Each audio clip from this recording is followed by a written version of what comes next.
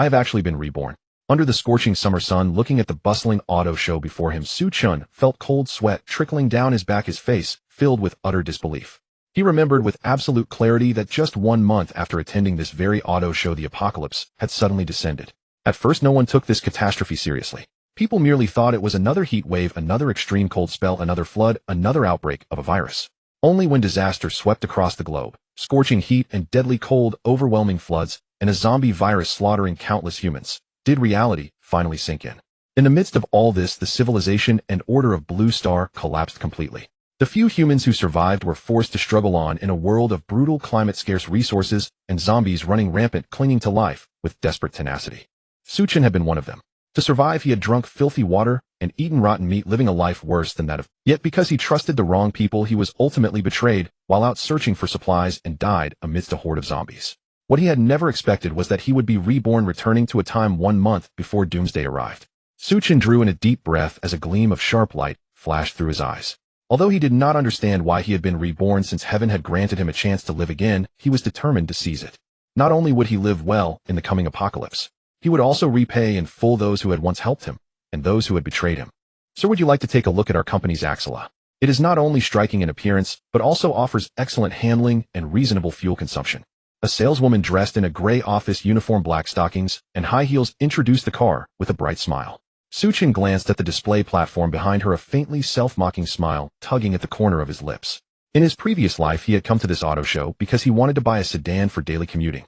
Under the earnest persuasion of this very saleswoman, Chen had ultimately chosen this Mazda. Ironically, the apocalypse arrived not long after. The Mazda he had only just purchased soon became nothing but scrap. Sorry, I'm not very interested. Mazdas tend to get stuck in traffic. Leaving those words behind, Chen walked into the exhibition hall, ignoring the saleswoman's puffed-up look of indignation. This auto show was quite large in scale, featuring no shortage of luxury brands such as Porsche BBA and Yuhuangdadi. Yet all of them had their limelight stolen by a single vehicle. At the very center of the show, crowds were packed in layers upon layers, 3 deep inside and out. There, a gigantic motorhome exuding a rugged masculine aura, like a steel behemoth, stood quietly parked. Seeing this, Chen could not help but reveal a satisfied smile. Indeed, his target was this NOMADISM, the ultimate dream of many men, a vehicle capable of facing all manner of harsh conditions. If circumstances allowed, before the apocalypse arrived, Chen would naturally have been willing to build an underground shelter like other wealthy people around the world. For example, Zuckerberg had spent over $100 million constructing a doomsday bunker equipped with its own energy and food supply, allowing for complete self-sufficiency. When doomsday came, such tycoons would be able to live comfortably inside their bunkers. But with only 1 month left until the apocalypse, there was simply no time to build such a thing. Let alone that Chen's pockets were nearly empty. He had no funds to construct a survival bunker. By coincidence, however, this auto show happened to feature a top-tier motorhome that could be called a mobile doomsday fortress, the NOMADISM. Chen intended to buy this NOMADISM as his guarantee for survival in the coming apocalypse. He squeezed through the crowd and was just about to step onto the display platform when a security guard stopped him. "I'm sorry, sir. Without an appointment, you cannot test drive or tour the vehicle," the security guard said politely.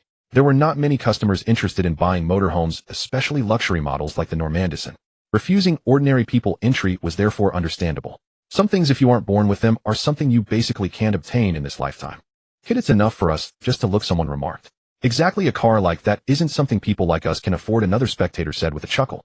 They too wanted nothing more than to go up and have a look inside such a luxurious motorhome, but they simply lacked the qualifications. "I intend to purchase this motorhome.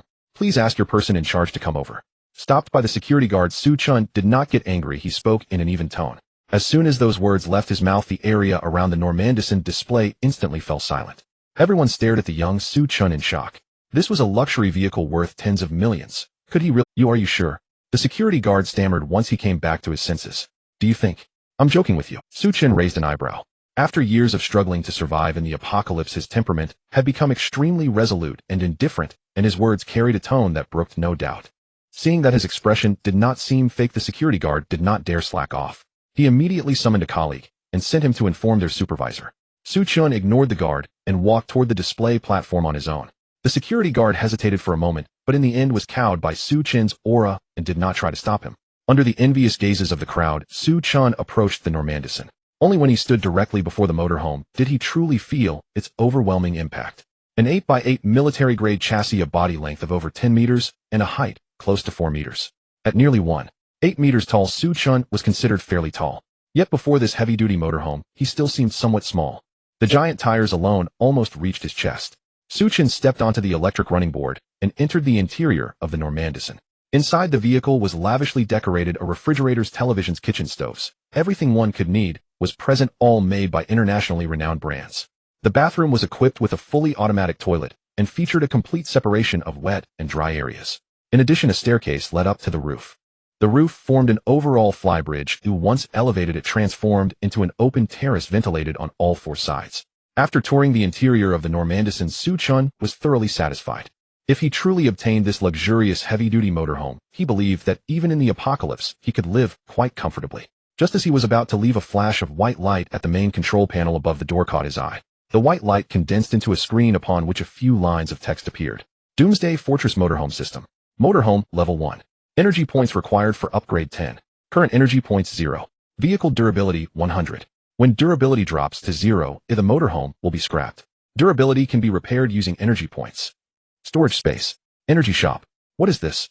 Chen's face showed clear astonishment as he instinctively reached out and tapped on storage space.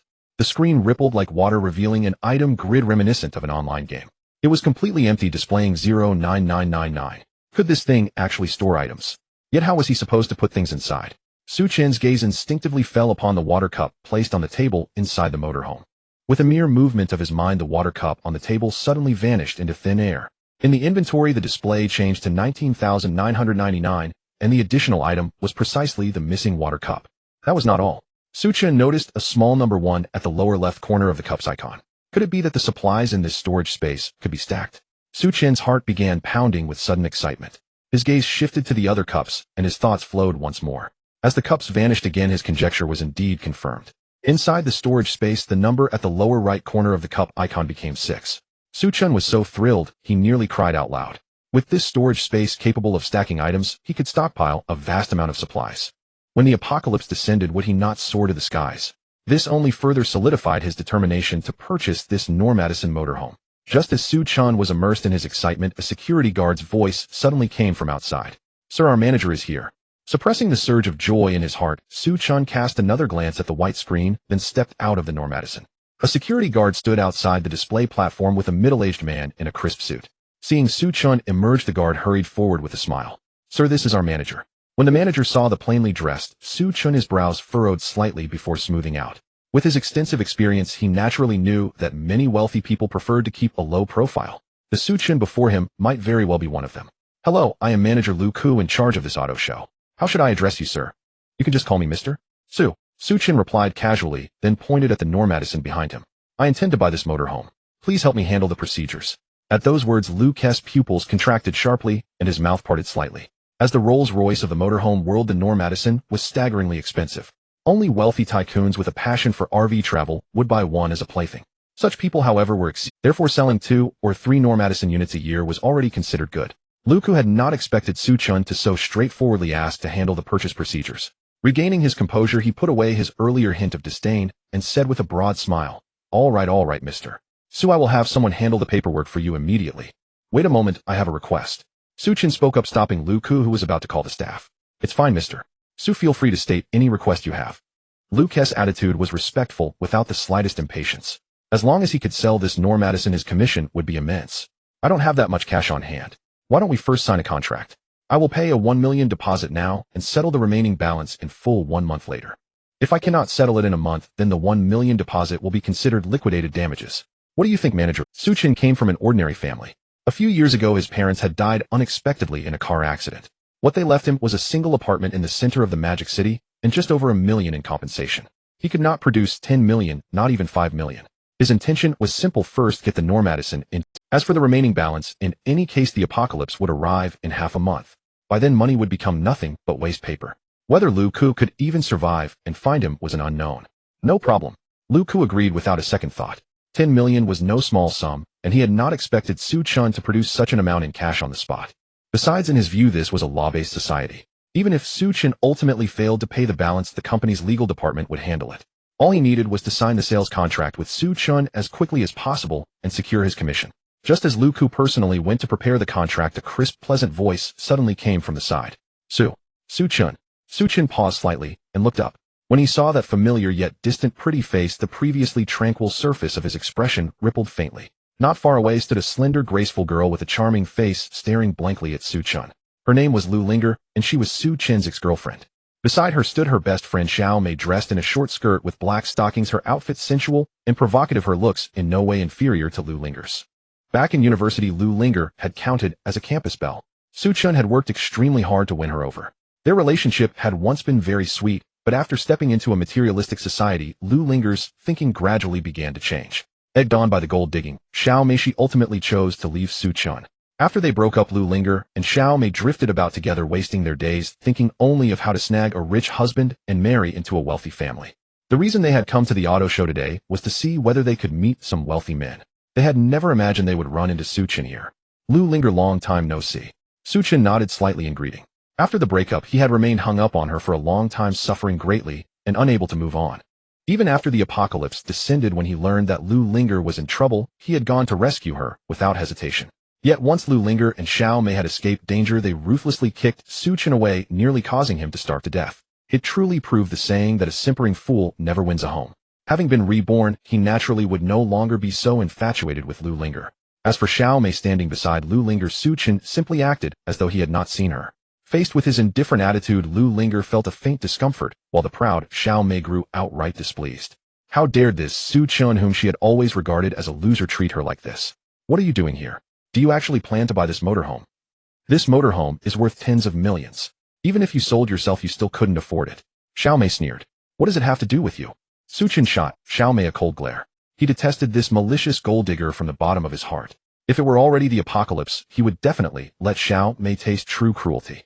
You? Xiao Mei was about to explode, but under Su Chen's icy gaze, she suddenly found herself speechless. What kind of gaze was that? Chilling, razor-sharp, and indifferent to life itself. It felt as though if she dared utter another word, he would kill her on the spot. Xiao Mei pressed her red lips together and involuntarily shuddered. It had only been a few months since she had last seen him, yet how had this man become like a different person? She had no idea that in the apocalypse, Su Chen had stained his hands with no small amount of blood in order to survive. Su Chen's cold attitude left Lu Linger and Xiao Mei feeling somewhat awkward. Yet they wanted to figure out what Su Chen was up to, so they shamelessly stood by. Before long, Lu Ku returned with the prepared contract. He glanced in surprise at Lu Linger and Xiao Mei standing to the side and handed the contract to Su Chen. Su Chen didn't even bother to look at the details. He simply picked up a pen and signed, then handed over his bank card. Congratulations, Mr. Su, for becoming the proud owner of a NOMADISM vehicle. After completing the signing, Lu Ku shook hands with Su Chen, smiling and congratulating him. By the way, Manager Lu, there's another thing I need your help with. Please find a driver to help me drive the car away. Safety first on the roads. If driving is not done properly, it brings tears to loved ones. A giant RV like the NOMADISM requires a B2 driver's license to operate. Su Chen didn't have a driver's license, and if pulled over by traffic police, it would be troublesome. No problem.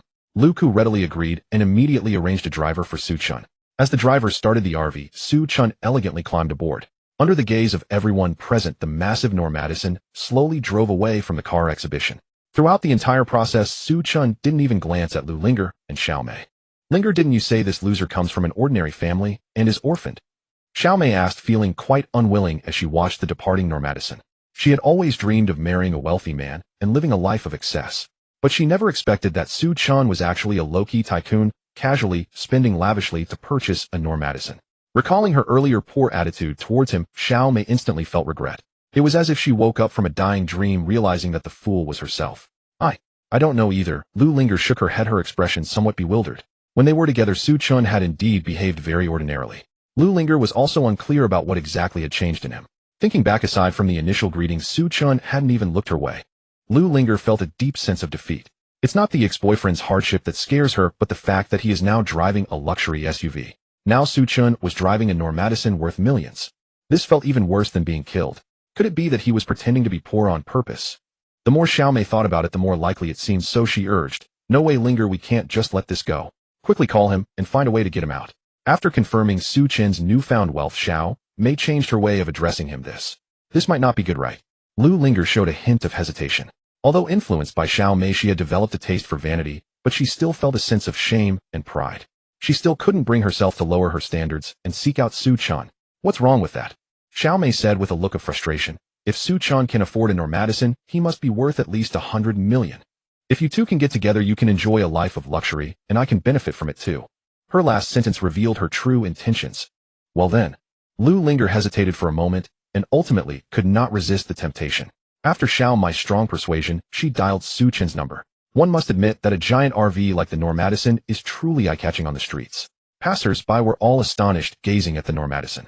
Vehicles on the road also slowed down upon seeing the NOMADISM making way for Su Chen. Sitting in the RV, Su Chen admired the scenery outside the window, yet he sighed inwardly. He knew full well that this bustling scene would not last long. When the apocalypse arrives, it would be completely replaced by chaos and ruin.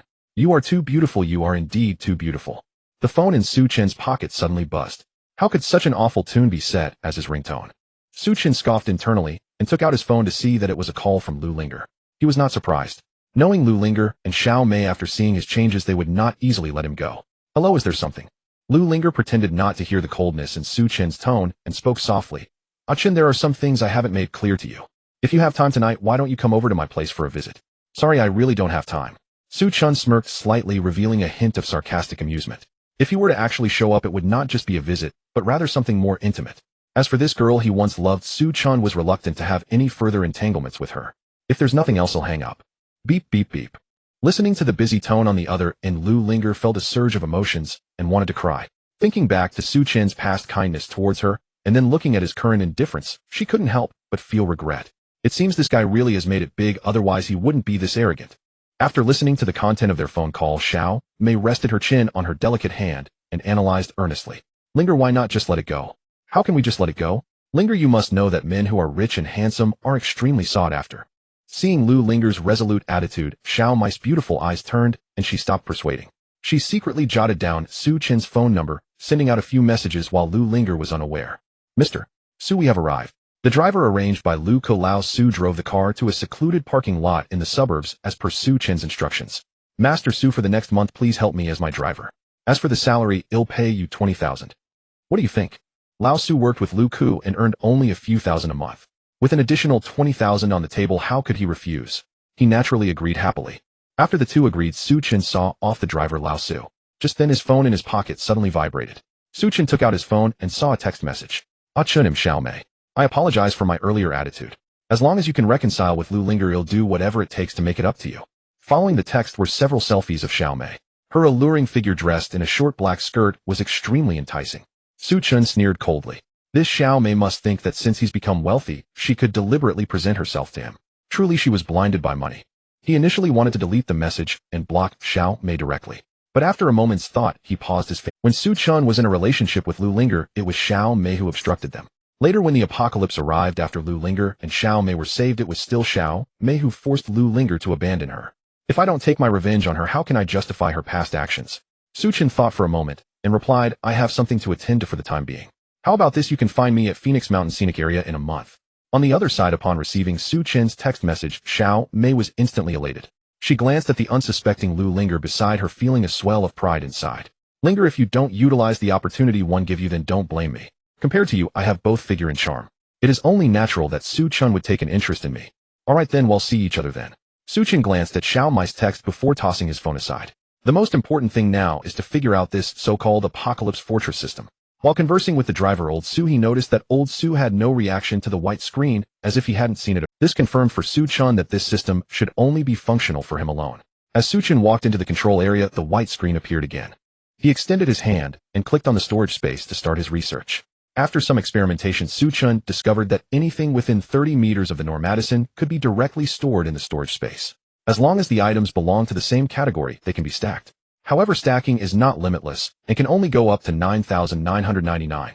Time within the storage space seems to be frozen out. Objects remain the same upon entering and exiting. Additionally, there are some other restrictions. Living entities like the birds flying overhead cannot be stored in the storage space.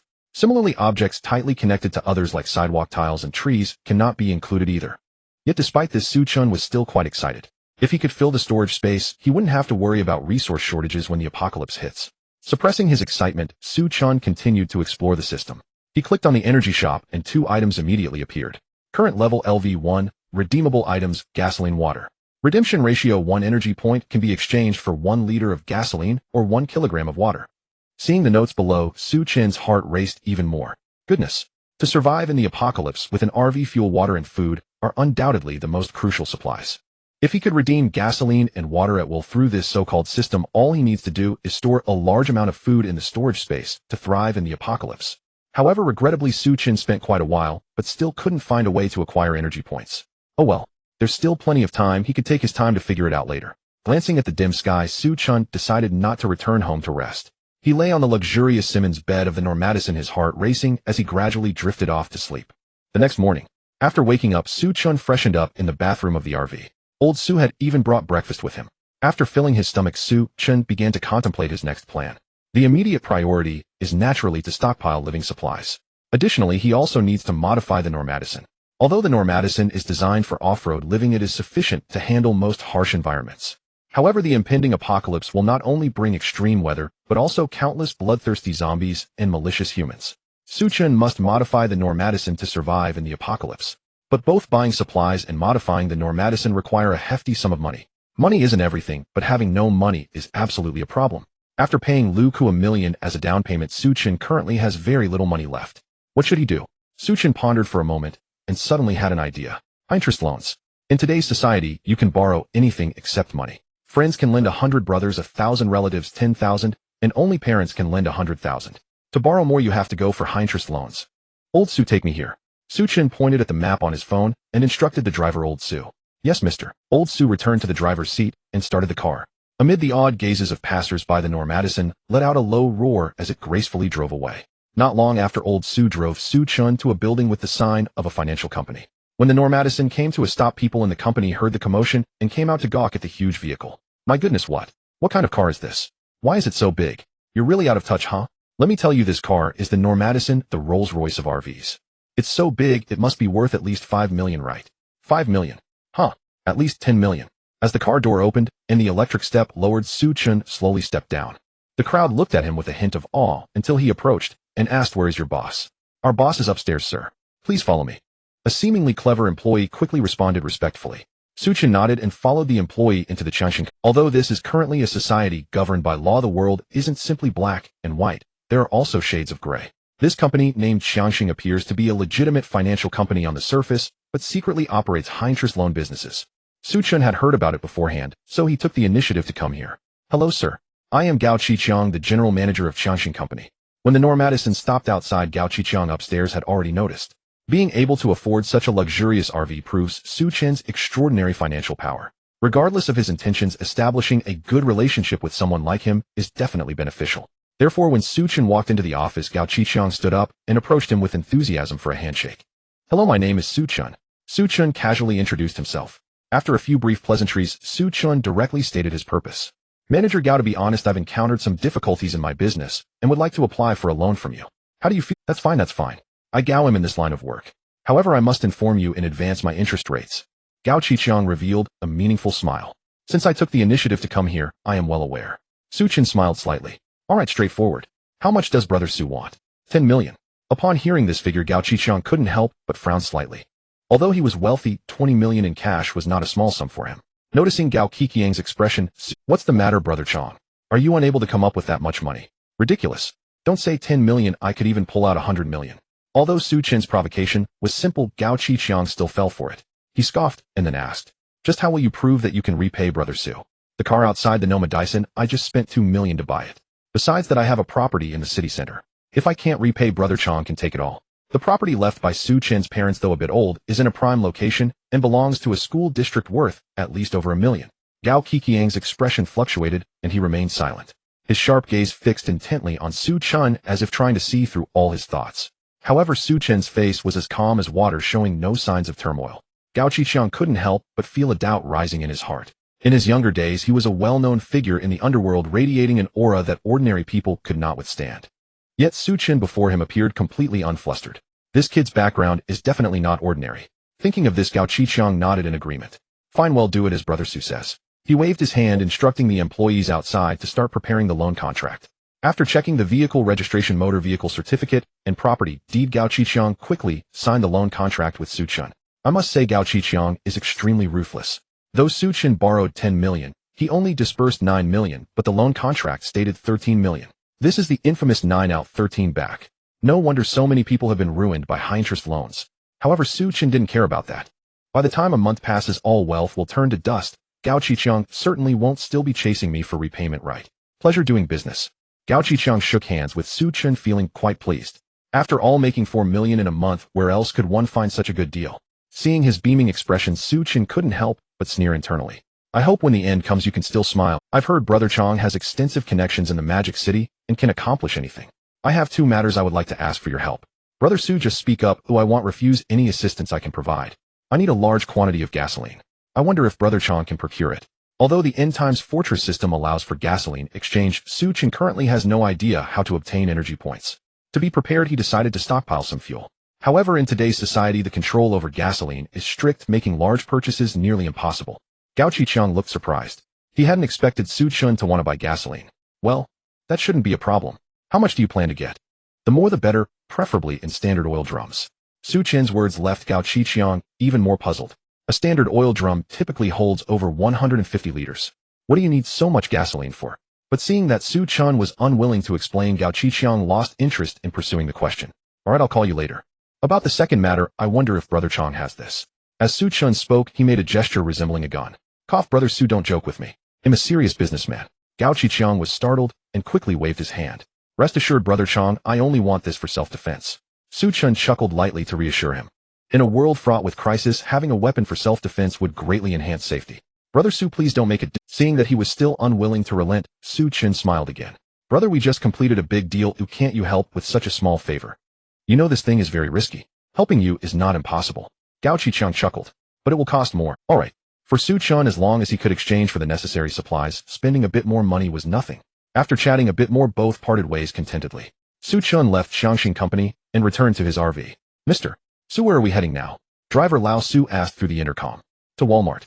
Yes. Lao Su drove Su Chen to the Walmart in the city. Unlike other supermarkets in the country, Walmart is not just a supermarket, it resembles a storage warehouse. The vast amount of supplies stored in the warehouse is enough for a city's consumption for a week. Su Chen's purpose for coming here was to stock up on supplies. He directly found the staff and requested to see the person in charge at Walmart. Knowing that a young man driving a luxury RV worth tens of millions was looking for him, Manager Zhao of Walmart did not dare to neglect him and immediately invited Su Chen to his office. I need to purchase a large quantity of supplies. Here is the list. Su Chen handed Manager Zhao the pre-prepared list. Upon seeing it, Manager Zhao's eyes widened in shock.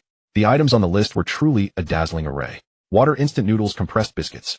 Mainly the supplies needed for daily life, filled an entire A4 sheet. Moreover, the quantities required were extravagantly excessive. For example, for drinking water, Su Chen specifically requested 10,000 large bottles of Wahaha's 12-liter mineral water. In addition, other supplies like thick-sliced beef and lamb, beer, and liquor were also demanded to be delivered by the carton. Roughly calculated, these supplies would cost at least 30 million. If one person were to use them, it would take 300 years to finish them. Mr. Su, what do you need so many supplies for? That's my personal privacy. Do you Walmart still manage this? Su Chen glanced at Manager Zhao. No, that Manager Zhao quickly waved his hands, explaining. It's just that some items like Waha purified water, we don't have much in our warehouse. Would you like to switch to Nongfu Spring instead? No way. Su Chen had no fondness for the Nongfu Spring brand, so he refused outright. But if that's the case, we'll have to source supplies from outside. Mr. So you might have to wait a few days. Manager Zhao showed a troubled expression. That's fine, but the delivery must be completed within a week. With a month left, the apocalypse would arrive. Su Chen's timeline was quite urgent. He needed to prepare supplies quickly and then modify the NOMADISM. A week. That's no problem. Manager Zhao thought for a moment, nodded in agreement, then asked. So how about the delivery and payment methods? Once you finish loading the truck, just park it here, and I will send someone to unload it. Su Chen informed Manager Zhao of the parking lot where he parked the NOMADISM yesterday. As for the payment method, I will pay a deposit of 5 million first. The remaining balance can be paid a month later. How does that sound? The loan borrowed from Xiangxing Company is not enough to cover such a large amount of supplies. He still intends to use the same trick as before to pull off a hand-in-hand deal. Alright then. Manager Zhao thought for a moment and nodded in agreement. The reason he, along with Gao Qiqiang from Xiangxing Company and Lu Ku from the auto show, could trust Su Chen so easily is quite simple. Firstly, Su Chen arrived driving a luxury RV, the NOMADISM, worth tens of millions. Secondly, his demeanor and speech did not resemble that of a fraudster. Most importantly, Manager Zhao and the others felt that we are currently in a society governed by law. Su Chen, being so young, wouldn't need to resort to illegal activities. Little did they know that a month later the apocalypse would descend, and by then social order would collapse, leaving people unable to protect themselves. After signing the contract with Manager Zhao, Su Chen promptly transferred the deposit. Manager Zhao did not dare to be negligent and immediately began arranging manpower to prepare supplies for Su Chen. Watching the Walmart employees load boxes of supplies onto the truck, Su Chen wore a satisfied smile. Mr. Su, why are you buying so many supplies? Curious, the driver old Su couldn't help but ask. You know I love outdoor survival adventures, otherwise why would I buy this NOMADISM? Su Chen replied with a smile. Even for outdoor survival adventures, there's no need to prepare this many supplies, right? Moreover, although the NOMADISM has a large space, it likely can't hold that much. Old Su felt puzzled, but seeing that Su Chen was unwilling to explain further, he refrained from asking. Just as they were about to leave, Su Chen suddenly slapped his forehead and remembered. The system of the Doomsday Fortress can store all the supplies within a 30-meter radius into the storage space. He could easily park the NOMADISM next to Walmart's warehouse and take everything for free. However, this matter cannot be rushed. If the goods in the warehouse went missing, Walmart would definitely call the police. By then, if the police found his RV at the crime scene, they would certainly focus on him. Thinking this way, Su Chen temporarily dismissed the idea of taking advantage of Walmart. After running to both Changxing Company and Walmart, it was already noon. Su Chen was also extremely generous, taking old Su straight to a Michelin 3-star restaurant in the city center. Such upscale restaurants have delicious food, but the prices are also exorbitant. Ordinary wage earners like Su Chen and old Su could hardly afford to dine here. When a table full of exquisite dishes paired with high-end red wine was served, not only old Su, but even Su Chen's appetite was whetted. The two immediately dove into the food, devouring it with gusto. Old Su's manner of eating was particularly exaggerated, even performing a 3-BTAPIC act in public. Only high-end restaurants can be selected for Michelin 3 stars. The guests who frequent here are all self-proclaimed elite socialites. Their dining etiquette is quite refined. Upon witnessing Su Chen and old Su's manner of eating, the surrounding guests couldn't help but chuckle and point at them. Mr. Su, aren't we affecting others? Old Su's face turned red and his movements slowed down considerably. Why care about them? We eat our own, and it doesn't affect them. Su Chen burped, wiped his mouth with a napkin, and said nonchalantly, when the apocalypse arrives and supplies are scarce, where will there be any civility to speak of? For a bite to eat, people won't hesitate to kneel and bow, or even resort to violence and murder. After they were full and satisfied, the two leaned back in their chairs, appreciating the view outside the window. Mr. Su, what shall we do in the afternoon? While old Su asked, he took out a medicine bottle from his pocket, poured out 2 pills, and swallowed them with plain water. Old Su, what medicine are you taking? Su Chen casually asked. It's for high blood pressure. I have high blood pressure and need to take medication daily. Old Su chuckled foolishly. Su Chen was taken aback at first upon hearing this, then suddenly realized something. His heart jolted. Right? I almost forgot, I need to prepare more medicines. After all, in the future, it won't just be daily supplies that are in short supply. Medicines will be exceedingly scarce as well. The importance of medicine is no less than that of food. After all, when the apocalypse descends, extreme cold and heat can easily cause illness. Su Chen does not want to guard a large amount of supplies, but accidentally die of illness. Let's go to the pharmaceutical factory. Su Chen stood up and walked out with old Su. Inside an office of a pharmaceutical company. Lin Yingying, your performance this month is at the bottom again. The plump manager looked at Lin Yingying, who was tall and beautiful, with a glint of greed in his eyes. According to the rules, if you are at the bottom for 3 consecutive months, you will be fired.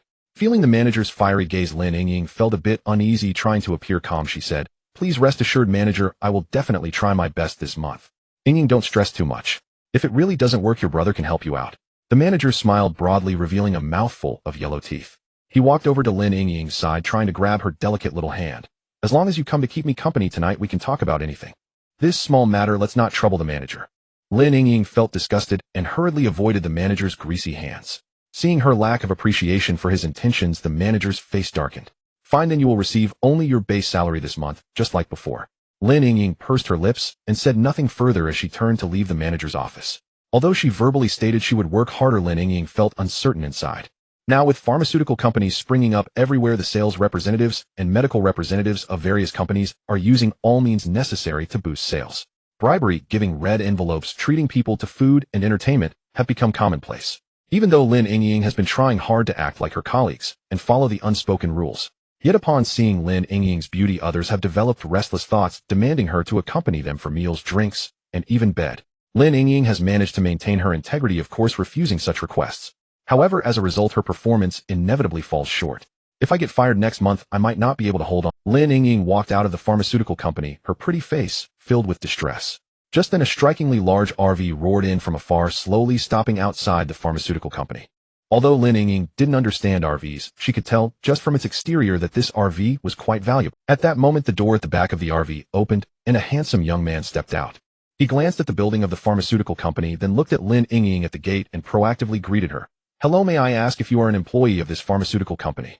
Yes, my name is Lin Ying. May I know how to address you, sir? Although she was unsure of his identity, Lin Ying still responded politely. My surname is Su. I'm here today to procure a batch of medication. Chen explained his purpose.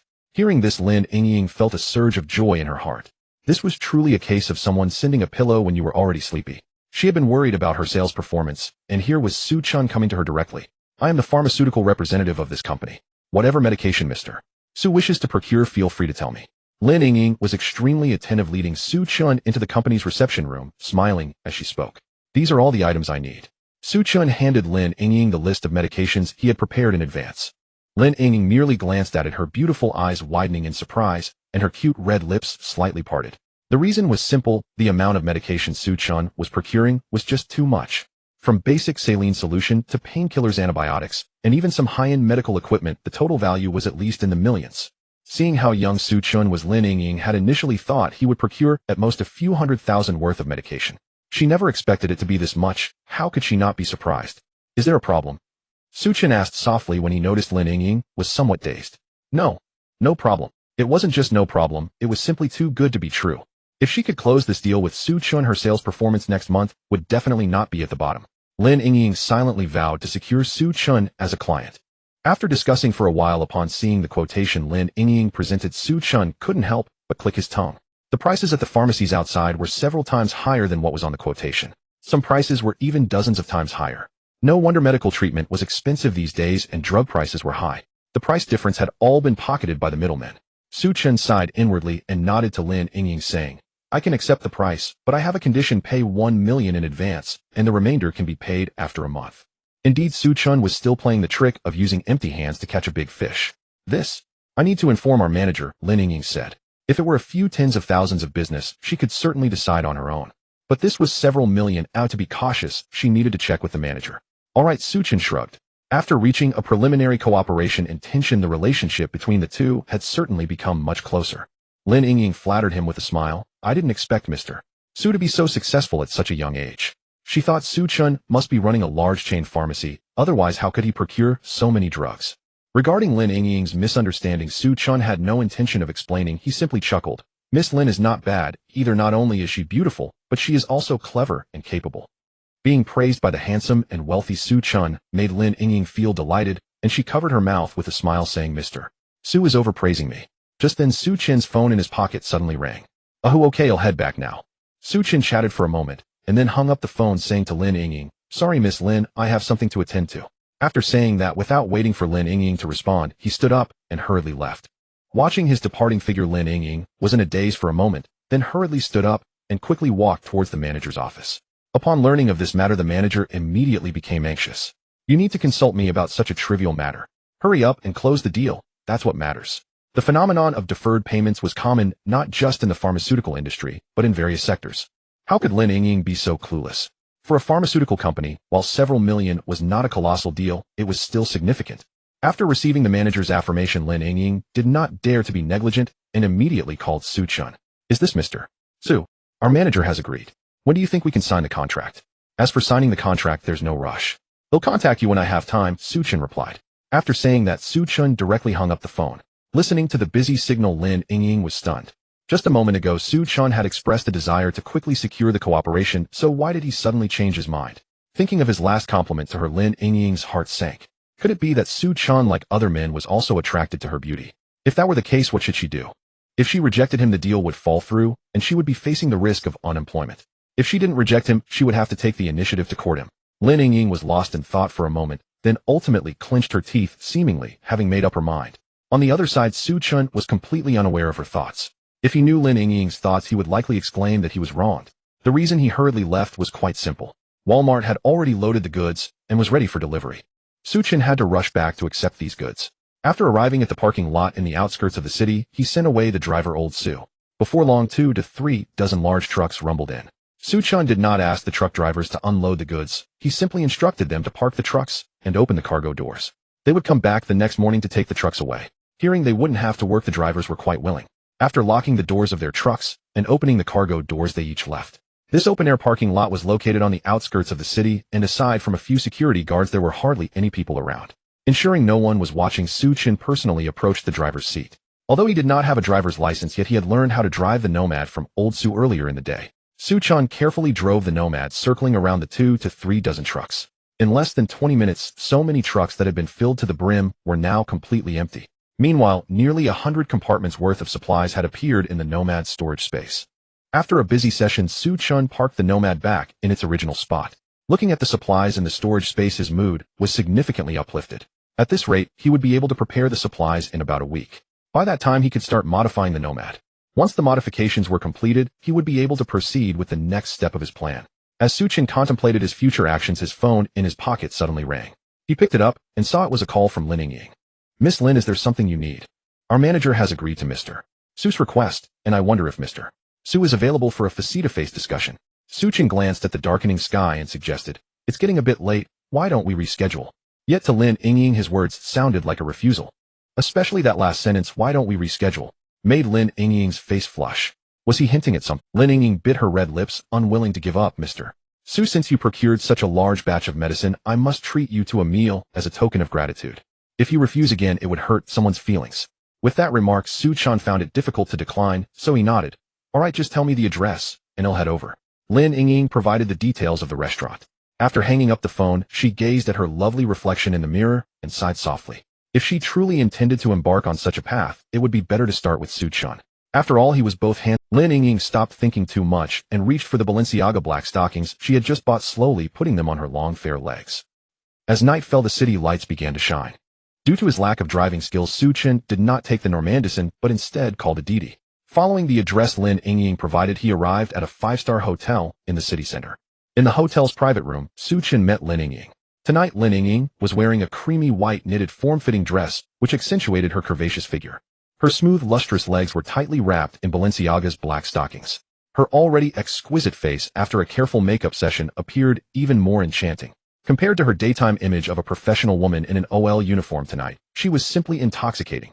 Seeing Su-chan gazing at her, without blinking, Lin Ying felt a mix of shyness and delight. "Mr. Su, please have a seat." Lin Ying coughed lightly and said sweetly. Once Su-chan was seated, the waiter began to busily serve the dishes. To successfully secure this business deal, Lin Ying had put in significant effort, even borrowing money from friends. Not only did she order a full table of exquisite dishes, but she also requested 2 bottles of Maodai. Lin Ying originally thought Su-chan would be somewhat surprised, but to her surprise, he remained remarkably calm. After all, Su-chan had just spent tens of thousands at a 3-star Michelin restaurant today. It seemed that without sacrificing herself, she wouldn't be able to win over Su-chan. With this thought, Lin Ying smiled and raised her glass, standing up to meet Mr. Su is truly my fortune, I toast to you. With that, she downed the liquor in her glass. Before Su-chan could respond, Lin Ying poured another drink and said, "Thank you, Mr. Su, for your kindness, and I toast to our collaboration." She tilted her head back, revealing her fair neck, and downed the liquor again. "To celebrate our successful collaboration, I toast again." In no time, Lin Ying had consumed 3 glasses of liquor. Her originally smooth and delicate face was now flushed red, looking even more alluring. Seeing her so courteous, Su-chan was somewhat surprised. "Miss Lin." "Don't call me Miss Lin, just call me Ying."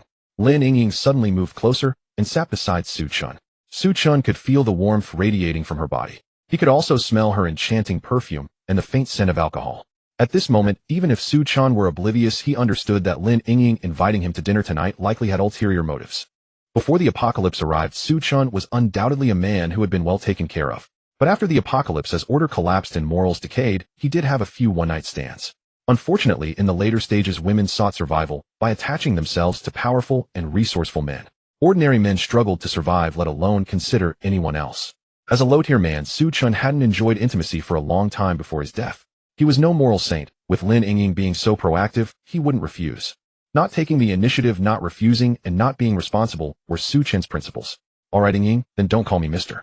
So you can call me Gij or Chen Go." Su-chan flashed a wicked smile and unreservedly reached out to wrap his arm around Lin Ying's slender waist. Feeling his broad hand, Lin Ying's body trembled slightly. Yet she feigned calmness, leaning against Su-chan's shoulder. Noticing Lin Ying's tremor, Su-chan found it somewhat strange. She had already taken the initiative to flirt with him, so why was she still nervous? However, he didn't think much of it, as Lin Ying had already raised her glass of wine in front of Su-chan, smiling sweetly. "I've had 3 glasses, you can't refuse, brother." "Of course." Su-chan took the wine glass, ready to down it. But Lin Ying pressed his hand down, shaking her head with a playful smile. "Brother, don't rush." She raised another glass, maneuvering around Su-chan's arm. "This is much more fun." Seeing Lin Yingying voluntarily propose a toast, Su Chen couldn't help but marvel at how playful city folks were. The two of them drank their glasses in one go. After several rounds of drinks, the intoxicated Lin Yingying's face was so red it seemed like blood could drip from it. She leaned against Su Chen's embrace, exhaling sweetly. "Brother, I booked a room upstairs. Why don't you?" At this point, if Su Chen were to refuse, not only Lin Yingying, but even the readers wouldn't be pleased. He generously nodded and smiled. "Since Yingying has made a request, how could I refuse?"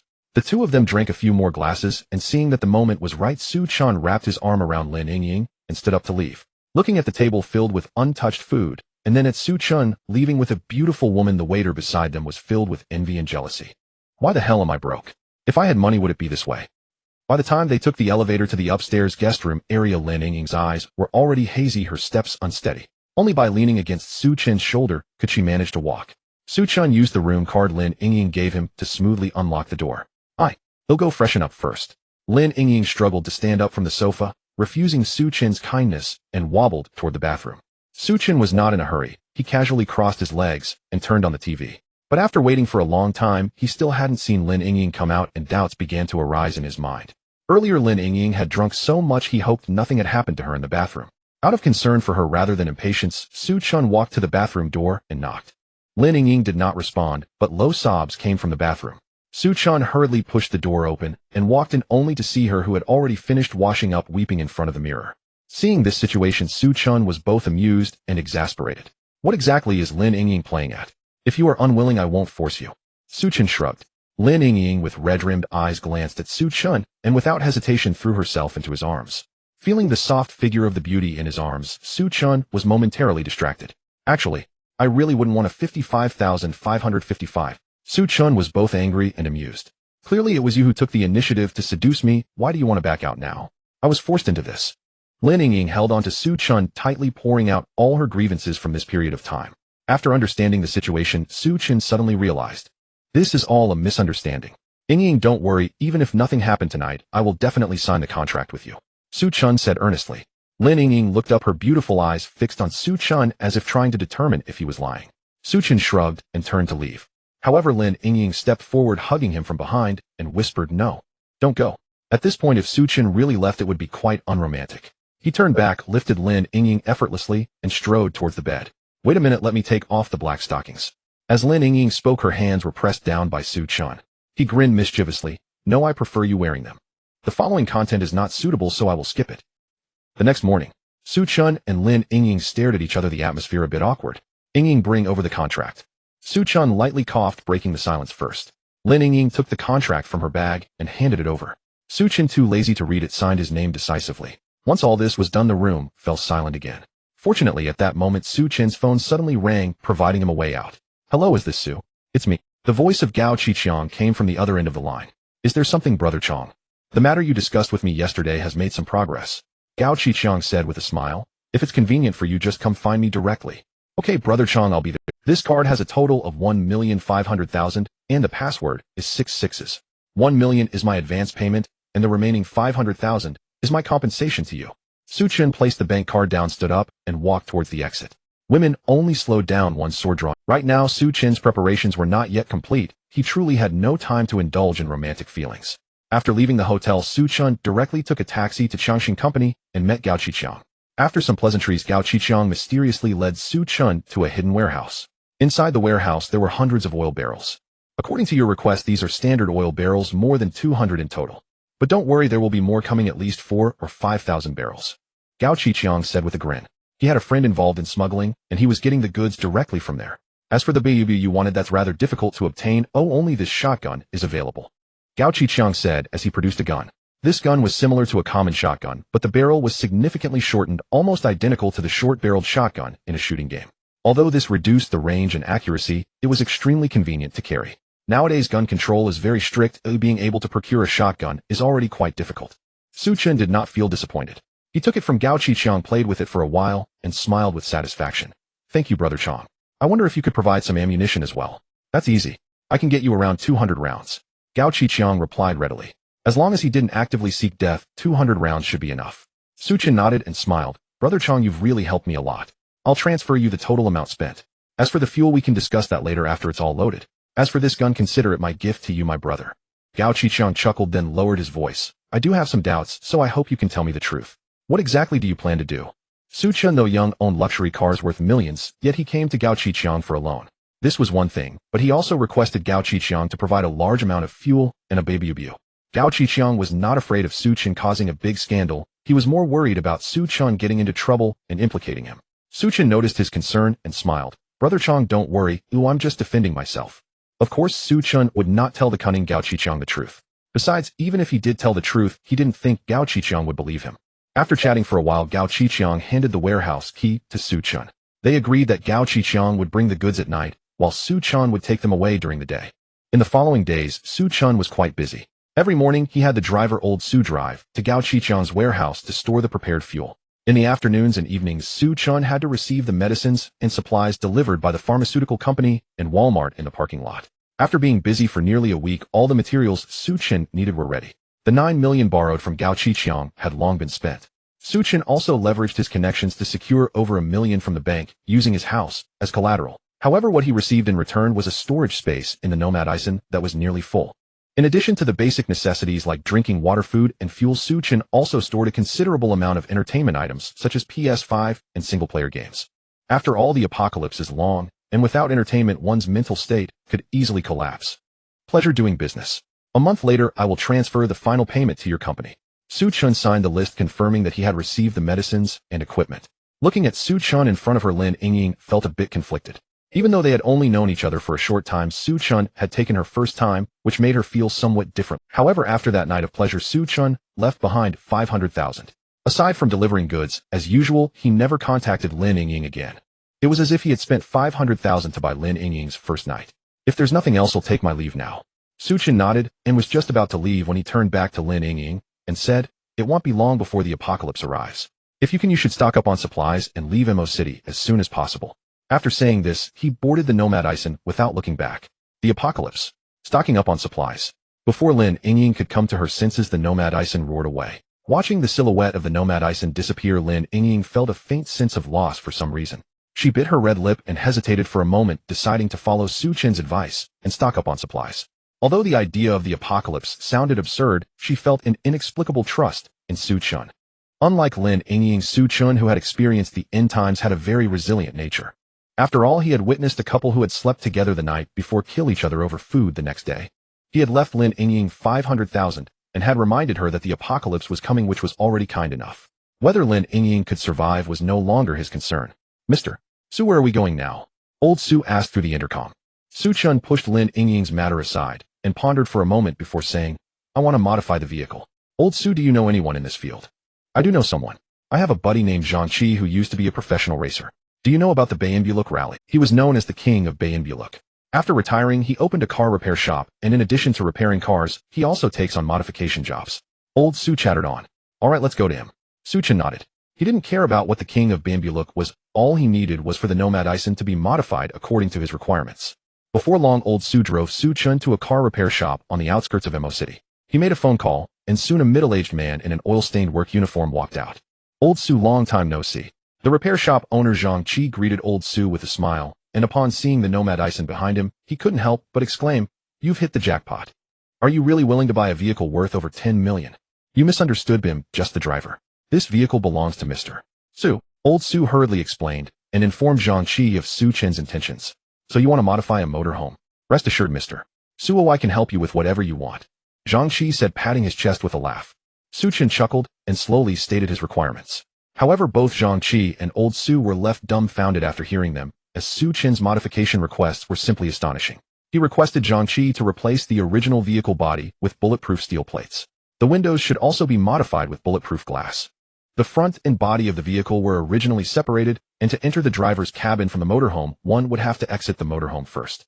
Thus, Su Chen specifically requested that the front of the NOMADISM be connected to the body so that one could enter the motorhome directly from the driver's cabin.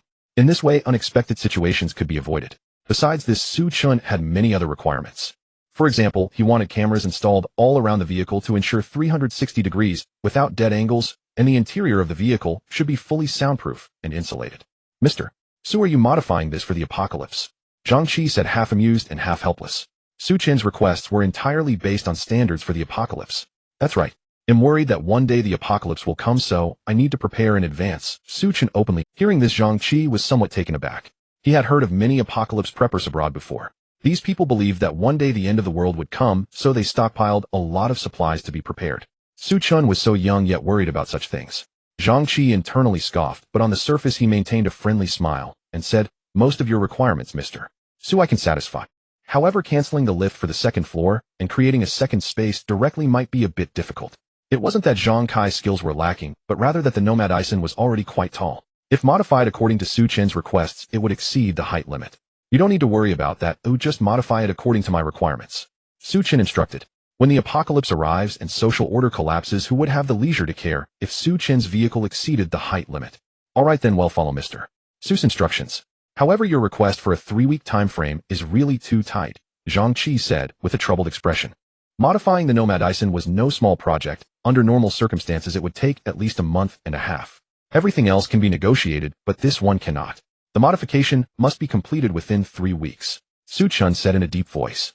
It was no joke, in 3 weeks the apocalypse would come. If the modifications weren't completed in advance, how could he live freely during the apocalypse? Boss Zhang, as long as you finish the work within 3 weeks, I'll pay double the price. Upon hearing this, Zhang Kai's eyes lit up and he smiled. Rest assured, Mr. Su will find more people to work overtime and strive to complete the modifications for you within 3 weeks. After some negotiations and signing the contract, Su Chen left the NOMADISM at the repair shop for Zhang Qi. In the following period, Su Chen didn't remain idle. First, he returned home to sort out his belongings and his parents. Then he found a boxing gym and spent a hefty sum to hire a coach to teach him combat skills. Although a month wasn't enough to make Su Chen very formidable, as long as he could strengthen his body, it would increase his chances of surviving peacefully. Clap, clap, clap. In the boxing gym, Su Chen was fiercely striking the sandbag before him. After a flurry of punches, he paused, drenched in sweat, and slightly panting, yet a satisfied expression graced his face. Su Chen was an athletic prodigy in college. It was precisely because of this that he managed to win over the campus beauty Lu Linger. With his exceptional physical prowess, he had also survived for a considerable time in the apocalyptic world. However, upon his rebirth, Su Chen discovered that his physical abilities seemed to have enhanced further. Under the guidance of a specialized coach, he progressed remarkably in less than half a month. Though he was still no match for the national athletes coach, the other practitioners in the gym, who had been training for 2.5 years, could not hold a candle to Su Chen. Brother Chen, come wipe your sweat.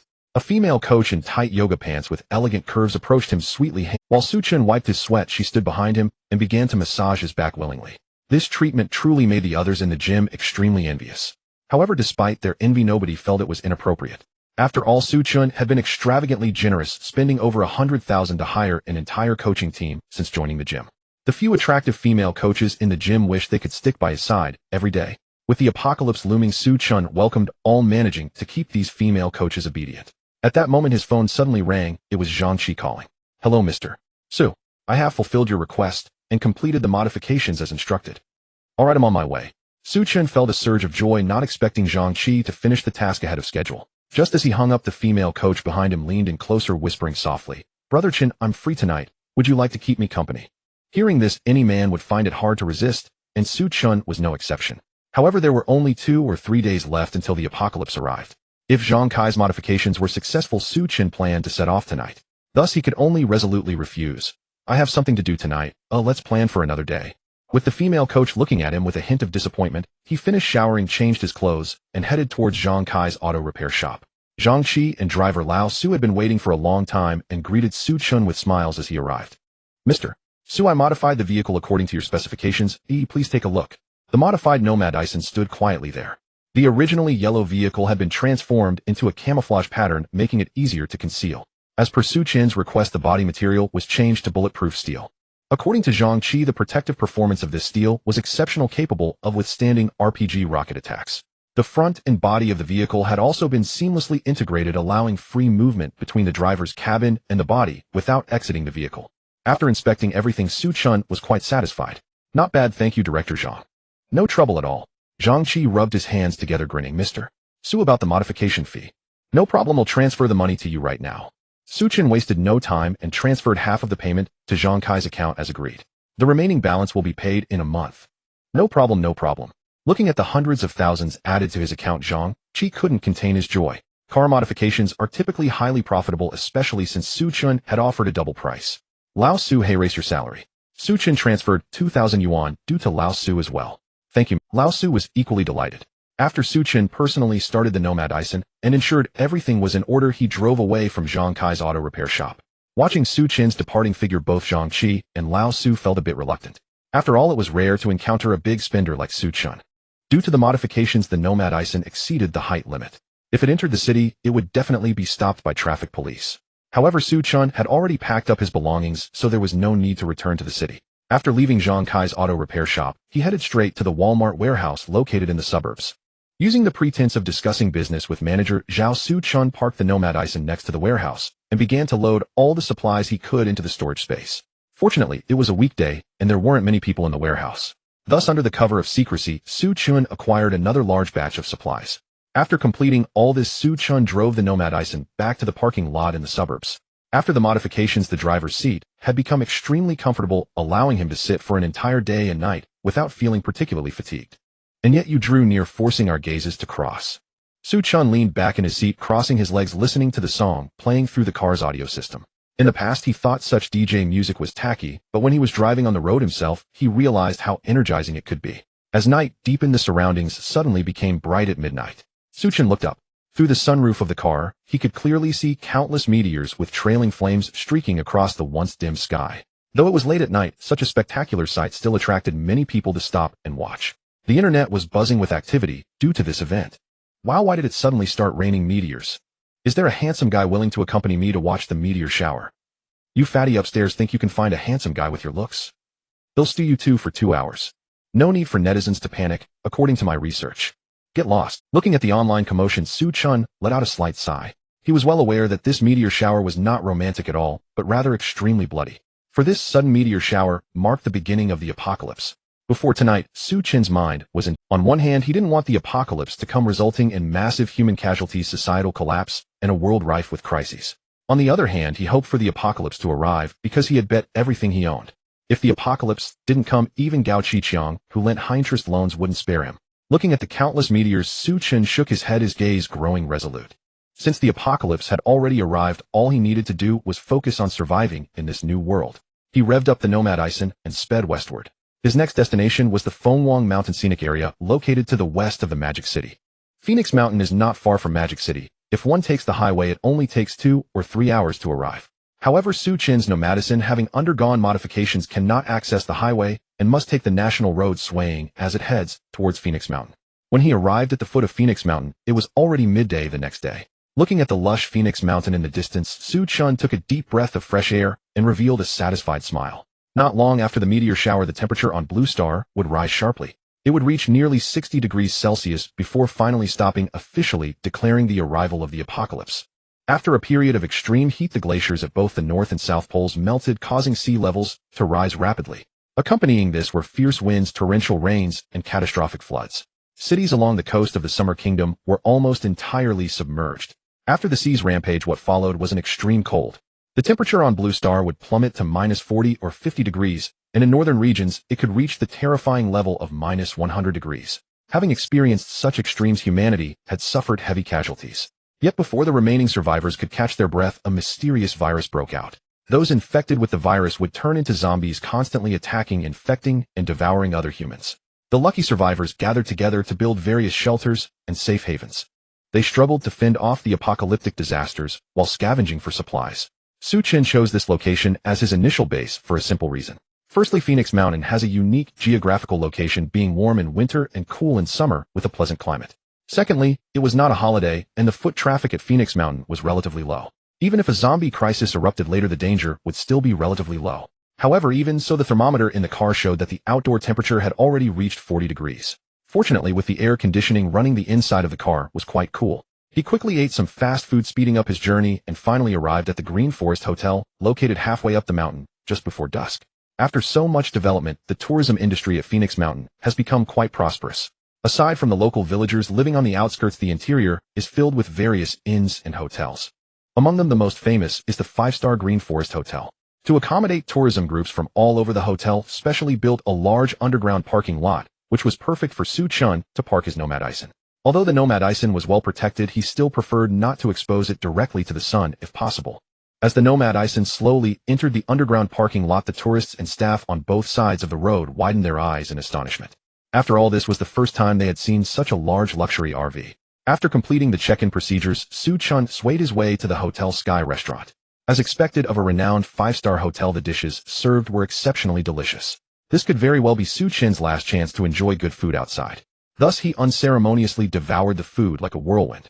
After satisfying his hunger, he gazed through the large floor-to-ceiling window at the beautiful scenery of Phoenix Mountain bathed in the glow of the setting sun, letting out a quiet sigh in his heart.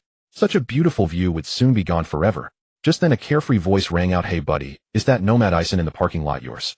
Su Chen looked up to see a fairly handsome young man greeting him with a smile. From his designer outfit, it was clear he was not an ordinary person.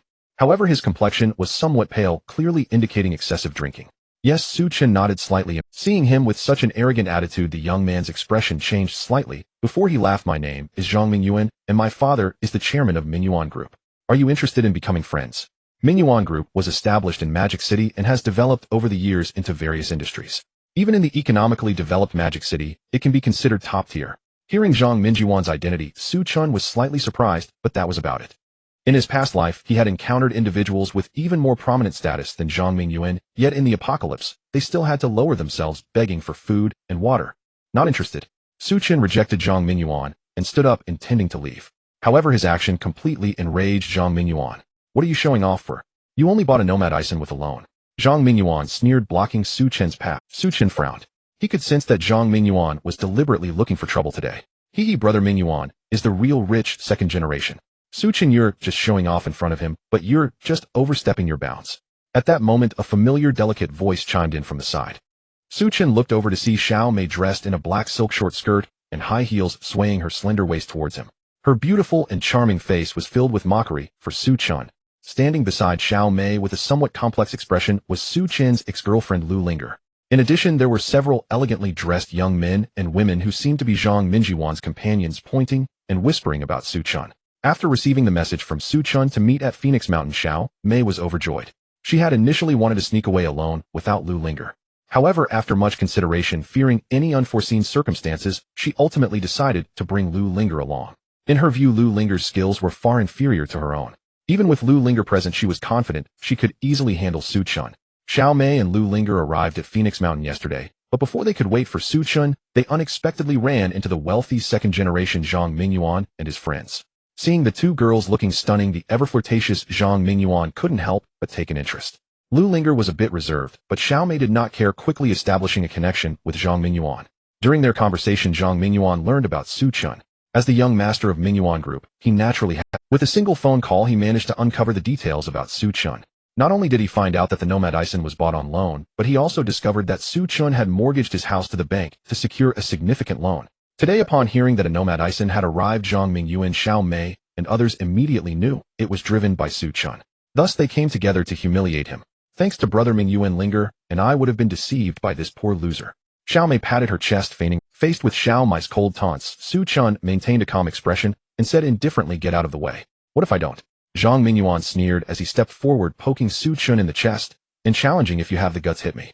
"This is the first time I've heard such a request." Su Chen shrugged, and before Zhang Mingyuan could react, he lifted his leg and kicked. His physical condition was already quite good, and he had been training hard during this period. Coupled with the speed of his kick, Zhang Mingyuan had no time to dodge. Bang! Zhang Mingyuan was sent flying, crashing heavily onto the ground, curling up like a well-cooked lobster. Everyone present was stunned. It should be noted that Zhang Mingyuan was the young master of the Mingyuan Group. Offending him would mean no one could survive in the entire Magic City. Zhang Xiao, are you okay?" Zhang Mingyuan's friends rushed over, panic-stricken, to help him up. "Su Chen, you bastard, how dare you hit Zhang Xiao?" Xiao Mei's face turned pale, scolding Su Chen before rushing over to Zhang Mingyuan. "You dog-eye, I will kill you." Zhang Mingyuan's face turned blue from the pain, but what angered him more was losing face in front of so many people. "What are you all waiting for? Kill him for me, I'll take the blame if anything happens." Several young men exchanged glances, steeled their resolve, and rushed towards Su Chen together. Su Chen remained unperturbed, grabbing a nearby chair and smashing it towards the first person in line. With a clang, that person rolled his eyes and collapsed to the ground. Before the others could react, Su Chen struck again, taking down another one. "Dare to come at me again." Su Chen's face was extremely cold, his tone laced with a chilling, killing intent. Zhang Mingyuan's companions were instantly subdued. After all, they were just young masters who enjoyed indulgence and pleasures. They had never encountered someone as ruthless as Su Chen, who in the blink of an eye had taken down two of them. The remaining few no longer dared to step forward. Nearby Lu Linger was also stunned, as if she was seeing Su Chen for the first time. She had known Su Chen for so long, and he had always been compliant to her. This was also one of the reasons she decided to leave him, as she felt he was not assertive enough, not manly enough.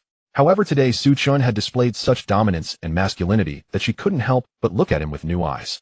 If Su Chen knew Lu Linger's thoughts, he would probably have only one thought: how cheap can one be? Seeing that he had subdued Zhang Mingyuan and his group, Su Chen couldn't be bothered to waste any more words with them. He dropped the chair in his hand, and under the resentful, shocked, and fearful gazes of the crowd strode away. If it were earlier, with Su Chen's personality, he would never have spared Zhang Mingyuan's life. But now that society's order hadn't completely collapsed, killing Zhang Mingyuan would likely bring trouble. Zhang Xiao, should we call the police? After Su Chen left, the companion spoke cautiously. What do you mean by that? Zhang Mingyuan, with a twisted face, cursed fiercely. If they called the police, they would only treat it as a mutual brawl, at most putting them in detention for a few days. That meant nothing to Su Chen, but for him, as the young master of the Mingyuan group, it would be a huge embarrassment. He took out his phone and dialed. With a dark expression, he said, Biao, gather a team, bring some weapons, and hurry to Phoenix Mountain. Upon hearing this, several people, including Xiao Mei, showed joy on their faces. However, Lu Linger felt inexplicable. Su Chen returned to his vehicle, locked the door tightly, and then lay back on the bed. He didn't take the earlier conflict with Zhang Mingyuan to heart. But unfortunately, the last calm before the apocalypse was about to be shattered. Just as Su Chen was preparing to sleep, his phone suddenly vibrated. He picked it up and saw it was a message from Lu Linger. Su Chen, are you sleeping? Is there something wrong? Zhang Mingyuan has a strong family background, and after suffering such a huge loss, he definitely won't let it go. I just heard someone say he has called a group of thugs and is on his way here. If things get bad, you should leave quickly tonight. Looking at the message on his phone, Su Chen was somewhat surprised. He didn't expect Lu Linger to kindly remind him. It seemed she hadn't completely fallen into hopelessness. But even so, Su Chen had no intention of rekindling anything with her. Got it. After replying to the message, Su Chen fell into a deep sleep. In the other room, looking at Su Chen's indifferent 3 words, Lu Linger felt a moment of disappointment. Linger, what are you thinking about? Xiao Mei, wrapped in a towel and drying her wet hair, walked out of the bathroom. Nothing. Lu Linger came back to her senses and put away her phone. Xiao Mei didn't think much of it and cheerfully sat down beside her. But Zhang Mingyuan is a top-tier rich second generation. If you marry him, you'll enjoy a life of luxury for the rest of your life. How could someone like him, a playboy, possibly marry us? Lu Linger shook her head. She knew very well that even if Zhang Mingyuan agreed, his parents would never accept it. Moreover, Zhang Mingyuan was known for his lecherous nature, flirting endlessly with countless women he had been with. That doesn't matter, his friends are all from affluent families. Just one of them would be enough. Xiao Mei smiled proudly and changed the subject. I just heard them say that Zhang Mingyuan has called in bodyguards from the These bodyguards are either retired soldiers or martial artists, each with exceptional skills. Many who have offended Zhang Xiao in the past ended up with broken limbs. Upon hearing this, Lu Linger's face turned pale, as she couldn't help but worry for Su Chen. She hoped he would heed her advice and leave Phoenix Mountain quickly. The next morning, when Su Chen woke up and glanced at the thermometer, he noticed that despite it being early morning and in an underground parking garage, the temperature outside had already reached over 30 degrees. At this rate, it was likely to exceed 50 degrees today. Su Chen thought to himself. After freshening up, he headed to the restaurant to have his last breakfast. On the way to the restaurant, there was an outdoor corridor.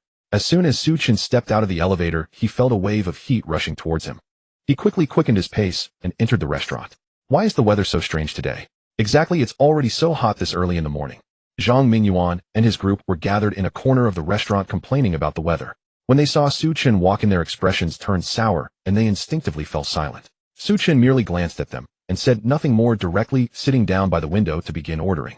After enjoying his breakfast, the sun was already high in the sky. The thermometer in the restaurant clearly indicated that the outside temperature had surpassed 40 degrees, reaching an astonishing 45 degrees. Despite the high-capacity central air conditioning blowing cold air, Su Chen could still feel the scorching temperature outside through the window. It seemed there could be no more delay. Su Chen thought to himself as he stood up and quickly left the restaurant. After Su Chen left, Zhang Mingyuan finally let out a sigh of relief and declared, "Let him be arrogant for a while longer. When Abayo and the others arrive, he'll have something to see." Sitting nearby, Lu Linger felt a mix of worry and annoyance. How could this Su Chen be so ungrateful? She had kindly reminded him, yet he still refused to leave. However, before Abayo and the others arrived, Zhang Mingyuan was already restless. As noon approached, the outdoor temperature was creeping towards 50 degrees. In such terrifying heat, no one dared to linger outside, and everyone rushed indoors to turn on the air conditioning for relief. Red high temperature warning: it is expected that the temperature today will exceed 50 degrees. Citizens are advised not to stay outdoors and to remain in shaded areas. The television in the restaurant abruptly stopped playing halfway through. Immediately, the central air conditioning that was blowing cold air also ceased to function. In just a moment, the originally cool restaurant began to turn stiflingly hot. What the hell is going on? Zhang Mingyuan couldn't help but slam his hand on the table. The hotel manager hurried over, wiping the sweat from his forehead, and said to Zhang Mingyuan, "The hotel's power distribution room suddenly exploded and caught fire. We just managed to extinguish it." Such a thing has happened. Zhang Mingyuan and the others were taken aback. During the summer peak power usage, the transformers in the community often explode and cause power outages due to overload. This was quite common. However, for a large hotel, like Ulsan Hotel, such incidents were rare. Yet today the temperature was excessively high, and with all the air conditioning running in the hotel, it led to the explosion and fire in the power distribution room. "How long will it take to fix?" Zhang Mingyuan asked impatiently. The manager stammered this. "At least until the evening. With the heat wave outside, unless one wanted to perish, no one would be willing to go out. If it takes until the evening, won't we all be cooked to death?" Zhang Mingyuan was instantly furious. What kind of ridiculous five-star hotel is this? Just a little hotter weather, and it has issues. "Exactly, Zhang Xiao, let's go and find another hotel." The others chimed in. Zhang Mingyuan wiped the sweat from his forehead just as he was about to lead his group of friends out. The restaurant door swung open, and a crowd of people surged in. Each of these people was holding a sun umbrella and was wrapped up tightly. Only after entering the restaurant did they remove their outer garments, already drenched in sweat. The manager was taken aback and hurriedly approached them. "Hello, what brings you here?" "Manager, it's so hot today, we just want to cool off here." "That won't do, we still have business to attend to." The manager shook his head and refused. "Don't you have air conditioning at home?" "Don't mention it. The transformer is broken, and when we called the power company, they said it couldn't be fixed today." "Yes, several other hotels are having power supply issues too." Upon hearing this, the expressions of those present instantly turned grim. In such heat, without air conditioning, wouldn't it be certain death for them? "No way, let's all head back to our rooms and soak," Lu Linger suggested. The temperature was already high, and with so many people gathered here, it had risen a few degrees more. Zhang Mingyuan and the others exchanged glances and nodded, heading back to their respective rooms. When checking into the hotel, Lu Linger and Xiao Mei chose a viewing room with huge floor-to-ceiling windows, intending to enjoy the scenery of Fenghuang Mountain. However, at this moment, the room exposed to the direct sunlight felt almost like a furnace. As soon as the two entered, they were met with a suffocating wave of heat. They hurriedly pulled the curtains and rushed into the bathroom, turning on the water while stripping down to their bare skin. Once the bathtub was filled, they eagerly sat down inside. Although the water temperature was also high, it still provided a rare sense of coolness. Unfortunately, not long after, due to the high temperature, the water in the bathtub evaporated significantly, along with the water temperature rising considerably. Lu Linger intended to add more water, but no matter how she turned the faucet, not a single drop flowed out. What's going on?" "It's probably due to the power outage," Xiao Mei replied, somewhat annoyed. The Lufseng Hotel, located halfway up the mountain, sourced its water from down the hill. Once the power is out, there could naturally be no more water available. What are we going to do? In just a moment, beads of sweat had already covered Lu Linger's fair face. Even with the curtains drawn, the room felt no different than a steamer. Just then there was a knock on the door, and Zhang Mingyuan's voice came through. "Linger, Xiao Mei." The two quickly wrapped themselves in towels and opened the door. Seeing Lu Linger and Xiao Mei, who looked like blooming water lilies, Zhang Mingyuan, whose face was flushed from the heat, gazed at them with greedy eyes. "I just heard that many people in the hotel have fainted from heat stroke, so I came to check on you." "Thank you for your concern, Zhang Xiao. We're fine. It's just that it's so hot, we can't stay here much longer," Xiao Mei replied sweetly. "The hotel's underground parking lot is quite cool. The manager is already organizing people to go there, so why don't we all go together?" Zhang Mingyuan suggested. "All right, just wait a moment, Zhang Xiao." Xiao Mei and Lu Linger's eyes lit up, and they closed the door to change their clothes. Although they were changing to escape the heat, they could only opt for sleeveless tops and hot shorts as their attire. Compared to towels, they were even more revealing. Even Zhang Mingyuan, who had seen many women, nearly had his eyes pop out at the sight of the two in their sexy outfits. Fortunately, the weather is hot at the moment. Although Zhang Mingyuan has the intention, the conditions do not permit it. He led Lu Linger and Xiao Mei down the safe stairs to the underground parking lot. The underground parking lot is usually warm in winter and cool in summer. Although it is still quite hot compared to usual, the few of them felt the temperature drop noticeably as they entered. This made Lu Linger and Xiao Mei feel much more comfortable. Currently, Phoenix Mountain is not in the peak tourist season, but there are still quite a few people, including staff and nearby villagers.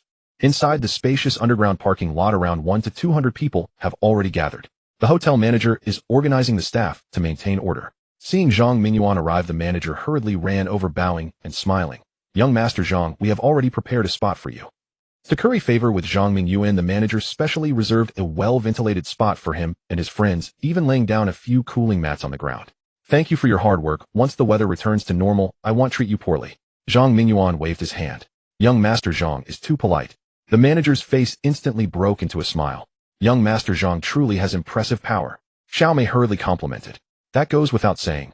Zhang Mingyuan smiled modestly, thinking to himself that once he got the two of them into bed they would truly understand. He joined Xiao Mei Lu Linger and his companions. Sitting on the cooling mat and feeling the gentle breeze, they all let out a sigh of relief. However, as time passed, new problems began to arise. Although the underground parking lot is cooler than outside, the temperature still rises with so many people packed together. Before long, people were red-faced and large beads of sweat were continuously dripping down. Regardless of age or gender, everyone was trying to take off as much clothing as possible. During this time, there were instances of accidental exposure, but at this critical moment, everyone was too hot and dizzy to care. Why is this weather so hot? Yeah, it's past noon. Why is it still so hot? Young Master Zhang, this weather. It can't possibly stay this hot, right? Zhang Mingyuan's friends couldn't help but whisper among themselves. How could that be? If it stays this hot, it will surely be unbearable. Zhang Mingyuan turned over, speaking weakly. At that moment, Xiao Mei suddenly brightened up and pointed into the distance. Look over there. Following her direction, everyone looked over. They saw Su Chen's NOMADISM parked at the entrance of the parking lot. What's going on? Zhang Mingyuan frowned impatiently, asking. Listen, his RV has been running, probably with the air conditioning on. We could have. Xiao Mei's words instantly reminded Zhang Mingyuan and the others. Indeed, although the power was out outside, the air conditioning inside the car runs on gasoline. Zhang Mingyuan and his group had all driven to Phoenix Mountain. Realizing this, he quickly jumped up and ran towards his car. Once he started the Porsche and turned on the air conditioning, feeling the cool breeze, Zhang Mingyuan was nearly brought to tears. As Zhang Mingyuan and the others started their cars, the other people present also reacted. Everyone who had driven over quickly got into their cars and turned on the air conditioning. Those without cars could only watch enviously. In an instant, the parking lot was filled with the humming of car engines. As Zhang Mingyuan enjoyed the cool air, he took a sip of bottled water from the car, feeling utterly relaxed. Young Master Zhang, could you let us too? Come in and enjoy the breeze too. Xiao Mei knocked on the car window, pretending to be weak. Of course, I'm not a stingy person. Zhang Mingyuan laughed heartily, opened the car door, and let Xiao Mei and Lu Linger get in. Young Master Zhang is so kind. Once the temperature normalizes, I will definitely treat you to a meal. Xiao Mei said sweetly. No need for a meal, Zhang Mingyuan replied, but in his heart, he added maybe another. Those with cars were all enjoying the air conditioning inside. The ones without, however, had to endure the heat outside. But they all believed that this terrifying heat would pass in a couple of days. Meanwhile, inside the NOMADISM, Su Chen sat comfortably in the executive chair with his legs crossed. Watching the situation in the parking lot, a cold smile crept onto his lips. Using the car's air conditioning to cool down is indeed a good idea. However, little did Zhang Mingyuan and the others know that such terrifying heat would last for half a month. How long could the little gasoline they had last? Moreover, with so many cars running simultaneously, the carbon dioxide produced would only increase the temperature in the parking lot. But what does that have to do with him? Sure enough, before long the temperature in the parking lot rose significantly. Those without cars could no longer bear the heat. They had to walk up to each car, knocking on the windows, hoping those inside would allow them in to cool off. However, most of the tourists were families driving small cars that could only fit 1 or 2 more people at most. With dozens of people left, they could only suffer through the heat. Soon 1 or 2 weaker individuals began to faint from heat exhaustion. Seeing this, the hotel manager inside the car became anxious. He was unaware that the apocalypse had already arrived. He thought it would not be long before the climate returned to normal. However, if a guest were to die at Green Forest Hotel, it would be a huge blow to the hotel's reputation, and he might even get fired. But no matter how anxious he was, it was of no avail. Because there were already 6 people in his car, including himself, there simply wasn't enough space. Just as the manager was in a bind, Zhang Mingyuan drove his Porsche up beside his car. Manager, I have a way to help these people. Zhang Mingyuan rolled down the car window and said with a smile. What good method does young Master Zhang have? The manager's eyes lit up as he hurriedly asked. Isn't there a NOMADISM over there? Zhang Mingyuan pointed at Su Chen's RV and pretended to be kind, saying, that RV is so large, if we squeeze in it should be able to fit 30 to 50 people easily. You're right, how did I not think of that? The manager exclaimed in realization, quickly calling over the people outside to follow his car towards the NOMADISM. Watching the manager and his group leave, a sly smile appeared on Zhang Mingyuan's face. His suggestion was not out of kindness. Rather, he thought that the NOMADISM is a famous luxury RV. Staying inside that RV would surely be much more comfortable than now. Zhang Mingyuan exchanged glances with his companions and drove his car following behind the manager's group. Within the RV, Su Chen lay comfortably on the plush bed, leisurely scrolling through a popular app. It was merely the first 2 days of the apocalypse, and societal order had yet to completely collapse. On the app, there were quite a few alluring young women in black stockings, energetically showcasing themselves in an air-conditioned room. Su Chen felt excited, and even sent a few rockets to one of the female streamers, prompting her to exclaim with delight. Thank you, my #1 supporter, for the rockets. Love you. The female streamer made a heart gesture towards Su Chen while requesting to add him as a friend. Su Chen merely smiled in response. Had it been before, he might have been interested in using the contact to arrange a surprise appearance from her. However, given the current situation, he had no interest whatsoever. As mealtime approached, Chen pondered for a moment and casually opened a food blogger's video, intending to use it to decide what to eat for dinner. Child of the soul. Pour it on. Hearing the demonic whispers emanating from the app, Chen felt invigorated. He opened his storage space and after a bit of searching finally found a few frozen lamb heads. He placed them in the microwave to heat them up and prepared some hot rapeseed oil. Just as he was about to pour it on, a sudden knock knock knock sounded at the door. Chen frowned, setting down the rapeseed oil as he approached the door. Through the vehicle's camera, he could clearly see a crowd of dozens outside, led by the hotel manager. Is there something you need?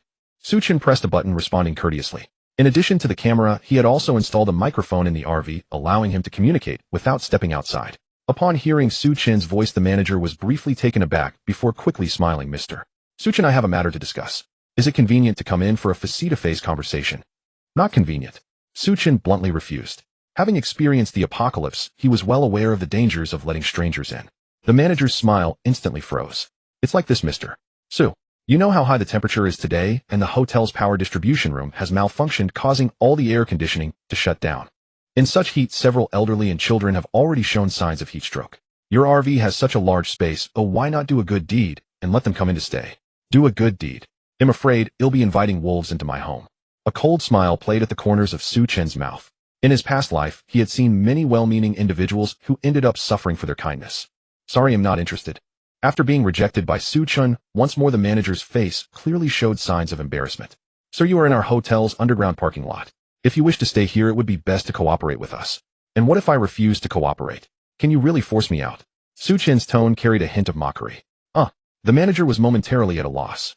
If Chen refused to cooperate, he genuinely didn't know how to proceed. Sir, please show some compassion.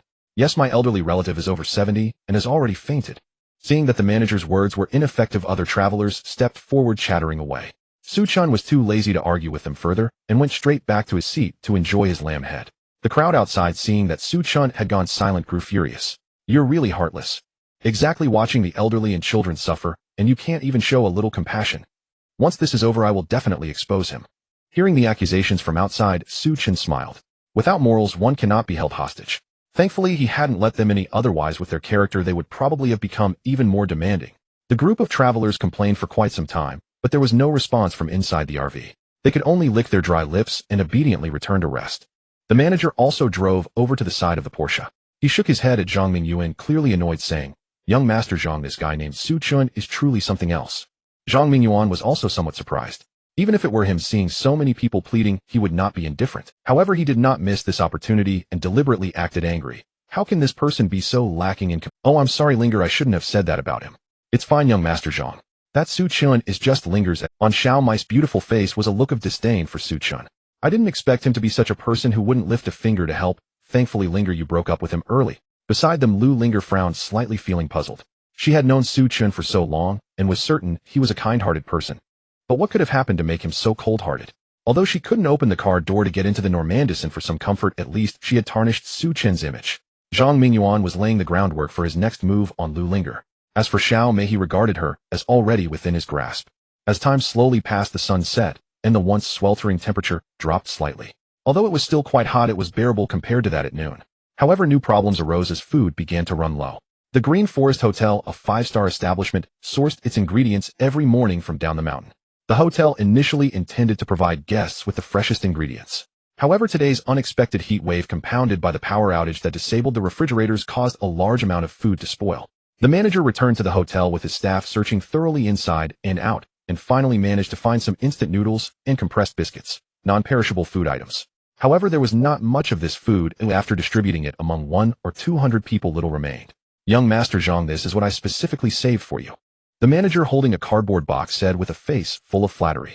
To conserve fuel after reaching a bearable temperature, most people had chosen to leave their cars. Zhang Mingyuan was no exception. He took the box from the manager, opened it, and found it contained several cans. Manager, dang, this is great.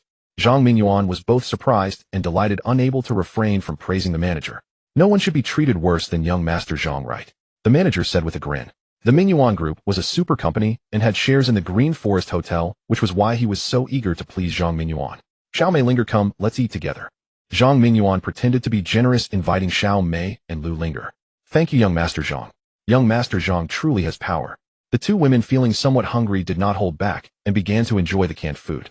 Young masters like Zhang Mingyuan, who were used to exquisite delicacies, found the canned food remarkably delicious under the current circumstances. After everyone had eaten and drunk their fill, they lay down to rest. Just then a flurry of footsteps suddenly echoed from the entrance of the underground parking lot. Could it be that the rescue team has arrived? Manager Dang instinctively stood up, a look of excitement on his face. He had reached out to Yao Yao Ling and Yao Yao Jiu for help as soon as the power went out at noon. Although they had replied that they understood and would send someone over as soon as possible, there had been no further news. Upon hearing Manager Dang's words, the others present wore expressions of hope for salvation. However, contrary to everyone's expectations, what appeared before them was not the so-called rescue team, but rather 7 or 8 burly men. With the light of the emergency escape lamp, Zhang Mingyuan immediately recognized that the newcomers were Biao, who was in charge of security at Mingyuan Group. However, Biao's appearance at that moment was quite tragic. He and his security team were dressed in nothing but their shorts, their skin sunburned and peeling. Biao, what happened to you? Zhang Mingyuan stepped forward, somewhat at a loss. Young master, I finally found you. Biao gasped. Upon seeing the mineral water beside Zhang Mingyuan, he disregarded conversation and hurriedly grabbed it, drinking it down in large gulps. The other security personnel also snatched a few bottles of mineral water and began to drink frantically. Once they had calmed down slightly, Biao recounted the full story of their ordeal. Originally, according to Zhang Mingyuan's instructions, he had set out from the Demon City with his team. If all had gone smoothly, they would have arrived at Phoenix Mountain this afternoon. But they never anticipated such a terrifying heat wave would suddenly appear. When the vehicle was still 4 or 5 kilometers away from the Green Forest Hotel, the engine broke down due to excessive heat. It was known that the temperature outside soared to 50 degrees. After the engine stopped running, the air conditioning in the vehicle also ceased to function. The group was instantly enveloped by the dreadful heat. Fortunately, Biao reacted quickly and led his team to abandon the car, diving into the nearby forest. Phoenix Mountain was lush with vegetation, and there were small streams in the jungle. It was here that Biao and his team avoided being roasted to a crisp, narrowly escaping with their lives. But even so, they were all in a disheveled state, and one person had even lost all vital signs. As night slowly descended, Biao brought his 5 or 6 subordinates to the Green Forest Hotel. Seeing their miserable condition, everyone couldn't help but swallow hard. Goodness, was it really that terrifying outside? By the way, what's the situation outside? Is there any rescue team coming? Xiaomei suddenly remembered something and hurriedly asked.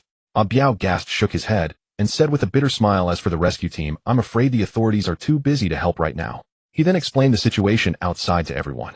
Due to the ridiculously high temperatures today, people had collectively opted to turn on their air conditioning, leading to a strain on the power supply and overloading the circuits. Almost every city's power system had experienced varying degrees of failure. No maintenance workers were willing to risk working outside in such heat unless they were courting death. Without air conditioning to cool down, many people were suffering from heat strokes and heat exhaustion, causing the medical system to become overwhelmed. Although the authorities had the intention to provide aid and maintain order, they were helpless in the face of such extreme weather. The current social order was on the verge of collapse. Upon hearing this news, everyone present showed expressions of they had originally thought that only the area around the Demon City would experience such terrifying heat. They never expected similar situations to arise across the country. What shocked them even more was that the authorities were at a loss for how to respond. So, did the authorities say when this heat wave would end? Lu Linger couldn't help but ask. Biao glanced at her and coldly replied, according to the Meteorological Bureau, it will last at least a week or more. Hearing this, despair filled everyone's faces. Just one day's time had tortured them to the brink of life and death. If it continued for a week, everyone present might not survive. No way, I need to leave here quickly. Biao, think of a way. Zhang Mingyuan, who had grown up in luxury, suddenly became anxious and shouted at Biao. As the security for Mingyuan Group, Biao's main job was to be Zhang Mingyuan's enforcer, protecting his safety. However, given the current situation, even he, the most skilled retired special forces soldier, felt troubled. Even though night had fallen and the temperature outside had dropped, if they just went out once the car broke down halfway, their lives. If we want to leave, it would be best to have a tourist bus to load everyone on and leave together under the cover of night. Biao suggested. But at this critical moment, where can we find a tourist bus? Manager Dang began to fret. It was not the peak tourist season, and most visitors coming to Phoenix Mountain were either self-driving or took a shuttle bus. In the large parking lot, there wasn't a single tourist bus in sight. Isn't there a large RV over there at the entrance? Biao suddenly remembered and said with curiosity. Upon hearing this, everyone exchanged glances, their expressions somewhat awkward. Zhang Mingyuan cleared his throat and briefly explained Su Chen's situation to Biao. Biao was very clear about his young master's temperament, so he was not surprised. He stroked his chin and pondered, if we can't get that RV, we may have no way to leave safely. Everyone fell into it. At that moment, Zhang Mingyuan suddenly remembered something and looked towards Lu Linger. Didn't you say that Su Chen kid is your loyal admirer? Yes. Why don't you go talk to him and ask him to lend us the car? If that doesn't work, we can just buy his RV for some. Zhang Minjuan's friends, though not as wealthy as his family, were still well off. Well, Lu Linger showed an expression of difficulty. It wasn't that she didn't want to. It was just that Su Chen's previous attitude had been too cold. Even if she went to find Su Chen, he might not agree. Linger, no matter what, we still have to give it a try. Xiaomei, who was nearby, urged softly, we can't just wait here to die, right? Alright, I'll give it a try. Lu Linger bit her red lip and ultimately agreed. No matter what, it was most important to leave here and survive. Under the expectant gazes of everyone, Lu Linger stood up and walked towards the RV. Inside the car, Su Chen had finished his meal and turned on the PS5, preparing to play some games. Sekiro. No, too difficult, a clumsy player can't manage that. Red Dead Redemption 2. This one will do, let's enjoy some western scenery. As Su Chen opened Red Dead Redemption 2, he felt a bit regretful. It was a pity that the apocalypse came too early and he missed the release of Black Myth. But before he could enter the game, the car door was knocked on again. Su Chen glanced at the surveillance monitor and was slightly surprised to see Lu Linger standing outside the car. After a moment's thought, he pressed a button on the control panel. Accompanied by a buzzing sound, a steel plate on the side of the vehicle slowly slid down, revealing a thick... Is there something you need? Su Chen asked Lu Linger calmly. The others, including Lu Linger, were stunned as they looked at Su Chen, who stood illuminated by the car's lights. Everyone in the parking lot was sweating profusely, desperately wanting to strip off their clothes, subsisting on canned food and instant noodles. However, inside the RV, Su Chen enjoyed a comfortable temperature. Not only was he drinking chilled beverages, but he was also playing on the PS5. Was this not an indulgence? Lu Linger was dazed for a while before coming back to her senses. She licked her dry red lips, struggling to suppress the urge to drink a sip of ice-cold cola. Well, Su Chen, the current situation is extremely urgent. If we continue to stay here, everyone might lose their lives. Why don't you drive us away from Phoenix Mountain while the temperature isn't too high at night? What do you think? Upon hearing Lu Linger's words, Su Chen glanced at Zhang Mingyuan, and Xiaomei not far away, a hint of sarcasm appearing on his lips. He understood that Zhang Mingyuan and the others were trying to persuade him through Lu Linger. However, having experienced the apocalypse, Su Chen was not so easily swayed. To be honest, the apocalypse has already arrived. Even if we leave here, it's just a dead end. Su Chen shrugged and said lightly, besides, why should I take you away?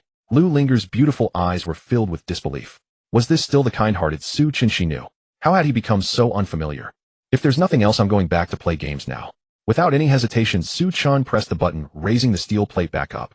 Putting aside personal integrity, he embraced a carefree life. This was Su Chen's current motto. Lu Linger stood there for a while before dejectedly returning to Zhang Mingyuan and the others. After listening to their conversation, Xiao Mei's eyes widened in shock. This Su Chen really has poor character. It's a good thing you broke up with him early, Linger. Lu Linger remained silent, her expression somewhat dim. Xiaomei is right, Linger, don't take it to heart. Someone like him isn't worth your kindness. Zhang Mingyuan seized the opportunity to comfort Lu Linger. What do you think Su Chen meant by the apocalypse? Just then Manager Dang suddenly muttered. The group paused slightly, recalling Su Chen's mention of the apocalypse. What nonsense about the apocalypse? He's just talking rubbish, Zhang Mingyuan scoffed. Zhang Xiao is right, we shouldn't believe such nonsense. Didn't the Meteorological Bureau say it would pass after a while? The crowd began to discuss, hardly taking Su Chen's words seriously. However, for some reason Lu Linger felt an unsettling fear. Even though Su Chen seemed like a different person, now she knew him well enough to understand he wasn't one to speak without reason. Moreover, Su Chen's RV contained several supplies. It seemed he had indeed made considerable preparations for Zhang Xiao. What should we do now? Abiao looked to Zhang Mingyuan for guidance. Without a tourist bus and unable to deceive Su Chen into lending them his RV, leaving this place seemed almost impossible. Since we can't solve this peacefully, we'll have to use force to suppress it. A fierce light flashed in Zhang Mingyuan's eyes as he glared at Manager Dang. Are there any handy tools in the hotel? Yes. There's a fire axe in the stairwell and hammers and wrenches in the storage room. I'll take you there. Manager Dang quickly stood up, leading Abiao and the others away from the underground parking lot. In no time, they returned drenched in sweat, each holding various tools. You guys go smash the glass of the driver's cabin, try to only break one piece. You guys keep an eye on the car door, see if you can pry it open. Abiao instructed his subordinates. And you climb onto the roof and check for any gaps. As Abiao and his group prepared to act, Lu Linger bit her red lips and said, Zhang Xiao, when we get inside the car, could you not make things difficult for Su Chen? Su Chen has treated you this way, and you still want to speak for him. Xiaomei frowned, complaining discontentedly. Zhang Mingyuan smiled lightly, his eyes twinkling. Sure. If Linger speaks up, I have to give him some face. Abiao, don't make things difficult for that kid. Alright, Zhang Xiao. Zhang Xiao is really nice, much better than that Su Chen kid by a long shot, Xiaomei said sweetly. Zhang Mingyuan smiled modestly, plotting in his mind to seize the RV and have Abiao and the others stay in the front. He could easily take Xiaomei and Lu Linger to share the spacious bed in the back. Abiao, along with several subordinates, quietly approached the RV. Little did they know after Lu Linger left, Chen activated the RV's Sentinel mode. This was a function similar to Tesla's, which activated the surrounding cameras. As soon as someone approached, it would automatically sound an alarm. While Chen was playing Big Brother 2 and enjoying the western scenery, the alarm suddenly went off. He put down the controller and looked at the surveillance screen. Upon seeing a Biao and his group approaching the RV with various tools, a cold smile appeared on Chen's face. As expected, he knew that with Zhang Mingyuan and the others' personalities, they would never let him off easily. Fortunately, he had modified the RV in advance, so he didn't need to worry about a Biao and the others getting in.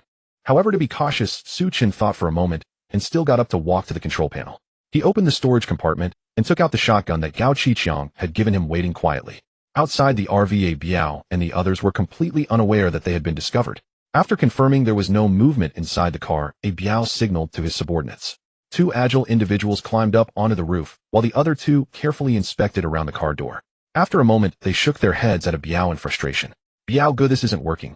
There are no gaps on the roof, it's hard to act. A Biao frown stepped forward and touched the body of the RV, suddenly surprised. Having seen much, he quickly realized that the vehicle was constructed with top-grade bulletproof steel. Not to mention hammers and fire axes, even an RPG missile might not be able to create a hole. It seemed they could only try from the glass at the front. A Biao nodded to his subordinates and, gripping the heavy fire axe, approached the front of the RV. With the help of his subordinates, a Biao climbed onto the hood of the car. He took a deep breath, raised the heavy and sharp fire axe in his hand, and struck violently against the passenger side window. Bang! With a loud crash, a Biao felt a sharp pain in his palm, and even the body of the NOMADISM trembled slightly. Before he could check, the lights in the driver's cabin suddenly turned on. Chen slowly walked in, plopping down onto the comfortable seat, looking at a Biao with a half smile. A Biao showed no signs of embarrassment, only coldly sneering. Kid, you better open the car door yourself. Otherwise, once we break the window to get in, you won't have a good time. In the face of a Biao's threat, Chen, instead of showing any fear, lightly laughed and nodded. All right, I actually want to see how you little rascals will break this bulletproof glass. A Biao was taken aback and hurriedly looked down. To his shock, he was left speechless. The car window was intact, not even a scratch. With his experience as a bodyguard for the wealthy, he immediately understood that the glass of this NOMADISM was made from the world's top bulletproof glass. This type of glass could not only withstand impacts, but also gunfire. Even powerful AK-47 bullets could not entirely shatter the glass, at most forming spiderweb-like cracks. The president of the beautiful country rides in a vehicle with similar bulletproof glass. A Biao couldn't help but gasp. How absurd is this? The car body used bulletproof steel plates, and the windows were also made of bulletproof glass. Were they preparing for a terrorist attack? Looking at a Biao who was in a daze, Chen smiled, radiating brilliance. Smash it, why aren't you smashing it? Biao, go, why waste words with him? Keep smashing. Suddenly, the little brothers beside them became furious. They rushed forward, raising their tools and wildly hammering at the car windows. However, reality was unyielding. No matter how hard they tried, the windows remained unscathed, leaving them exhausted. Bang! Just as a Biao and his companions were exhausted, a gunshot suddenly rang out. Experienced, a Biao reacted first, quickly jumping down from the hood. The others quickly followed him in hiding. Biao Guai, I've been shot. One of the subordinates fell by the front of the car, continuously screaming in agony. Chen closed the reserved shooting hole, blew the smoke off the shotgun, and coldly said, "Go back and tell Zhang Mingyuan, if you dare to bother me again, don't blame me for being rude." His expression was indifferent, and his gaze was sharp. Even a Biao who had taken lives before felt a prickly sensation on his scalp. This kid looks to be just over 20. How could he possess such killing intent? What was most alarming was, where did he get the gun? A Biao no longer dared to dally with Chen and signaled to his men to carry the injured subordinate back. Zhang Mingyuan and the others thought that a Biao would quickly take control of the NOMADISM. But after waiting for a moment, they heard the sound of gunfire followed by a series of popping noises, leaving them both shocked and terrified. When a Biao returned with his men, they finally understood what had happened. What, he actually has a gun? Zhang Mingyuan was taken aback. It is known that Huaxia has very strict control over such things. Yes, but it's not an automatic rifle. It seems to be a homemade shotgun. A Biao explained. Next to them, Lu Linger and Xiao Mei were increasingly shocked. This Chen, how is he escalating things, even having a Baiyu? A Biao, what should we do now? Zhang Mingyuan looked to a Biao for help. A Biao felt a headache coming on. When he received Zhang Mingyuan's call, he thought someone offended him, and he came to give them a light lesson. He never expected that the other side would have a shotgun. In front of a shotgun, everyone is equal. In the face of such an equalizer, even a Biao, a top special forces soldier, was of little use. Moreover, Chen was hiding inside a vehicle with bulletproof glass and steel plates. Even if a Biao brought his gear, he could do nothing against him. Zhang Xiao, about the RV. We should just drop it. A Biao shook his head and suggested. Without large cutting tools or explosives, breaking into the NOMADISM was nearly impossible. Then what do you say we should do now? Zhang Mingyuan was rather gloomy. The urgent matter is to wait a bit longer and see if the authorities will send someone to rescue us. Aside from this method, Biao couldn't think of any other solutions. The group exchanged glances and could only follow his suggestion, dispersing to rest. Biao instructed Manager Dang to help find a medical kit to treat the injured subordinate's wounds. No way, I can't take it anymore. Suddenly, a burly man stood up from the crowd. He wiped the sweat from his face and said excitedly, "If we stay here, no one is going to survive. I have a business car. If you want to leave, come with me." "Me? I'll go with you." "And me." The burly man's words quickly received a favorable response from many. Zhang Mingyuan was just about to stand up when Biao pressed him down. "Zhang Xiao, the situation outside is far more terrifying than you can imagine. Better to stay here and wait for rescue than to leave with them. If they can leave safely once the outside world learns about the situation here, they will surely send someone over. If they run into danger." Biao did not continue, but Zhang Mingyuan understood his meaning, so he no longer insisted. Before long, 7 or 8 people led by the burly man got into his business car. After exchanging glances, the group drove out of the underground parking lot, disappearing into the vast night. Watching the car leave, Su Chen felt no surprise. In life-and-death situations, some people choose to sit and wait, while others will opt to fight hard. Both reactions are normal. However, they all did not know that whether staying or leaving, the hope of survival was extremely slim. After the burly group departed, silence fell back over the underground parking lot. Aside from the faint green glow of the safety indicator lights, there was no other illumination. The remaining people endured the sweltering heat and gradually drifted into sleep. The next morning, Zhang Mingyuan, Biao, Lu Linger, Xiao Mei, and others had a simple meal of canned food. While they were contemplating what to do today, a bodyguard from Mingyuan group rushed over anxiously. "Biao Gu, it's bad. Our brother has fallen into a coma." "What?" Biao's heart sank as he quickly stood up and walked over to a short distance. The security guard injured by Su Chen with the homemade gun was named Zhang Hang. At this moment, he was lying on the ground, eyes tightly closed, his face pale. Biao lifted the bandage on Zhang Hang's body, and his expression immediately turned serious. Although after experiencing the baptism of the apocalypse, Su Chen could resort to any means to survive, it did not mean he was a murderous maniac.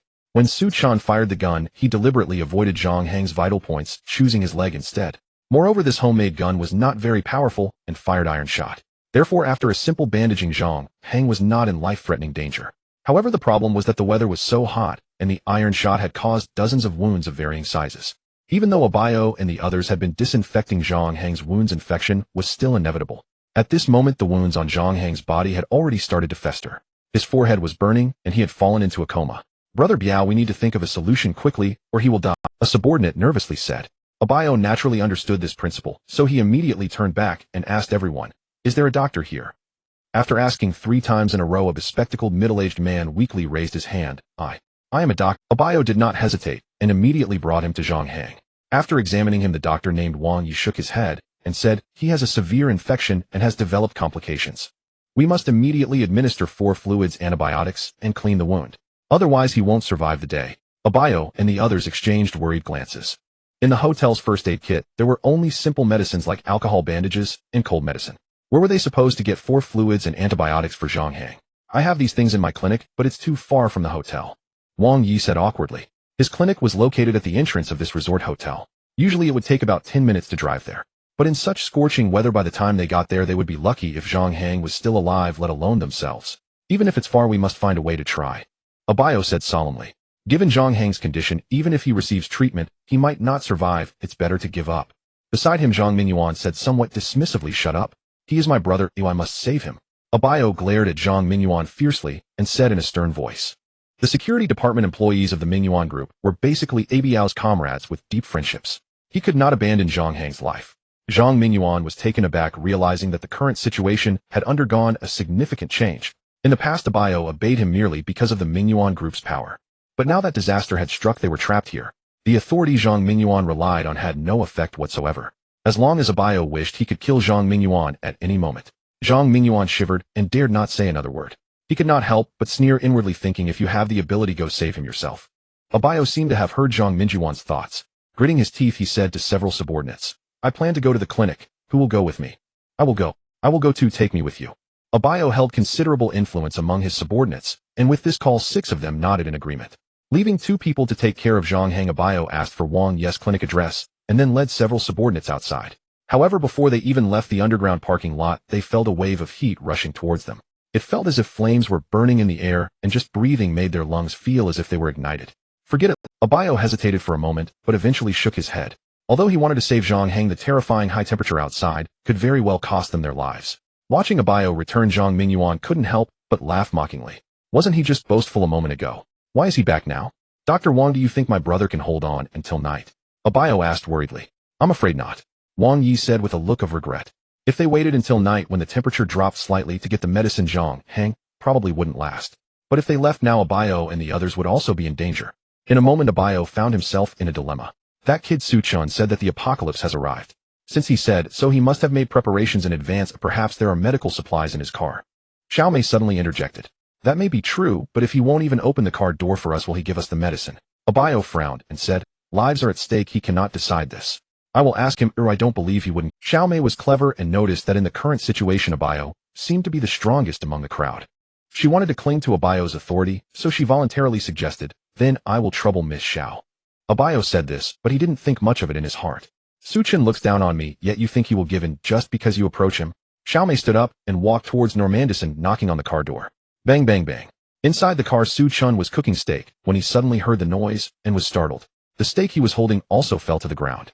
Although it could still be eaten after rinsing it with water, Su Chen's mood was clearly affected. He pressed the button and saw Xiao Mei outside the car, his expression darkening. Is there something? Su Chen, the person you shot is currently infected and his life is in danger. Xiao Mei bluntly accused. Do you have antibiotics or similar medicines in your car? If so, hurry up and otherwise if that person dies, you won't be able to bear the consequences. Hearing her words, Su Chen was momentarily stunned, then he laughed, a brilliant smile spreading across his face. However, this smile left Xiao Mei somewhat puzzled. What are you laughing at? Didn't you hear what I said? Xiao Mei, are you a clown sent by a monkey? Su Chen said leisurely. You actually insulted me. Xiao Mei's brows shot up, angrily scolding. Forget insulting you. If I hadn't wanted to go out, do you think I would still dare to hit you? Su Chen smiled coldly. You truly have an underdeveloped brain, and your cerebellum is completely undeveloped. You don't even look at what you are, yet you dare to challenge me. Now kneel down and call me daddy. In 2 days, when there's no food, perhaps I will reward you with a few bones. Xiao Mei was completely taken aback. Although she had sensed changes in Su Chen during their recent encounters, she never expected him to become so uncouth. Are you still a man? Looking at Xiao Mei's flushed face and her heaving bosom, Su Chen grinned wickedly. Whether I'm a man or not, would you like to come in and experience it? You? Xiao Mei quickly hugged her chest and scolded him in a delicate voice. Disgusting man, you really make me sick.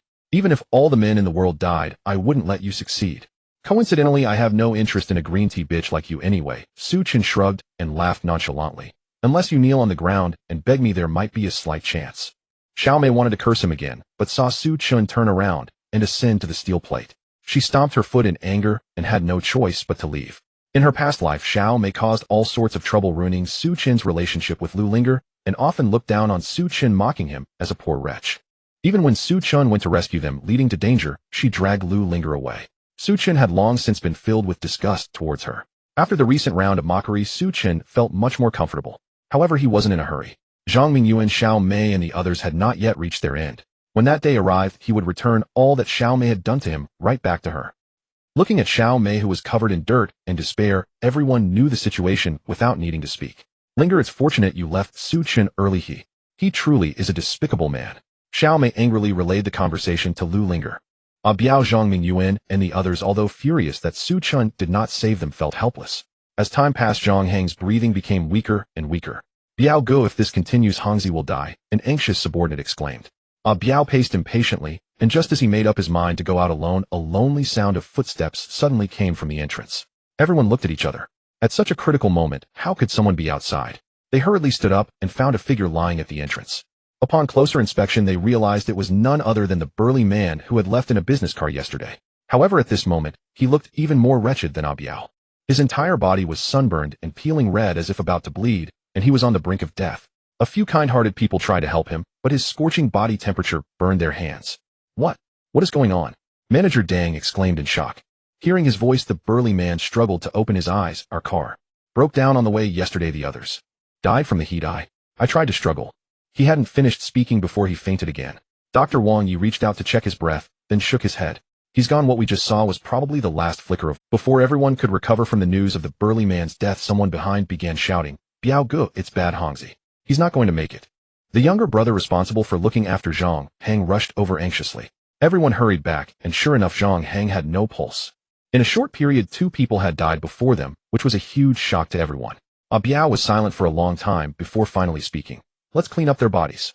In such hot weather, if we leave them unattended, the bodies will surely rot within half a day. A few subordinates found some sheets and hastily wrapped Zhang Heng and the burly man's bodies, temporarily placing them in the storage room.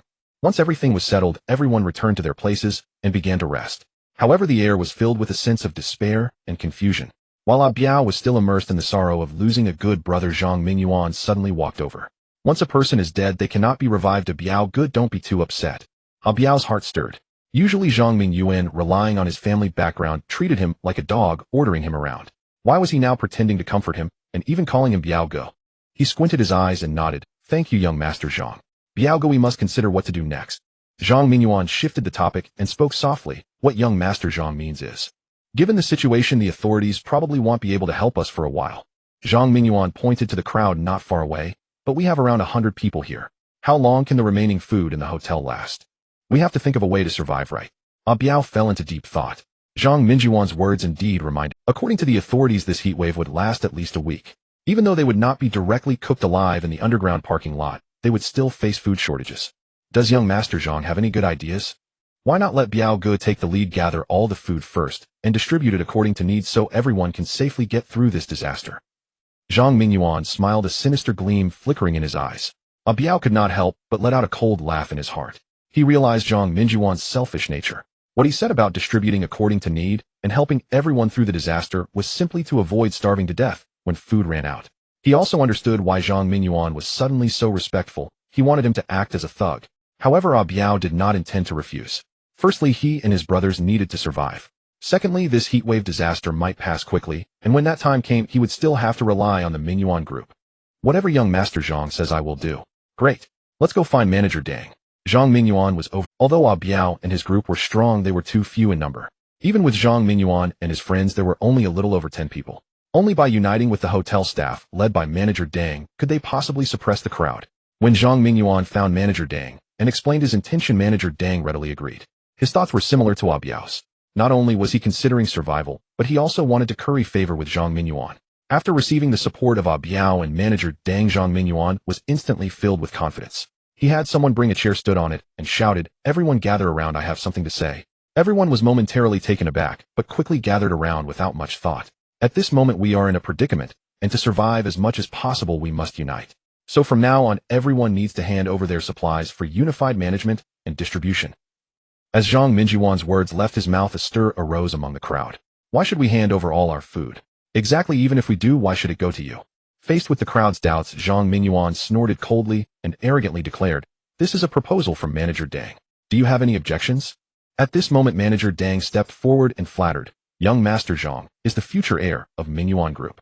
Given his reputation and abilities, it is most fitting for him to lead us through this crisis." Meanwhile, Biao stood nearby with several subordinates, their fists cracking ominously. Most people were timid, and seeing this situation, they could only obediently comply and hand their food over to Biao's subordinates. However, not everyone was willing. When Biao's subordinate approached a bespectacled youth, he fiercely clutched his backpack, his face turning red. "No, I want handed over. How do we know if you are redistributing it or just pocketing it? Young man, don't speak words that are unhelpful to unity." Zhang Mingyuan smiled coldly. Seeing the bespectacled youth still refusing to surrender his backpack, he signaled to Biao and the others to teach the youth a lesson as an example for others. Biao understood the cue and approached, staring intently at the bespectacled youth. Under the cold gaze of such a burly man, the youth felt a surge of fear. Yet he still stubbornly refused to give up the backpack. "What? Do you want to hit me?" Before he could finish his sentence, Biao slapped him hard. Smack! The bespectacled youth was instantly knocked to the ground, his glasses also falling off. Before he could get back up, several of Biao's henchmen rushed forward and began to beat him. Seeing that the time was right, Zhang Mingyuan feigned concern and called out to Biao, "Biao Ge, stop. Look at how impulsive you are, beating him to this extent. So young man, will you hand over your backpack now?"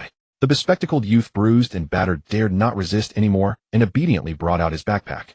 "That's more like it." Zhang Mingyuan snorted lightly and turned his gaze to the others. The crowd was startled and quickly handed over all their food without exception. The farce that unfolded among them was completely witnessed by Chen, who sat in the RV. He couldn't help but reveal a cold smile. Just as in his past life, when the apocalypse first descended, some people sensed that something was amiss. They relied on their power and status to forcibly seize the food of others, calling it unified distribution. In reality, they pocketed the food for themselves. And those individuals ended up surviving the longest during the apocalypse. Looking at the crowd handing over their food like lambs to the slaughter, a hint of pity flickered in Chen's eyes. But that was as far as it went. Having experienced the treachery of human nature during the apocalypse, he had no intention of showing compassion. Chen crossed his legs, sipping on a cold drink, while opening Elden Ring. Today he was determined to eliminate the boss of the first level. On the other side of the underground parking lot, after witnessing the bespectacled youth get beaten, Zhang Mingyuan and his group had no trouble collecting supplies. In less than half an hour, nearly all the food and water from everyone had been collected. Biao ordered that these items be placed in another storage room, sending 2 men to guard the door 24 hours a day. Aside from himself, no one was allowed near. After completing all this, Zhang Mingyuan, Biao, and manager Deng returned to their original position to rest satisfied. Young Master Zhang, you are now our leader, so you must take good care of me and linger from now on. Xiaomei approached with a flattering smile, speaking in a delicate tone. Now nearly all resources were under the control of Zhang Mingyuan and his group. To have a better life moving forward, they had to cling tightly to Zhang Mingyuan. Xiaomei, being shrewd, naturally understood this principle. Yes, I hope young Master Zhang will take good care of us. Even Lu Linger, who still retained some pride, had to bow down to Zhang Mingyuan. We'll see how it goes. Zhang Mingyuan replied lazily. If this were before, he would have eagerly devoured both Xiaomei and Lu Linger. But in the scorching weather right now, Zhang Mingyuan was truly reluctant to move. Moreover, whether or not he could survive was still uncertain. Thus his attitude toward the 2 girls had grown much colder.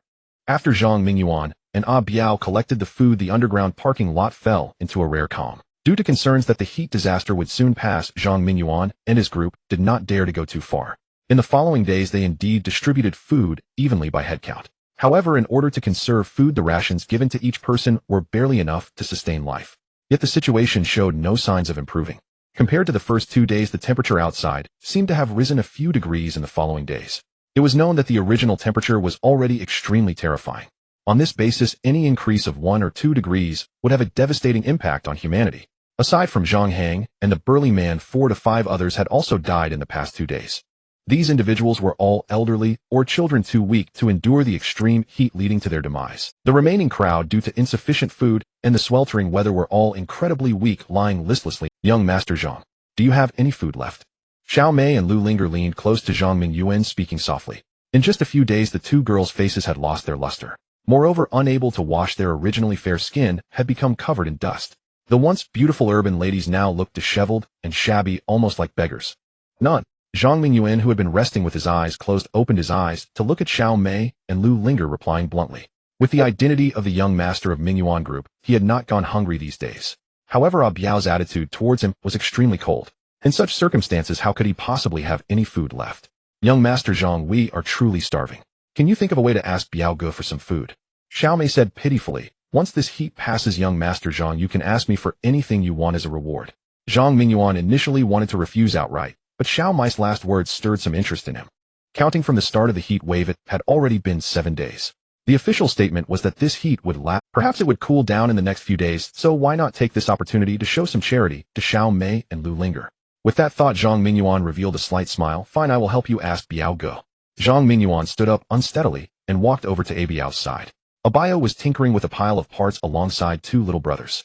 Ever since the power outage, even the base near Phoenix Mountain had come to a halt. Although everyone could still charge their phones in the car, without signal the phones were little more than toys. Biao dismantled the radio of a car, wanting to see if he could modify it to receive external signals. After all, being stuck here indefinitely wasn't a solution. Seeing Zhang Mingyuan approach, Biao politely asked young Master Zhang, is there something you need? It's like this, brother Biao. Zhang Mingyuan called out affectionately, the food we receive every day is simply too little. Xiaomei and Linger can't possibly be satisfied. Brother Biao, can you see about giving them a bit more? Hearing this, Biao frowned slightly, and with a half smile said, in recent days I haven't made it difficult for you, young Master Zhang. I haven't let you go hungry, have I? Well, of course not. It's just that they are both women. Before Zhang Mingyuan could finish, he was rudely interrupted by Biao. If you truly care for them, why not share some of your food with them? Zhang Mingyuan was left speechless. It was absolutely impossible for him to share his food with Xiaomei. If you don't want to, then young Master Zhang, just keep your mouth shut. You should know that there are many who are starving. Biao said. Upon hearing the threat in his words, Zhang Mingyuan opened his mouth, but dared not say another word, turning around to leave in dejection. Hey, I thought he was a lofty young master. Right? He doesn't even realize the situation and still thinks about chasing after girls. A pretty boy like him, when food runs out, he'll be the first to be eaten. Biao's little brothers chatted recklessly, completely unafraid of Zhang Mingyuan hearing them. In his heart, Zhang Mingyuan was both shocked and frightened, hastening his steps to leave.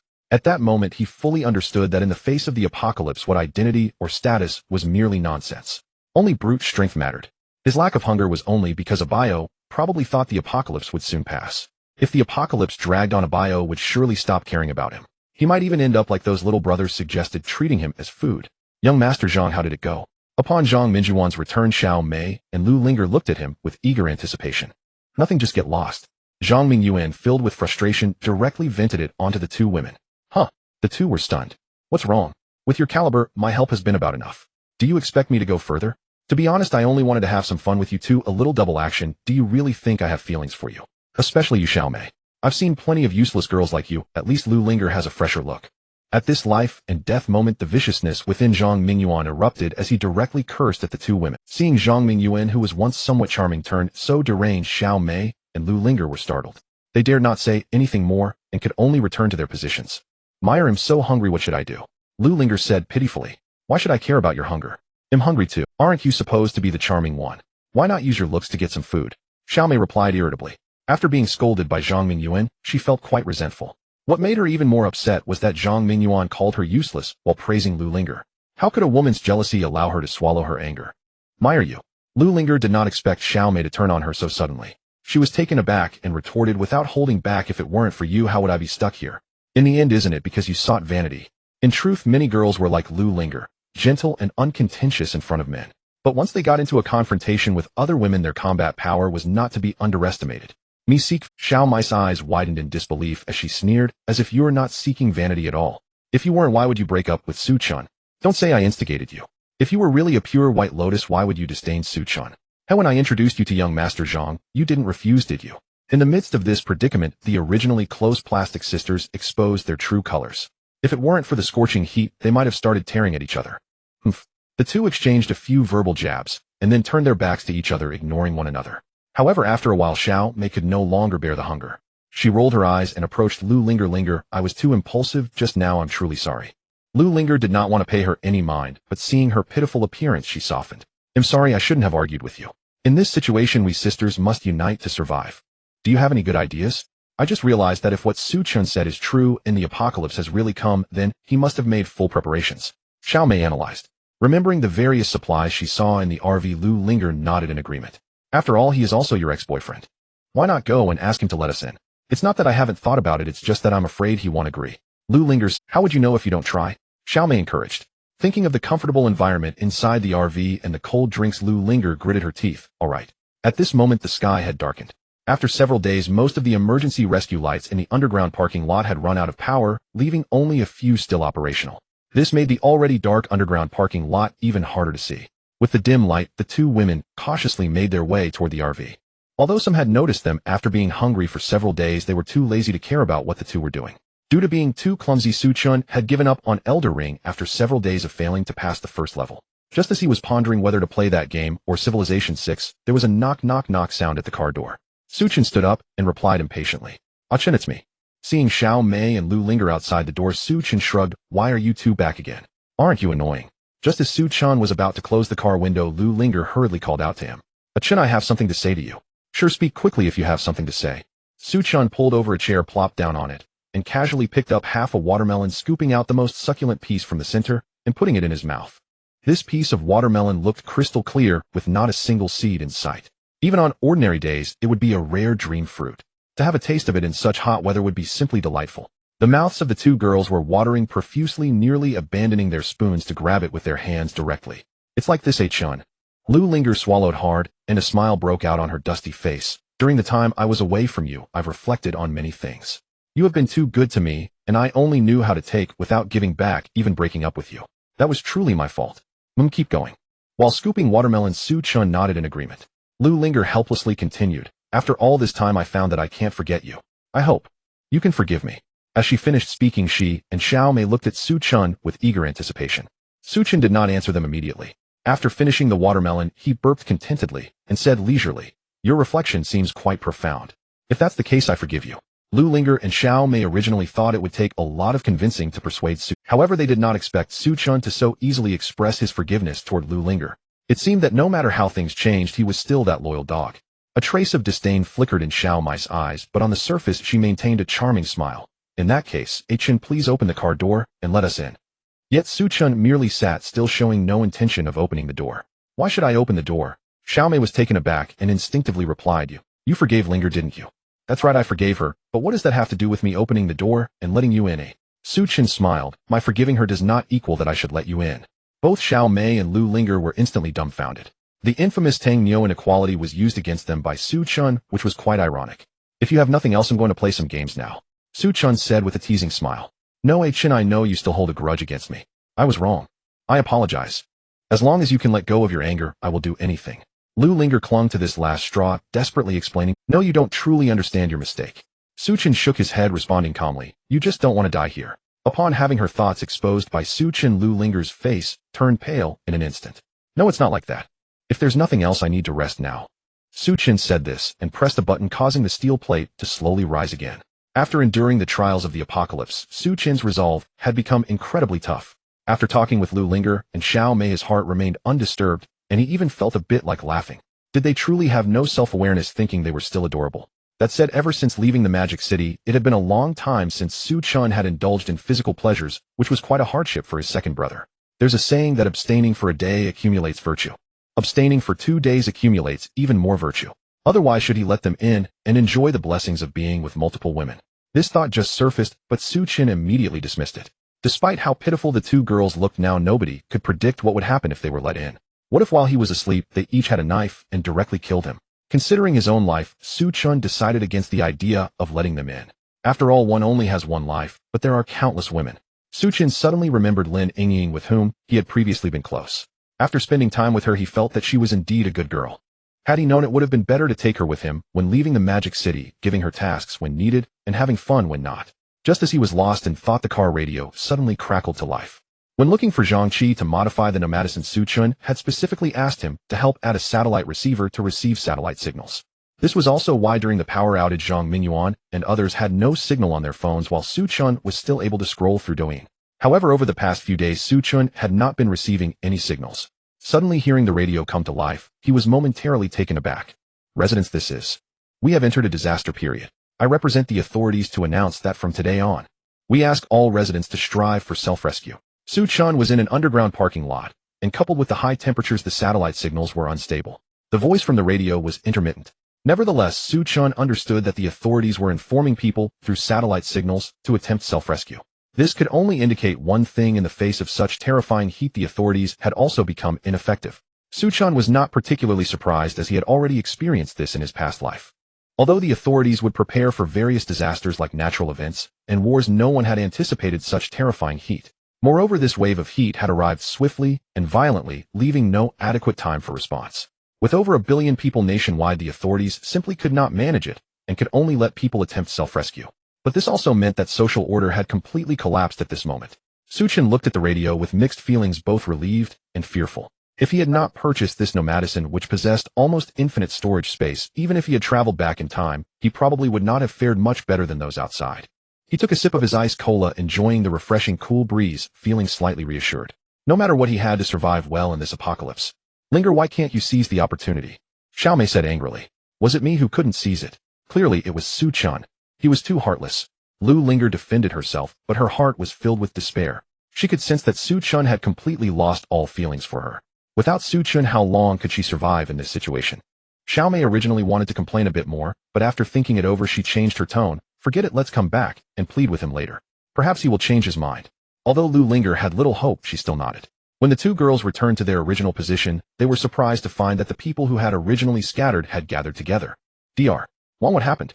Xiaomei pulled Wang Yi from the crowd, her curiosity piqued. Wang Yi greeted Xiaomei with a smile and explained Biao Gu just assembled a radio and happened to receive an what? Hearing this, Xiaomei and Lu Linger became excited. Since being trapped here, they hadn't received any official news for a long time.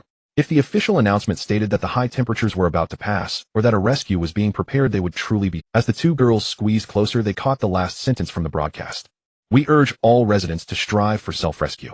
At this, everyone present was stunned. There was no official warning about the high temperatures, nor any rescue plans. They were merely told to save themselves. They were all adults and naturally understood that such a statement from the officials meant they were powerless. If the officials couldn't help, what could ordinary people like them do?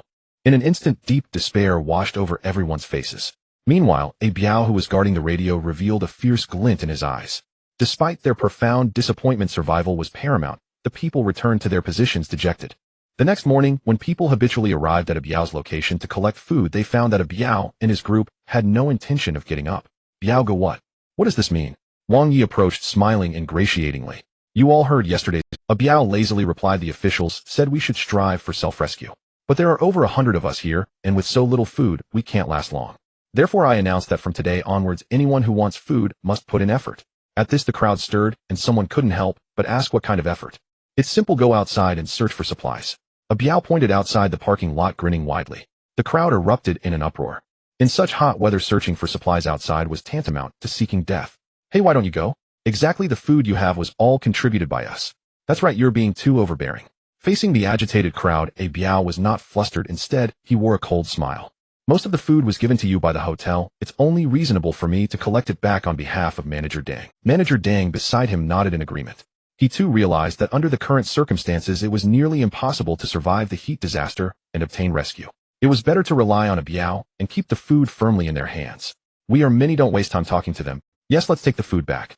Someone incited, and the crowd surged forward ready to seize the food. However, a Biao had anticipated this scene long ago. He had not only collaborated with the hotel staff led by Manager Dang, but had also distributed weapons to himself and his subordinates in advance. Moreover, in recent days a Biao had ensured that his group never went hungry while managing the food. Thus, although their numbers were not superior, they held the upper hand in the situation. On the other hand, the opposing crowd had already been hungry for days, their limbs weak, and no one was organized. They were no match for the trained Biao and his men. In just a short while, more than 10 people were beaten bloody, lying on the ground, howling in pain. The remaining individuals dared not step forward any longer. Seeing this, a Biao stepped forward with a fierce expression, raising his tool and smashing it heavily onto one person on the ground. Bang! With a muffled thud, the person didn't even have time to scream before they breathed their last. If anyone dares to cause trouble again, this will be your fate, a Biao said menacingly. The people present were, after all, just ordinary citizens who had never even killed a chicken before. How could they have seen such a ruthless person as a Biao killing someone right in front of them? They showed fearful expressions and began to retreat. Now that's more like it. A Biao, satisfied that he had intimidated everyone, nodded. Remember my words from today onwards. If you want to eat, go out and work, find supplies, otherwise be prepared to go hungry. The crowd dared not oppose a Biao any longer and could only return to their spots frowning. The corpse of the man who had just been killed was also thrown into the storage room by a Biao. Only the bloodstains remaining on the ground and the acrid smell of blood in the air reminded people of what had just happened. Once everything settled down again, Zhang Mingyuan cautiously approached a Biao and his group. Biao go. A Biao glanced at Zhang Mingyuan, merely nodding slightly in response. You see, I shouldn't have to search for supplies like the others, right? Why not? The smile on Zhang Mingyuan's face suddenly froze. Biao go, collecting their food was my idea. A Biao coldly smiled, speaking without courtesy. So what? Now I am the one in charge. I've allowed you to eat and drink for free for so long, it's time for you to contribute. Zhang Mingyuan never expected a Biao would turn against him so quickly. Though anger welled within him, he dared not express it, and could only swallow his pride, saying, Biao gu, I've always considered you a brother, please take care of me. Once the disaster is over, I will definitely have my dad reward you well. At that time 100 or 80,000 is just a small matter. Giving you shares in the Mingyuan group wouldn't be out of the question. Hearing Zhang Mingyuan's words, a Biao only looked at him with derision. Young Master Zhang, you truly surprised me. When you were out at the bar charming girls and left me waiting outside, did you ever think of me as your brother? When you treated me like a lackey, did you ever think of me as your brother? When you got into conflicts with others and I took the hit for you, did you ever think of me as your brother? As for those shares, young Master Zhang, let's forget it. Your promises are too grand, I can't digest them. From today onwards, you are just like them. Why are you still standing there? A Biao had spent enough time beside Zhang Mingyuan to know exactly what kind of person he was. If the high temperatures ended and social order returned to normal, Zhang Mingyuan would definitely not let him off. Now he didn't kill Zhang Mingyuan simply because he still found him useful. Zhang Mingyuan's face turned extremely pale. He no longer dared to linger and turned to leave.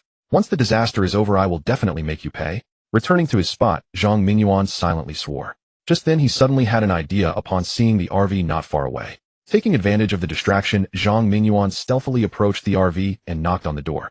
Su Chen, brother Su Chen. Inside the RV, Su Chen, having eaten and drunk, was just about to relax in the air conditioning and fall asleep when the sudden knocking at the door made him a bit disgruntled.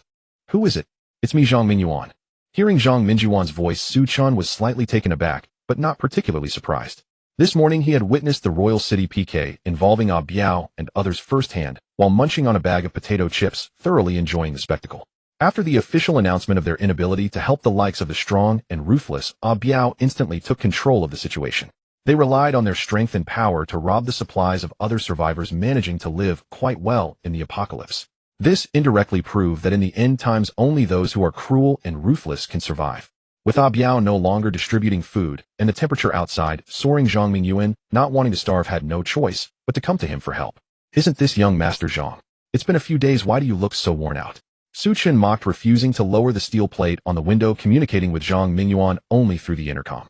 "Brother Su, you don't know how unreasonable that Biao is." Zhang Mingyuan, abandoning his previous disdainful attitude, became submissive. He poured out his grievances to Chen, detailing everything Biao had done. "All right, I don't have time to listen to your whining. What do you want?" "Well, I haven't had enough to eat for several days. Do you have any food here?" Zhang Mingyuan said cautiously.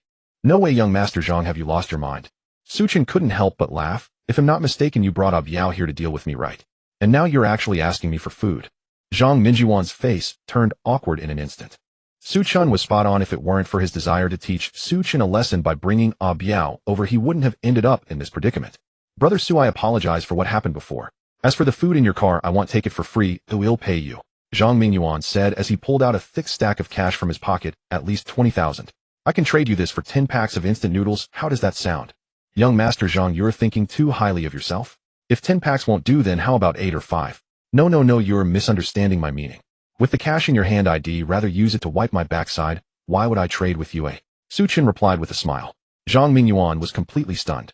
In normal times, the cash he held could buy a truckload of goods, enough for him to eat until he vomited. Yet at this moment, he couldn't even exchange it for a pack of instant noodles from Chen. What a bitter irony. But he still refused to leave. His stomach was growling, and the hunger was burning fiercely. Grinding his teeth, Zhang Mingyuan pleaded, "Brother Su, I own 15% of Mingyuan Group. If you agree to provide me with supplies for half a month, I can immediately sign over my shares to you." Mingyuan Group's total value is worth hundreds of billions. 15% of that is worth at least tens of billions. This is a substantial fortune. However, even so, Chen remained extremely firm. "Your proposal is great, but I refuse." Zhang Mingyuan immediately panicked. "Why are you rejecting it? This is tens of billions, aren't you tempted? Although this high temperature has lasted a long time, it will eventually pass. If you agree, once the heat is over, you will be free to enjoy your wealth." Inside the car, a hint of sarcasm appeared on Chen's lips. Not to mention whether the contract signed under such circumstances would be valid. Even if it were valid, Chen wouldn't agree. It's simple. In this apocalypse, these so-called riches are nothing but waste paper. In fact, as Chen said, he wouldn't even want to use it for wiping. If Chen hadn't crossed over and knew the disaster of the apocalypse wouldn't end, he might have agreed to the exchange because of Zhang Mingyuan's words. It's just a pity. He stretched lazily, too lazy to waste any more words with young Master Zhang, and pressed a switch inside the car. With the switch activated, the entire RV entered soundproof mode. No matter how noisy the outside world was, unless there was an emergency, and the system automatically alerted, the inside would remain extremely quiet. "Brother Su, Brother Su." Zhang Mingyuan called out a few more times, realizing that Chen had given him no response. He understood that Chen had rejected his request. "What a useless thing. Stupid loser. In normal times, a person like you wouldn't even be worthy of speaking to me." Helpless Zhang Mingyuan turned to leave, but inwardly cursed Chen. Just as he returned to his spot, he saw a friend approaching him. "Young Master Zhang. What's up?" Zhang Mingyuan asked wearily. In normal times, based on his family background, Zhang Mingyuan could still take care of these sycophants. But now it was the apocalypse, and he could barely take care of himself, let alone deal with Yang Zhen and others. That bastard Biao is too ruthless. Young Master Zhang treated him so well, yet he now turns his back on him. A young man named Yang Zhen said angrily. Although his words struck a chord with Zhang Mingyuan, they were of no use. "What's the point of saying this? Do you have any food?" "I'm starving to death," Zhang Mingyuan said impatiently. "Food? I don't have any of that." Yang Zhen shook his head and said seriously, "Right now we are all in a difficult situation, young Master Zhang. We need to find a way to unite." His words did remind Zhang Mingyuan. That's right. Without Biao's support, it would be extremely difficult for Zhang Mingyuan to survive in the current environment. He must unite with Yang Zhen and others and find a way to save himself. "Do you have any good ideas? If we want to survive, we must go out and search for supplies. How about young Master Zhang come over and team up with us?" "Sure." Zhang Mingyuan agreed without hesitation. He stood up and followed Yang Zhen to a corner. But to Zhang Mingyuan's surprise, besides Yang Zhen and a few sycophants, there were also Xiao Mei and Lu Linger. After Biao's fierce demeanor was revealed, the remaining survivors felt a surge of fear for their lives. In order to protect themselves, they hastily formed groups, creating teams of various sizes. These teams consisted of anywhere from 10 to 20 people at most, while the smallest had around 8 or 9. Xiao Mei, Lu Linger, and Yang Zhen wanted to join, but no one agreed. Despite the two women being stunningly beautiful and usually receiving attention from Min Yongjun, and the others came from affluent families boasting considerable wealth. However, this was utterly useless. At this moment of survival in the apocalypse, they were all frail and weak, unable to fend for themselves. Allowing them to join a team would only hold everyone back. Though there were others who were elderly, weak, or ill, they had families to care for them. Ultimately, Xiao Mei Lu Linger and Yang Zhun, who were shunned, ended up together. With Zhang Xiao's addition, our chances of survival must have greatly increased. Yang Zhun, unaware of the entanglements between Zhang Mingyuan, Lu Linger, and Xiao Mei, spoke cheerfully. So what exactly is your plan? Zhang Mingyuan asked, clearing his throat. We've heard from others that there's a convenience store about 2 to 3 kilometers from the Green Forest Hotel. They plan to leave the parking lot under the cover of night to search for supplies at the convenience store, Xiao Mei explained proactively. Despite Zhang Mingyuan having humiliated them earlier, they were now in the same boat, and there was no reason for anyone to disdain the other. That's indeed a good idea. Zhang Mingyuan's eyes lit up. Unlike hotels, convenience stores have goods that are more durable. Even under high temperatures, after such a long time, they wouldn't spoil. But we need to act quickly. After all, so many people are eyeing that convenience store, Yang Zhun said nervously. No matter how abundant the supplies at the store, they couldn't withstand the looting of several groups. Then once the temperature drops tonight, we'll prepare to set off. Zhang Mingyuan nodded. They ceased talking and returned to rest and conserve their strength. Meanwhile, over at Biao's side, after turning against everyone, he brought several subordinates to push the cars that had run out of fuel near the storage area for supplies. He used these cars to form a simple defensive barrier. Meanwhile, he and his brothers took shelter in the very center. Biao good. Biao was lying inside a car enjoying the air conditioning and dozing off when someone knocked on the car door. When gathering supplies earlier, Biao not only collected everyone's food and drinking water, but also gathered all the gasoline from the cars. Now in the entire underground venue, only his business vehicle was equipped with air conditioning. Biao opened his eyes with some impatience, realizing it was Manager Dang calling for him. He opened the car door and let Manager Dang in to enjoy the air conditioning. Manager Dang, is there something you need? Stepping from the sauna-like heat outside into the air-conditioned car, Manager Dang shivered and felt incredibly comfortable, nearly letting out a sigh of relief. It's like this, Biao goat. Manager Dang pointed at the crowd outside, explaining, I just got some news. Those people plan to go to the convenience store outside to search for supplies. Isn't that good news? What's wrong? Biao laughed dismissively. If they find food outside, they certainly won't hand it over willingly. Should we send someone to snatch food from them at the convenience store? Manager Dang said nervously. Why should we go out? Biao propped his legs up on the steering wheel, unhurried. Our food won't last much longer. Seeing Biao so relaxed, Manager Dang began to panic. When the high temperatures first hit, he had brought out a good amount of instant noodles, canned food, and other supplies from the hotel. But after so long, they had been nearly completely consumed. Based on estimates, at most they would run out of food in 3 days. This was also why Biao had turned against them upon realizing the officials were powerless. If we run out, we can just rob them. A cruel smile appeared on Biao's face. Manager Dang was taken aback, instantly understanding his meaning. In such terrifying heat, only by hiding underground could they have a sliver of survival.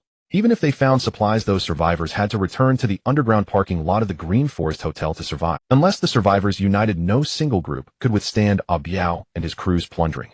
In other words, Biao regarded these survivors as mere livestock. Once they ran out of food, he would take action against them. Truly ruthless. Perhaps influenced by the air conditioning, cold sweat began to bead on Manager Dang's back. Time passed second by second. The sky quickly turned dark and the temperature dropped significantly. The spirits of everyone in the underground parking lot lifted.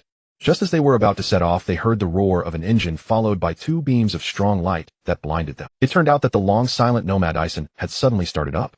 To the astonished gazes of everyone, Su Chun drove the NOMADISM out of the underground parking lot. Strange, what is that idiot planning to do? Zhang Mingyuan couldn't help but murmur. Forget about that, Zhang Xiao, we need to set off, Yang Zhun reminded. The surroundings were filled with rustling sounds as people began to move, heading out of the parking lot. By now, Su Chun had been holed up in the underground parking lot for over a week. He emerged not only to see the outside scenery, but also because the black water tank in the car was full and needed to be emptied. The black water tank contained all the wastewater. It usually needed to be manually removed and disposed of. Fortunately, Su Chun had Zhang Qi help modify it, so that pressing a button could release and flush it. After all, in the apocalypse, no one cares about public hygiene, let alone wastewater disposal. Su Chun pressed the button, waiting for the black water tank to flush. Meanwhile, he leaned back, enjoying the view outside. The weather was splendid tonight with clear skies. Thanks to the bright moonlight, he could clearly see his surroundings. After several days of scorching heat, most plants had withered, leaving only a few heat-resistant ones standing tall. The world was enveloped in silence, and the chirping of insects and singing of birds had vanished. Just as the black water tank finished flushing, Su Chun was about to head back, when he suddenly saw one shadow after another emerging from the underground parking lot's exit. They did not pause for a moment, quickly making their way into the distance. Chen was slightly taken aback, but soon understood what these people were up to. A Biao had monopolized the supplies, refusing to distribute food to the people. In order to survive, these people had no choice but to venture out under the cover of night to search for supplies. They just didn't know how many among them would find resources and return alive. Chen shook his head, watching as the black water tank was fully drained, and then restarted the NOMADISM, returning to the underground parking lot. As everyone in the underground parking lot set off, Zhang Mingyuan, Yang Zhen, and others quickly followed. However, in the other teams, those responsible for the supply search were all strong adults. Unlike Zhang Mingyuan's team, which consisted of either young masters indulging in wine and pleasure or girls who were utterly weak. As a result, not long after leaving the underground parking lot, Zhang Mingyuan and his group were left far behind. To avoid getting lost, and to scavenge as much as possible, they had to quicken their pace. Although the sun had set, and there was no direct sunlight, it was still much more bearable compared to the daytime. However, after a whole day of exposure, the surface temperature was still alarmingly high. It felt as if balls of fire were rolling in the air, making one dizzy from the heat. Huff, huff. Zhang Mingyuan gasped, feeling his heart racing and his steps becoming heavy, drenched in sweat, as if he had just crawled out of a swimming pool. He couldn't help but feel a bit regretful, wishing he had just stayed in the underground parking lot. But now there was no turning back. Zhang Mingyuan could only brace himself and keep moving forward. Yang Zhen, Xiao Mei, Lu Linger, and others weren't faring any better than him. They were all drenched in sweat with faces that looked quite pale. Fortunately, the convenience store wasn't too far from the underground parking lot. After persevering for a while, Zhang Mingyuan and his group saw others hurrying back with bags in tow. They merely glanced at Zhang Mingyuan's group without any intention of stopping. But Zhang Mingyuan and the others felt a surge of spirit and quickened their pace. Before long, they finally spotted the convenience store Yang Zhen had mentioned around a street corner. By then, most of the earlier survivors had already cleaned it out and were preparing to head back with their spoils. The moment they rushed into the convenience store, they were taken aback. Utilizing the bright moonlight outside, Zhang Mingyuan and his group could clearly see the store in disarray. Every shelf that had stocked daily necessities was nearly empty, not a single item left behind. Unwilling to accept their fate, the group endured the stifling heat and searched the convenience store for quite a while before finally finding a few packages of instant noodles, some sausages, and a few bottles of drinks left behind by others. Damn it, what's the difference between this and running a wild goose chase? Zhang Mingyuan exclaimed, somewhat exasperated. Those people ahead acted like bandits, showing no sense of morality at all. At least they could have left some supplies behind. With so little here, it wouldn't even fill a gap in our teeth. It's better than nothing, young Master Zhang. Let's hurry back. Yang Zhen stuffed the supplies into his backpack. In this scorching heat, every second spent felt like endless torment. The group headed back along the path they came. However, halfway through, they suddenly heard a thud as a young man in the team collapsed to the ground. Li Lun, are you alright? Yang Zhen was startled and hurriedly turned around to help him up. He saw Li Luan's eyes tightly shut, his lips pale, and his breath faint. Li Luan came from a well-off family and had been pampered. After not eating enough for days, his body had become extremely weak. Tonight, enduring such high temperatures and traveling such a long distance, it was normal for his body to give out. Water, I want to drink water. Hearing Li Luan's mumbling, Yang Zhen quickly took off his backpack, intending to get him something to drink. But at that moment, Zhang Mingyuan suddenly pressed down on his hand and shook his head. Young Master Zhang, what are you doing? Yang Zhen asked, somewhat puzzled. His condition is so serious that even if you give him water without medicine, he won't survive. Zhang Mingyuan glanced coldly at Li Lun on the ground and said, rather than waste the water, it's better to save it for ourselves. Young Master Zhang, he is our friend. Yang Zhen was taken aback and hurriedly tried to persuade him. Friend? Zhang Mingyuan sneered and released his grip, saying, fine, if you really consider him a friend, then you can carry him back yourself. This? Yang Zhen showed a hesitant expression. Although he hadn't collapsed, his physical condition was hardly better than Li Luan's. If he were to carry Li Luan back alone, he would probably collapse as well. But when Yang Zhen looked at the others, they all turned their heads away, avoiding eye contact. The implication was simple: if you want to save Li Luan, you'll have to do it yourself. In the face of the threat of death in the apocalypse, people are inherently selfish. Zhang Mingyuan, Xiao Mei, Lu Linger, and the others might not actively harm Li Luan, but asking them to risk their lives to save him was simply impossible. Seeing Yang Zhen still hesitating, Zhang Mingyuan didn't waste any time, directly picking up his backpack and heading toward the underground parking lot. The others followed closely behind, not even glancing at Li Luan. Yang Zhen hesitated for a moment, then sighed and left Li Luan behind. When Zhang Mingyuan and his group returned to the underground parking lot, they began to divide the spoils. However, the food and drinking water each person received were barely enough for 3 days' worth. This was still after deducting what should have been Li Luan's share. Although everyone was reluctant, they had no other choice. After dividing the spoils, they could only return to their respective spots and cautiously eat their food. Even though the instant noodles were extremely coarse and hard to swallow after a whole day of hunger, whether it was the well-off Zhang Mingyuan or the pampered Xiao Mei and Lu Linger, they all ate as if it were the best food in the world. Yet even so, a pack of instant noodles and a sausage couldn't fully alleviate their hunger. They didn't dare to finish the remaining food just to survive. Linger, what do you think that bastard Su Chen is doing in his RV right now, eh? Xiao Mei leaned against the wall, sipping mineral water, her gaze towards the NOMADISM, filled with greed and jealousy. I don't know, but he's definitely living better than us. Lu Linger shook her head, feeling somewhat numb with regret at this moment. No, if there's no way out soon, I'm going to find Su Chen. Xiao Mei suddenly made up her mind, speaking earnestly. Will it be useful to look for him? Lu Linger thought Xiao Mei was a bit slow-witted. I had a relationship with Su Chen, but he wouldn't help me. Oh, why would he help you? What if I offer my body to exchange with him? What? Are you? Hearing what Xiao Mei had said, Lu Linger couldn't help but widen her eyes. Although Xiao Mei was somewhat materialistic, surely she wouldn't sell her body just for a bit of food. I would rather exchange my body for food than starve to death. Xiao Mei scoffed. Linger, I remember you said that Su Chen is still a virgin, right? Well, yes, when we were dating there wasn't any further intimacy. Lu Linger said, her delicate face slightly flushed as she explained. That's good. With my charm, I don't believe I can't win him over. Xiao Mei smiled confidently, as if everything was under her control. Yet for some reason Lu Linger felt a strange discomfort in her heart. She wasn't sure if it was because she was worried about Su Chen being toyed with by Xiao Mei, or if she was jealous that Xiao Mei could trade her body for food. In the underground parking lot, after a group of survivors found supplies at the convenience store, a rare calm settled in. Only Zhang Mingyuan and Yang Zhen's group were somewhat anxious, because the supplies they brought back from the convenience store were quickly depleted. Yang Zhen, do you know if there's another convenience store nearby? Zhang Mingyuan suppressed his burning hunger and looked at Yang Zhen. I don't know either, Zhang Xiao. If there were, the others would have already gone looking for it. Yang Zhen sighed wryly. Phoenix Mountain is a scenic spot, and those who come here are all travelers. Within a few kilometers there was only that one convenience store, and no second one. If it doesn't work, should we go get money and buy from others? If we could buy it, we would have gone by now, Yang Zhen sighed helplessly.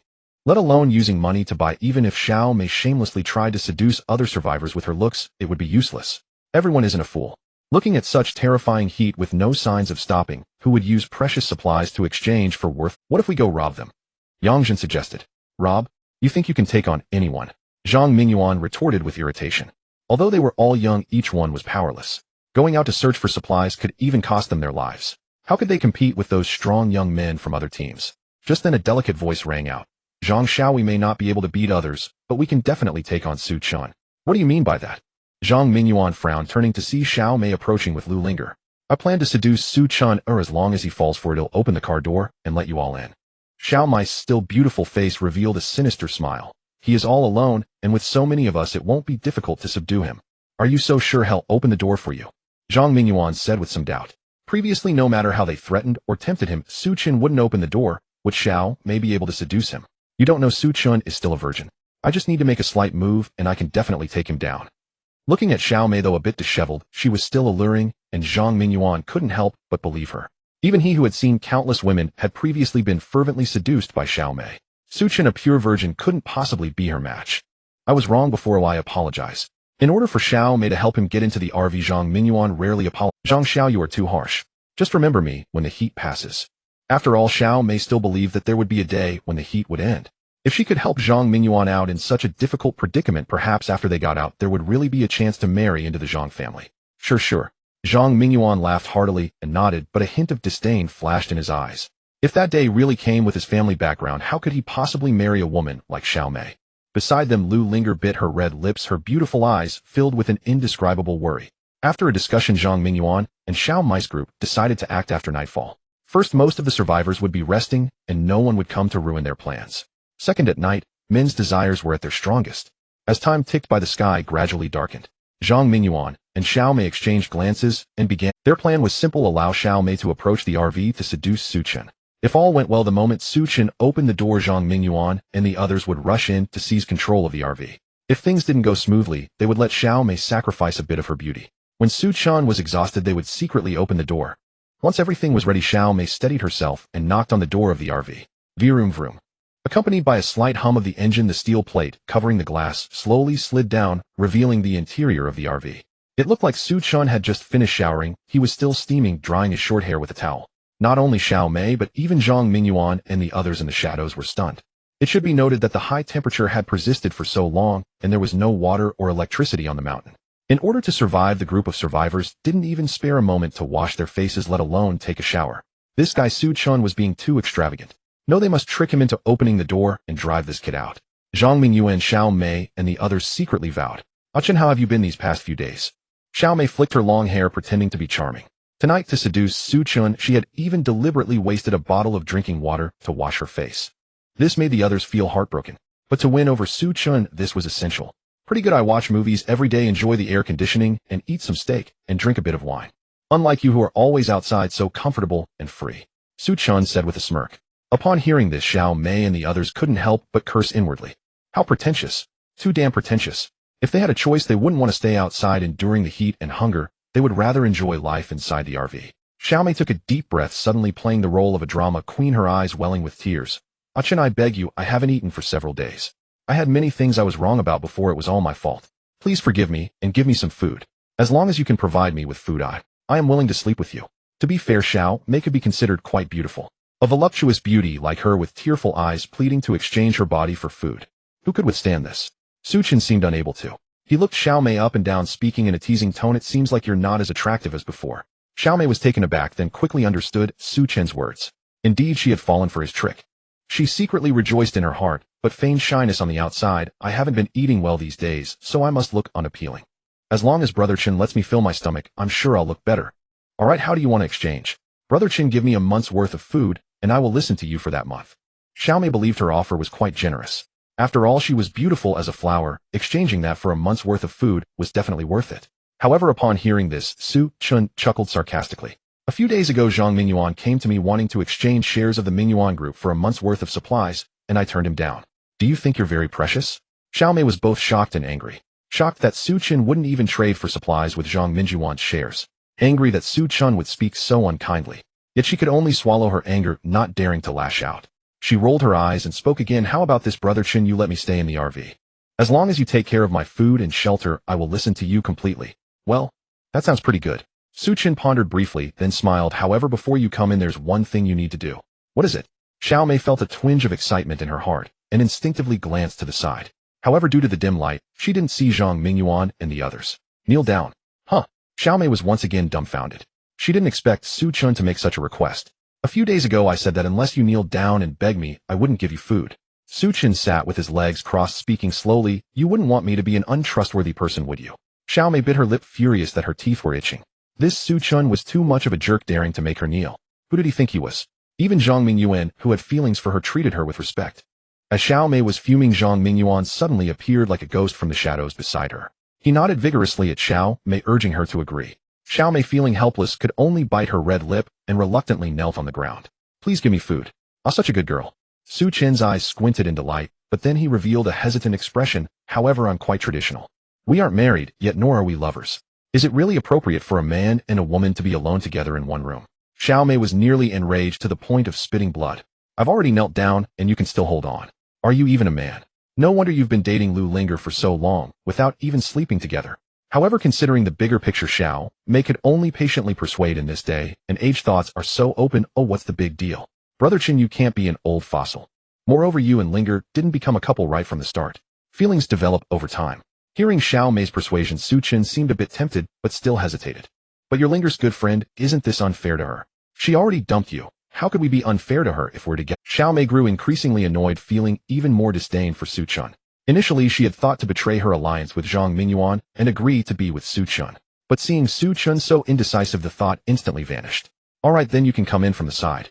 As Su Chen stood up, he raised the steel plate that covered the window while pressing a button. With a click, a door suddenly opened on the other side of the vehicle. Why not enter from the front door? Xiao Mei felt a bit puzzled, but she didn't have time to think about it, and quickly ran towards. Seeing this, Zhang Mingyuan felt a thrill of joy and also moved towards that side. Only Lu Linger frowned slightly, starting to worry about Su Chen. Just as Zhang Mingyuan and the others prepared to rush in, Xiao Mei entered, and the door behind her closed again. The few of them were startled and quickly pulled back. Damn it, this Su Chen is really cunning, Zhang Mingyuan said angrily. In this situation, he will definitely be cautious. Yang Zhen comforted. It's fine, Zhang Xiao.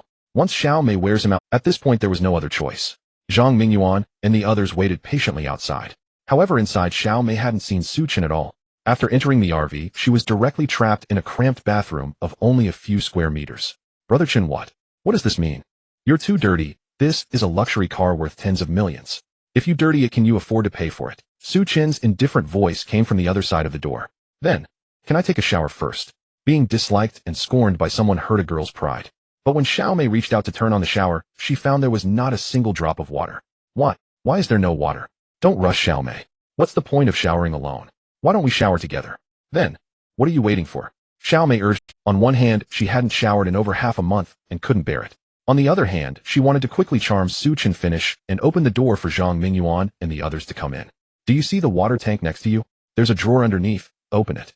Following Su Chen's instructions, Xiao Mei opened the drawer and found a pair of handcuffs inside.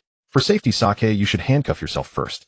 Xiao Mei felt a bit speechless, but could only follow Su Chen's instructions and cuff herself. Brother Chen, hurry up. With a soft thud, the bathroom door creaked open.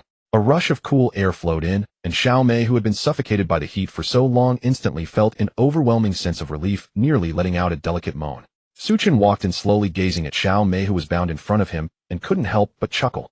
Xiao Mei, you really are obedient. Of course. As long as you, Brother Chen, take care of my food and lodging, I'll listen to you about everything. Everything is only a matter of 0 times, or countless times. After calling out, Xiao Mei felt no psychological burden when she called out again. Really? Then can you call out a couple more times for me to hear? Su Chen replied with a half smile. What do you take me for? It's like a toad sleeping with a frog, flaunting what you have. Xiao Mei was furious, but recalling her plan with Zhang Mingyuan, she could only swallow her anger and put on a flattering expression. So obedient. Su Chen reached out and patted Xiao Mei's head. Let's get started soon. Xiao Mei urged him. She just wanted to quickly take Su Chen down and finish so she could let Zhang Mingyuan and the others in. Start doing what? Of course, to do something enjoyable. Xiao Mei was taken aback. Wait, Xiao Mei, do you really think I would sleep with you? Su Chen suddenly burst into laughter, his smile filled with sarcasm. What do you mean by that? A sense of ominous premonition suddenly arose in Xiao Mei's heart. To tell you the truth, I never intended to sleep with you, nor did I plan to exchange food with you. Su Chen crossed his arms, a cold smirk on his face. What, you? Are you even a man? Xiao Mei could hardly believe her ears. She had presented herself, so willingly cooperating in every way with Su Chen, yet he had no intention of sleeping with her. I already said I am definitely a man. I'm just not interested in a green tea bitch like you, a gold digger. Su Chen looked down at Xiao Mei's eyes full of disdain. To be honest, I knew the apocalypse was coming from the very beginning, so I hoarded a lot of supplies. But I just don't intend to give any to you. Are you angry? As Su Chen spoke, he stepped aside to reveal the interior of the RV. On the table and floor laid countless supplies he had prepared in advance. There was beef, lamb, mineral water, and 1982 Lafite, a wide variety of gourmet dishes available. Xiao Mei was nearly left wide-eyed. Although she had anticipated Su Chen hoarding supplies, she never expected him to have so much. You can't possibly think I actually like you, can you? No. Su Chen shook his finger, sneering dismissively. Do you really think I can't see through you? You are just a gold digger with a rotten personality. Your materialism and promiscuity have nothing to do with me. But what disgusts me is that you urged Linger to break up with me, then went off to find a rich second generation. We're both 1,000-year-old foxes. There's no need for me to play games with you. I'm telling you plainly, I called you to Phoenix Mountain to make you suffer a little when the apocalypse arrives. As Su Chen's ridicule hit home, Xiao Mei's face turned pale before flushing with anger. Her delicate body trembled slightly from the rage. Though she was materialistic and promiscuous, she always considered herself a good girl. How dare this loser Su Chen speak to her like this? You foul insect, you haven't even caught my eye, nor have I caught yours. What's so great about having some supplies? A scummy man like you will never find a girlfriend in your life. Xiao Mei yelled angrily, completely shedding her previous delicate demeanor. Slap. A crisp sound of a slap echoed as Xiao Mei's fair face instantly swelled up. Her beautiful eyes widened in disbelief that Su Chen actually dared to hit her. Though I don't like hitting women, for someone like you I feel it's necessary to teach you a lesson. Su Chen flexed his wrist, speaking. The once completely mad Xiao Mei, after receiving that slap, also regained her senses. Looking at Su Chen's indifferent expression, she thought of the person who was beaten to death by a biao and shivered. This was a lawless apocalyptic world. If Su Chen killed her, no one would stand up for her. You. Don't kill me. Xiao Mei's arms and legs were shackled, and she could only desperately shift her delicate body back, trying to distance herself from Su Chen. But the bathroom of the RV was only so big, and soon she was pressed against the door. Don't worry, I won't kill you. Killing you would only dirty my hands. Su Chen scoffed. In his past life, Xiao Mei had encouraged Lu Linger to break up with Su Chen, then deceived him into rescuing her and Lu Linger. And what was the result? Xiao Mei took all of Su Chen's supplies, treating him like a love-struck fool, nearly starving him to death. When the floods after the heat wave swept through the entire city, only 2 spots remained on the rescue boats. To survive, Xiao Mei even locked Su Chen in the room, causing him to nearly drown. The hatred Su Chen felt towards her was not something that could be easily erased. The apocalypse had only just begun. There were still floods, extreme cold, and zombies ahead. Killing Xiao Mei right now would be too easy on her. With that thought, Su Chen opened the door and kicked Xiao Mei out. Damn, it's been 20 minutes. How is this guy still not? Zhang Mingyuan, waiting outside, said impatiently. Due to his excessive indulgence in wine and women, he usually finished in 5 minutes, so he naturally thought Su Chen was dragging things out. Upon hearing this, Yang Zhen and the others had strange expressions. Lu Linger beside them looked quite complex. Su Chen wouldn't really be sleeping with Xiao Mei, right? Just as everyone was lost in their thoughts, the RV door suddenly swung open. Zhang Mingyuan's heart leaped with joy, ready to rush forward, but saw a figure tumble out, followed by the door slamming shut with a bang. What was going on? Everyone was stunned. When they regained their senses, they realized that the one who had fallen out was actually... But her appearance at this moment was indeed quite odd. She was even wearing handcuffs. Xiao Mei, what? What happened? Yang Zhen asked in shock. Young Master Zhang, Yang Zhen, you must stand up for me. Upon seeing Zhang Mingyuan and the others, Xiao Mei immediately began to cry in grievance. After learning about what had transpired inside the RV, everyone wore particularly strange expressions. With Xiao Mei dressed like this, could Su Chen really hold back? Lu Linger let out a sigh of relief, a heavy stone lifted off her heart. Just then a noise suddenly came from the side of NOMADISM. Baba, can we start now? Everyone perked up their ears, recognizing that it was Xiao Mei's voice. Who would have thought that Xiao Mei was so bold behind the scenes? Feeling the strange gazes from the crowd, Xiao Mei's face turned pale with anger, wishing she could tear Su Chen into pieces. That scoundrel Su Chen actually recorded her secretly and played it in public. This directly led to her public humiliation. Retreat. Zhang Mingyuan glanced at NOMADISM, his teeth itching with resentment, yet he felt helpless. Fortunately, although the plan failed, aside from Xiao Mei losing face, there were no significant losses. Watching the surveillance as Zhang Mingyuan and his group left, Su Chen in the RV revealed a cold smile. Undeniably, even in such a harsh environment, after persisting for so long, Xiao Mei's stunning beauty could not be hidden. But sadly, Zhang Wuji's mother once said the more beautiful a woman, the more deceitful she can be. Especially someone like Xiao Mei, a femme fatale. If Su Chen were to sleep with her and keep her by his side, he would likely repeat the mistakes of his past life. But shouldn't he consider addressing his physical needs? Although staying in NOMADISM meant he had no worries about food and drink, there were also pre-downloaded video games and various movies and TV shows for entertainment. However, he had been neglecting his second brother recently. Just as Su Chen was indulging in his desires, someone gently knocked on the car door. This time he was not surprised, as if he had expected it. When Su Chen rolled down the window, standing outside was none other than his ex-girlfriend Lu Linger. Aiken, are you okay? Lu Linger hesitated and asked softly. What's wrong with me? Su Chen scoffed. Xiao Mei is just a weak woman after all. How could she eat me? Now that I see you're fine, I can relax. Lu Linger appeared hesitant, but in the end she said nothing and turned to leave. Wait. Su Chen suddenly called out to her, saying calmly, this time Xiao Mei and the others plotted against me, and you're warned. I am a person who distinguishes between gratitude and resentment. Here, these are some food and water, enough for you for a few days. Su Chen opened a small hole in the car door and handed out a bag filled with food and water. Indeed, when Xiao Mei and the others decided to act against Su Chen, perhaps because of her feelings for him or wanting to please him, Lu Linger secretly approached the RV and informed Su Chen of Zhang Mingyuan's plan. Even though he already knew Xiao Mei's nature, Su Chen would not be fooled. After careful consideration, he still decided to give Lu Linger some supplies. First, after all, they had a few years of relationship. Lu Linger's transformation into her current state, while due to her own character flaws, was also influenced by Xiao Mei. Her proactive report of Xiao Mei and Zhang Mingyuan indicated that she was still worth saving. Second, Su Chen intended to develop Lu Linger as an insider. After all, he spent every day in the car unaware of the situation of other survivors. If Zhang Mingyuan, a Biao, or others had any schemes, having Lu Linger as support would allow him to adapt accordingly. In addition, Su Chen had a personal desire to find a warm home for his second brother. Of course, this depended on future developments. Looking at the food and water before her, Lu Linger could hardly believe her eyes. She hurriedly took the bag, opened the bread inside, and immediately devoured it. As the soft bread slid down her throat into her stomach, Lu Linger was nearly brought to tears. After all, in recent times the most she had eaten was instant noodles. She hadn't had bread, which has a short shelf life and cannot be stored in high temperatures for a long time. Aiken, thank you. After eating several pieces of bread, Lu Linger came to her senses and hurriedly thanked Su Chen. Don't thank me, I actually have something for you to do. Su Chen then handed her a small walkie-talkie and instructed, from now on, if anyone else makes any moves, report to me in a timely manner, understood? His tone was calm, but it carried an undeniable authority. Lu Linger felt no rebellious thoughts and obediently accepted it, nodding, okay, I will do everything as you say. Looking at this girl who had become exceptionally obedient, Su Chen couldn't help but feel a surge of emotions. Back in the days when they were together, Lu Linger had been spoiled by him to the point of developing a princess syndrome. Little did he know time had changed and their statuses had flipped. After satisfying her hunger and thirst, Lu Linger quietly returned to her position. Just as she hid the supplies and the walkie-talkie she had taken from Su Chen, Xiao Mei suddenly turned over beside her. The handcuffs and shackles inside Su Chen's car were conveniently taken from Walmart. As for why Walmart had such things, Su Chen claimed he didn't know. Fortunately, these were used for cultivation and their quality was not very sturdy. Zhang Mingyuan and Yang Zhen found tools and successfully helped Xiao Mei break free. However, after all this fuss, the few people who originally had no food were even more faint from hunger. Linger, where have you been? Xiao Mei asked drowsily. I just went to the restroom. Lu Linger quickly fabricated an excuse. Xiao Mei didn't think much of it and fell back asleep.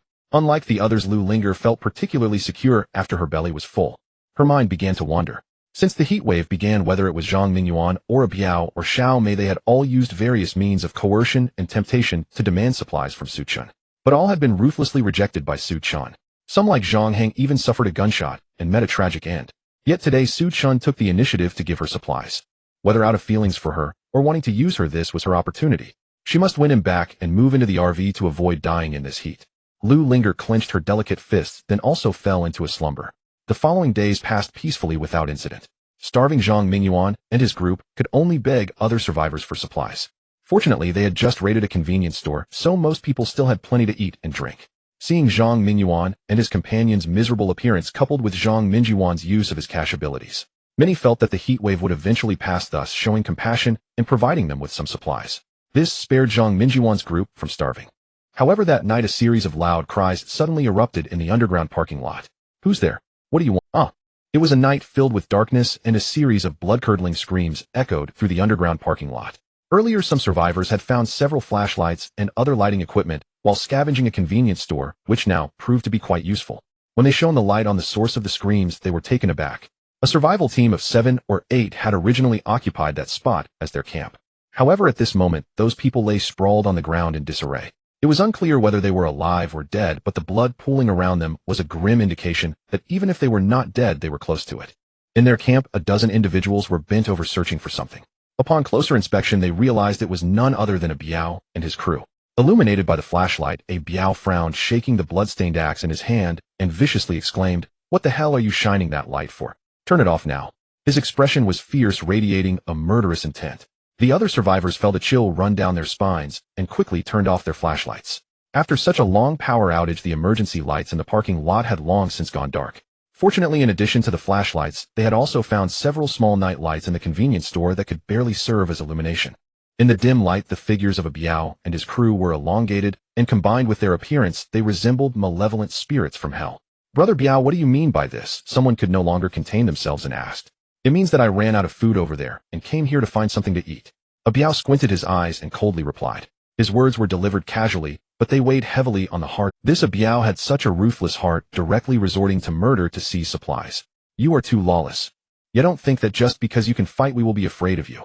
Better to die fighting than to live in fear." Someone started the uproar, and soon others joined in, their voices filled with anger towards a Biao.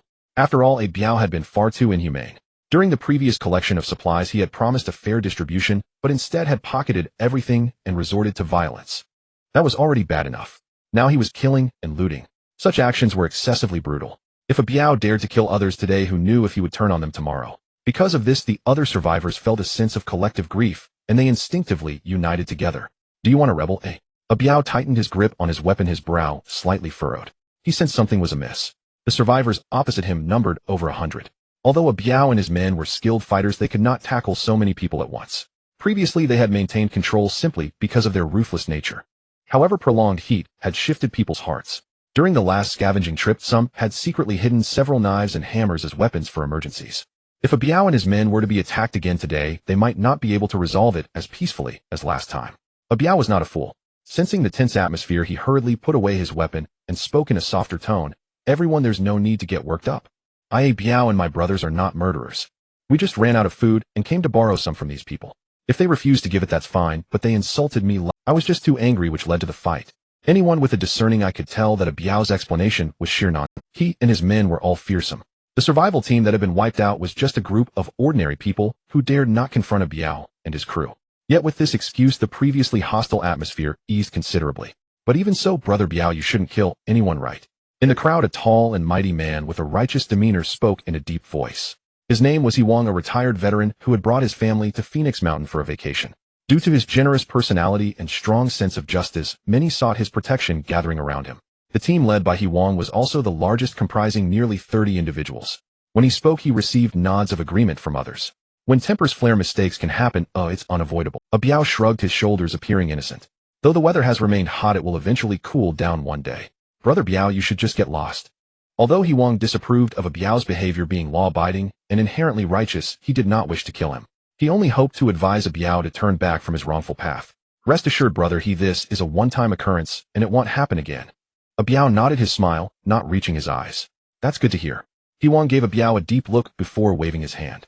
The other survivors returned to their positions, continuing to, yet they unconsciously surrounded their camp around He Wang. Biao gazed at He Wang's position, a murderous glint flickering in his eyes. Brother Biao. At that moment, Manager Deng approached. Having mingled with Biao for so long, he was now effectively the second-in-command of the team. So how much supplies did you find? Biao asked in a low voice.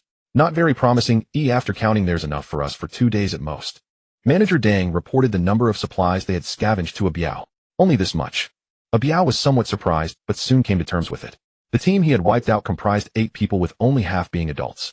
Naturally, the survival supplies they had after putting in so much effort to gather just 2 days' worth of supplies, Biao felt somewhat disappointed. It seems we need to think of more ways.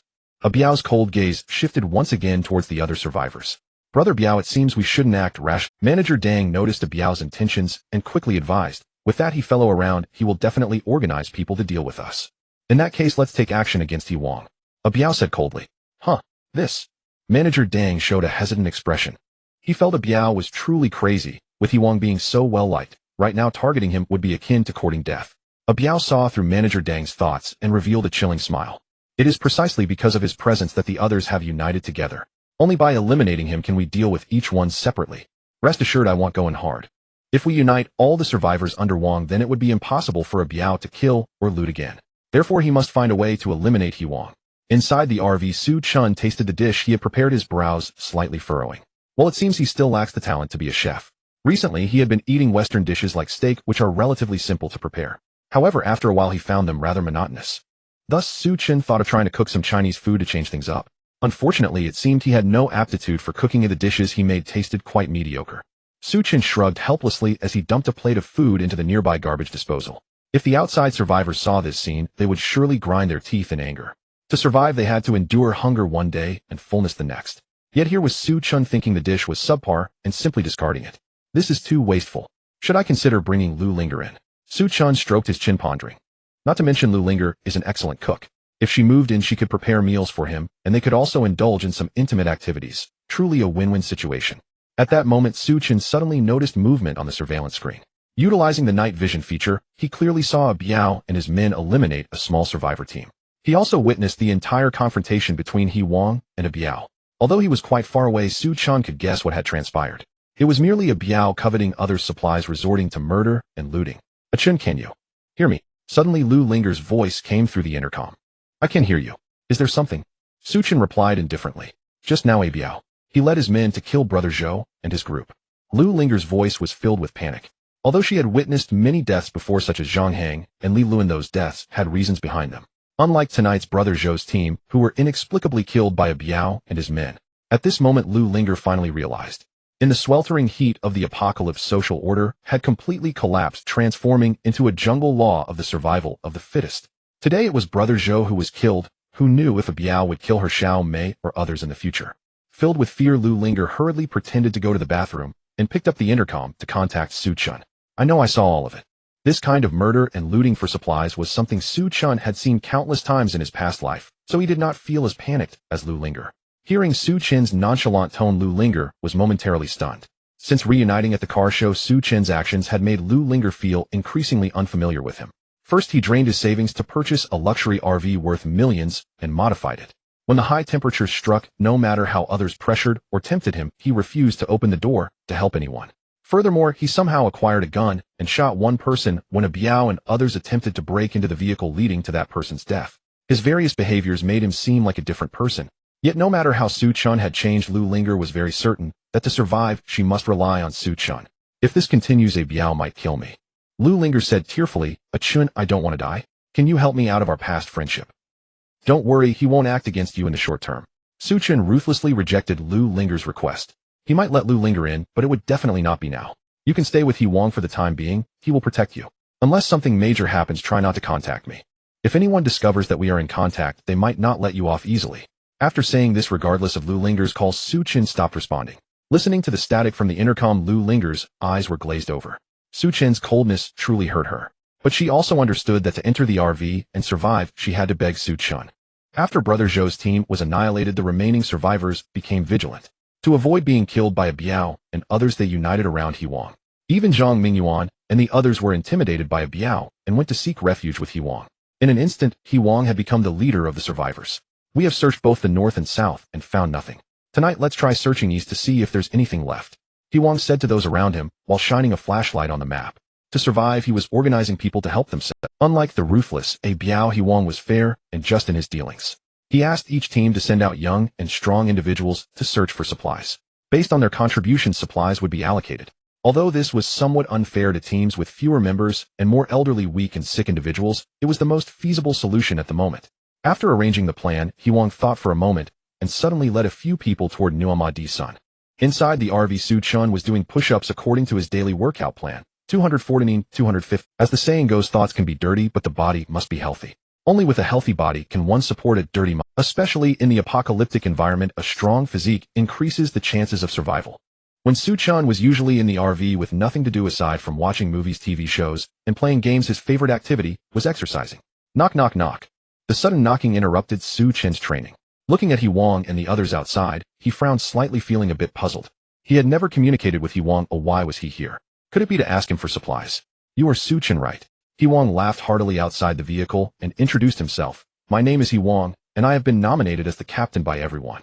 Given the current difficult situation, we should unite and get through this together. Although He Wang's words and demeanor indicated he was honest and warm-hearted, as the saying goes, you can know someone's face, but not their heart. Especially in an apocalyptic environment, many kind-hearted people could gradually turn dark. Therefore, Su Chen did not trust He Wang, nor did he need to. I'm not interested, I'm afraid. Su Chen declined He Wang outright. He Wang had not expected such bluntness and paused momentarily, stunned, before urging gently, Brother Su, even if your motorhome is well-stocked, how long can those supplies truly last? In He Wang's view, though the NOMADISM was massive and capacious, its resources were finite, inevitably destined to run dry. When that day came, Su Chen would have no choice but to abandon it. He had already killed Zhang Hang, and thus incurred a private vendetta with Ah Biao. Alone, without allies, he would inevitably become Ah Biao's next target. If Su Chen possessed any measure of foresight, he would unite with He Wang and the others. What He Wang could not know, however, was that Su Chen's NOMADISM harbored a near-miraculous spatial storage compartment, a reality-defying advantage. Inside it lay provisions sufficient not only for Su Chen alone, but for 30 or 50 more people, enough to last a century. That's hardly your concern. Su Chen replied coolly, then pressed the button again, raising the steel shutter. He Wang and his companions stood momentarily dumbfounded. The man was astonishingly aloof. Just as the shutter rose halfway, Su Chen paused, as if recalling something, and spoke with quiet detachment. By the way, allow me to offer one sincere warning. Ah Biao is ruthless. He may very well come after you. Noted. That's hardly your concern either. Stung by the rebuff, He Wang retorted stiffly. Su Chen merely shook his head and sealed the shutter shut. He had spoken out of genuine regard. He Wang struck him as upright, and he wished to warn him against Ah Biao.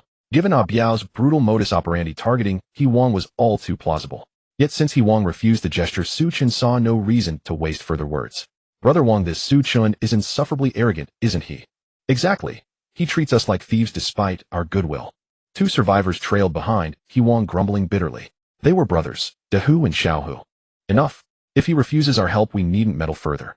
He Wang shook his head and led the group back to their original position, dismissing Su Chen from his thoughts and focusing instead on tonight's supply-gathering mission. Time slipped away. Night fell once more. Though displeased with Su Chen, He Wang did not lower his guard against Ah Biao. For safety's sake, and to prevent Ah Biao from launching a surprise raid while they scoured the city, He Wang refrained from deploying all able-bodied men. He sent only a contingent forth, remaining behind himself with the rest to safeguard the camp's elderly, infirm, and children. Once the team departed, he settled into stillness, eyes closed in quiet repose. But scarcely had silence settled when urgent footsteps echoed from the darkness. Who goes there? Dehu and Xiaohu on watch snapped sharply. It's me. Something's wrong. A panicked voice cried out.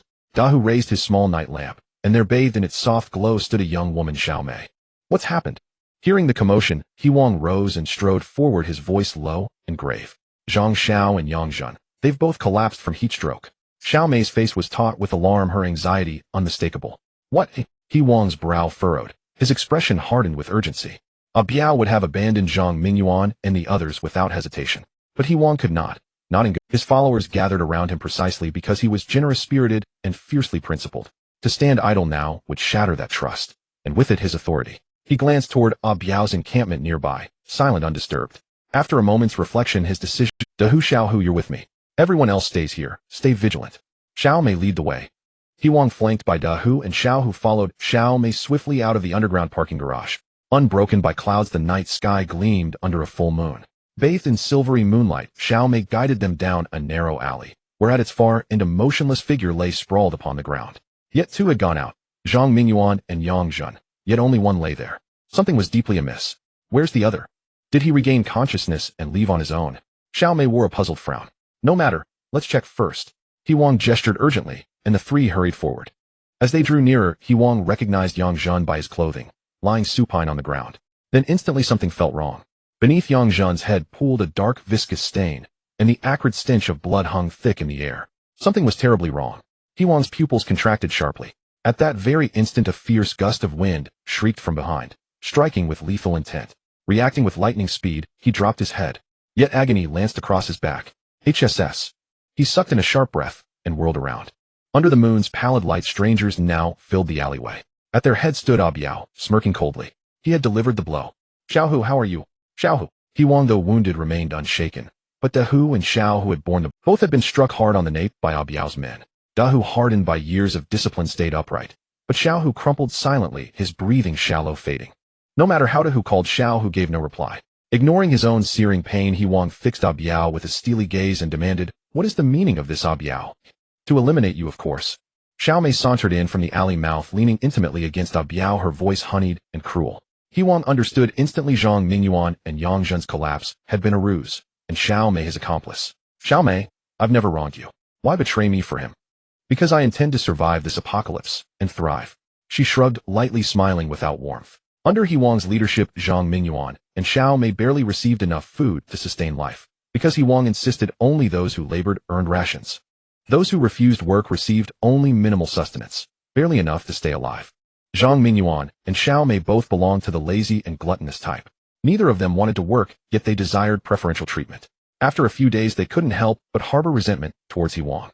At this moment, Biao intentionally targeted Huang and approached the two of them. They quickly struck an agreement and devised a plan for tonight. In order to prove his loyalty to Biao, Zhang Mingyuan resolutely eliminated Yang Zhen as a trap. Yang Zhen had kindly accepted Zhang Mingyuan into the team, only to unwittingly let the wolf into the house, which was truly pitiful. Huang glared at Zhang Mingyuan, and Xiao Mei, his eyes nearly spitting fire. These two ingrates whom he had cared for actually colluded with Biao to plot his demise here. However, despite his anger, the pressing issue was how to escape. Biao seemed to have sensed Huang's thoughts, and sneered, "Brothers, be careful, don't let him escape." With a wave of his hand, his subordinates lunged towards Huang in unison. Only two people, Big Tiger and Little Tiger, were beside Huang, and Little Tiger was unconscious on the ground, unaware of his fate. Without weapons, Huang quickly found himself at a disadvantage. Fortunately, after retiring, he had not neglected his training. Relying on his strong physique, Huang withstood the onslaught. At that moment, one of Biao's subordinates suddenly raised his weapon and swung it fiercely at the unconscious Little Tiger lying on the ground. With a dull thud, Little Tiger made no sound, yet blood and flesh splattered everywhere. "Little Tiger." Big Tiger's eyes widened with rage. In his fury, he single-handedly withstood the attacks of 3 or 4 men, brutally crashing them against the wall. No matter how fiercely they struck him with their weapons, he remained unyielding. "Wang Gu, you must hurry and escape." Huang was not a stubborn person. Seeing that Big Tiger had bought him some space, he reluctantly glanced at Big Tiger before swiftly fleeing. This sudden turn of events happened far too quickly. By the time Biao reacted, Huang had already vanished into the night. Damn it, what a waste.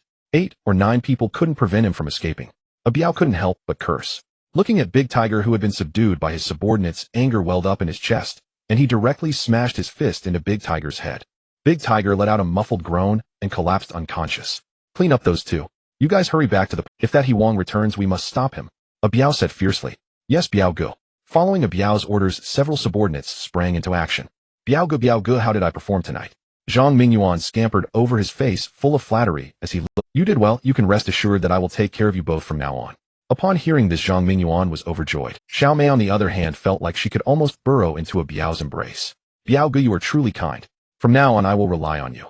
As long as you listen to me, there will be no problem." Whether it was due to the soft body of Xiao Mei in his arms or the heat of the weather, Biao couldn't help but feel parched. If it weren't for the inopportune timing, he would have loved to take advantage of Xiao Mei right then and there. "Biao Gu, you must help me teach Su Chen a good lesson." Mentioning Su Chen made Xiao Mei's once charming face twist with hatred. Her tone was filled with resentment. That night she had shown a despicable side of herself to seduce Su Chen. As a result, Su Chen not only saw through her, but also humiliated her thoroughly, which filled her with deep-seated hatred. Although Xiao Mei harbored ill intentions, was Su Chen truly in the wrong? The reason she lowered her dignity and resorted to selling her beauty to rely on a Biao was not just to cling to him for survival in this harsh world, but also to seek revenge on Su Chen. As long as I have the chance, I will make him pay. A glimmer of murderous intent flashed in a Biao's eyes. His subordinate Zhang Hang had died because of Su Chen. If it weren't for being unable to break into NOMADISM, he would have already dealt with Su Chen. After a while, several subordinates reported that He Wang had not escaped back to the underground parking lot. Not back. A Biao stroked his chin, his expression somewhat puzzled. On such a hot day, the underground parking lot was the only place slightly cooler. If He Wang didn't return, where could he go? Biao Ge need not worry. That kid, He Wang, has been severely injured. Even if he doesn't die without food or medicine, how long can he hold out? He'll probably be dead by tomorrow when the sun comes up, Zhang Mingyuan said with a grin. A Biao thought what he said made sense, and nodded. Let's go, we'll head back together. The group left the alley and made their way back to the underground parking lot. Only a few patches of blood on the ground testified to what had just transpired. The disappearance of He Wang, Big Tiger, and Little Tiger did not immediately cause an uproar. After all, those who had gone to search for supplies were exhausted and weary upon returning. It wasn't until the following morning, still without a sight of He Wang, that the survivors began to sense that something was amiss. Where is Wang Ge? I don't know. When we came back last night, we didn't see Wang Ge. Oh, I heard that girl named Xiao Mei said someone encountered danger and called Wang Ge out. After clarifying the situation, the crowd hurried to search for Xiao Mei. But to their surprise, they found no trace of Xiao Mei in the camp. Are you looking for He Wang? No need to search. He's probably dead by now. At that moment, a delicate voice rang out. Everyone focused their gaze and saw Xiao Mei coming from a distance. To their shock, she was nestled in a Biao's embrace, her face filled with a mocking expression. You colluded with a Biao to kill Wang Ge. Some quick-witted survivors instantly understood the situation upon witnessing this. What do you mean colluded with Biao Ge? It was He Wang who was ungrateful and unaware of his own mortality. Xiao Mei scoffed. Only with Biao Ge's protection can we survive. Daring to oppose Biao Ge is a certain death. Hearing her words, the survivors were instantly enraged. You traitor! Wang Ge treated you so well, yet you betrayed him. You will meet a bad end. Although the crowd was furious at Xiao Mei for colluding with a Biao and causing He Wang's death, they could only curse her without daring to act. Without He Wang leading them, faced with the fierce and ruthless A Biao and his men, they could only muster a few curses with none daring to take action. Useless. A Biao shot them a sidelong glance, holding Xiao Mei as he turned to leave.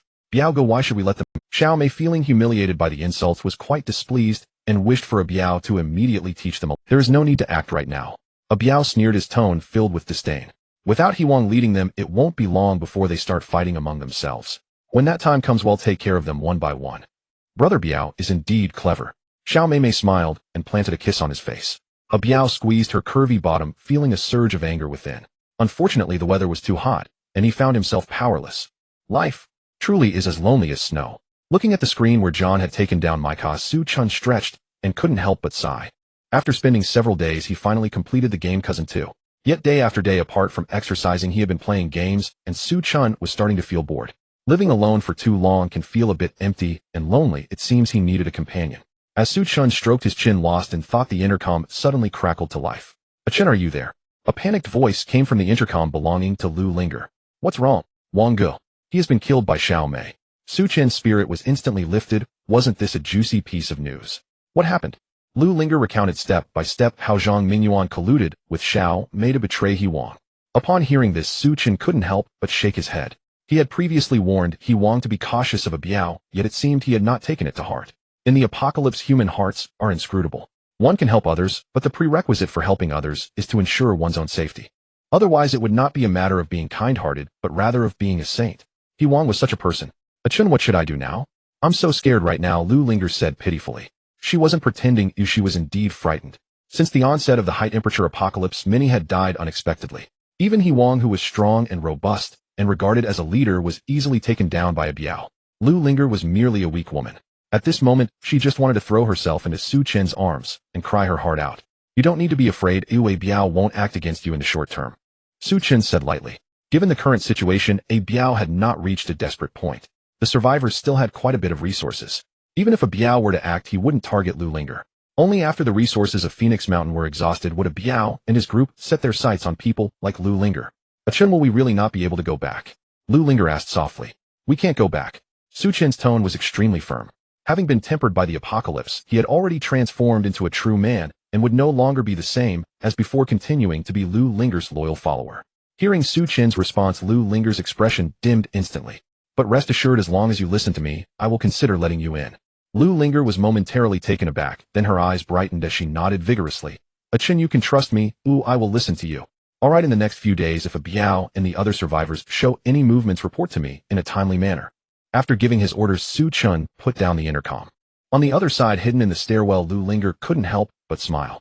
Although she could tell from Su Chen's attitude that he indeed no longer had feelings for her, she still felt confident. As long as she could get into NOMADISM and return to Su Chen's side, she was sure she could win it. Lu Linger carefully hid the intercom, filled her stomach with the food Su Chen had given her earlier, and then left. However, before she could return to her position, she saw a figure hurrying towards her. Thank goodness I finally found you, Linger. Dr. Wang, is there something wrong? Lu Linger looked at the other party, her brows slightly furrowed. Yang Zhen and He Wang had been harmed. Xiao Mei had sided with the Biao, and Zhang Mingyuan was unreliable. In this situation, Lu Linger was indeed isolated and helpless. Fortunately, at this moment, Dr. Wang Yi among the survivors extended an olive branch to her. Due to the lack of protection from Su Chen, Lu Linger did not hesitate and chose to join Wang Yi's team. But shortly after joining, she began to feel regret. It wasn't that Wang Yi treated her poorly, but rather his attitude was too good. Not only did he inquire about her well-being every day, but he also shared his limited supplies with her. The worst part was that even when Lu Linger went to the bathroom, he insisted on standing outside. He was simply being overly eager. Lu Linger had never been fond of such sycophants. Let alone now, when she wanted to win back Su Chen. It's been a long time since I saw you. I thought something happened to you.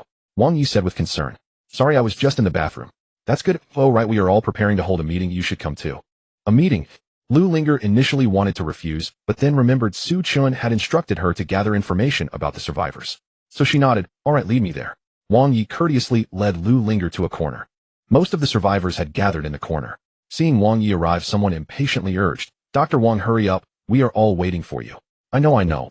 Wang Yi waved his hand, pulled over a mat, and beckoned Lu Linger to sit down.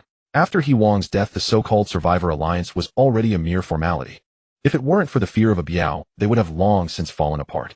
Recently, they had been holding meetings frequently to discuss how to deal with a Biao. I have said it before, there are only about 20 of a Biao's men. We outnumber them, and if we all attack together, we can definitely take them down easily. Someone complained discontentedly. Alright, you go first, and we will follow. Another immediately retorted. Upon hearing this, the first person fell silent. They all knew a Biao was ruthless and very capable of fighting. Whoever led the charge would most likely be risked. Just as it seemed today's discussion would end in vain, someone suddenly spoke up. I happen to know a way to easily take. As soon as these words were spoken, everyone turned their gaze towards the speaker. It was none other than Zhang Mingyuan. After He Wang was harmed a few days ago, Zhang Mingyuan had returned to the camp claiming he too was harmed by Xiao Mei and had nearly lost his life. No one doubted his claim. What do you have in mind? Wang Yi urged him to explain. No matter how good a Biao is at fighting, can he match a gun? Zhang Mingyuan said slowly. You're right, but who among us has a gun? Someone asked in confusion. Of course it's Su Chen. Zhang Mingyuan pointed towards the nearby NOMADISM with a cold smile, and said, don't forget Zhang Hang was shot by Su Chen and ultimately died. If we could get his gun, not just one Biao, even 10 Biaos would be dead. His words garnered agreement from many. After all, a gun is fast beyond 10 steps, and both fast and accurate within 10 steps. Yet someone raised a question. Will Su Chen lend it to us? Yeah, he won't even lend us supplies, nor let us into his RV. Do you think he would lend us a gun? Facing the crowd's doubts, Zhang Mingyuan smiled, and said, with so many of us asking him, would he really dare to watch us? Moreover, don't forget Zhang Hang died at his hands, and Biao has a deep-seated grudge against him. The enemy of my enemy is my friend. If he's smart, he should cooperate with us. However, Lu Linger nearby found this hard to believe. What are you thinking? With Su Chen's current personality, how could he possibly join forces with you, or even lend you a gun? But the other survivors were quite excited. What Zhang Xiao said is right. Let's go find Su Chen together. We must. If he refuses, we'll force him. With that, everyone stood up and walked towards NOMADISM. Watching their backs, a crafty smile appeared on Zhang Mingyuan's face. He looked around, and noticing no one was paying attention to him, quickly walked in the opposite direction. Bang bang bang. Leading a group of survivors, Wang Yi arrived at NOMADISM and knocked hard on the door. Su Chen, who was napping, was abruptly awakened and felt a bit annoyed. He glanced at the screen and let out a helpless, why do these people keep bothering him, like a persistent adhesive bandage? Su Chen Yan got up and went to the fridge, grabbed a bottle of cold Coke, and then lazily walked to the window, raising the steel plate. What is it? What do you need? Looking at Su Chen open the Coke and take a leisurely sip, the crowd couldn't help but, what a pleasure it is to have a sip of cold Coke on such a hot day. Su Chen, we came to see you because we have something important. Wang Yi struggled to pull his gaze away from the Coke and spoke up. What's so important? Su Chen casually asked while lowering the air conditioning temperature. That scoundrel Biao killed Wang Ge. He is simply inhuman. Wang Ye's teeth clenched in anger at the mention. So what? What does that have to do with me? He is ruthless. If this continues, he will kill us all. Wang Yi explained the plan that the group had discussed, saying we plan to take the initiative and eliminate him. Hearing this, Su Chen was somewhat surprised. He didn't expect these survivors to be so bold. But Biao and his subordinates are too strong. We are no match for them. Don't you have a gun? Can you lend it to us? We'll return it to you after we deal with Biao. After Wang Yi spoke, Su Chen nearly burst out laughing. So you're thinking of using my gun? Are you all crazy? You should know that in the apocalypse, if you lack supplies, you must have power. Otherwise, how can you survive? And a gun is undoubtedly the strongest form of power. Su Chen would have to be foolishly naive to believe Wang Yi and the others would actually return the gun. Dr. Wang, I see you're not good looking, but your thoughts are rather beautiful, Su Chen mocked. Hey, how can you talk like that? Wang Yi instantly got angry. We said we just want to borrow the gun. Just borrowing. What if you don't return it? Am I supposed to go out and ask you for it? Su Chen sneered. Wang Yi was momentarily speechless. Seeing this, the others nearby chimed in with, so many of us backing you, what's there to worry about? Exactly. It's just a broken gun. Su Chen, if you don't help us now, when Biao kills us, you won't be able to. That's right, can you really live in the RV for the rest of your life? Listening to the commotion outside, Su Chen couldn't help but chuckle. Not to mention whether he could really live in the RV forever. Even if Biao wanted to kill him, he would have to be able to break. Besides, although Biao is ruthless until now, apart from the first incident instigated by Zhang Mingyuan, he hasn't taken action against Su Chen. Su Chen was also quite principled. If others don't trouble me, I won't trouble them. If someone troubles me, I will definitely retaliate. Since Biao hasn't actively attacked him, why should he idle around and team up with Wang Yi to deal with Biao? Alright, do you have anything else? If not, I want to go back and sleep some more. Su Chen asked while yawning. Seeing him so indifferent, the group of survivors couldn't help but feel indignant. Su Chen, you are too selfish. Yeah, enjoying the air conditioning alone without caring about others' lives is one thing. You won't even lend us a gun. Are you just going to watch us get killed by Biao? Hearing this, Su Chen couldn't help but laugh and said, don't worry, I won't just watch, I'll keep my eyes closed. With that, he no longer paid attention to the crowd and directly raised the steel plate again. Watching the NOMADISM transform back into a steel fortress, the group was furious. Come on, brothers, let's turn over his vehicle together. Wang Yi shouted angrily. With his call, everyone moved in unison surrounding NOMADISM. Seeing this scene, Lu Linger's beautiful eyes filled with worry. Thankfully, her concern was somewhat unnecessary. NOMADISM was a massive vehicle weighing over 20 tons. How could these people lift it? No matter how hard they strained, they couldn't budge it an inch. Overestimating yourselves. Su Chen watched the scene outside on the screen, a hint of a sarcastic smile on his face as he pressed the red button on the control panel. When Zhangqi modified NOMADISM, Su Chen had specifically asked him to add some self-defense features. Pressing the red button would spray pepper spray around the vehicle. As the crowd outside was panting and exhausted, they suddenly heard a faint buzzing sound. They paused in confusion. They saw several small nozzles suddenly protruding from the roof of NOMADISM. Before they could react, a mist of water was sprayed out. Buzzing sounds echoed as countless water columns erupted in all directions, drenching the group of survivors surrounding the vehicle. What the? It hurts. My eyes. The chili spray prepared by Su Chen was no ordinary. It was an upgraded version based on police-grade chili spray. Not only was it more potent, but it also lasted longer. The survivors hit by the spray immediately began to cover their faces and scream. Damn it, Su Chen, you bastard, using chili spray. Are you even human? Despite the pain making it difficult to open their eyes, the group hurled insults at Su Chen. Oh, still daring to curse at me. A cold glint flashed in Su Chen's eyes as he coldly pressed the button again. Buzzing. The chili spray from the nozzle instantly intensified several times. The survivors dared not curse anymore, as chili spray was quite unbearable once it got into their mouths. They covered their faces and retreated from NOMADISM. Once they reached a safe spot, Wang Yi and others began to curse Su Chen frantically again. However, Su Chen was too lazy to pay them any mind. He stretched and went back to lie on the bed. After cursing for a while, the survivors saw there was no response and reluctantly returned to the camp.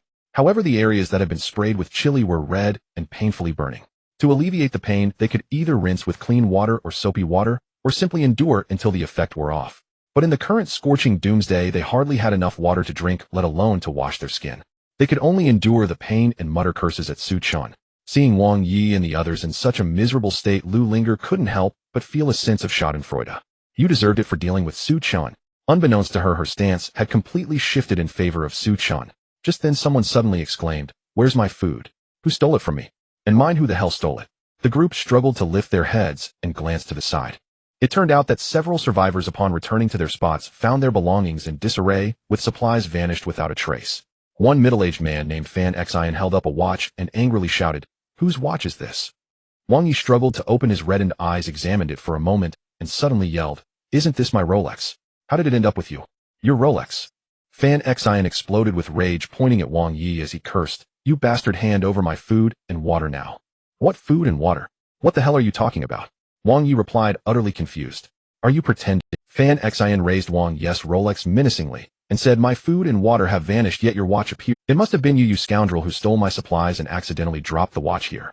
The others began to look at Wang Yi with suspicion. Fan Xin's supplies had disappeared, yet Wang Yi's watch was present, which was indeed suspicious. "You filthy liar. I didn't take anything." Wang Yi's face turned red as he shot back, "My supplies are also missing, Wang Yi. You definitely took them." Another survivor stood up, having discovered their supplies also gone, immediately pointing fingers at Wang Yi. Wang Yi was nearly at his breaking point. He felt as if he had eaten one bowl of noodles, yet was being accused of having eaten two. Seeing Wang Yi deny it, the two groups of survivors became furious and surrounded him. Fortunately, Wang Yi's team remained united and did not abandon him, instead confronting the others. The atmosphere grew tense. Just as both sides were on the verge of clashing, a sinister voice suddenly interrupted. "Oh, what's going on here?" Biao and his group sauntered over. The crowd was momentarily stunned, followed by wary expressions on their faces. No matter their grievances, it was still an internal matter. It hadn't escalated to life and death.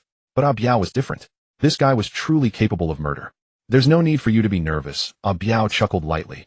"I witnessed the commotion you all caused just now. Rest assured, I'm not a bloodthirsty maniac. I have no interest in killing nonstop. He Hua is dead, and everyone needs a leader. If you all are willing, I can take on that role." Upon hearing this, the crowd couldn't help but scoff. They had previously trusted Biao only to have him take all their supplies and nearly cost them their lives. At this moment, how could they trust Biao? Sensing the crowd's thoughts, Biao slowly added, "If you hand over 1/10 of the supplies you find, I can guarantee fairness." "Pa, dream on. Even if we die, we won't let you be the leader again." The crowd immediately rejected Biao's request. Biao smiled slightly, said nothing more, and turned to leave with his men. After he departed, the previously tense survivors temporarily eased up. They glared at each other and left. However, this disturbance was not so easily dissipated. In the following days, more and more survivors' supplies went missing. Furthermore, a few individuals had not returned after venturing out to search for supplies. Distrust, suspicion, and hatred filled the group of survivors. Seeing the situation becoming irreparable, Wang Yi had no choice but to seek out Fan Xian and several other team leaders to discuss. But no matter how he explained, others did not believe that he was unrelated to the incidents. In desperation, Wang Yi had no choice but to lead his team directly to pledge allegiance to Biao. Biao was quite pleased with this, generously accepting him. After Wang Yi, several more conflicts erupted among the survivors. Two more teams, suspected by others, were forced to seek refuge with Biao. In just a couple of days, the once loosely bonded survivor alliances announced their complete disintegration. "Zhang Xiao, you did well." Biao sat inside the car, wrapping his arm around Xiao Mei, and praised with a smile. "You're too kind, Biao Go. It's all thanks to your good command," Zhang Mingyuan said with a fawning expression. With the arrival of the apocalypse, their positions had reversed dramatically. Indeed, the theft of supplies and the disappearances among the survivor teams were all orchestrated by Biao through Zhang Mingyuan. His goal was simple: to divide the survivors and prevent them from becoming a solid unit. "Biao Go, why do we have to go through so much trouble? Why not let them kill each other?" Xiao Mei leaned on Biao's shoulder, asking sweetly. "Rather than letting them kill each other, it is better to use them for my benefit." Biao's smile was filled with a cruel intent. "In this way, we can enjoy the fruits of their labor without effort. If we can't find supplies in the future, we can still survive for a few more days." Although he did not elaborate, everyone already understood his meaning. After all, Phoenix Mountain is so small that it cannot possibly have an abundance of supplies. When the day comes that everything is exhausted, those survivors will be the last source of food. Xiao Mei swallowed hard, feeling a chill run down her spine. Although Biao was currently taking care of her, once the supplies ran out, she might very well become food herself. But even if she was afraid, it was of no use now. Xiao Mei was already on Biao's ship of thieves, and it was impossible. This is how things have transpired. Lu Linger hid in the stairwell, telling Su Chen about the events of the past. "This Biao does have some brains," Su Chen said with a cold smile, while playing with the PS5 in his hands. Initially, Biao hoarded the supplies and refused to share them with other survivors. However, when he discovered that other survivors were uniting to resist him, he adapted to the situation, choosing to divide and win over these survivors to maintain his rule. It is likely that the theft of supplies and the disappearance of individuals were also instigated by Biao. Unexpectedly, this Biao was not only ruthless, but also quite clever. He is evidently a regional tyrant. If he were anywhere else, he could probably dominate the area, but unfortunately he is trapped in this small Phoenix Mountain. It seems I need to be cautious of this person. If I had known earlier, I would have shot him dead right away. Understood. Report any developments in a timely manner. I still place the food and water in the original spot. Oh, remember to go pick it up," Su Chen said casually. Since Wang Yi brought people to ally with Biao, For safety's sake, Su-chun did not let Lu Linger come directly to find him. Instead, every time he went out to empty the black water tank, he left about 3 days' worth of supplies in a designated location. After Lu Linger put away the walkie-talkie, she returned to her position. Everyone else had already prepared and left the underground parking lot one after another. Without Hewan's management, the living conditions of the others have become increasingly dire. If they do not want to starve, they must go out to search for supplies. Lu Linger mingled among the survivors, and after leaving the parking lot turned into a building by the roadside when she saw that no one was around. She walked straight into the innermost room and opened the refrigerator. Although the refrigerator was not running, it contained some supplies. To Lu Linger's surprise, among a pile of bread, there was actually a portion of roasted meat. Starved Lu Linger tore open the packaging and began to devour it. After filling her stomach, she put the remaining supplies back in the refrigerator. She stayed in the room for a while, and feeling that the time was about right, set off to head back. On the way, she encountered many returning survivors, but they were all exhausted and empty-handed. Seeing this situation, Lu Linger couldn't help but feel relieved. Thankfully, she had Su-chun. She didn't have to worry about starving or toiling. At the entrance, a few of Biao's subordinates were guarding. They searched through Lu Linger's bag several times before reluctantly waving her through. As soon as Lu Linger returned to her seat, she heard Wang Ye's familiar voice ringing out. "Linger, how have you been? Did you find any supplies today?" "No." Lu Linger suppressed her annoyance and replied flatly. "What should we do? Are you hungry?" "If you're hungry, I still have a pack of instant noodles here." Wang Yi thoughtfully took out a pack of instant noodles and eagerly handed it to Lu Linger. Having just eaten roasted meat, Lu Linger was not interested in his instant noodles, so she waved her hand to refuse. "What a pity, it's all my fault for not having ability. Otherwise I would certainly make sure you were full." Wang Yi angrily punched himself, looking remorseful. Lu Linger felt inexplicably confused, with her heart full of speechlessness. In the past, she had indeed been like Xiao Mei, having raised a few fish after being a sea woman for a while. But now in this apocalyptic world, how could she have the mood to treat Wang Yi as a backup? Yet Wang Yi acted like a devoted dog, persistently fawning over Lu Linger every day. Just as Lu Linger was preparing to give Wang Yi a clear warning, a delicate voice suddenly chimed in. "Linger, I heard you didn't find any supplies today." Lu Linger and Wang Yi looked up to see Xiao Mei approaching, smiling at the two of them. With Su Chen's help, Lu Linger didn't have to worry about starving. However, Xiao Mei, in order to survive, could only sell her charms and cling to a bio. Lu Linger couldn't help but look down on such behavior. Once good sisters, they had gone their separate ways, not speaking for several days. Xiao Mei suddenly came to find her today, and Lu Linger felt that she must have something to say. Lu Linger feigned indifference and sighed in a pretended troubled manner. "Yes, the nearby supplies have been completely. This won't do with your small build. If you go hungry for a few days, it won't be good," Xiao Mei said with concern, then changed the subject with a smile. "I have a way to make sure you are full." "Oh, what way?" Lu Linger pretended to be eager and quickly asked. "Why don't you come with me to seek refuge with Brother Biao? What do you think?" Xiao Mei said with a smile. Lu Linger was first taken aback, then filled with disdain. This Xiao Mei selling her charms was one thing, but now she wanted to drag her along to serve a bio. How shameless could she be? "Let's just forget it. I don't have the good fortune you do, Meyer." Lu Linger directly rejected Xiao Mei. Upon hearing this, a hint of disdain flashed in Xiao Mei's eyes. "We're almost starving to death, yet you're still acting high and mighty. If it weren't for Brother Biao's orders, do you really think I would willingly come to find you?" Before the apocalypse, a bio, although not weak compared to ordinary people, was still just a dog raised by Mingyuan Group. A beauty like Xiao Mei or Lu Linger would have no chance of attracting his attention. However, with the arrival of the apocalypse and the collapse of social order, with ruthless tactics and strength, a bio could be said to be in control of these survivors on Phoenix Mountain. Now he and Zhang Mingyuan had reversed roles, with Zhang Mingyuan becoming his dog. After taking Xiao Mei down, a bio set his sights on Lu Linger, wanting to experience the joy of a double act, feeling the pleasures of a rich second generation like Zhang Mingyuan. Although he could use force directly, it was better if the other party was willing. Thus a bio sent Xiao Mei to persuade Lu. "We're almost starving to death, Linger. You shouldn't be so high and mighty. Let's just forget it." Seeing Lu Linger so resolute, Xiao Mei no longer insisted and simply turned to leave. "Linger, it's all my fault for being useless, for not being able to find food to fill your stomach. You really don't need to persist. Only by relying on Biao Ge can you survive," Wang Yi said with a face full of self-reproach. Such warm-hearted words were enough to make even the passing dogs bark in response, truly heartwarming. However, Lu Linger felt nothing but disgust upon hearing this. She casually made up an excuse to send Wang Yi away. Meanwhile, Xiao Mei returned to a Biao and informed him of Lu Linger's attitude. "Biao Ge, that Lu Linger is really ungrateful. Should we have the brothers capture her and have our way with her?" said Manager Dang viciously. After living in the apocalypse for so long, the once warm and friendly demeanor of a Biao had, through subtle influences, revealed a cruel side of his character. Old Dang is right. Zhang Mingyuan nodded repeatedly. Before the apocalypse, he had wanted to take Lu Linger down, but had always lacked the opportunity. If a Biao really used force against Lu Linger, he might just be able to benefit from it. What's the rush? Let's wait a couple more days. Oh, once she gets so hungry that she can't help herself, she will naturally come to me. A Biao said leisurely. Matters like this, if not done willingly, would truly be uninteresting. Besides, he didn't want to scare off Wang Yi and the others who had just pledged allegiance. It must be said a Biao's scheme was indeed quite brilliant. After all, when a person is on the brink of starvation, how could they care about so-called morals and ethics? However, before a Biao and the others could wait for Lu Linger to crack, a new crisis emerged. For several days, the group of survivors had not found any supplies. Phoenix Mountain is a scenic area with not many living supplies on the mountain. Coupled with the ongoing high temperatures, most of the food had long since rotted and gone bad, becoming inedible. The remaining food had been thoroughly scavenged by everyone over such a long search. Haven't you tried going further out to search? A Biao asked with a grim expression. We searched, but found nothing. Wang Yi said quietly. Useless. A Biao scolded Wang Yi at this point, having no desire to bed Lu Linger. Without food, they would all face death. While everyone was racking their brains thinking about what to do next, Xiao Mei suddenly said in a delicate voice, Biao Gu, I know where there are supplies. Where? A Biao asked, taken aback. Far in the distance, yet close at hand. Xiao Mei revealed a cunning smile, pointing towards the nearby NOMADISM. That guy Su Chun had mentioned before that he knew the apocalypse was coming from the very beginning. For this reason, he must have hoarded a large amount of supplies, otherwise he wouldn't have been able to survive for so long. As long as we can get in, there will definitely be a large amount of supplies.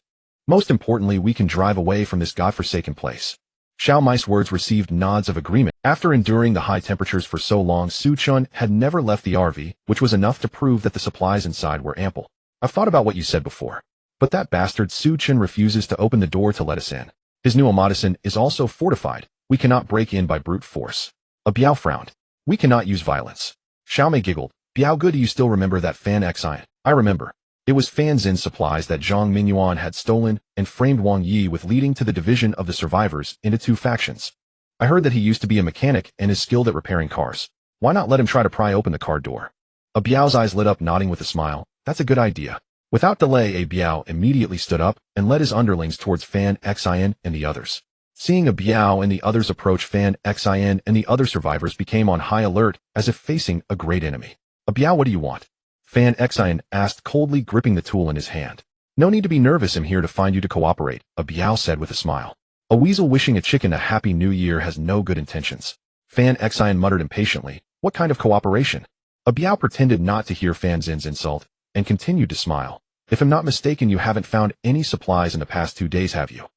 Fan Xian hesitated for a moment and nodded. In recent days they had searched all around within a few kilometers, finding not even a scrap. I know of a place that has plenty of supplies.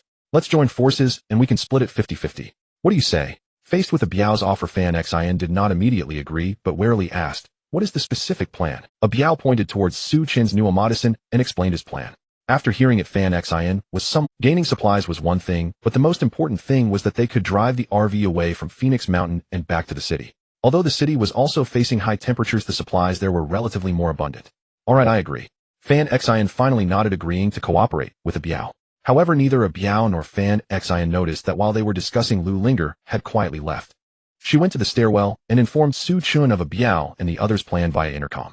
Upon learning this, Su Chun was not particularly surprised, but rather somewhat excited. The supplies in Phoenix Mountain were limited. Once exhausted, the survivors would inevitably turn their attention to him. After resting for so long, he could finally find something to do. Su Chun glanced at the central control panel, revealing a cruel smile. To ensure the success of the plan, a Biao and his group chose to act at night. As time passed second by second, it was not until midnight that a Biao and Fan Xian stealthily approached Nom. After getting his face washed with chilly water, Fan Xian had also learned to be clever. He brought sunglasses, wore sun protection clothing, and held a flashlight, beginning to study the car lock on NOMADISM. How's it going? Can you open it? A Biao asked in a low voice. Let me try first. Fan Xian picked up a screwdriver, tweezers, and other tools, carefully poking them into the keyhole. While everyone was patiently waiting, Fan Xian suddenly started to tremble, as if he had a sudden illness. What's Manager Dang beside him couldn't help but ask. Seeing that he did not respond, Manager Dang foolishly extended his hand, intending to pat him. However, as soon as Manager Dang's hand landed on Fan Xian, he also trembled all over. Others were puzzled about the situation and were about to reach out to touch the two of them to see what was going on. Stop it! A Biao was the first to react, stepping back a few paces, gasping in shock. That bastard Su Chun has electrified the car door. The crowd froze for a moment and hurriedly retreated a few steps. Looking at Manager Dang and Fan Xian, who were trembling all over from the electric shock, their faces were filled with fear. Su Chun, you really have no humanity. You old six. Yes. Besides the chilly water, Su Chen had also anticipated that someone would try to pick the lock when modifying the NOMADISM. He had Zhang Qi connect the lock hole to an electric current. Once the switch was turned on, the electricity would flow to the lock. Anyone who touched it would be instantly electrocuted. Although it wasn't as terrifying as high-voltage electricity, it could easily kill someone. Hearing the curses coming from outside, Su Chen smiled slightly and increased the current. In an instant, Manager Dang and Fan Xin were smoking from the electric shock, their hair standing on end. But after a moment, there was no more movement from the two. When Su Chen turned off the current, their bodies fell to the ground with a thud. Although everyone didn't have deep connections, seeing Manager Dang and Fan Xin die tragically before them filled them with anger and grief. Su Chen, you're too ruthless. This is 2 lives, and you just went and killed them. Su Chen opened the microphone and mockingly retorted, I'm ruthless. If you hadn't come to pry open my door, would they have died? The crowd was momentarily speechless. Even so, you can't. Xiao Mei pretended to be indignant and shouted, sorry, I just killed them. What are you going to do about it? If you have the guts, come in and hit me. Su Chen's arrogant words came through the loudspeaker, making everyone even more furious. A Biao waved his hand and said coldly, brothers, let's unite and take action. Once we break in, we'll kill that bastard Su Chen. Before coming, they had already devised Plan B. If they couldn't pry open the car door, they would flip the RV and force it out. To deal with Su Chen's chilly water, everyone had also prepared various clothing. Upon hearing a Biao's words, they quickly put on clothes and covered their heads with plastic bags. A group of people surrounded the NOMADISM like ants, working together to move the car. Under their combined efforts, the NOMADISM actually showed signs of shaking. This surprised Su Chen a bit. The saying a multitude of ants can kill an elephant wasn't without reason. Fortunately, Su Chen still had a backup plan. He sneered and opened a cover again, pressing a button inside. Buzz, buzz, buzz. A faint sound rang out as several probes emerged from the roof of the car. The crowd looked up and didn't pay it any mind, thinking it was just more chilly water. However, when the liquid sprayed down on them, they instantly felt a burning sensation. Ah! It hurt. What the hell? It's sulfuric acid. Once the crowd realized this, they quickly dropped the NOMADISM and sizzle, sizzle, sizzle. Anyone splashed with sulfuric acid on their heads or bodies had skin that was not only corroded with craters, but was also accompanied by a large amount of white smoke. Many people were rolling on the ground in pain, continuously crying out in anguish. The scene was quite brutal. Fortunately, a Biao was only in charge of directing and didn't move forward to lift the car. Seeing that things were going badly, he immediately retreated far away, watching the scene, with Xiao Mei, Wang Yi, and others feeling both scared and alarmed. After the sprayers retracted, the remaining survivors hurriedly pulled back the injured. Some of those splashed with sulfuric acid had already lost their breath. The others were also weakly crying out in pain. After coming into contact with sulfuric acid, the urgent task was to rinse it off with clean water. But at this critical moment, where could they find clean water to rinse with? Looking at the hellish scene, everyone felt both fear and anger. They never imagined that Su Chen's RV would actually have sulfuric acid. That bastard Su Chen is really inhumane, Wang Yi said angrily.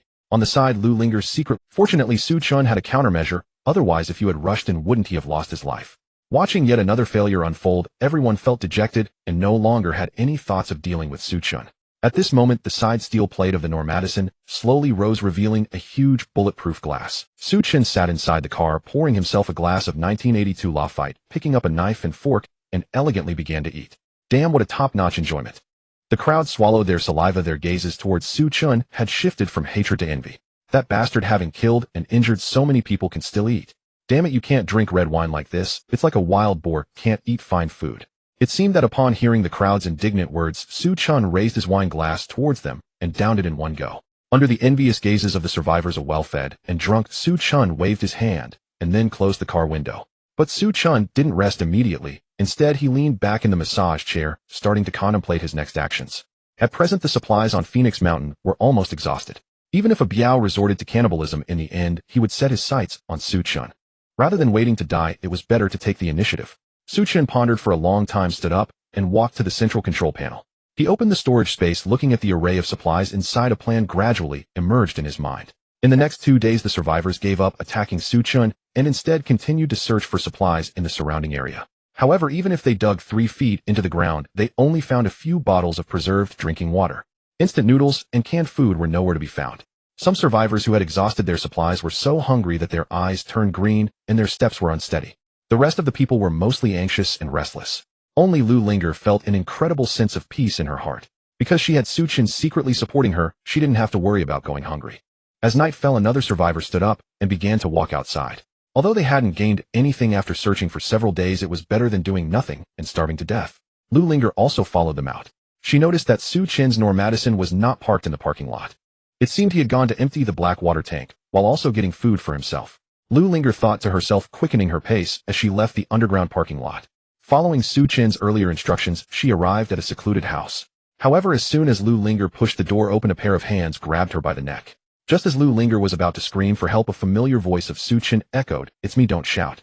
Lu Linger felt relieved, and upon closer inspection indeed saw Su Chen.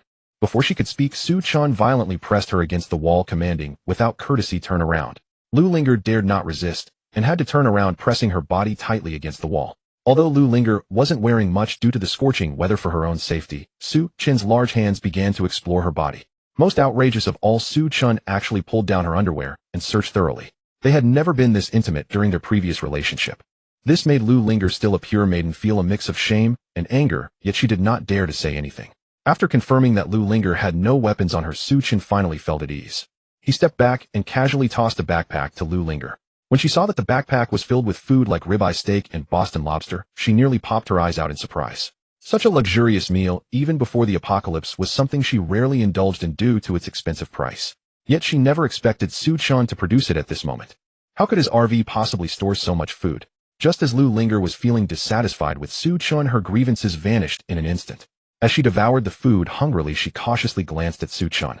During her time at NOMADISM, Su Chen spent more time exercising than indulging in leisure activities. After such a long period of training, although he didn't appear as exaggerated as the muscle-bound men, he looked slim in clothes, yet muscular when undressed. Today, after leaving the RV, he could only wear a pair of shorts in the scorching heat. His fit physique, adorned with six-pack abs, made him the embodiment of a male deity. Lu Linger felt her heart racing and her face warming up. How had she never noticed before that Su Chen had such masculine charm? After swallowing the last bite of food, Lu Linger sighed contentedly. This could be considered the best meal she had had since the high-temperature apocalypse. "Chen, why did you come out of the RV today?" Lu Linger asked, somewhat puzzled. Since the day the heat wave arrived, she had never seen Su Chen leave NOMADISM. But today Su Chen had suddenly appeared outside, which surprised her. "Actually, I came out today mainly to see you." Su Chen smiled slightly, picked up a thermos beside him, and took a sip of the chilled drink. It must be said, under the scorching heat, taking a sip like this felt incredibly refreshing. "Really?" Lu Linger was both shocked and delighted, suppressing her excitement, as she softly said, "As long as you are willing, I can stay with you forever." Su Chen caught the underlying meaning of her words, chuckling, "I intend to give you a chance. If you can complete the task I give you, I will let you into the RV." Lu Linger could hardly believe her ears. Su Chen had previously shown them the life inside the RV. Unlike the deadly heat outside, it was a life akin to that of deities. But aside from Xiao Mei, no one had ever been able to stay inside. If she could enter the RV, she wouldn't have to worry about, "Chen, just tell me what to do. As long as I can manage, it'll definitely help you," Lu Linger hurriedly said. Su Chen beckoned with his hand, and Lu Linger obediently leaned closer for him to whisper in her ear. Upon hearing Su Chen's words, Lu Linger widened her beautiful eyes. "What this? What are you unwilling?" Su Chen shot her a sidelong glance, speaking indifferently. Lu Linger was well aware that the task Su Chen assigned her carried great risk. She instinctively wanted to refuse, but quickly reconsidered. It was her efforts that had led to Su Chen's change in attitude toward her and the opportunity to live at NOMADISM. If she refused, she feared she might never have such a chance again. Even if there were risks, she had to do it. With this thought, Lu Linger gritted her teeth and said, "All right, I accept your offer." Su Chen reached out and stroked Lu Linger's hair, showing a satisfied smile. In the following 2 days, the situation in the underground parking lot of Green Forest Hotel grew increasingly dire. In the extreme shortage of supplies, people continued to die. Even the ruthless Biao and his group were now starving, their eyes turning green with hunger. On this day, as night fell once more, many survivors stood up and numbly walked outside. Although it was nearly impossible to find supplies again, instead of waiting to die, they preferred to go out and scavenge for a glimmer of hope. However, just as they were about to leave, they suddenly caught a whiff of a rich, meaty aroma in the air. The survivors, who hadn't eaten for days, instantly widened their eyes. Their throats moved as they swallowed, repeatedly scanning the surroundings to find the source of the meaty scent. After searching for a while, they found that the aroma was coming from the direction of a Biao and the others. They instinctively gathered toward that direction. Through the gaps between a few surrounding cars, they could vaguely see that a Biao and his group seemed to be cooking something. However, fearing a Biao's reputation, they did not dare to approach. Finally, unable to endure the hunger any longer, Wang Yi boldly spoke up, "Biao, go what? What are you cooking? It smells so good." Hearing his words, a Biao swayed over with a small night lamp coming before the crowd. Looking at the eager faces, he grinned, revealing his sharp white teeth. "I'm cooking meat. Do you want to try some?" Yes. Biao Gu is really a great person." The group of survivors, starved out of their minds, quickly nodded in agreement. However, Lu Linger, standing aside, sensed something was off. Everyone had not found supplies for several days. "Oh, where did a Biao get the meat from?" A vague sense of foreboding surfaced in her heart. Lu Linger did not follow the others into Abiao's camp. But the few survivors at the front merely took one look and suddenly turned pale. As they retreated, they began to vomit. After not eating for several days, what they expelled was only bile. Abiao, are you even human? You're simply a beast. Some looked at Abiao in terror, their eyes filled with fear. Their reaction only confirmed Lu Linger's suspicion. Although she hadn't seen it with her own eyes, Lu Linger immediately felt her stomach churn, nearly making her vomit. What weren't you all clamoring to eat? If I really let you eat, you wouldn't want to, would you? Is it that you don't appreciate my kindness? Abiao crossed his arms, a cold smile plastered on his face. In the dim light of the night lamp, he seemed like a demon from hell. Most people were not yet desperate enough to eat anything out of hunger. Upon witnessing such a brutal scene, they chose. However, some were unable to withstand their hunger. Lured by the scent of meat, they inexplicably ventured inside. A group of people gathered around a large pot, greedily consuming food. Amidst the flickering shadows, the underground parking lot appeared as terrifying as the abyss of hell. Lu Linger staggered backward, leaning against the wall. She breathed heavily, her petite face turning pale with fear as the towering mountains loomed around her. Having witnessed Abiao kill so many people earlier, Lu Linger already deemed it cruel enough. But she never anticipated that the scene she encountered today would be even more inhumane. Seeing that no one else dared to enter, Abiao let out a cold smile and turned back to the camp. Suppressing the terror in her heart, Lu Linger stumbled into the stairwell. She took out her walkie-talkie and recounted everything that had just transpired to Chen. Chen, are you ready over there? I can't stay here any longer. Lu Linger's voice trembled with a hint of crying. Though she was unsure of who was in the pot, she was certain that if this continued, someone like her, a weak woman, would definitely be targeted by Abiao. She would rather starve to death than become food for Abiao and his ilk. In desperate situations where resources were scarce, the phenomenon of people eating each other was quite normal. In his past life, Chen had grown accustomed to such situations and was not particularly surprised. Don't worry, I have already prepared everything. In the next couple of days you can take action, Chen reassured her. For the sake of survival, Abiao's desire to eat people was merely instinctual. Chen could hardly be bothered with it. However, Abiao was reaching out to others to target Chen. This was something Chen could not tolerate. Having done it once, Abiao would surely attempt it again. To prevent future troubles, Chen was determined to eliminate him. All right, I'll follow your lead. Lu Linger felt a surge of joy in her heart and quickly nodded in agreement. In the camp, a well-fed Abiao leaned back in the car seat, embracing Xiao Mei while closing his eyes to rest. Brother Biao, the few people who died had barely any meat on them. Why did you call the others over? Xiao Mei, nestled in Abiao's arms, asked sweetly.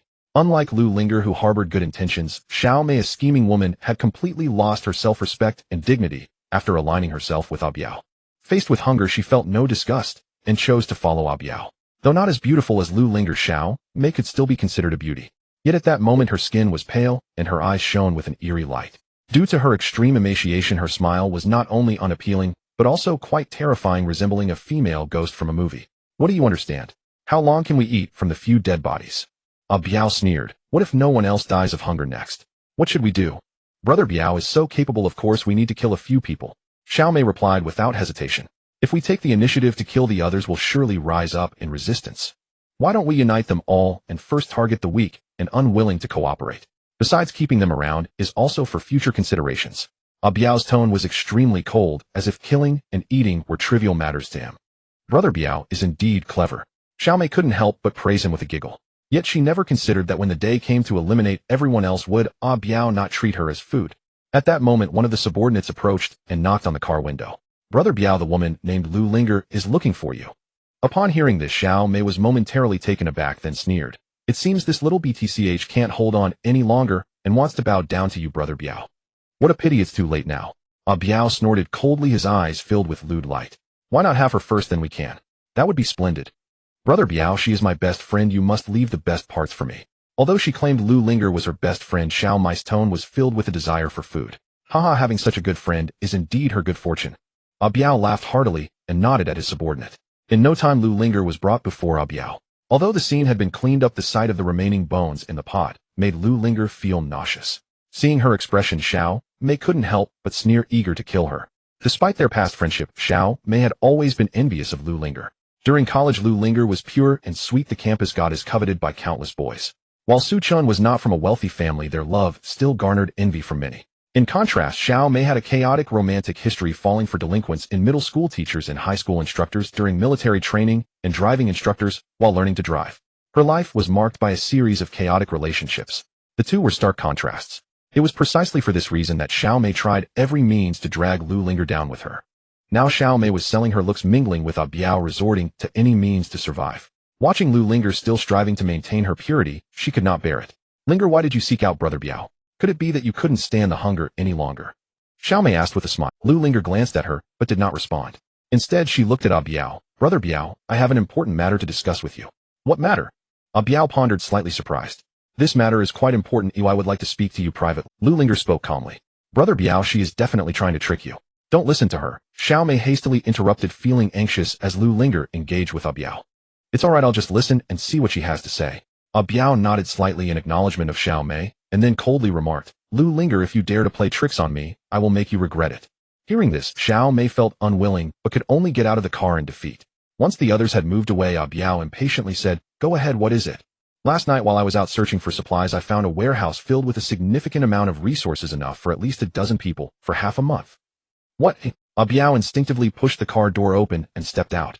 Lu Linger repeated what she had just said once again. How is this possible? Biao's eyes widened. Recently, the survivors had turned the area around the Green Forest Hotel upside down. Not only had they found no supplies, but not even a single hair. Biao himself had led several searches, yet he had come up empty-handed. Biao was not Hannibal. Had he not been left with no choice, he would not resort to cannibalism. It's absolutely true. How could I dare to deceive Brother Biao? Looking at Lu Linger, who spoke with such conviction, Biao, though somewhat skeptical, asked, Why would you take the initiative to tell me such good news? I also want to gain your protection, Brother Biao. Lu Linger smiled gently and explained, That warehouse is secluded, but if discovered by others, the supplies would no longer be mine. Even if no one finds out, and I enjoy it all alone over time, it would still raise suspicions. After hearing her words, Biao nodded slightly, beginning to believe her. As time passed, the survivors were starving and looked like shadows of their former selves, their eyes gleaming with hunger. Yet Lu Linger seemed as normal as ever. Anyone could tell she had food hidden away. When that moment arrived, her fate would undoubtedly be utterly tragic. Alright, I agree to your proposal. Biao thought for a moment and nodded in agreement. Getting the supplies first was the priority. Moreover, he was starting to grow tired of Xiao Mei. If he could have some fun with Lu Linger, that would be even better. He'll take you over there tonight. Lu Linger let out a sigh of relief and said with a smile. After she left, Xiao Mei eagerly approached her, face full of flattery, and asked, Brother Biao, what exactly is Lu Linger up to, making it so mysterious? Biao had no intention of hiding anything from her, and shared the information Lu Linger provided. Xiao Mei was taken aback at first, then hurriedly urged, That little girl doesn't tell the truth. Don't trust her too easily. Why not just capture her and interrogate her severely? Her suggestion stemmed entirely from the fear that Lu Linger might replace her at Biao's side. Biao understood Xiao Mei's concerns. He chuckled, pinching Xiao Mei's rather perky bottom, and said, A little girl like Lu Linger can't stir up much trouble. As long as you listen to me, I won't treat you poorly. After He Wang was dealt with, the remaining survivors were scattered and posed no threat to Biao and his crew. In all of Phoenix Mountain, the only person Biao needed to worry about was Su Chen, who possessed a gun.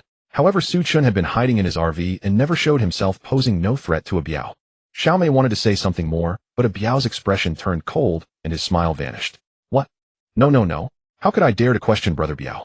Everything I do is according to your wishes. Xiao Mei was startled and hurriedly explained. That's more like it. Biao snorted coldly, pushed Xiao Mei aside, and walked straight toward the others. In no time, a group of his subordinates had gathered. Upon hearing Biao mention supplies, their eyes lit up with excitement. If there were indeed options, no one wanted to resort to cannibalism.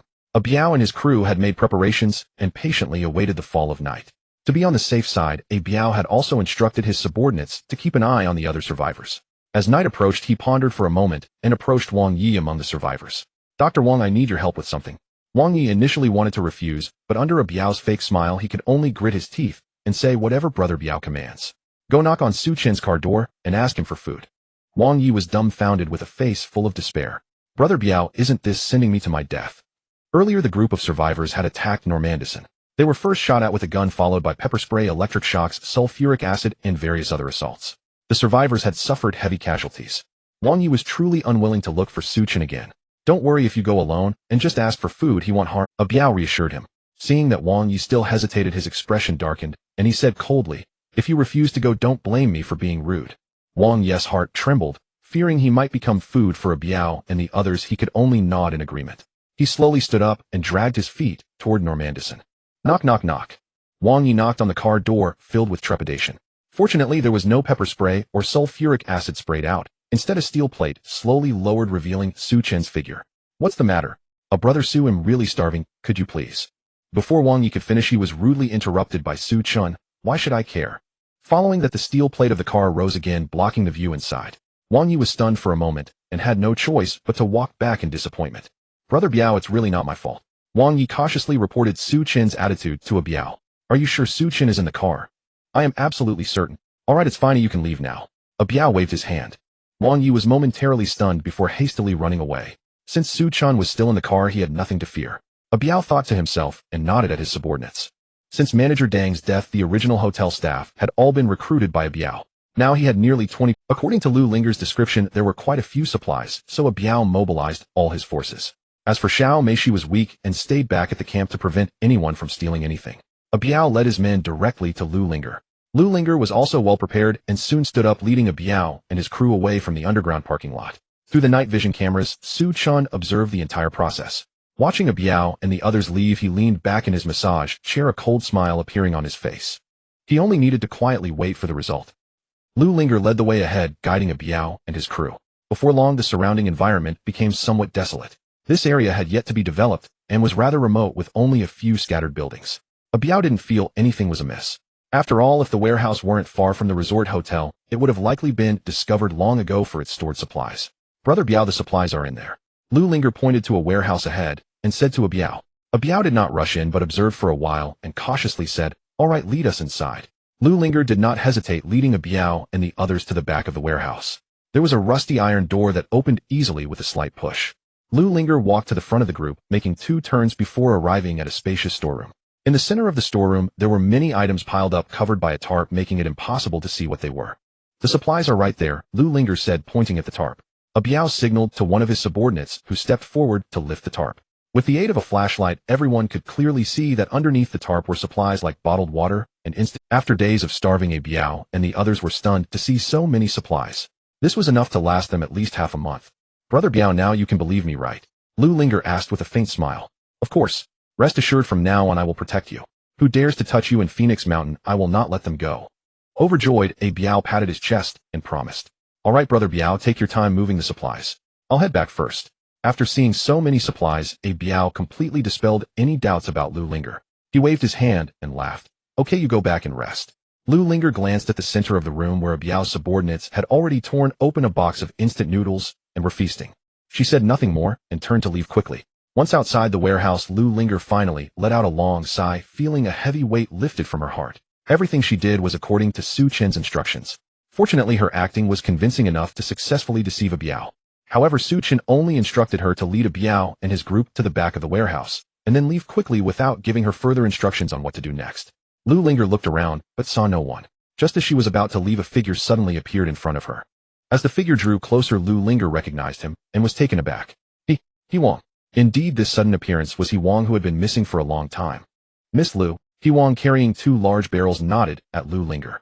You're not dead. Lu Linger stammered, her voice filled with disbelief. After being ambushed by a Biao, everyone assumed, but Lu Linger never expected him to appear here tonight.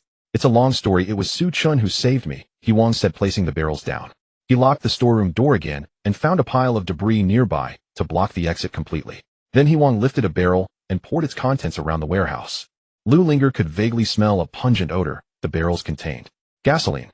Was He Wang planning to burn a Biao and the others inside the warehouse? Miss Li, you should leave quickly. Su's little brother is waiting for you in the car, He Wang said, finishing his task with an indifferent tone. Lu Linger was first taken aback, then filled with ecstatic joy. She didn't bother to greet He Wang and hurriedly left the warehouse. He Wang lit a cigarette and took a deep drag. Looking at the warehouse before him, a flicker of rage ignited in his eyes as he flicked the cigarette away. The cigarette drew a graceful arc in the air before landing on the ground. With a whoosh, the gasoline ignited instantly, setting ablaze the surrounding weeds and debris, creating a raging fire. Dahu Xiaohu, I can finally avenge you, He Wang murmured to himself. Meanwhile, inside the warehouse. After the initial excitement faded, a Biao calmed down and immediately directed his subordinates to start counting the supplies, preparing to transport them back. However, just then one of the subordinates suddenly shouted, Brother Biao, something's wrong. What is it? A Biao frowned and walked over. This box doesn't seem to contain instant noodles. The subordinate held up a box of instant noodles and shook it in the air. The sound from inside the box did not resemble instant noodles. Open it and take a look, a Biao said in a deep voice. Sizzle. The box of instant noodles was torn open violently. Sure enough, it contained various junk instead of instant noodles. A Biao felt a hint of ominous premonition and immediately ordered, check again. The subordinates hurriedly picked up other boxes to inspect. After a thorough inspection among the pile of supplies, only the top few boxes of bottled water and a few boxes of instant noodles were real. The rest contained trash and miscellaneous items. Biao's heart sank, and he became alert. Based on how these supplies were arranged, it was clear someone had deliberately. However, before he could take action, a sharp, acrid smell of smoke suddenly wafted in. "Brother Biao, it's bad, there's..." One subordinate pointed outside, shouting in panic. They saw thick black smoke pouring into the storeroom from all. Oh no, they fell into a trap. Even Biao, no matter how foolish, realized he had been schemed against by Lu Linger. He just couldn't understand why Su Chen remained in the vehicle while the other survivors showed no signs of abnormality. What kind of person had Lu Linger teamed up with to dare to set him up? Damn it, once we return to the parking lot, that filthy bitch is going to pay. Biao cursed angrily, leading his subordinates to sprint towards the exit. But when they reached the exit, they found the warehouse door had been locked from the outside. No matter how they kicked and punched, they couldn't get it open. "Let's go find another exit."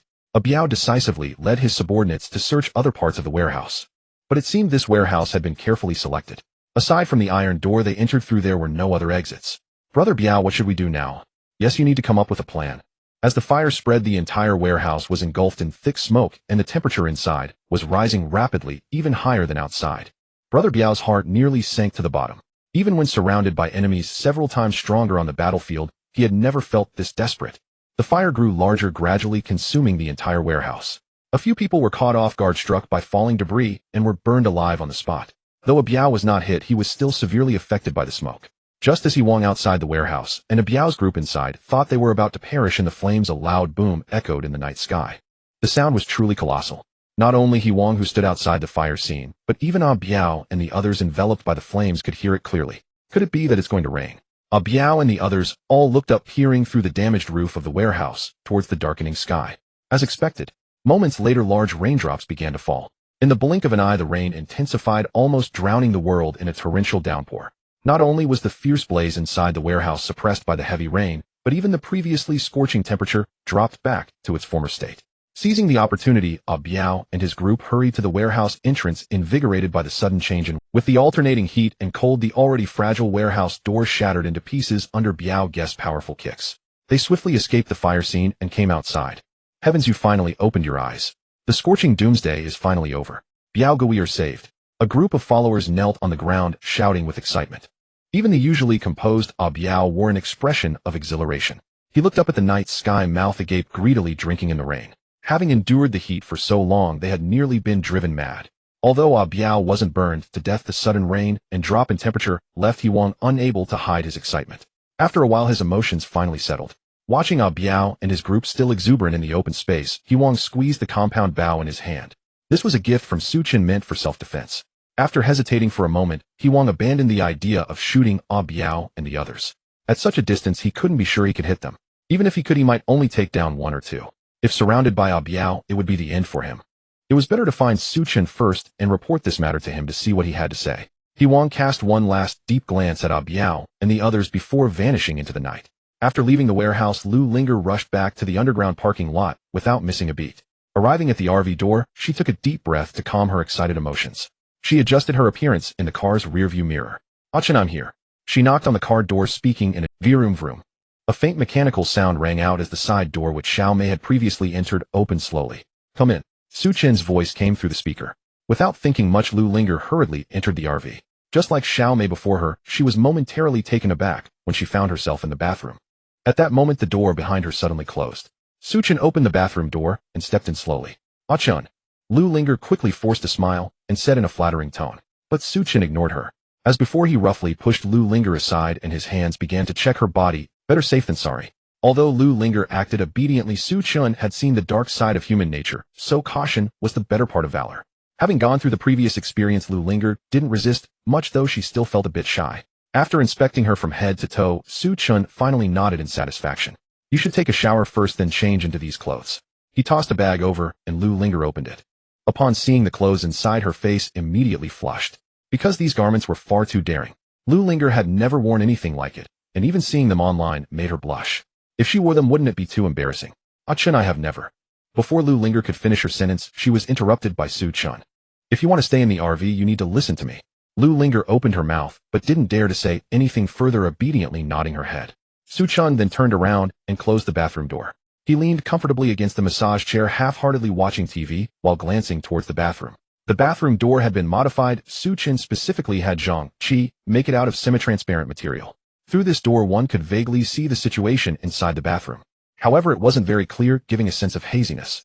Watching Lu Linger's silhouette inside, Chen's lips curled slightly, secretly thinking that his brother wouldn't suffer in the future. Lu Linger in the bathroom naturally noticed the special structure of the door. After hesitating for a moment, she still reached out and removed her originally dirty clothes, starting to wash herself. Splashed. When the shower was turned on, warm water flowed over her body, and Lu Linger felt so comfortable that she nearly cried out. Before the apocalypse, Lu Linger would take a shower almost every day. However, with the onset of the extreme heat and water shortages, she hadn't bathed in a long time.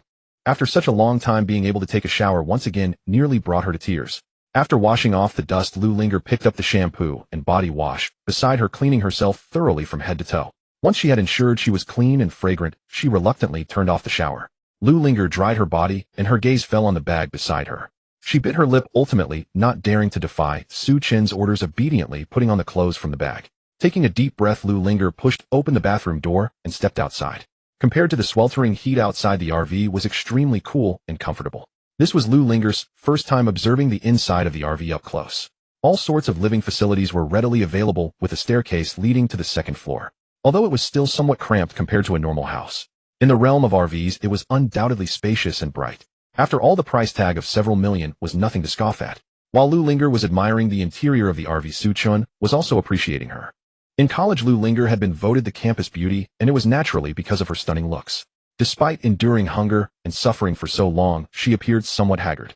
But after a careful grooming, she looked as beautiful as a lotus flower rising from the water. Chen had prepared for her a maid outfit. Compared to ordinary maid outfits, this one was clearly more seductive, carrying an alluring implication. Against the backdrop of black and white fabric, Lu Linger appeared both pure and charming. Under Chen's fiery gaze, Lu Linger felt both shy and joyful. It seemed that she still had some allure for Chen. While she was lost in thought, Chen spoke up indifferently. "You should be well aware that those survivors outside dream of moving in here, right?" Although Chen's words were trivial, Lu Linger nodded eagerly. "The reason I'm letting you in is not out of our past feelings, nor because you helped me deal with the Biao and the others," Chen said calmly. Lu Linger was slightly taken aback, feeling somewhat confused. What reason could Chen have for allowing her to move in? "Because I believe you are still somewhat useful to me." Chen's deep gaze fixed on Lu Linger as he chuckled lightly. "First, I need you to help me cook and take care of some household chores. Second, I need you to satisfy my needs." Hearing the first part, Lu Linger felt it was nothing unusual. However, the latter part made her cheeks flush. Why was Chen so direct? Seeing Lu Linger not responding, Chen's expression turned cold as he said flatly, "You are unwilling. I don't like to force others. If you want, I can let you leave." Upon hearing this, Lu Linger became anxious. She hurriedly waved her hands. No, Chen, you've misunderstood me. I am very willing." Inside the nomadic house, it was so comfortable that from Chen's demeanor it was evident that the resources in the RV were quite abundant. If she wanted to survive, she had to stay here. Moreover, Chen's conditions were not too outrageous. If it were Xiao Mei or any other woman, they would definitely agree without hesitation. "Very well." Chen nodded, saying seriously, "From today onward, I am your master, and my words, if you dare to defy me, I will throw you out. Do you understand?" His voice was light, yet it carried an undeniable tone. Lu Linger felt a slight tremor in her heart. She could firmly believe that Chen was no longer the same as he used to be. "Understood. That's good. He'll show you to your living quarters." Chen beckoned Lu Linger. Lu Linger thought she would stay with Chen on the first floor since he had already mentioned that she was to help him with certain duties. However, to her surprise, Chen took her directly up to the second floor via the stairs. Originally a bridge-like terrace, it had been transformed into several sealed rooms. The room was cluttered with various items, but after some tidying up, a bed was cleared. Though it was far more modest compared to Chen's bed. Compared to where Lu Linger had stayed a few days ago, it was incredibly luxurious. "This is your residence. If I don't call for you, you will stay here most of the time," Chen instructed. Although he had allowed Lu Linger into the RV, he still wasn't entirely at ease with her presence. The staircase connecting the first and second floors had a door. Chen planned to lock it while he slept, keeping Lu Linger on the second floor to avoid any risks. They returned to the first floor, and Chen sat back on the sofa instructing, "Just in time, I'm hungry. Go prepare." "All right," Lu Linger replied, putting on an apron and moving to the cooking area. She opened the fridge and was taken aback by the array of fresh ingredients inside. To her surprise, after all this time, the RV still had such an abundance of fresh ingredients. Before long, Lu Linger had cooked 2 or 3 dishes and placed them in front of Chen. "Chen, try this and see if my skills have declined." Chen casually picked up chopsticks and took a few bites, feeling a sense of nostalgia. Having been apart for so long, Lu Linger's cooking was still superb. What a pity. If it weren't for Xiao Mei's instigation, Lu Linger would truly be the best candidate for a virtuous wife. Could it be that it doesn't suit your taste? Seeing Su Chen silent, Lu Linger asked cautiously. No, it's quite good. Keep it up. Su Chen nodded slightly, offering a compliment. Let's eat together, and after we're done, we'll head to bed. Lu Linger felt a tightness in her heart, not daring to say much, and could only sit down obediently. Just then the surveillance system suddenly emitted an urgent sound. Su Chen's gaze sharpened as he looked at the surveillance screen. Several survivors were rushing over. However, they were not heading towards the RV, but bypassing it directly towards the parking lot. What was going on? Su Chen's heart stirred, and he didn't even have time to enjoy the food Lu Linger had prepared. He quickly stood up and walked to the control panel. In the upper right corner of the screen, where the internal and external temperatures were displayed, it clearly showed that the outside temperature was dropping. Chen, what's happening? Lu Linger also noticed something was off. Before Su Chen could respond, the intercom suddenly crackled to life. Su, are you there? He Wang's rough voice echoed inside the RV. Yes, brother, how's it going on your end? Su Chen replied, picking up the intercom. I wasn't able to succeed. It suddenly started pouring rain, putting out the fire. He Wang said bitterly. According to Su Chen's plan, Lu Linger was to lure a Biao and his group into that warehouse. While a Biao and the others were transporting resources, He Wang would block the warehouse door, set fire to it with the gasoline Su Chen had given him, and burn a Biao's group alive inside. The entire plan couldn't be said to be flawless, but it was quite thorough. Yet no one expected that after such prolonged high temperatures the weather would suddenly change. It's fine, a Biao and the others are nothing but summer grasshoppers. They won't be able to jump for long. But brother, you need to be careful not to be discovered by them. After advising He Wang a few more words, Su Chen ended the communication. Lu Linger, having overheard their conversation, felt a surge of thoughts in her mind. It was actually raining outside. If so, this prolonged heat wave was truly coming to an end. If that's the case, it wouldn't be long before rescue arrived. Did she still need to stay by Su Chen's side? If you regret it now, it's not too late. Su Chen seemed to have seen through Lu Linger's thoughts as he spoke calmly. No, how could I bear to leave you, Chen? Lu Linger shook her head hurriedly, expressing her feelings. Even if the heat truly was ending when rescue arrived, it would be who knows when. Without Su Chen's help, how would Lu Linger survive this time? Not to mention she had deceived a Biao earlier. If a Biao sought revenge, what would she do? Most importantly, after reuniting with Su Chen, he was completely different from before, exhibiting a powerful and If these words came from someone else, Lu Linger might have doubted them. But since they were spoken by Su Chen, she believed them. After all, Su Chen had anticipated the apocalypse and had purchased this NOMADISM, stockpiling a large amount. This sudden downpour had truly plunged the survivors into a state of wild joy. They had no idea. In their eyes, with the rain pouring down and the temperature dropping, this scorching apocalyptic heat was about to come to an end. The most ecstatic among them was Zhang Minyuan. He dashed into the rain, rolling on the ground like a madman. Once societal order was restored, he could return to being the high and mighty young master. At that time, Biao and Su Chen, you all must die. Meanwhile, Xiao Mei felt a mix of joy and sorrow in her heart. The joy was that the apocalypse was about to end and everything would return to normal. The sorrow was that during this time she had committed quite a few despicable acts, such as helping Biao conspire against He Wang De Hu and Xiao Hu. For instance, to survive, she followed Biao in cannibalism. If she were to be held accountable later, Xiao Mei would at least face a life sentence. As everyone harbored their own thoughts, Biao and his group returned to the underground parking lot through the heavy rain. Seeing their disheveled appearance, everyone was taken aback. What had happened? Biao ignored Zhang Minyuan, and Xiao Mei, leading his subordinates straight back into the parking lot. Xiao Mei hesitated for a moment and hurriedly followed. Biao, what on earth happened? Didn't you go to get supplies? Biao sat down, heavily gasping for breath, his face filled with resentment, as he said, that bitch Lu Linger actually dared to scheme against me. Upon learning the details, Xiao Mei was instantly stunned.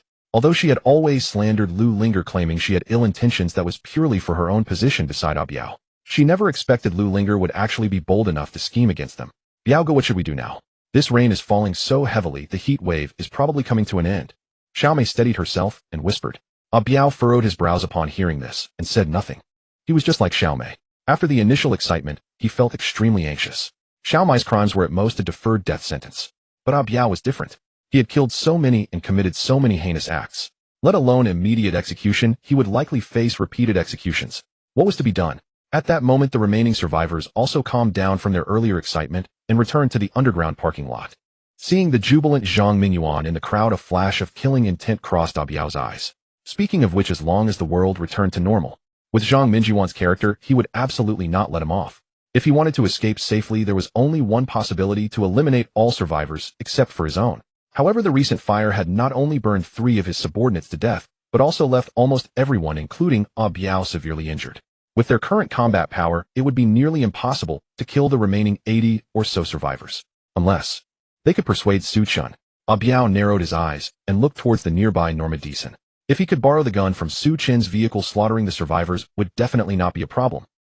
What do you all think of my idea? Biao gathered Xiao Mei and the other subordinates and revealed his plan. That's not impossible, but how do we convince Su Chen? A subordinate hesitated. That's right, Biao Ge, that kid is as stubborn as they come. Xiao Mei said resentfully. If it weren't for Su Chen, she wouldn't be trapped on Phoenix Mountain, nor would she have had to cling to Biao for her life, making herself unrecognizable. If it were before, he definitely wouldn't agree. Biao smirked, but now that the heat wave is about to end, how could he possibly refuse? Everyone was momentarily taken aback. Biao Ge, what do you mean by that? Xiao Mei asked, puzzled. Let me ask you, how did you? Biao said slowly. Of course he was shot and injured by Su Chen, ultimately dying from his injuries. Without a second thought, Xiao Mei answered. That's right, so tell me, doesn't that mean he is implicated in intentional homicide? Biao countered. Biao Ge, are you suggesting? Xiao Mei was stunned for a moment, as if she understood. Although we have killed many people and committed numerous crimes, Su Chen's hands are not clean either. Biao said sinisterly. Zhang Heng can be considered to have died at his hands, right? And there were also several other survivors who died from the sulfuric acid he splashed on them, right? Adding all these together, even if he isn't sentenced to death, at least it would be a deferred sentence, right? So if Su Chen doesn't want to go to prison, he has to team up with us to eliminate the others. Upon hearing his words, everyone was instantly silenced. But upon careful consideration, they found Biao's reasoning was not without merit. Once the official rescue team arrived at Phoenix Mountain and discovered the situation here, everyone, including Biao and Su Chen, would definitely not escape. If Su Chen were wise, he should be ruthless and partner with Biao in killing. Xiao Mei, go contact Su Chen. Biao's gaze turned to Xiao Mei as he instructed. Me? Xiao Mei was a bit dumbfounded. If not you, then who should we send? Biao said coldly. He had quite a bit of animosity with Su Chen. If he were to approach him directly, Su Chen would probably shoot him without a second thought. Sending Xiao Mei would be the most appropriate way to test the waters. Alright, he'll go. Xiao Mei had no choice but to agree reluctantly. She stood up and slowly walked towards the NOMADISM. Once she neared the car door, she hesitantly knocked on it. Su Chen, are you there? However, the voice that came from inside was not Su Chen's, but a pleasant female voice. What do you need with a Chen? Xiao Mei found the voice quite familiar, and after a moment of recollection, her eyes widened in shock. Linger. As the steel plate of the vehicle slowly descended, Lu Linger's figure appeared inside the RV. Looking at Xiao Mei outside the car, she wore a victorious smile. Indeed, it's me. You. How are you? Xiao Mei was so surprised that she stammered. What do you mean by that? Why can't I be in the car? Don't you know my relationship? After the arrival of the scorching heat, the once close sisters had turned into mere plastic flowers. Although they had not completely torn apart, their disdain for each other was palpable. For instance, Lu Linger felt that Xiao Mei had no dignity, selling her body to Biao. Conversely, Xiao Mei thought that Lu Linger was pretending to be an innocent lily when in fact she was nothing but a little vixen. However, at this moment their situations were worlds apart. Lu Linger, staying in the RV, was beautifully dressed, her appearance radiant. Although her maid outfit looked somewhat peculiar. Outside the vehicle, Xiao Mei, on the other hand, was disheveled, looking barely better than a beggar. There's a saying, it's not a concern if a sister lives in hardship, but it's a worry if she drives a Land Rover. Looking at Lu Linger, who was living so lavishly, Xiao Mei felt a burning hatred. She wished she could pull Lu Linger out and move in herself. Linger, we are good sisters. Can you please tell Su Chen to let me? Xiao Mei swallowed hard, speaking pitifully. If we were really good sisters when you got supplies from Biao, why didn't you think about sharing a bit with me? Lu Linger asked coldly. This? Xiao Mei was momentarily at a loss for words, then argued, didn't I later drag you along to join brother Biao? Then I should thank you for thinking of dragging me along to accompany Biao. Lu Linger mocked. Do you think I'm like you, willing to sacrifice my dignity? Xiao Mei was furious, but for the sake of getting into the RV she still gritted her teeth and said, Linger, it's all I only lost my mind to survive. Please, for the sake of our past friendship, let me in. Whether Xiao Mei could enter or not was not up to Lu Linger, but rather Su Chen's decision. No matter how bold Lu Linger was, she would not dare to make decisions for Su Chen. Besides, even if she could decide, she wouldn't let Xiao Mei in. The reason was simple. Currently there were only her and Su Chen in the RV. All she needed was to please Su Chen. She was not so foolish as to let Xiao Mei in to compete for his affection. Sorry, Chen said you are not a good woman and told me not to associate with you. Please don't disturb us anymore. I fear Chen will misunderstand. As Lu Linger spoke, she was about to raise the steel plate again. Just then Su Chen's figure suddenly appeared in the RV. He had just gone to the bathroom and was unaware of what had transpired. Glancing at Xiao Mei outside the vehicle, Su Chen frowned slightly and asked, what's going on? Chen, it has nothing to do with me. She insists on forcing her way into the RV, and I was just about to refuse her. Lu Linger quickly leaned forward, hooking her arm around Su Chen's, saying sweetly. Su Chen patted her head, looked at Xiao Mei outside, and said indifferently, you heard what Linger said, don't disturb us anymore. Watching the two of them display their affection right in front of her, Xiao Mei nearly ground her teeth to dust. Showing off love leads to swift demise. Just wait until the official rescue arrives. Let's see how you handle it. Oh, by the way, I almost forgot about Brother Biao's instructions. Xiao Mei quickly spoke up. Chen, wait a moment, it was Brother Biao who sent me. Brother Biao sent her. Chen squinted and replied coolly, what did he want? It's like this. Xiao Mei recounted how Brother Biao intended to form an alliance with Chen. Chen stroked his chin, seemingly contemplating the feasibility. Seeing this, Xiao Mei seized the opportunity and said, Chen, you must think this through. Once the officials arrive, we won't be able to escape. Why not team up with Brother Biao, eliminate everyone else, and erase the evidence? This way we'll be safe. Chen nodded, slightly smiling. His suggestion isn't unfeasible. A hint of joy appeared on Xiao Mei's face, but Chen's next words froze her smile. But I refuse. Why are you refusing? Xiao Mei couldn't help but ask. Are you from Dunhuang? Why are there so many murals? Chen frowned and instructed Lu Linger, raise the wall. Okay. Lu Linger, also quite displeased with Xiao Mei, hurriedly followed Chen's command and raised the steel plate again. Staring at the hard RV body in front of her, Xiao Mei was dumbfounded. This Chen was truly impervious to persuasion. She stomped her foot in frustration and turned back to report Chen's attitude to Brother Biao. Brother Biao was also quite surprised and coldly questioned, did you not express my intentions clearly? Brother Biao, I absolutely made it clear.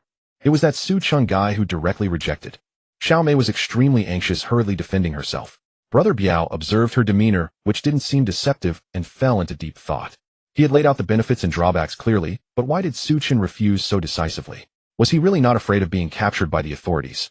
Or did he have some method to escape punishment? Or perhaps this apocalypse would never end? Brother Biao's heart sank, startled by his last thought. But after calming down, he felt it was highly likely. Earlier, Chen had mentioned the apocalypse. At that time, all the survivors dismissed it, thinking he was talking nonsense. But now, upon closer consideration, it seemed Chen knew some insider information. If he hadn't known about the impending heat wave in advance, how could he have stockpiled so many supplies? This apocalyptic calamity probably wouldn't come to an end. Hence, Chen was so resolute in rejecting him. Brother Biao became increasingly certain of his judgment. But just then a few people approached, and the leader was none other than Zhang Mingyuan. He had changed from his earlier submissive demeanor to one of smugness as he greeted Brother Biao. Brother Biao was unclear about his intentions and simply nodded lightly. Zhang Xiao, what's the matter? The heatwave apocalypse is about to pass, and for the offenses you've committed, even 10 executions wouldn't be enough. Zhang Mingyuan said arrogantly, but you know my father has immense power. Helping you avoid punishment is not impossible. I won't hold the previous matters against you. As long as you agree to be our Zhang family's dog again from today onwards, I will consider persuading my father. Almost all survivors believed that once the heatwave ended, social order would be restored. Many began to curry favor with Zhang Mingyuan again, allowing him to revert to his true nature. He sought out Brother Biao not only to humiliate him, but also to acquire some more supplies. After all, no one could predict when the official rescue would arrive. Brother Biao squinted but did not lose his temper. Instead, he smiled. Zhang Xiao has spoken well. I will rely on you. By the way, I have a bit of food and water here. Could you please come and collect it, Zhang Xiao? You're quite understanding, Biao. I won't forget you once we get out. Zhang Mingyuan laughed heartily, leading a few followers into Biao's camp. Biao and his group were so hungry that they began to eat other survivors. How could there be any supplies in the camp? He only said this to lure Zhang Mingyuan and the others in. As soon as Zhang Mingyuan and the others entered, a fierce look appeared on Biao's face, and he said viciously, kill them. Without a moment's hesitation, his subordinates rushed at Zhang Mingyuan and the others with their weapons. Zhang Mingyuan and his group never expected Biao to turn so ruthless. Before they could react, various deadly weapons were already coming at them. With a few screams, Zhang Mingyuan and the others lay on the ground, blood gushing freely. Beside them, Xiao Mei was also dumbfounded. She truly believed that Biao let Zhang Mingyuan in to curry favor with him. Yet in the blink of an eye, Zhang Mingyuan and his group were dead right in front of her. Although she had seen Biao killed before, witnessing the deaths of Zhang Mingyuan and his group still left Xiao Mei. Brother Biao, why did we have to kill young Master Zhang and the others? I want to kill him. Is there a problem? Biao grinned, revealing his menacing teeth. Xiao Mei felt her scalp tingle and hurriedly waved her hands, forcing a smile. No problem. You guys dispose of their bodies. Biao directed his subordinates to handle the bodies of Zhang Mingyuan and the others. He returned to the nearby car, letting out a long sigh. During this period of extreme heat in the apocalypse, Biao's inherent ferocity had been triggered. Zhang Mingyuan dared to provoke him, wasn't that seeking death. Furthermore, he had fallen for Lu Linger's trick and failed to procure supplies. The previous survivors' corpses had already been completely consumed. To survive, he must find more survivors and eliminate them.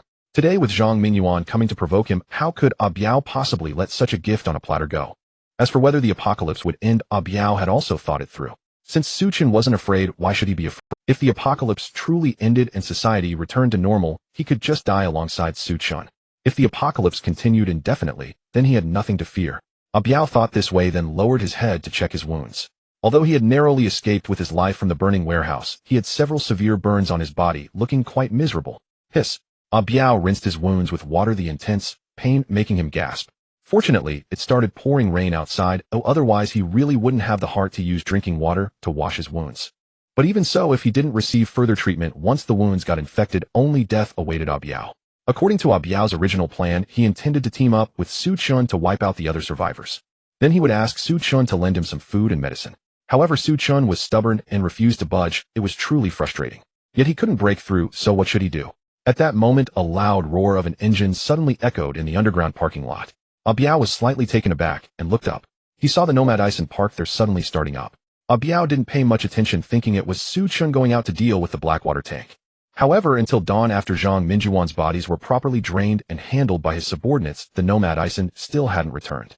Biao's heart tightened, and he hurriedly called over 2 uninjured subordinates to check it out. He wasn't worried that Su Chen would just leave, he was more afraid that Su Chen was preparing an ambush to plot against him. Before long, the 2 subordinates ran back. Brother Biao, that guy hasn't gone far. His RV is parked right at the entrance of the hotel. Biao felt even more puzzled. What on earth did this bastard want? He thought for a long time, but couldn't come up. He could only shake his head and focus his attention back on the bowl in front of him. Despite having survived for so long in the apocalypse, Zhang Mingyuan, who was pampered since childhood, still looked tender and delicious. Chen, why are we leaving the underground parking lot? Aren't you afraid? The high temperature will return. Seeing Su Chen park the NOMADISM at the entrance of the Green Forest Hotel, Lu Linger couldn't help but ask.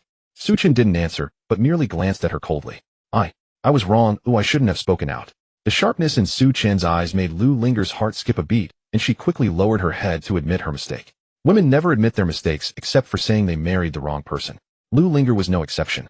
Since she met Su Chen, she had only admitted her mistake once, which was dating Su Chen. It was quite rare for her to actively admit her mistake today. Let's deal with it according to family rules.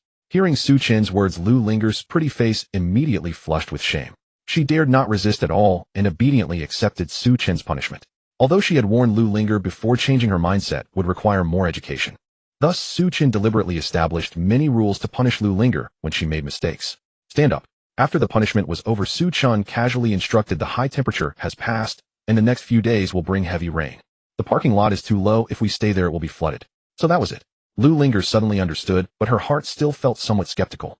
Phoenix Mountain's original terrain was high. No matter how heavy it rained, how much could it flood? However, after the earlier punishment, she didn't dare to say anything more. You go prepare. Su Chen raised an eyebrow and gently asked. He had let Lu Linger into the RV for the sake. Tonight he planned to take Lu Linger directly. Although Su Chen didn't say it explicitly, Lu Linger instantly understood. Biting her lip, she obediently entered the bathroom. When she came out again, in addition to her original maid outfit, she had put on a pair of black stockings. Men love black stockings. Su Chen was no exception. As the ancient poem says, what one gains from reading is ultimately superficial. True understanding comes from personal experience. As a girl raised in the 21st century, Lu Linger had certainly watched her fair share of short films. However, short films are still just that, short films. With no experience, her delicate body trembled slightly as she awaited Su Chen's affection, stirring a sense of conquest within him. He gently stepped forward, leaned down, and lifted Lu Linger's chin, chuckling softly. Do not be afraid, just leave everything to me. For some reason, upon hearing Su Chen's words, Lu Linger's fear vanished without a trace, replaced by a hint of anticipation. Knowing you wouldn't want to read this, I will omit 10,000 words here. When the torrential rain first began to fall, all the survivors were extremely excited, caught up in a frenzy. In their eyes, once the temperature dropped, the world would soon return to normal. Some had even begun to discuss how to contact the outside world for a swift rescue. However, just 2 days later, some noticed something was amiss. Because this rain was simply too heavy. It was as if the sky had torn open, pouring down endless rain. It was bad enough that the rain was heavy. What was worse was that it showed no signs of stopping. For a full 2 days and nights, it had not let up. Although Phoenix Mountain is at a high altitude, places with lower terrain, like the underground parking lot of the Green Forest Hotel, had already begun to flood. The group of survivors hurriedly left the parking lot and moved into rooms at the Green Forest Hotel. Manager Dang and the hotel staff, some dead and some injured, naturally did not stop them. Watching the torrential rain, the survivors couldn't help but feel a weight in their hearts. Would this rain not last as long as the recent heat wave before it ceased? If that were the case, wouldn't they all starve? Unlike the anxious survivors, Su Chen, within the Green Forest Hotel, was living rather comfortably. He raised the steel plate of his vehicle, leaned back in the massage chair, and admired the view of Phoenix Mountain beneath. After being ravaged by heat for so long, Phoenix Mountain appeared vibrant and green again, restored to its former beauty by the downpour. At that moment, Lu Linger, dressed in a bunny girl outfit, approached. She set down the coffee pot she was holding on the table and said softly, "Ah Chen, this is the hand-brewed coffee I made just for you. Please give it a try." It was unclear whether it was due to the ample food, the good living conditions, or being pampered by Su Chen throughout the night, but compared to a few days prior, Lu Linger appeared visibly more vibrant. Her beautiful eyes sparkled with life, and her skin was so tender it seemed almost to glisten with moisture. Coupled with the charm that naturally accompanied her transformation from a girl to a young woman, she was simply mesmerizing. Su Chen picked up the teacup, took a sip, and smiled. "Not bad, it's quite delicious." Upon hearing this, Lu Linger felt a sense of relief in her heart, saying, "As long as you like it." It must be said that having Lu Linger move in was indeed a wise decision. Firstly, Su Chen no longer felt so lonely. In bed, that goes without saying. Out of bed, the two could engage in games like It Takes Two. Their little lives could be described as quite leisurely and "Su, are you there?" The voice of He Wang came through the intercom. Lu Linger, displaying her keen insight, immediately grabbed the intercom and handed it to Su Chen. "Brother, he please speak." "You were right. Looking at the situation, this rain isn't going to stop anytime soon." He Wang couldn't help but express his feelings. After being ambushed by a biao, his life was hanging by a thread when he happened to encounter Su Chen, who was out clearing the Blackwater tank. In a desperate attempt, he called for help. To He Wang's surprise, Su Chen did not refuse. He provided He Wang with ample supplies and medicine, helping him through the critical moment. Not only that, but Su Chen also told He Wang that the heat would not last much longer, followed by endless rain. At first, He Wang remained skeptical, but once he witnessed the relentless downpour, he was completely convinced. "During this time, brother, you best find a place to hide," Su Chen advised. "Should I be cautious of a biao and the others?" "Not entirely. After the rainy season passes, it will be followed by extreme cold. You need to prepare some supplies to keep warm in advance." "Okay, I will remember." He Wang firmly committed Su Chen's words to memory. After the two cut off communication, Su Chen put down the intercom and noticed that Lu Linger beside him wore a hesitant expression. He smiled gently. "Do you have something you want to ask?" After being reprimanded for a few days, Lu Linger had learned her lesson. Without Su Chen's permission, she wouldn't take it upon herself to ask questions. Once she received Su Chen's permission, Lu Linger finally spoke up. "Ah Chen, brother, he is a good person. We should try to pull him and help him more, and let him join us in dealing with the biao." "You make a good point. He is indeed a good person, or I wouldn't have saved him." Su Chen explained his reasoning for rescuing He. Firstly, like He Wang, he had a common enemy, a biao. He needed He Wang's help to deal with the biao. If Su Chen had not misremembered the day of the torrential rain, a biao would have been a corpse by now. Secondly, Su Chen did not intend to stay at Phoenix Mountain for long, as he had matters to attend to in the distant mainland. And after the extreme cold, there would be a bloody outbreak of the zombie virus. Relying solely on his own strength to survive in the apocalyptic world would be somewhat challenging. Thus, Su Chen intended to form a team. However, to avoid repeating the mistakes of his previous life, the members of the team needed to be meticulously selected to prevent betrayal. He Wang was the first member Su Chen sought out aside from Lu Linger. However, he did not yet fully trust He Wang. "I have already provided him with sufficient supplies. Isn't that help enough?" Su Chen chuckled, countering, "Should I let him move in and live with us? Wouldn't that disrupt our lives?" Upon careful consideration, Lu Linger realized that there was indeed some truth to this. So many people had asked Su Chen for food, but were coldly rejected. The supplies Su Chen provided to He Wang were already a significant assistance. "Let's see if he can survive the upcoming crisis first." Su Chen revealed a wicked smile. "My temper is rather high at the moment." Lu Linger's face flushed, and she said no more, but understood Su Chen's implication. Unlike Su Chen, who vented his frustrations with Mei, the survivors in the hotel were far from being in a good mood. The continuous heavy rain over the past few days, while alleviating the issues of excessive heat and lack of water resources, did not solve the problem of food scarcity. Aside from Biao and his group, who could sustain themselves by resorting to cannibalism, the other survivors were already starved to the point of their eyes shining with hunger. On the 6th floor of the hotel, in room 606, a group of survivors resided, gathered as families and friends. Among the team were several elderly and infirm individuals, and it was quite a feat that they had managed to hold on. And, "Dad, I'm hungry. Honey, I can't stand it anymore. You must think of something." Hearing the words of their wives and children, the strong men in the group wore expressions of helplessness. They had done their utmost to search for supplies, but the area around Phoenix Mountain had been nearly stripped bare by the forget food, anything edible, even grass and tree roots had already been consumed by the survivors. If possible, they would even be willing to venture into the mountains to hunt. Even lions and tigers would not deter them. But the problem was that after such prolonged high temperatures, most of the wild animals in the mountains had already perished. "If it comes to that, let's go find out Biao," someone whispered. The leader of the team, named Sun Yuan, was responsible for making decisions. Upon hearing this, he resolutely shook his head in refusal. "No, even if we starve to death, we cannot resort to cannibalism." Although the others were somewhat disheartened, they refrained from saying anything. Alright, if it truly comes to that, I'll take some people out shortly to see if we can find food, Sun Yuan reassured. However, barely had he finished speaking when a heavy knocking echoed from outside. Hey, people inside, open the door. The individuals in the room stood up, as if facing a formidable enemy, staring intently at the door. Sun Yuan tiptoed forward and peered through the peephole. Unfortunately, the people outside seemed to have anticipated this, blocking the peephole completely. Sun Yuan nodded to the others, signaling them to prepare, and then spoke in a deep voice. Who are you? What do you want? I'm sent by Brother Biao. Oh, he says he has something to discuss with you. No thanks, I'm not interested. Sun Yuan bluntly refused the request. What a joke. In this kind of environment, people's intentions were hard to discern. Opening the door recklessly and letting the other party in could likely lead to danger.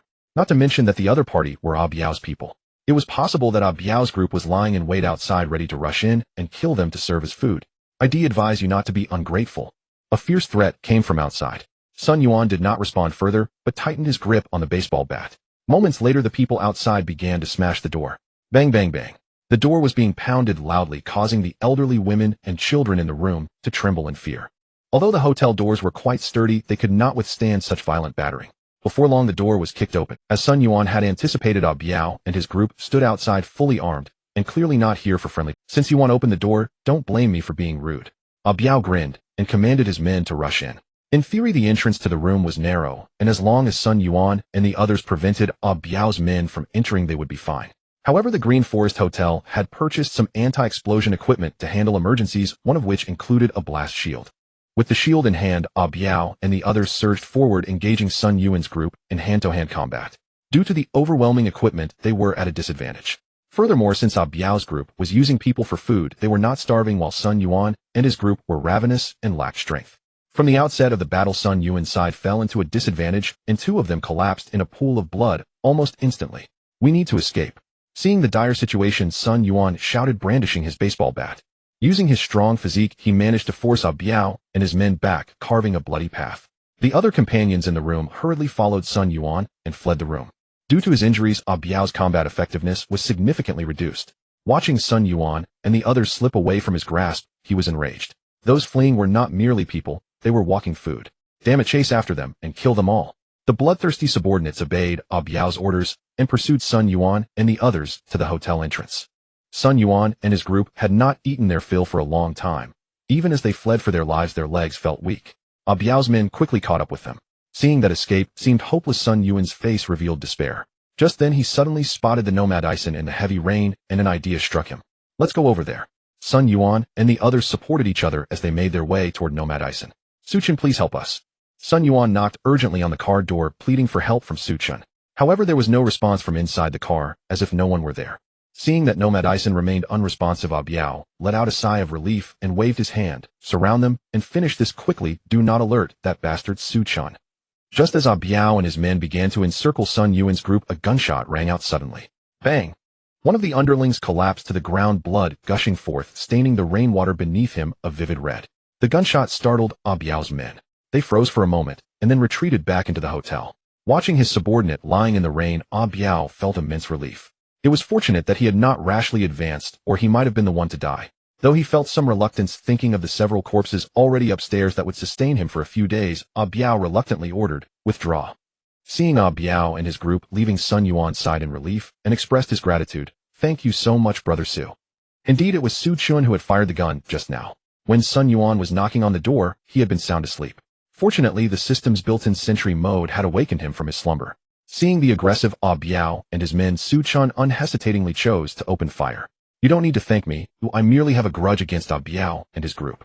Chen said casually.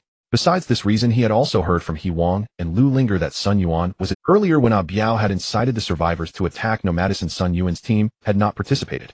Seeing the cold and merciless NOMADISM, Sun Yuan hesitated for a moment before gritting his teeth and saying, Chen, can you help us? Although Sun Yuan did not participate in the siege against Chen, he had heard from others that Chen was cold-hearted and ruthless. Anyone who sought his help would be met with a merciless refusal. That Chen was willing to save them, so casually, already surprised Sun Yuan. However, he had no choice but to put on a brave face and ask Chen for assistance. They were already short on supplies. Now the rest of the team had been killed by Biao for food. Only Sun Yuan and 3 relatively strong men remained, but all of them were injured. If they did not receive treatment and food, they would be dead within 2 or 3 days. Helping you is not out of the question, Su Chen said slowly. Sun Yuan outside the vehicle was momentarily stunned, and then a look of wild joy appeared on his face. Thank you. Thank you, Brother Su. Don't be too quick to thank me, and my supplies are not free. You can rest assured whatever you ask of us we will do. Sun Yuan understood that there was no free lunch in the world. If Su Chen was willing to provide them with supplies, he naturally had his own demands. Be smart, young man. Inside the vehicle, Su Chen nodded in satisfaction and instructed, do you know the Yu Air Dun Hotel to the north? Yes. You go there, and I will have Brother He Wong meet you there. What? Brother He? He is not dead. Sun Yuan was taken aback. You will know once you go there. Oh, all right. Standing in such heavy rain for so long it was easy to catch a cold. Not to mention that Sun Yuan and the others were extremely weak and had wounds on them. Watching Sun Yuan and the others disappear into the pouring rain, Su Chen picked up the walkie-talkie. Hello, Brother He. After a moment, He Wong's voice came through. Su Chen told He Wong about what had happened. Make sure to take good care of them, but be cautious. If they show any signs of trouble, do not hold back. Eliminate them immediately. Su Chen commanded. Rest assured I still trust Sun Yuan. He Wong replied with a smile. After chatting a bit more, they ended the communication. Su Chen played with the walkie-talkie, his face showing a thoughtful expression. He spared Sun Yuan and the others not out of kindness. He considered that whether dealing with a Biao or expanding the survival team in the future, he needed manpower. Sun Yuan's reputation was quite good. If he only needed to provide some supplies to gain their loyalty, it was a worthwhile. Moreover, Su Chen did not intend to control them directly, leaving their management to He Wong. This way, Su Chen would not have to worry about them betraying him. A Chen dinner is ready. Lu Linger, dressed in an apron like a cook, said sweetly. Su Chen put down the walkie-talkie. He walked to the dining table where various delicious dishes had already been laid out. High-quality ingredients often only required the simplest cooking methods.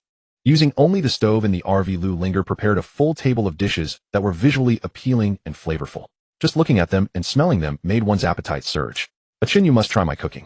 Lu Linger looked at Su Chen with a face full of expectation. To please Su Chen, she had spent her free time over the past few days watching various cooking videos that Su Chen had downloaded. Su Chen picked up a piece of spicy kuan ding, put it in his mouth, and after tasting it for a moment nodded with a smile. Not bad, quite delicious. Hearing Su Chen's praise, Lu Linger felt delighted. Then don't you think you should praise me a little, eh? Of course. Su Chen said with a mischievous smile. Tonight, I will reward you well. After these few days, Lu Linger was no longer the naive girl who knew nothing. Hearing Su Chen's words, her face turned red as she nodded. Okay. Then why aren't you eating? The two of them enjoyed a sumptuous meal together. Meanwhile, at the Lu's hotel, a Biao's subordinates had already dealt with the bodies of Sun Yuan's team to a considerable extent. Brother Biao, why are we missing someone? Xiao Mei frowned a bit puzzled. Don't mention it, that bastard Su Chen ruined my plans. Mentioning this, a Biao was filled with hatred. If it weren't for Su Chen, not only would he have devoured Sun Yuan's team, but he wouldn't have lost a brother. Moreover, he had heard from Xiao Mei that Lu Linger was in Su Chen's vehicle. It seemed that the one who had ambushed and plotted against them last time was indeed that old cunning fox Su Chen. Brother Biao, do we really have no way to kill Su Chen? Xiao Mei also felt quite unwilling. If I had a way, would I have fallen to this state? Relying on his strong physical constitution, a Biao had miraculously survived the burns. However, his two subordinates were not so lucky. Originally a team of 20 to 30 people, now the dead and the injured left only 13. A Biao's brothers were reduced to just 3. He blamed all of this on Su Chen. Just then a subordinate pushed the door and entered. Brother Biao. I'm back. How did it go? We searched everywhere in the back kitchen of the hotel. The only usable transportation is 2 pedal tricycles and a few bicycles. A Biao was clearly somewhat dissatisfied but could only frown and nod. All right, where did you put the stuff? All in a warehouse locked up. That's good, you can go now. A Biao waved his hand. After the subordinate left, Xiao Mei couldn't help but ask, Brother Biao, what are you planning to do? Of course we are leaving here. Are we supposed to stay here for a lifetime? A Biao replied angrily. It had been several days since the high temperature passed and heavy rain fell. Not only had there been no official rescue, but even a Biao's homemade radio had not received any signals. All of this proved one thing: social order had completely collapsed. Now the supplies of Phoenix Mountain had been exhausted. Even if a Biao continuously hunted survivors and used them as food, how long could he last? Therefore he planned to leave Phoenix Mountain and head to nearby cities. After all, compared to scenic areas, the supplies in cities were relatively abundant. However, the nearest city to Phoenix Mountain was still dozens of kilometers away. Relying solely on 2 legs, it would take a long time to get there. Thus, a Biao sent people to search around the hotel to see if they could find any transportation, particularly cars with fuel. But unfortunately, the cars parked nearby had all been drained of gasoline by survivors. A Biao felt a twinge of regret in his heart. If only he had saved the fuel when the apocalypse first began, instead of indulging himself and enjoying the air conditioning in the car every day. Isn't it too late to leave Phoenix Mountain, now driving leisurely? Biao, you must take me away when the time comes. Xiao Mei quickly hugged Biao's arm, smiling sweetly. That's for sure. How could I bear to let you go? A Biao patted her cheek and replied with a smile. But in his heart he was sneering. What a joke. Did he keep Xiao Mei around for so long just to vent his desires? No. Beyond that, he also considered Xiao Mei as a backup food source. A Biao was inherently selfish, and after enduring the apocalypse, he had become even colder and more ruthless. Now all he had in his mind was one thought: to survive. To live, he could do anything. After deciding to leave Phoenix Mountain, a Biao immediately put his plan into action. In the following days, he accelerated his hunt for survivors. Having stayed on Phoenix Mountain for so long, a Biao was unaware of the situation outside. What if after going out he couldn't find resources or survivors in a short time? That would be troublesome. He planned to hunt more survivors to serve as food. In just 2 or 3 days, the people from Lush Forest Hotel had been hunted down by a Biao and his men. The remaining survivors, sensing danger, fled the hotel one after another. A Biao was too lazy to continue the chase. The food he had stored was already sufficient for 4 or 5 days. It was time to leave Phoenix Mountain. That morning the rain continued unabated, as if it aimed to drown the world. A Biao, along with Xiao Mei and a group of younger brothers, arrived at the hotel's kitchen. The bicycles and tricycles he had found earlier were parked here. Although lacking food and drinking water, there were still plenty of other supplies on Phoenix Mountain. A Biao found some materials and modified the tricycle. He added a roof for seating and storing supplies. Additionally, he found several canvas raincoats. Once everything was ready, a Biao and his group put on the raincoats and rode the bicycles and tricycles. They left Lush Forest Hotel amidst the heavy rain. A Biao looked back at the hotel and then at the NOMADISM. In his heart, he vowed, Su Chen, you wait for me. It won't be long before I return to make you understand what cruelty is. Meanwhile, inside the car, Su Chen and Lu Linger also noticed a Biao and his group's departure. Hey, Chen, Lu Linger asked in confusion. It's simple. He wants to survive, Su Chen replied calmly. Others did not have a car with nearly unlimited storage like Su Chen. The resources on Phoenix Mountain had been exhausted and there were not many survivors left. Staying here would eventually lead to starvation. If a Biao wanted to survive, he had to take people away. What a pity. To deal with a Biao, he had instructed He Wang and Sun Yuan to gather the other escaping survivors. He never expected that before he could take action that Brat would run away. But it was just as well.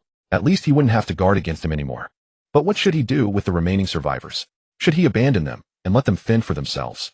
Su Chen thought for a moment, but then dismissed the idea, deciding to help these people. Not that he was overly compassionate. Although he had ample supplies sufficient for himself and Lu Linger, the TV shows, movies, and games in the car would eventually run out or become tiresome. Was he really going to live in isolation in the RV for a lifetime? Not to mention Lu Linger, even Su Chen would likely be driven mad.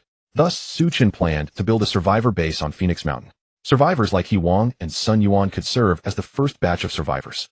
Of course, all of this was predicated on ensuring Su Chen's own safety. The first thing to do now was to establish his dominance among the survivors. With this in mind, Su Chen picked up the walkie-talkie. Hey brother He. Yes, young Master Su, what can I do for you? He Wang quickly responded. Su Chen laid out his plans. Young Master Su, it's great that you think this way. He Wang was extremely excited upon hearing. He had always had the idea of uniting the survivors to strive for self-preservation. Unfortunately, his abilities were limited, and the survivors were not united with a Biao lurking outside. Ultimately, He Wang's efforts had failed. How could Su Chen's idea not excite He Wang? Brother, he don't get too excited. Let me be clear, if anyone among the survivors dares to have ulterior motives or disobey my orders, they should not blame me for being ruthless. Su Chen said coldly. You can rest assured, I'll anyway am with Sun Yuan and the others, and we all listen to you, He Wang assured with a pat on his chest. After enduring high temperatures, torrential rain, and the dangers posed by a Biao's hunts, there were now less than 50 survivors left. The next morning, He Wang called all the gathered survivors to the hotel entrance, waiting for Su Chen's arrival. Why did Su Chen call us up so early? Is he even coming? Wang Yi complained with a yawn. Watch your attitude, Dr. Wang, Sun Yuan said coldly beside him. The food you've eaten these past few days was provided by Su Chen. If you dare to disrespect him again, watch out for my wrath. Looking at the tall and imposing Sun Yuan, Wang Yi was startled and dared not say more. Before long, accompanied by the roar of a powerful engine, the NOMADISM slowly drove through the rain and stopped at the hotel entrance. The steel plates of the vehicle slowly lifted, revealing the figures of Su Chen and Lu Linger before everyone. Linger. Looking at Lu Linger, who was nestled beside Su Chen like a little bird, Wang Yi's face twisted with jealousy. However, Lu Linger's eyes were filled only with Su Chen, not sparing him a glance. The reason I called you all here today is to announce 2 things. Su Chen said to the group of survivors in front of him calmly. The first thing is that a Biao has already taken his people and left Phoenix Mountain. Upon hearing this, everyone was first taken aback, then they couldn't help but cheer. The phrase "the world has long suffered under Chen" perfectly encapsulated everyone's feelings towards a Biao. Since the onset of the extreme heat apocalypse, a Biao had first forcibly taken their supplies, squeezing the survivors. Then when food became scarce, he even resorted to killing for food. The hatred for him ran deep among the people. Yet he and his subordinates were all strong and ruthless. Now that a Biao had left, how could everyone not be happy? All right, settle down. Let Su Chen continue. He Wang stepped forward, at once gesturing for silence. Once the crowd's excitement had gradually subsided, Su Chen spoke again. We are now but a handful of survivors. To endure this apocalypse, we must unite as one. And unity demands leadership. Hence from this day forth, I shall be your leader, and all of you shall obey my... Hearing this, the group exchanged uneasy glances, and no one spoke up immediately. Having suffered under Biao's tyranny, they naturally regarded Su Chen with deep suspicion. After all, Su Chen had previously used chili-infused water and sulfuric acid against them. So you refuse? Sun Yuan let out a cold laugh and declared in a low, resonant voice, do not forget, the food you eat each day is provided solely by Su Chen. Without his provisions, you would starve to death. And what of it? Retorted Wang Yi brazenly. He possesses abundant supplies. Surely sharing them is only fair. His words drew murmurs of agreement from others. Dr. Wang speaks truth. Just because he feeds us, must we surrender all autonomy? What are we, his servants? In my view, democracy would serve us far better. Watching Wang Yi and the others shamelessly posture, Su Chen's lips curled into a faint, icy smile. He had fed them well, and in return they turned their backs on him. Noticing others rallying behind him, Wang Yi concealed his inner triumph and adopted a solemn tone. Su Chen, we need not reject your leadership outright. But you must first grant us one condition. Su Chen raised an eyebrow, smiling noncommittally. Speak it. Unload all supplies from the vehicle, and place them under collective custody and equitable distribution. The moment Wang Yi voiced this demand, eyes across the group lit up. Exactly. Yes, if everything is pooled and fairly allocated, we'll follow your orders. Though they had received rations daily from He Wang over the past 2 days, the portions were meager, barely enough to stave off starvation. Having known hunger's cruel grip, they feared falling entirely under Su Chen's control. After issuing his demand, Wang Yi gazed expectantly at Su Chen. He imagined assembling loyalists to seize the supplies the moment Su Chen relinquished them. What right did this callow youth have to hoard so much, and to monopolize Lu Linger's presence, while commanding their obedience? Yet Su Chen burst into hearty laughter. Dr. Wang, what fantasy are you indulging in now? Do you truly believe you're entitled to these supplies? Has my recent leniency made you forget your place? Feeding you is a waste. Far better to feed a dog. At least a dog knows to wag its tail in gratitude. This scathing rebuke flushed Wang Yi's face crimson. Glaring at Su Chen, he incited the others. Brothers, this wretch Su Chen must be nearly out of supplies. He likely intends to treat us as livestock, as Biao once did. At those words, the crowd's gaze towards Su Chen shifted instantly, cold, wary, and fearful. Indeed, though the NOMADISM RV was spacious, how much could it possibly hold? Su Chen had lived inside it for over a month. Surely his stores were long depleted. Sensing their growing distrust, Su Chen dispensed with further debate and addressed He Wang directly. Brother, he, from today onward, ceased distributing food to them entirely. He Wang shot the crowd a look of bitter disappointment before nodding resignedly. Very well. I'll follow Brother Su's lead without question. With a brief nod to He Wang and Sun Yuan, Su Chen raised the armored plating and drove the NOMADISM away. How utterly ungrateful these people are. Were it not for Chen, they'd have been slaughtered by Biao long ago. Lu Linger massaged his shoulders gently as she consoled him. Why would I be upset? I'm actually delighted. Su Chen shrugged lightly, utterly unperturbed. From Wang Yi's conduct that day, he saw clearly among these survivors lingered more than a few ingrates. Had he welcomed them, outright betrayal might soon follow. By the way, that Wang Yi fellow, he pursued you relentlessly just days ago, didn't he yet? Su Chen suddenly recalled, prompting Lu Linger's heart to leap. Hastily she explained, I never gave him a second glance. He's nothing but a sycophant clinging to me incessantly. We share nothing. Absolutely nothing. I trust you completely. Seeing her flustered, Su Chen tenderly held her soft hand and smiled, but his eyes flickered with a glint of frost. It seemed Wang Yi would serve perfectly as a warning. A chicken sacrificed to frighten the monkeys. There, don't dwell on it, Chen. Shall I make it up to you tonight? I'll grant you anything you desire. Lu Linger nestled into his lap, pouting playfully. Is this compensation for me? Or for yourself? Su Chen teased, grinning. Her cheeks flushed rose pink as she buried her face against his chest, too shy to meet his gaze. Meanwhile, back at the hotel, He Wang carried out Su Chen's order, halting all food distribution to the survivors. By afternoon, stomachs growled audibly. Under Wang Yi's guidance, they approached He Wang once more. Brother, he please, spare us some food. Yes, we can't bear the hunger any longer. The survivors now wore pitiful, pleading expressions. Yet He Wang studied them briefly and shook his head firmly. No. Without Su Chen's explicit command, I will not act. After his ambush by Biao, these same survivors had refused to avenge him, instead fracturing into warring factions. He Wang felt profound disillusionment toward them. Moreover, defying Su Chen's order would irrevocably shatter his mentor's trust. Seeing He Wang's unwavering resolve, Wang Yi and the others seethed inwardly, yet dared not press further, deterred by He Wang's crossbow and the imposing presence of Sun Yuan and several other burly men. Dejected, they trudged back to their rooms. A whisper rose, perhaps we should simply yield to Su-chan. So long as our bellies are full, does it truly matter? Indeed. Just look at how well brother he and the others live. Wang Yi bristled at these words. Friends, why surrender our sovereignty to that scoundrel Su-chan? Do not forget, he too has spilled blood. Upon hearing Wang Yi's words, everyone exchanged glances with one another. After a moment, someone muttered, what can we do? Should we just wait to starve to death? Exactly, perhaps Su-chan isn't that kind of person after all, another person chimed in. Let's go find brother he and tell him, oh, everyone is willing to listen to Su-chan, right? Alright, let's go. With one person's suggestion, the others also stood up and headed outside.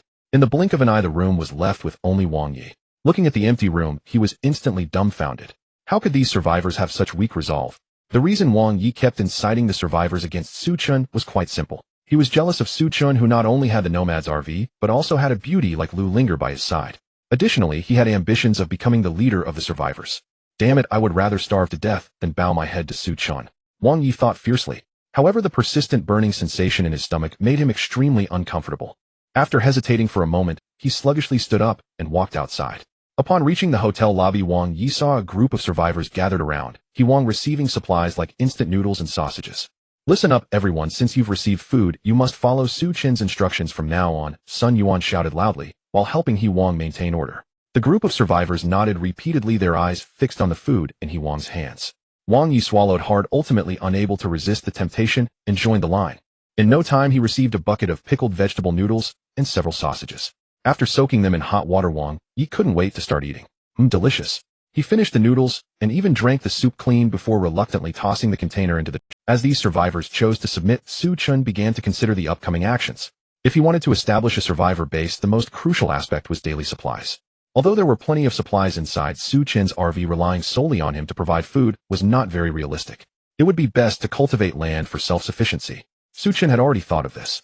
His storage space contained not only various crop seeds, but also different farming. Furthermore, the protection of the base was also essential. After all, after heavy rain and extreme cold, a terrifying wave of biohazards would follow. Although Phoenix Mountain was a scenic area with sparse population, one must understand that zombies could form hordes and roam around. If they arrived at Phoenix Mountain without solid protection, the so-called survivor base would be as fragile as a sandcastle. However, at present the rain was pouring down heavily. Neither cultivating land nor building protective measures for the base could be carried out. Therefore, Su-chan issued the first task to send the survivors out into the rain to search for supplies. Of course, the supplies mentioned did not include food or drinking water, as these had already been completely raided. Su-chan instructed the survivors to search for supplies such as cotton clothes and blankets for warmth. He relayed the orders to Wang, who along with Sun Yuan was responsible for issuing tasks and conducting inspections. Upon receiving the orders, the survivors were quite puzzled. Although the scorching end of the world had passed, and it had been raining, it was still summer, and wearing long sleeves felt uncomfortable. Why did Su-chan want them to search for cotton clothes and blankets? Although they were reluctant, they had no choice but to follow Su-chan's orders, leaving the hotel in the rain to search for supplies. Damn it, whoever wants to search can go search. I'm not doing it, Wang Yi said as he walked into a building, shielding himself from the pouring rain. He took off his raincoat and shook off the water. Then he plopped down onto a sofa sulking. Following behind Wang Yi were several survivors who were friendly with him. Hearing Wang Yi's words, they exchanged glances, and a young man named Zhang couldn't help but ask, Dr. Wang, if we don't search, will Su-chan cause trouble for us? Let him come if he wants. We can just say we searched and didn't find anything, Wang Yi complained unhappily. In such cool weather, Su-chan actually wants us to search for cotton clothes. Do you think he's crazy? If you ask me, he's deliberately making us do this because we previously attacked him. Zhang also expressed his displeasure. He really thinks of himself as the boss. I say the boss should still be Dr. Wang. Others nodded in agreement. Wang Yi felt pleased in his heart, laughing as he said, Don't worry, if I really become the boss, I will definitely treat you well. However, we still need to endure for now. We must trick Su-chan out of the RV and take control of it. Only then can we seize the opportunity to become the masters. While hiding in the building and slacking off, Wang Yi and his group fantasized about replacing Su-chan and becoming the leaders of the survivors. As mealtime approached, they leisurely stood up and sauntered back to the hotel. Most of the survivors had already returned and were lining up to receive instant noodles. Just as Wang Yi and the others prepared to join the line, they were stopped by Sun Yuan and his team. What's wrong, Captain Sun? Wang Yi quickly put on a smiling face, trying to ingratiate himself. Compared to other survivors, Su-chan was still more trusting of Wang and Sun Yuan. Therefore, he assigned most of the tasks to Wang and let Sun Yuan maintain order, acting in a role similar to that of a security captain. Where are the supplies you searched for? Sun Yuan scrutinized Wang Yi and the others before asking casually. Sorry, we searched everywhere, but couldn't find anything. Wang Yi explained. I see. then you can't receive supplies. Sun Yuan waved his hand and said sternly. Why not? Wang Yi was taken aback. Because Su Chen said that no idle people will be fed. Anyone who slacks off is not allowed to eat. Sun Yuan replied coldly. That bastard Su Chen. Wang Yi cursed Su Chen inwardly, yet on the surface he defended himself saying, We're not slacking off, we genuinely couldn't find anything. Yes, Captain Sun, do you not believe us? We are speaking the truth. Zhang Ying and the others hurriedly chimed in to support Wang Yi. At that moment a slow voice suddenly came from behind them. Is that really the case? Everyone was taken aback and turned to see Su Chen walking in leisurely hands behind his back. Lu Linger followed behind him like a maid holding an umbrella for him. The crowd present was taken aback. Since the arrival of the high-temperature apocalypse, Su Chen had remained inside his RV, never venturing outside. Aside from Xiao Mei and Lu Linger who had interacted with him face to face, the others could only communicate with Su Chen through the glass of the RV. However, today, Su Chen had left the RV suddenly appearing before everyone, which was truly astonishing. Did you just speak the truth? Su Chen's sharp gaze was fixed on Wang Yi as if he could see through everything and know his true thoughts. Of course I did. Wang Yi, feeling guilty, dared not meet Su Chen's eyes and turned his head away. Is that so? Su Chen smirked sarcastically, pointing at the other survivors. It's pouring rain outside. Look at the others. Although they are wearing raincoats, their clothes and shoes are drenched from the rain. Now look at you few. You're completely dry. Where's the sign of searching for supplies in the rain? Hearing Su Chen's words, everyone instinctively turned their gaze towards Wang Yi and the others. Indeed, they were all clean and dry, while the clothes and shoes of the other survivors were almost soaked by the torrent. Wang Yi, what do you have to say now? Sun Yuan scoffed.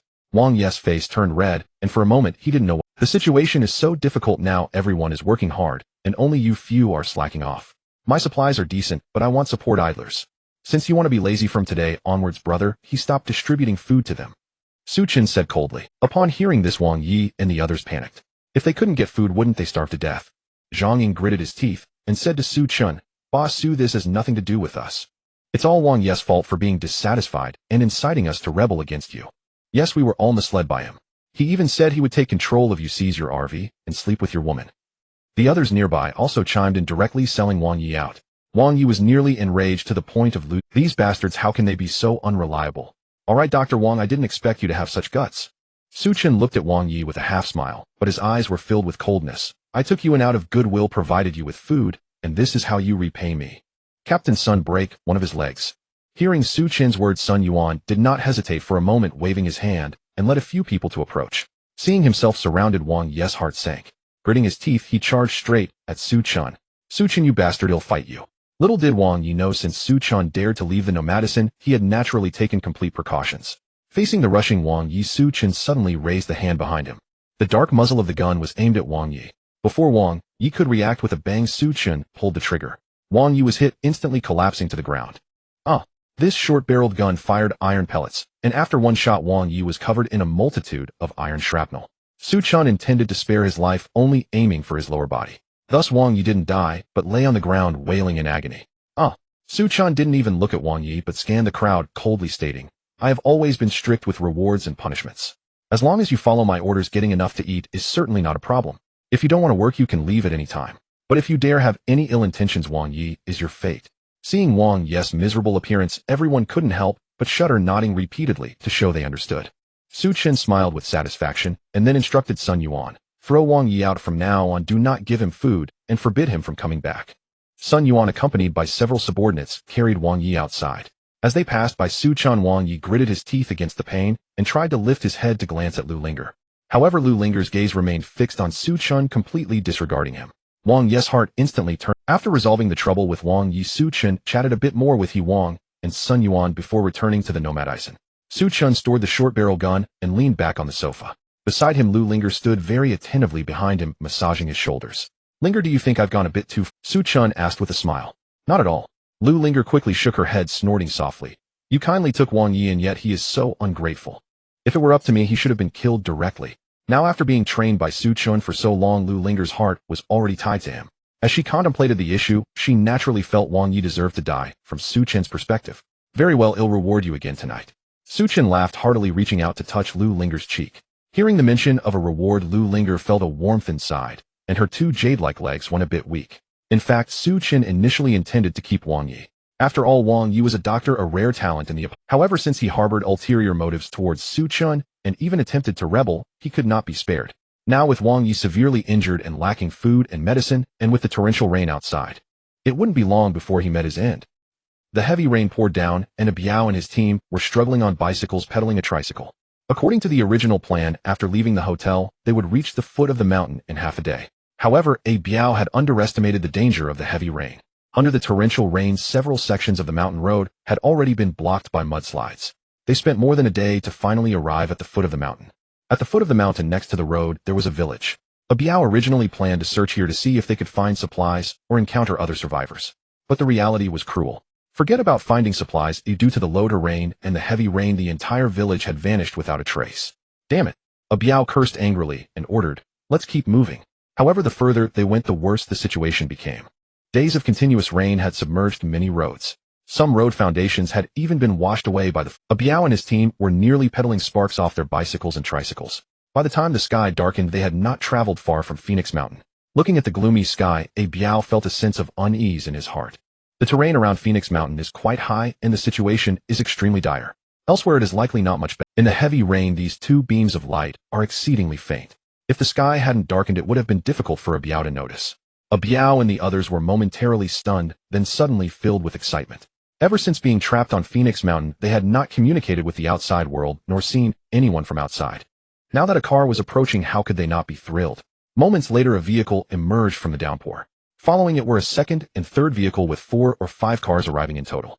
These vehicles were almost all off-road cars or SUVs, with a small bus trailing behind. Here. Biao, Xiao Mei, and the others waved their hands, desperately signaling the convoy to stop. The leading off-road vehicle seemed to have spotted Biao and the others, and gradually came to a halt. The vehicles behind it also stopped in turn.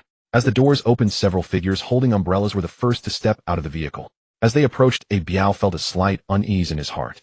Each of them was tall and sturdy, with bulging waists seemingly hiding something. "Brothers, is there something we can help you?" The speaker was a middle-aged man wearing a smile. However, despite his friendly appearance, Biao had seen enough people to sense that they were not ordinary. He instinctively realized that these people were not to be trifled with. Yet at this moment, Biao had no choice. He could only give a subtle signal to his subordinates to remain cautious. Steeling himself, he greeted them. "Sir, we are tourists from Phoenix Mountain, and we have been trapped here for quite some time. It took us a great effort to escape. I wonder how things are outside." Upon hearing Biao's words, the middle-aged man was slightly taken aback. "You came from Phoenix Mountain?" "Yes." Biao nodded and countered, "Sir, where are you from? How is the situation outside now?" The middle-aged man shook his head and sighed. "I come from the Demon City, and the situation outside is not optimistic. After the high temperatures set in, people mostly hid in sewers, basements, and bomb shelters to survive. When night fell and temperatures dropped, the public would emerge to search for supplies. Initially, people believed that the high temperatures would pass eventually. Although there was some chaos, social order could still be maintained. However, as days went by, the heat showed no signs. Similar to underground parking lots, society began to witness violent incidents, such as looting and arson.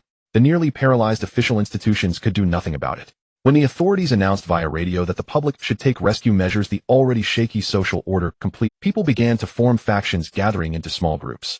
These gangs fought fiercely with each other for resources. In the end, the larger, more powerful gangs controlled vast amounts of resources and territories. Those who did not join teams or gangs, the elderly, weak, sick, and disabled, could only hide in dark places and ultimately perish. The original city was occupied by various gangs. Yet as fate would have it, when everyone thought the heat would never pass, the weather abruptly changed and heavy rain poured down. At first, when the rain started, people were excited, thinking that the apocalypse was over and social order would be restored. However, the heavy rain continued unabated. Not only the coastal cities like Demon City and Sheep City were flooded with seawater, but many inland cities with lower terrain were also submerged by the rainfall. To survive, people had no choice but to leave these cities and flee to higher ground. This middle-aged man and his convoy were among them. Is it really like this? Biao murmured to himself, his expression somewhat dazed.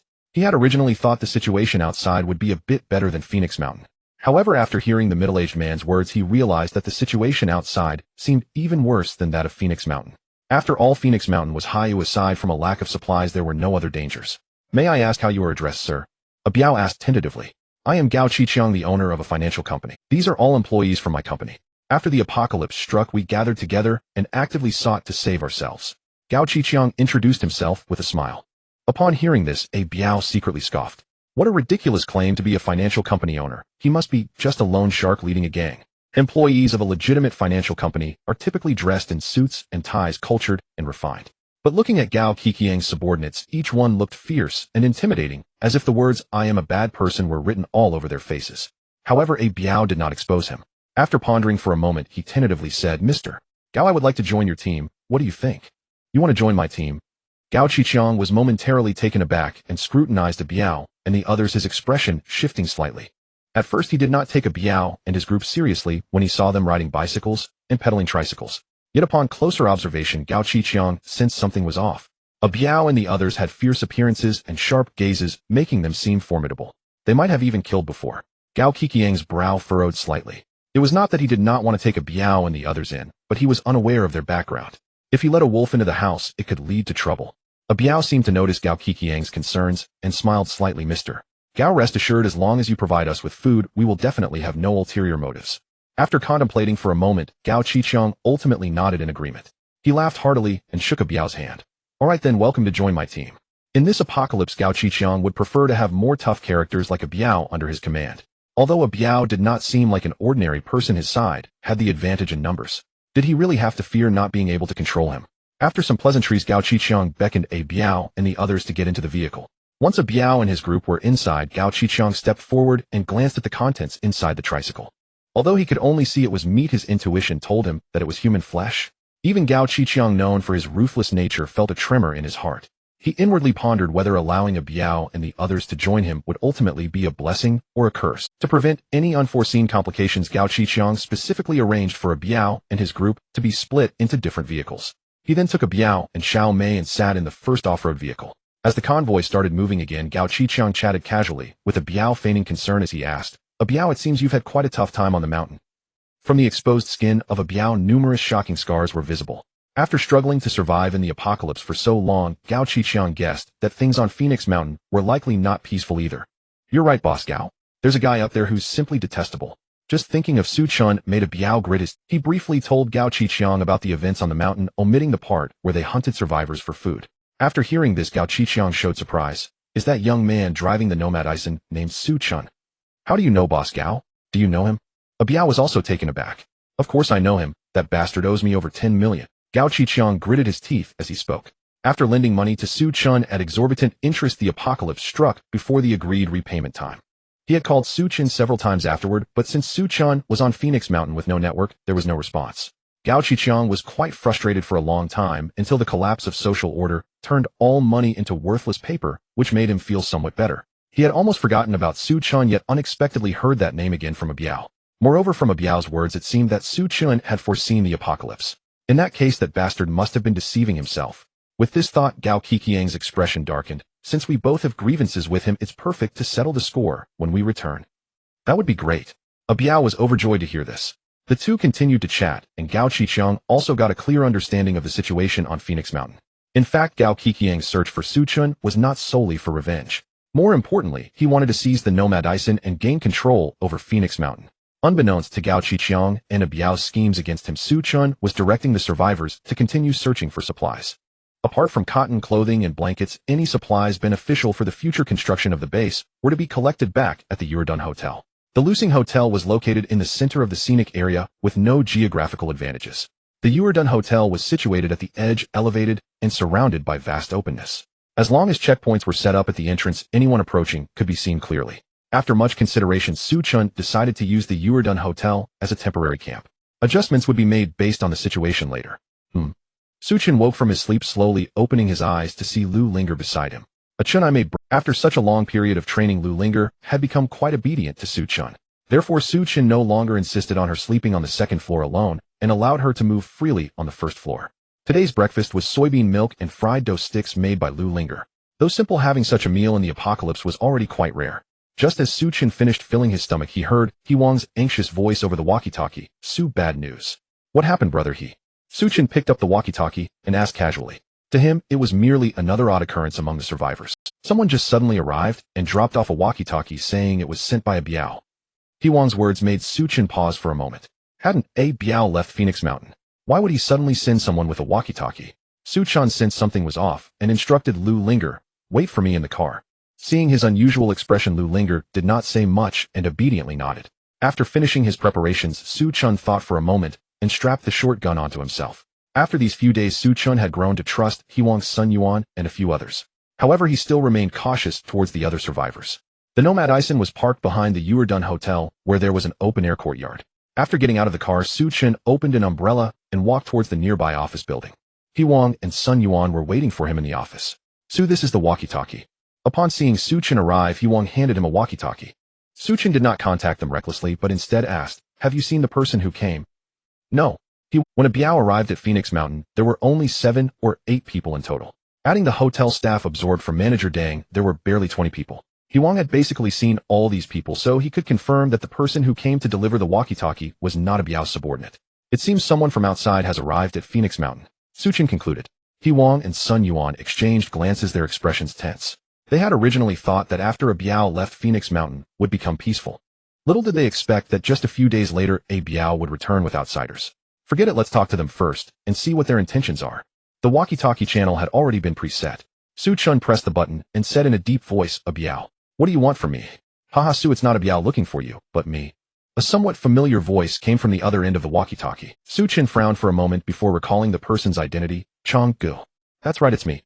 Gao Qiqiang laughed heartily and said slowly, "It's been less than a month since we parted, yet so much has changed." He then shifted the conversation with a cold smile. "Su, about the money you owe me, shouldn't we settle it?" Upon hearing this, Chen nearly burst into laughter. He had never intended to repay the money from the start. Otherwise, he would have to be out of his mind to borrow high-interest loans. "Changgu, are you still half asleep? What time is it now, and you're still thinking about that money?" Not offended by Chen's ridicule, Gao Qiqiang responded lightly, "No matter when a debt should be repaid, if you can't repay the money according to the contract, that NOMADISM of yours will have to belong to me." "Are you asking me to hand over NOMADISM to pay off the debt? Is Gao Qiqiang out of his mind?" Chen chuckled. "What if I refuse to hand it over?" "If you refuse to hand it over, don't blame me for being rude to you." Gao Qiqiang's words were laden with threats. However, Chen did not take it to heart at all, sneering as he replied, "I call you brother out of respect, but if you don't deserve it, I'll bury you." Fine. Gao Qiqiang laughed in anger. "All right, Chen, just wait for me." Chen did not linger with Gao Qiqiang any longer and abruptly cut off the contact. "So what exactly is going on?" Wang and Sun Yuan, who were nearby, were completely baffled and couldn't help but Chen had no intention of hiding it from them and recounted the enmity between him and Gao Qiqiang to the two. "This is a matter between us, it has nothing to do with you. If you don't want to get involved, I can understand," Chen said softly. Wang and Sun Yuan exchanged glances and firmly stated, "Su, you don't need to say that. You saved our lives and provided us with so many resources. If we stand idly by, would we still be human?" Sun Yuan nodded in agreement, adding, "What brother he said is right, your matter is our matter." The two understood very well that they were alive now thanks to Chen's assistance. If Chen were to be killed by Gao Qiqiang or a Biao, how would they survive? Would they really go to rely on Gao Qiqiang? Don't joke around. They had a deep grudge against a Biao. "All right, that's good." Chen smiled faintly, instructing gather everyone together to discuss how to deal with the Biao. Wang and Sun Yuan immediately took action, gathering all the survivors in the hotel lobby. Looking at the crowd, Chen felt a bit relieved. Fortunately, when a Biao left back, then he did not dismiss these people as burdens and let them fend for themselves. Otherwise, when Gao Qiqiang brought people to kill them, he would have had to flee in his car. Chen nodded slightly at Wang, signaling that they could begin. Wang then stood on the makeshift platform, pressing his hands down to quiet. Everyone please be quiet, I have something to say." Everyone immediately fell silent, all eyes turned toward Wang. "We just received news that a Biao has returned." As soon as this was said, the crowd erupted, expressions filled with both fear and anger. A Biao's ruthlessness and inhumanity were witnessed by the survivors present. Many of their friends and family had also fallen victim to a Biao. This time, a Biao has returned with many outsiders, and these people have a considerable grudge against me. If you are afraid, you can leave on your own." Chen stepped forward, speaking calmly. Many faces showed hesitation. They had all experienced a Biao's method. If possible, they did not want to confront a Biao again. Especially after hearing that Chen said a Biao had brought help, their fear grew even more. Seeing their expressions, Sun Yuan furrowed his brow and said sternly, "Hey, is it because the rain outside is too heavy that your brains are clouded? You need to think carefully. Without Chen, could you fill your bellies? If Chen is killed by a Biao, how could you survive?" Hearing Sun Yuan's words, the crowd finally regained their senses. Indeed, without Chen, how could they possibly? With a Biao style of doing things, he would likely seize Chen's resources. Once those resources were exhausted, he would treat them as food. Thinking of this, someone shouted loudly, "Boss, Su, I won't leave you." "That's right, I will stand with you. Isn't it just a small fry like a Biao? We'll take care of him." After someone took the lead, others also eagerly expressed their support. Before long, all the survivors present expressed their desire to unite around Chen to deal with the Biao. "That's good. From now on, everyone needs to take action to reinforce the area around the hotel. In addition, we should also form 3 shifts, keeping watch day and night to prevent anyone from sneaking up on us. Su Chen instructed. A Biao's cruelty need not be elaborated. Gao Qiqiang was originally a boss who mixed in the underworld, having survived in the hellish environment of the apocalypse and managed to reach Phoenix Mountain. He must also be a ruthless character. If he did not let people keep watch and strengthen the hotel's defenses, it was likely that everyone would lose their lives by the time they woke up. After arranging all the tasks, Su Chen returned to the RV. Watching your back. Lu Linger knelt on the ground, helped Su Chen change his shoes, and then took his hand to the table. Today at noon, there was once again a lavish spread of dishes. While eating, Su Chen talked to Lu Linger about a Biao and Gao Qiqiang. What? A Biao has returned, and he— Lu Linger was taken aback upon hearing this, her pretty face filled with tension and worry. Su Chen, what? Don't worry, I'm not concerned about Gao Qiqiang and a Biao at all. Su Chen held her hand, softly smiling. Although it is said that to survive in this world one needs power and influence, Su Chen had the RV as a backing with nearly limitless storage space. He had stocked up on many good things for emergencies. Even if these survivors were not a match for Gao Qiqiang and a Biao, Su Chen could simply drive away. Not to mention He Wang and Sun Yuan, even Lu Linger. If necessary, Su Chen could also abandon them. In the apocalypse, only by being selfish and self-serving can one live longer. This bastard is truly arrogant. Gao Qiqiang's face turned dark as he gripped the walkie-talkie, veins bulging on his hand. A Sheng, gather the brothers, prepare to deal with Su Chen. The one referred to as a Sheng was a refined-looking young man. He was Gao Qiqiang's younger brother Gao Qiqiang and handled all matters in the company. Upon hearing his brother's command, Gao Qiqiang didn't hesitate and was about to get up to call the brothers. Boss Gao, calm down. A Biao hurriedly stopped Gao Qiqiang, speaking earnestly. Su Chen, that sly fox, is extremely treacherous. If we act rashly, we might fall into his trap.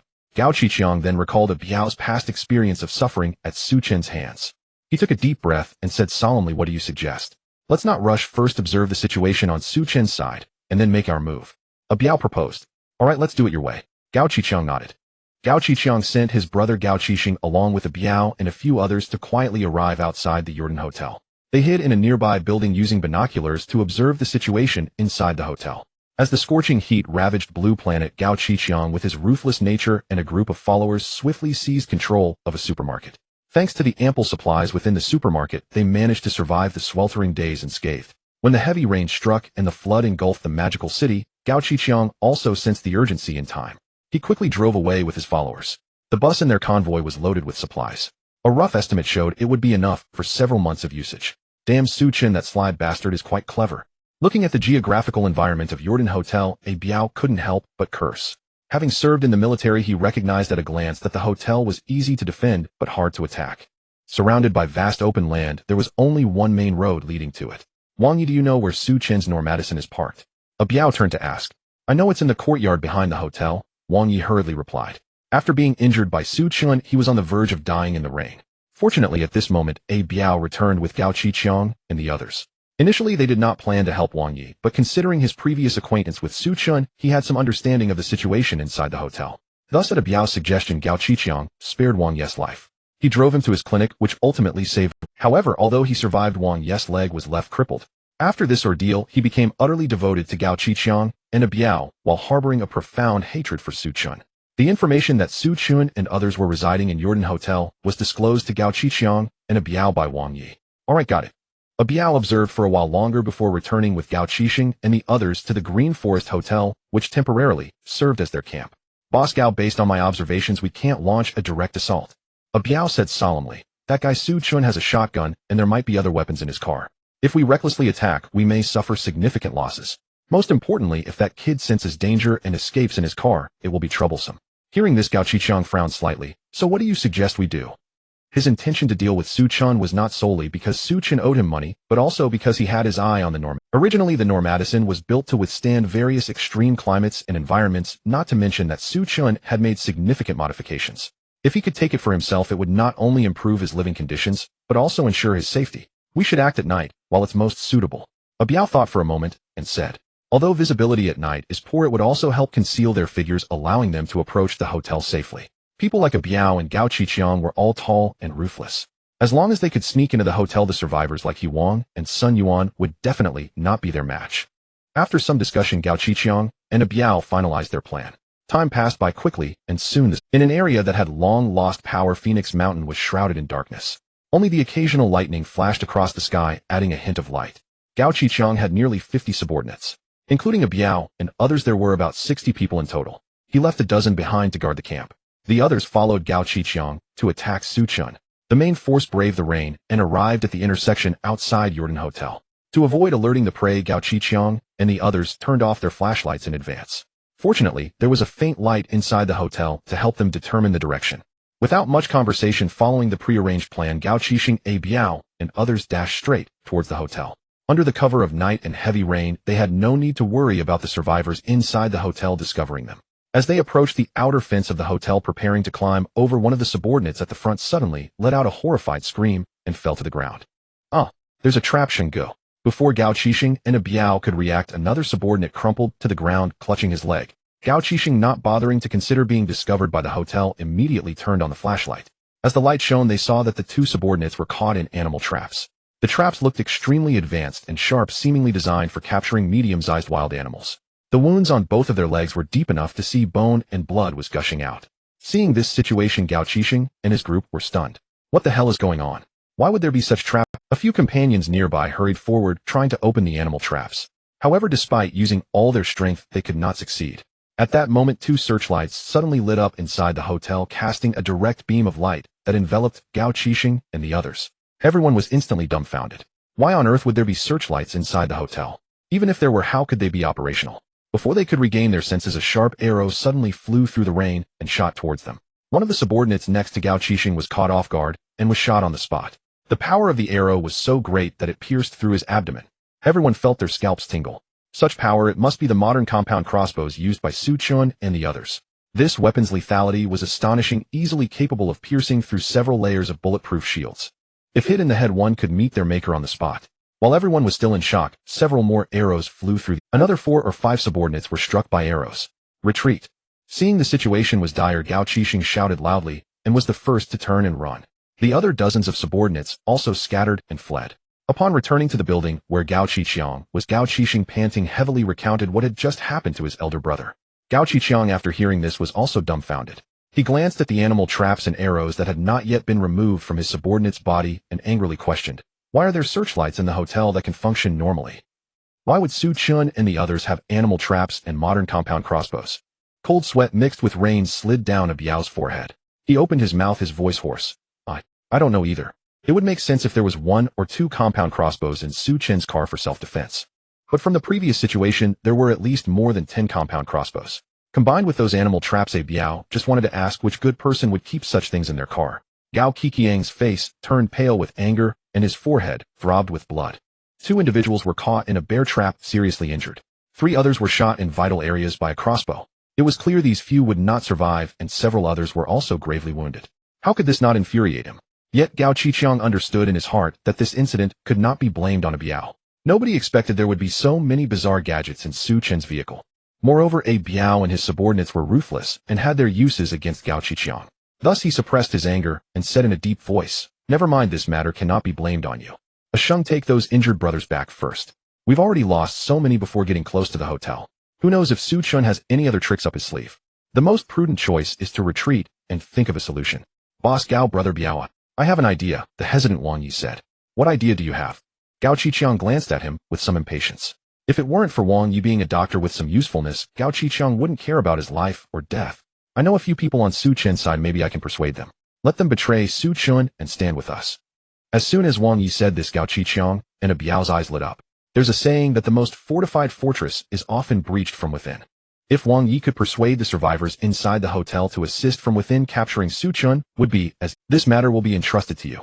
If you succeed, I will not mistreat you," Gao Qiqiang said with a smile, patting Wang Yi's shoulder.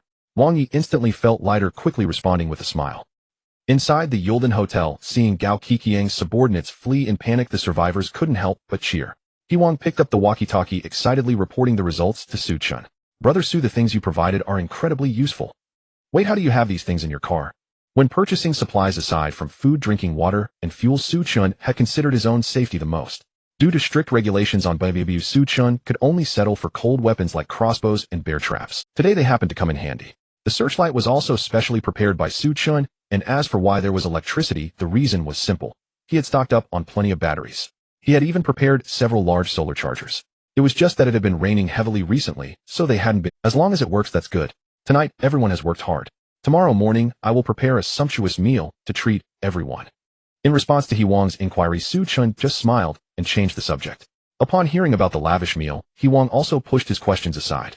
Early the next morning, a long table was added in the hotel lobby.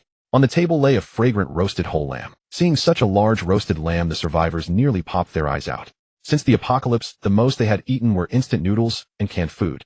A delicacy like roasted whole lamb was something they could only dream of. Smelling the enticing aroma, tears streamed down their faces uncontrollably. Everyone worked hard to fend off the enemies tonight. I am a person who values rewards and punishments clearly. As long as you follow my orders and work hard, I will not mistreat you. But if you dare to slack off or have other ideas, Wang Yi will be your fate.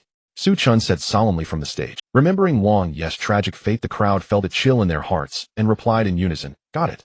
Everyone eat quickly while it's hot, or it will cool down." Su Chen smiled with satisfaction. With a single command, the survivors rushed forward, launching a frenzied attack on the delicious lamb.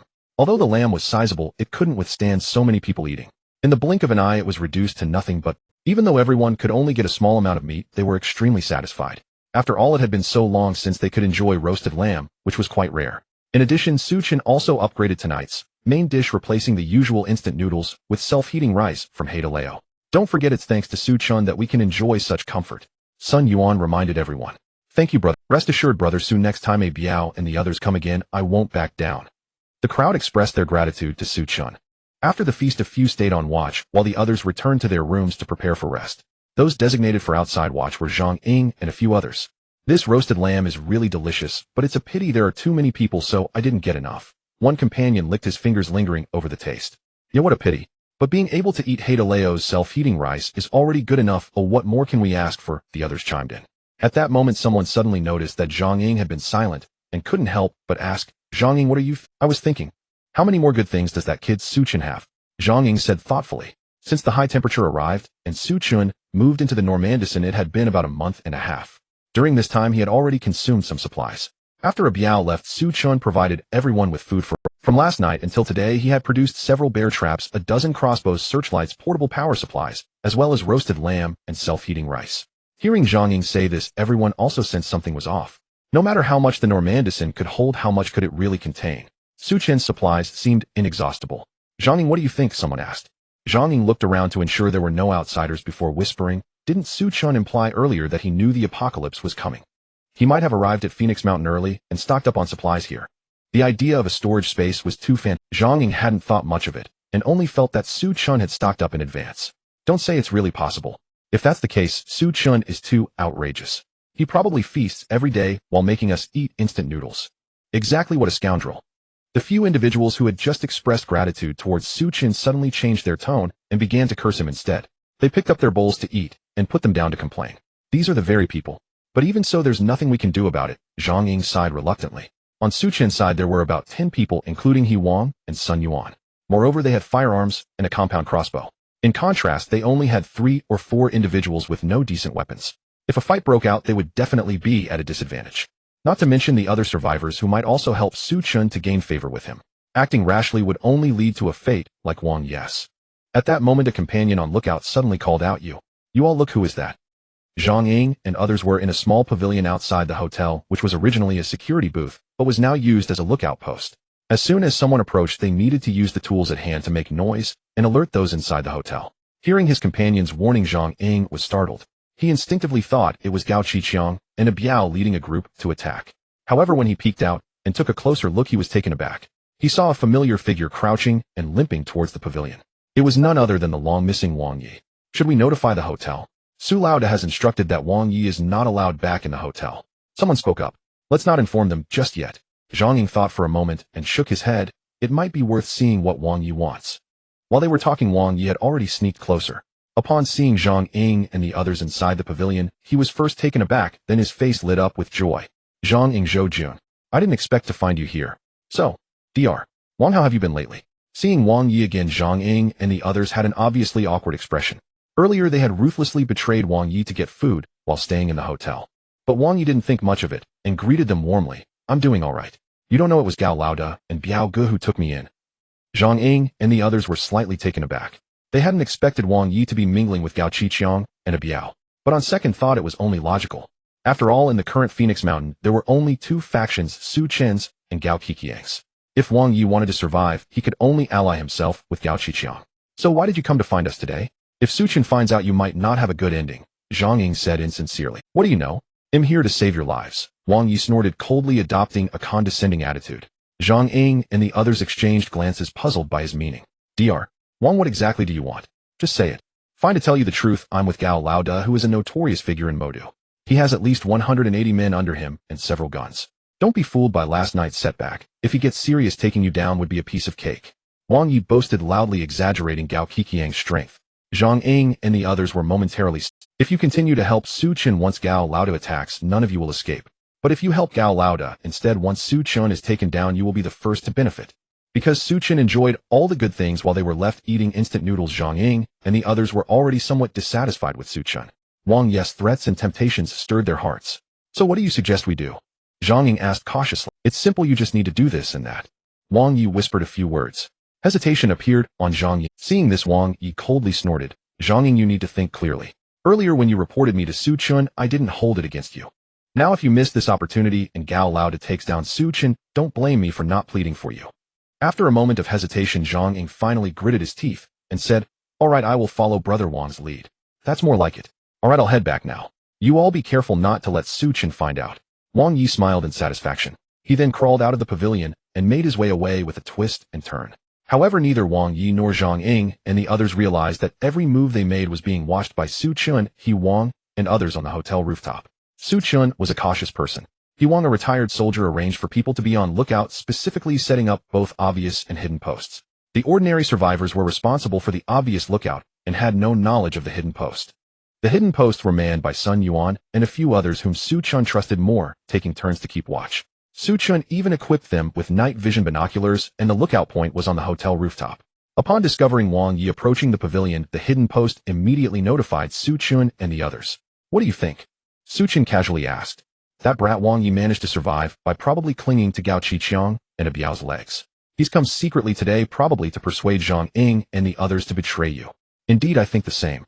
It seems my earlier hesitation was a mistake, Su Chen shrugged. There's a saying that goes, if you don't eradicate the roots, the grass will grow back with the spring wind. If I had directly killed Wang Yi, there wouldn't be today's troubles. It seems I can't make such a mistake again where the villain dies by talking too much. But fortunately I realized it in time. So what should we do? Should we just eliminate Zhang Ying and the others? Sun Yuan's eyes glinted with a fierce light. He genuinely looked down on someone like Zhang Ying, who played both sides. He Wang nodded in agreement. Why should we eliminate them? Su Chen countered. Off. Sun Yuan and He Wang were both dumbfounded. In their eyes, since Zhang Ying and the others had colluded with Gao Qiqiang, it would be better to simply eliminate them to prevent future troubles. We can totally capture them in one fell swoop. A ruthless expression emerged on Su Chen's gentle face. Night slowly descended and heavy rain continued to pour outside the window. After finishing today's instant noodles, most people chose to return to their respective rooms to rest. At that moment, several survivors preparing to take over the lookout were called to a halt by Zhang Ying. Zhou Xinhong, Li Dong, you two take the night off. I'll take over your lookout. Is there such a good thing? Upon hearing this, Zhou Xinhong and Li Dong couldn't help but feel a bit surprised. Being on night watch outside is both exhausting and cold. If possible, who would want to go? Isn't it more pleasant to sleep in the room? Since we can't sleep anyway, we'll take your shift, Zhang Ying said with a smile. Next time if you have something good you better Fair enough. Then it's up to you. Zhou Xinhong, Li Dong, and the others, fearing that Zhang Ying might change his mind, quickly dashed back to their room. Zhang Ying exchanged glances with his companions before leaving the hall and heading towards the guard post. Hey, why are you guys here? Didn't you work the day shift? The guards at the post looked at Zhang Ying and the others with some confusion. Zhou Xinhong and the others are slacking off, so I'm covering for them.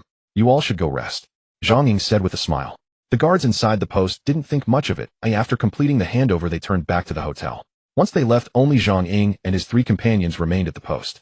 Zhang Ying, are we really going to betray Su Laoda? Someone asked quietly. What's wrong? Are you scared? Zhang Ying leaned against the wall, giving the other a sideways glance. I'm a bit scared. We've seen Su Laoda's methods. Oh, what if Biao Ge messes up? What are the odds of that happening? Zhang Ying replied impatiently. At this point, there's no turning back. And from now on, don't call him Su Laoda. Got it. The other three fell silent and sat down to rest. Time passed slowly as the night deepened. Aside from the sound of pouring rain, it seemed there was nothing else in the world. Just as Zhang Ying and his companions were getting drowsy, a few hoots from a night owl suddenly echoed from outside. The four of them instantly perked up and leaned out to look. Sure enough, they could vaguely see several figures amidst them. According to their prior agreement, Zhang Ying took out a flashlight and waved it a few times. The people across received the signal and quickly made their way towards the guard post. As they got closer, Zhang Ying recognized that the leader was a Biao. He hurriedly opened the guard post door to let a Biao in, bowing and saying, "Biao go, long time no see." A Biao nodded slightly in response. "How's the situation in the hotel?" "Don't worry, Biao, Su Chun and the others have no idea at all. As long as we sneak in, we can definitely take him down." Hearing Zhang Ying's words, a Biao revealed a satisfied smile and turned to Gao Qixing beside him, saying, "Brother Sheng, shall we take action?" Gao Qixing adjusted his glasses and nodded. "All right." The group set off, once more trudging through the torrential rain. Zhang Ying and his three companions, suppressing their excitement, followed closely behind. To capture Su Chen tonight, Gao Qixiang had dispatched over 40 people. They quickly approached the hotel lobby. Under Su Chen's orders, the surviving members had made some simple modifications to the hotel. Side doors and windows were blocked. The only way to enter the hotel was through the main entrance. At this point, the night was deepening. Most of the survivors had returned to their rooms to rest, with only a few night lights still glowing. Seeing how easily they could enter the lobby, smiles involuntarily appeared on Gao Qixing and a Biao's faces. They had originally planned to split into two groups. One group would deal with the survivors, while the other would head straight to the hotel's backyard to capture Su Chun and NOMADISM first. With no one in the lobby, they saved a lot of trouble. Gao Qixing and a Biao exchanged glances and nodded in agreement. Under Zhang Ying's lead, they hurried towards the hotel's backyard. However, just as they passed through the lobby, a piercing alarm suddenly blared. Beep. Despite the heavy rain outside, the alarm sounded especially jarring in the dark night. "Zhang Ying, what's going on?" A Biao growled. "This is the alarm system Su Chen set up. If something unusual is detected, pressing the button will trigger the alarm." "But who set it off?" Zhang Ying had a perplexed expression. Logically, it should have been them on the outside who reported the anomaly first.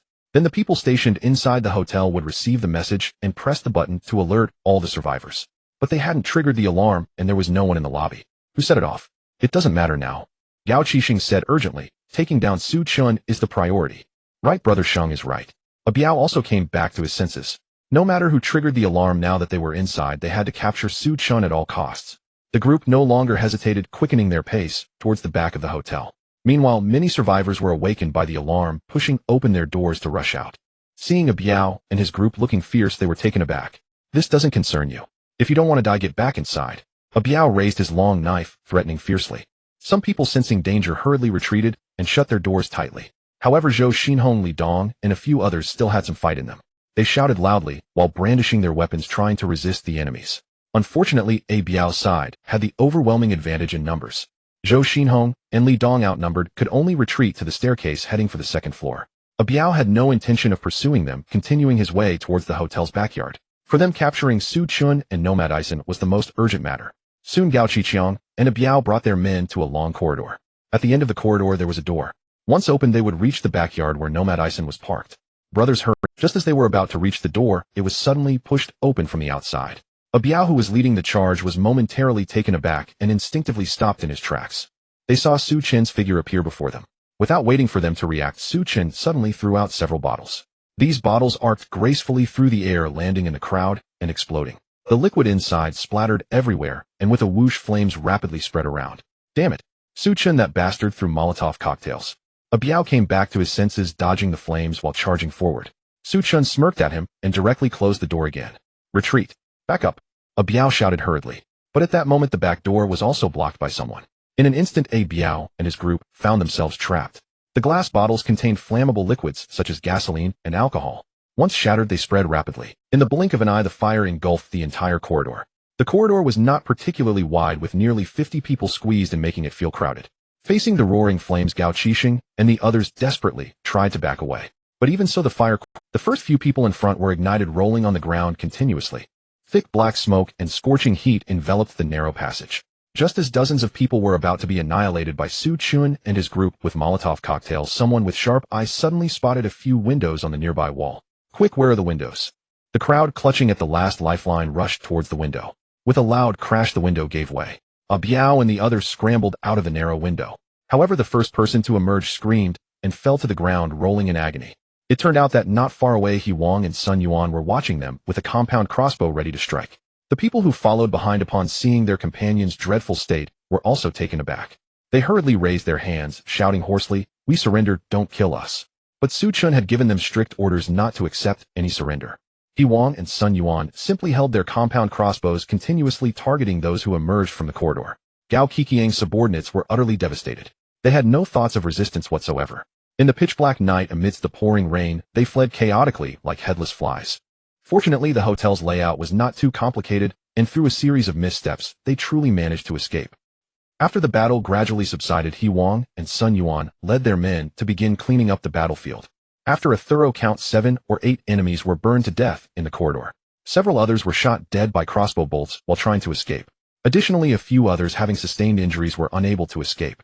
The initial estimate was that Gao Qiqiang suffered around 20 casualties. Haha, Brother Su, we have achieved a complete victory. He Wang on the intercom appeared extremely excited.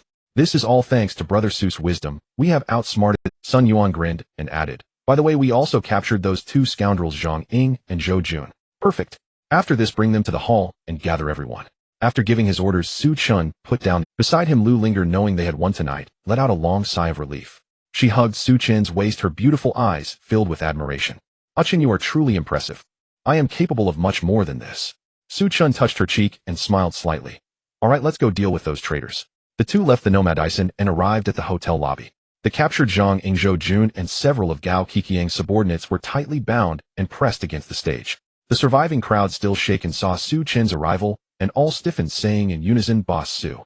However, Su Chen did not respond to them. He simply led Lu Linger to the stage.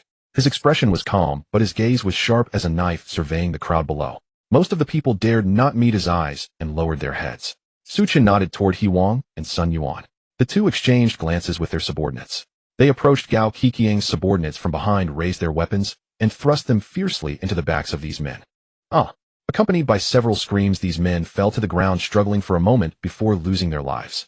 Removing the roots of evil ensures it does not sprout again. Although these men were ruthless and quite capable, they were, after all, Gao Qiqiang's subordinates, and Su Chen was unsure whether they harbored treachery. The most prudent course was to eliminate them all. After dealing with Gao Qiqiang's subordinates, it was time to turn to the 2 traitors Zhang Ying and Zhou Jun. Seeing the deaths of those in front of them, the 2 instantly cowered. Boss Su, please give us a way out. We were just momentarily bewitched. The 2 frantically knocked their heads against the ground while begging for mercy. But Su Chen acted as if he hadn't heard them, simply saying to He Wang in a deep voice, chop off their limbs, make them into human puppets, and hang them at the hotel entrance. Killing Zhang Ying and Zhou Jun would be too easy. Only by using cruel punishments to thoroughly torment them would instill fear in the others. As expected, witnessing the public execution of Zhang Ying and Zhou Jun, even the survivors who had seen their fair share of bloody scenes turned pale and nearly vomited. However, as Su Chen had not spoken, they dared not leave. They could only watch helplessly as Zhang Ying and Zhou Jun were strung up and taken to the hotel entrance. Once everything was settled, Su Chen turned his gaze to the survivors present. He said flatly, most of you have truly disappointed me. It was I who provided you with supplies, preventing you from starving to death. Yet when the enemy attacked, each of you chose. The survivors below felt increasingly ashamed. Only Zhou Xinhong, Li Dong, and a few others who had fought against the enemy stood tall and proud. I announced that anyone who fought to the death against the enemy tonight will have their future treatment upgraded. As for those who cowardly avoided battle tonight, all supplies will be halted. As soon as these words left Su Chen's mouth, the survivors below erupted in an uproar. Halting all supplies. Wasn't that tantamount to starving them to death? Although we are afraid of death and dare not fight fiercely, you Su Chen shouldn't deny us food. Many people felt a sense of discontent. However, having just witnessed the gruesome deaths of Zhang Ying and Zhou Jun, despite their grievances, they dared not voice them. But don't worry, I won't completely cut off your lifeline. Su Chen's tone shifted as he leisurely said, tomorrow morning you will launch an attack against Gao Qiqiang and Abiao. As long as you are willing to go and fight bravely, I can still restore your benefits. Upon hearing this, the crowd exchanged glances. Asking them to fight against ruthless figures like Gao Qiqiang and Abiao. Wasn't that putting them in a death trap? After Su Chen finished speaking, he paid no mind to the crowd's reactions and left with Lu Linger. To be honest, this matter cannot be blamed on Su Chen. If blame is to be assigned, it should fall on yourselves. He Wang shook his head and sighed. Su Chen provides for you, yet when disaster strikes, all you think about is saving yourselves. Now Su Chen gives you an opportunity, whether you want it or not depends on you. After saying this, He Wang no longer paid attention to them, and instead began rewarding Zhou Xinhong, Li Dong, and a few others who had performed excellently. Su Chen's so-called upgrade and treatment was merely switching every meal of instant noodles to self-heating marinated meat rice and self-heating hot pot from Haidaleo. Meanwhile, they would also receive a bottle of beer as a reward each day. In the apocalypse, this could be regarded as a gourmet delicacy. Despite the bloodstains still being everywhere, Zhou Xinhong and Li Dong did not hesitate to dig in.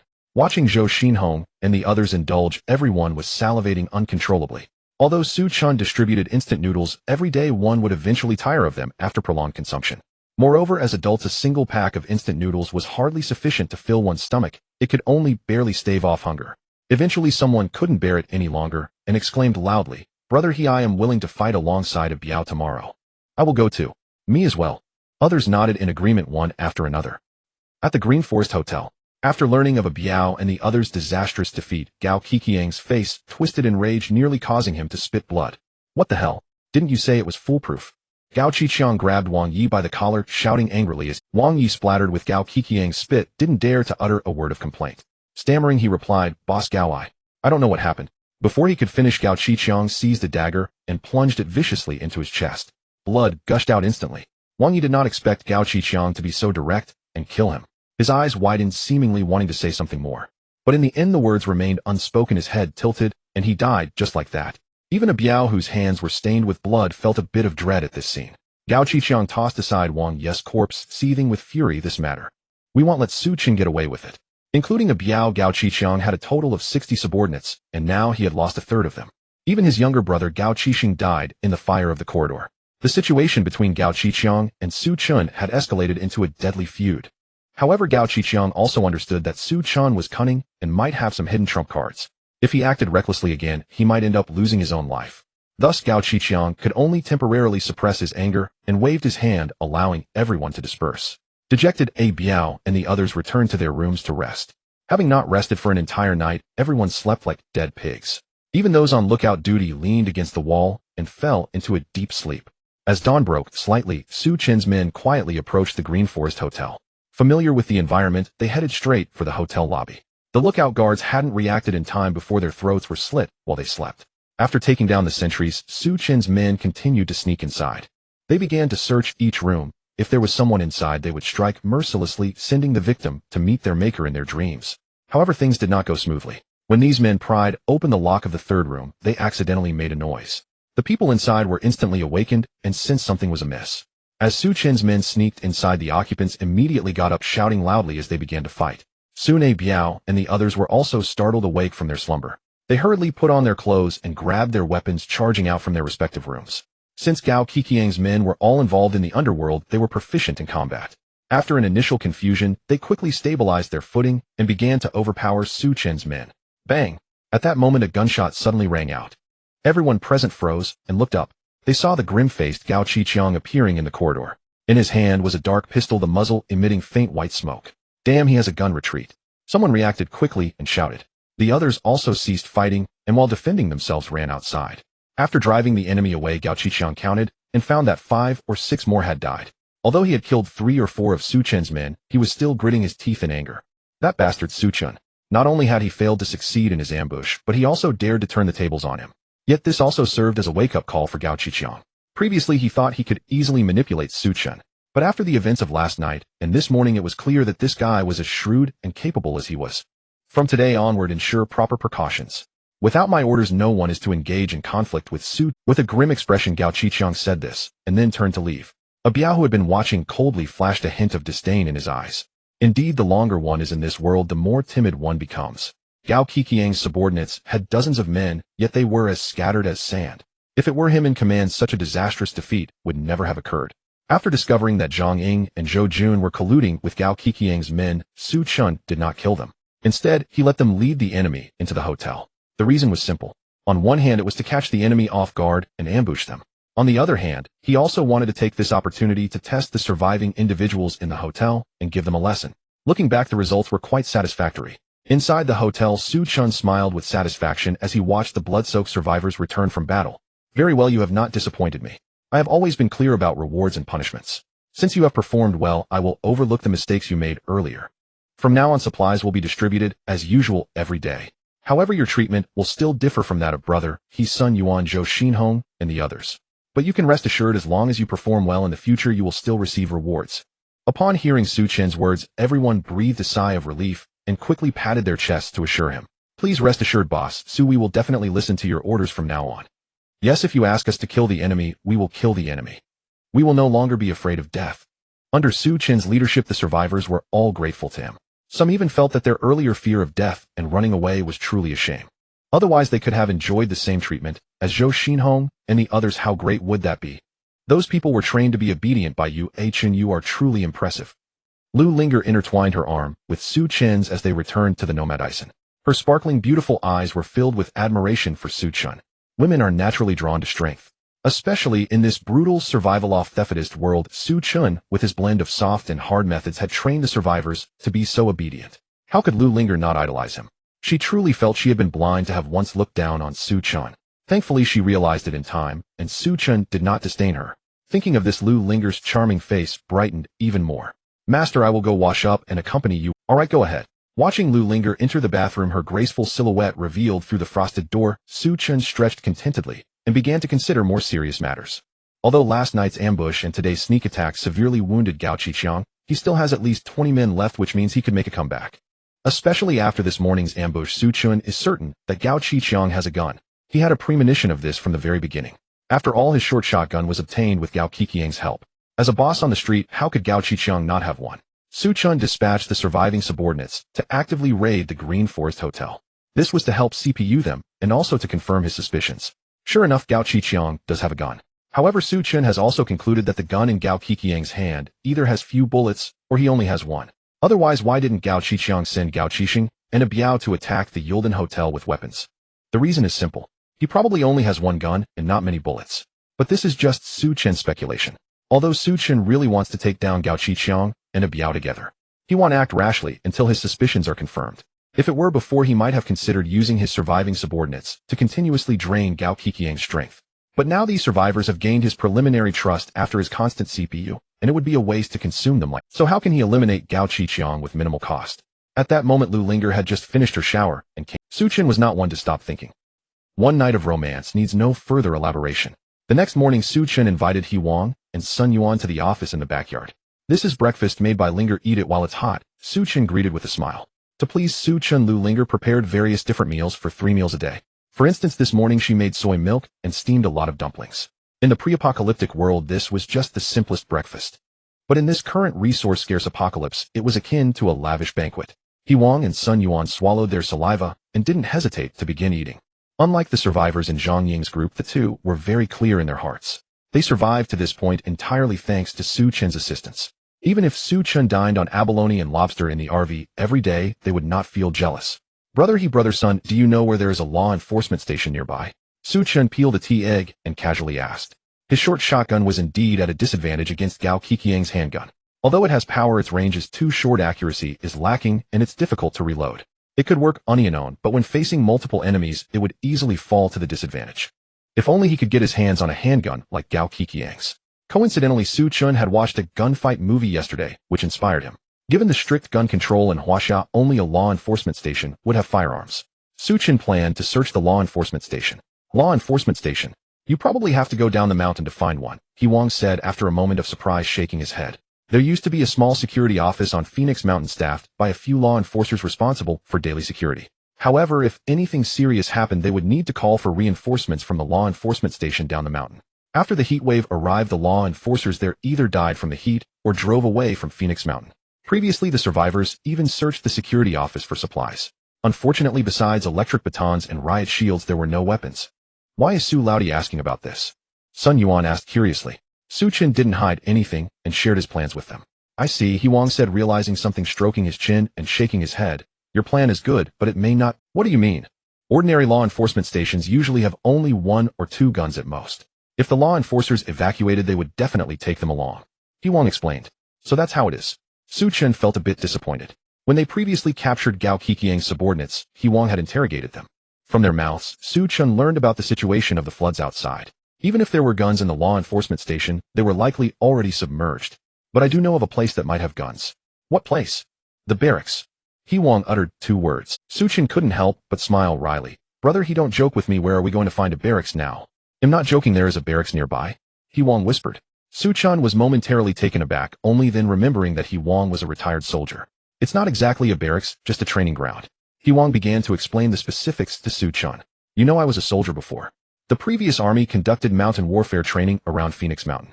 Around the training ground there is a weapons storage room, which likely contains firearms. Upon hearing this, Su Chen's eyes instantly lit up. In a place like a barracks, if there are indeed guns, they would be rifles. If he could get his hands on a rifle, wouldn't that mean he could easily take down Gao Qiqiang? He just didn't know how the situation was at the training ground after such a long rain. Su Chen thought for a moment and decided to go. Brother, could you please tell me more about the situation over there? Su Laudi, why don't I go with you? It would be good to have some, He Wang offered. We still need you to oversee things here at the hotel, brother. Su Chen shook his head, rejecting He Wang's suggestion. Seeing his firm attitude, He Wang did not insist. When do you plan to set off? Tonight. He Wang was surprised, not expecting Su Chen to be in such a hurry to set off. Gao Qiqiang has suffered heavy losses, so he probably won't come looking for trouble again in the short term. Su Chen explained. All right, then you should go early and come back early. He Wang reminded. After parting ways with the two, Su Chen left some supplies for the survivors and began preparing for the night's journey. Beep, beep, beep. The alarm clock by the bedside rang. Su Chen slightly opened his eyes and stood up from the bed after gaining full consciousness. Hey Chen, can we rest a little longer? Lu Linger opened her sleepy eyes and mumbled. You go back to sleep, I will. Su Chen left this remark, put on his clothes, and headed to the driver's seat. His plan to depart at night with He Wang was not truly meant to leave in the deep of night. With heavy rain pouring and the mountain roads difficult to navigate, leaving overnight would indeed pose dangers. He intended to set off around 5 or 6 in the morning. That would be the time when people are at their sleepiest, and as long as he quietly left, Gao Qiqiang would not notice. Brother, could you please open the main gate? Su Chen communicated through the intercom. Okay, it's open now, safe travels. He Wang opened the large iron gate of the back courtyard as instructed by Su Chen. Su Chen turned on the hazard lights and drove away from the Yuer Dun Hotel amidst the torrential rain. Despite the dim skies and heavy downpour, the headlights of the NOMADISM shone like two beams of light, illuminating the road ahead. Su Chen drove along the winding mountain road heading northwest. Fortunately, the terrain in the northwest was relatively high and the road remained intact. By the time dawn broke, Su Chen had arrived at the foot of Phoenix Mountain. After a quick breakfast, he continued on his journey. By noon, Su Chen finally reached a fork in the road. On the road to the right, there was a sign that had fallen over due to... Su Chen went down with an umbrella and took a look. The sign read in large letters, Military Restricted Area, No Trespassing. It seemed this was the place. Without hesitation, Su Chen started the car and entered the fork in the road. One must admit, military facilities are built to a high standard. Despite the long rain, there were no signs of road damage. After driving for a while, just as Su Chen estimated, he was getting close, an unexpected incident occurred. Ahead there was a river that had risen due to continuous heavy rainfall. Along with the bridge, the surrounding area was submerged, having turned into a vast sea. Chen, there's no road left, should we turn back? Seeing this, Lu Linger couldn't help but advise. There was originally no road in the world. Paths are made by those who walk them. Su Chen smiled faintly, stood up, and returned to the room behind. With a thought, he took out the inflatable boat stored in his storage space. Then Su Chen changed into a high-end jacket worth nearly 10,000, grabbed various equipment, and was just about to open the car door when Lu Linger hurriedly said, Chen, what about me? You wait for me in the car, Su Chen instructed. Lu Linger, a delicate girl, would add trouble if she followed him. Off. Lu Linger was taken aback. By now the sky had darkened somewhat, and the surroundings were desolate. Leaving her alone here made her somewhat afraid. However, seeing Su Chen's determined attitude, Lu Linger could only obediently nod in agreement. Lu Linger didn't have a driver's license, and she couldn't drive such a massive vehicle away. Most importantly, this NOMADISM seemed to be bound to Su Chen. Without his permission, no one could start it. This was why Su Chen could leave with peace of mind. Before long, he arrived at the water's edge with various equipment. When Su Chen prepared the supplies, he considered various extreme situations such as high temperatures, floods, and extreme cold. Items like the jacket and inflatable boat were meticulously prepared. He placed the folded inflatable boat in the water and then turned on the air pump. Before long, the inflatable boat floated on the water's surface. This inflatable boat is compact and the rear is equipped with a propeller. It has high safety performance. Even if the boat fills with water, it can still float. Even in strong winds and waves, it would not easily capsize. After making all preparations, Su Chen boarded the inflatable boat and started it. Vroom, vroom, vroom. Accompanied by the roar of the engine, the inflatable boat swiftly glided across the water surface. After sailing for about 10 minutes, the sky also darkened. At this moment, Su Chen, using his head-mounted searchlight, discovered several buildings ahead. His heart stirred, and he quickly slowed down to observe those buildings. Indeed, these buildings had a distinct military camp style. However, their lower parts were all submerged in water. It seemed that the location he was in was indeed the military camp that He Wang mentioned. It must be that the heavy rain caused water accumulation, leading to flooding that submerged the entire camp. As for the soldiers stationed in the camp, they likely retreated. If that were the case, they might have taken away all the firearms. Then he would have come for nothing. Thinking this, Su Chen couldn't help but feel a bit disheartened. But since he was already here, he couldn't just return empty-handed. Su Chen decided to search around, perhaps there would be unexpected gains. He drove the speedboat around all the buildings on the outside. After ruling out places like dormitories and office buildings, Su Chen set his sights on a building that appeared to store weapons. He carefully approached the building and kicked the glass to shatter it. Then he tied the rope securing the speedboat to the window. Su Chen climbed through the window and directly entered. This was a building about 5 stories high, and Su Chen entered on the 3rd floor. As the first 2 floors were already submerged, he began searching upwards from the 3rd floor. In the pitch-black building, relying on the light from the searchlight, Su Chen cautiously explored each room. But to his disappointment, after searching the upper floors, he did not find any firearms. He didn't even find any accessories related to firearms. Could it be that he was looking in the wrong place? Looking at the endless water surface before him, Su Chen pondered briefly and decided to go underwater to search. He took off his jacket and changed into the diving suit he had prepared in advance. Then he put on goggles, a breathing apparatus, and strapped on a small oxygen tank. Once everything was ready, Su Chen took a deep breath and entered the water. Unlike the water in a pool or ocean, this water was murky from floodwaters. The visibility underwater was extremely poor. Even with a searchlight, he could barely see half a meter ahead. Using the experience from searching the upper floors, Su Chen carefully searched the 2nd floor. As before, he found nothing here. In despair, he could only continue down to the 1st floor. Hard work pays off. When Su Chen searched to a door, he clearly saw the words, "Weapons Storage," written on it. His heart leaped with joy, and he hurriedly pushed the door. To his surprise, the door was not locked and easily pushed open. However, when Su Chen entered the room and searched it thoroughly, he was greatly disappointed. For inside the room, the cabinets and boxes that previously held weapons were all empty. Su Chen couldn't help but feel a bit disappointed. He had searched the building for so long without discovering a single corpse. It seems that during the flood, when the situation became dire, the people in the barracks had evacuated early. When they retreated, they must have taken all the weapons with them. After all, the control over weapons in Huaxia is exceeded, but this meant that Su Chen would return empty-handed. Nevertheless, he refused to give up and decided to search the remaining rooms thoroughly. Unexpectedly, Su Chen's persistence brought him an unexpected reward. The door to the last room had a sign that read "Weapon Repair Room." Su Chen's heart stirred, and he hurriedly pushed the door open and stepped inside. Unlike the storage room before, this room appeared somewhat messy. Scattered across the table and floor were various parts of firearms and ammunition. After searching for a while, Su Chen really found 2 guns. One of the guns was a rifle, and the other was a sniper rifle equipped with a scope. Although it was his first time seeing them in reality, Su Chen recognized the models at a glance.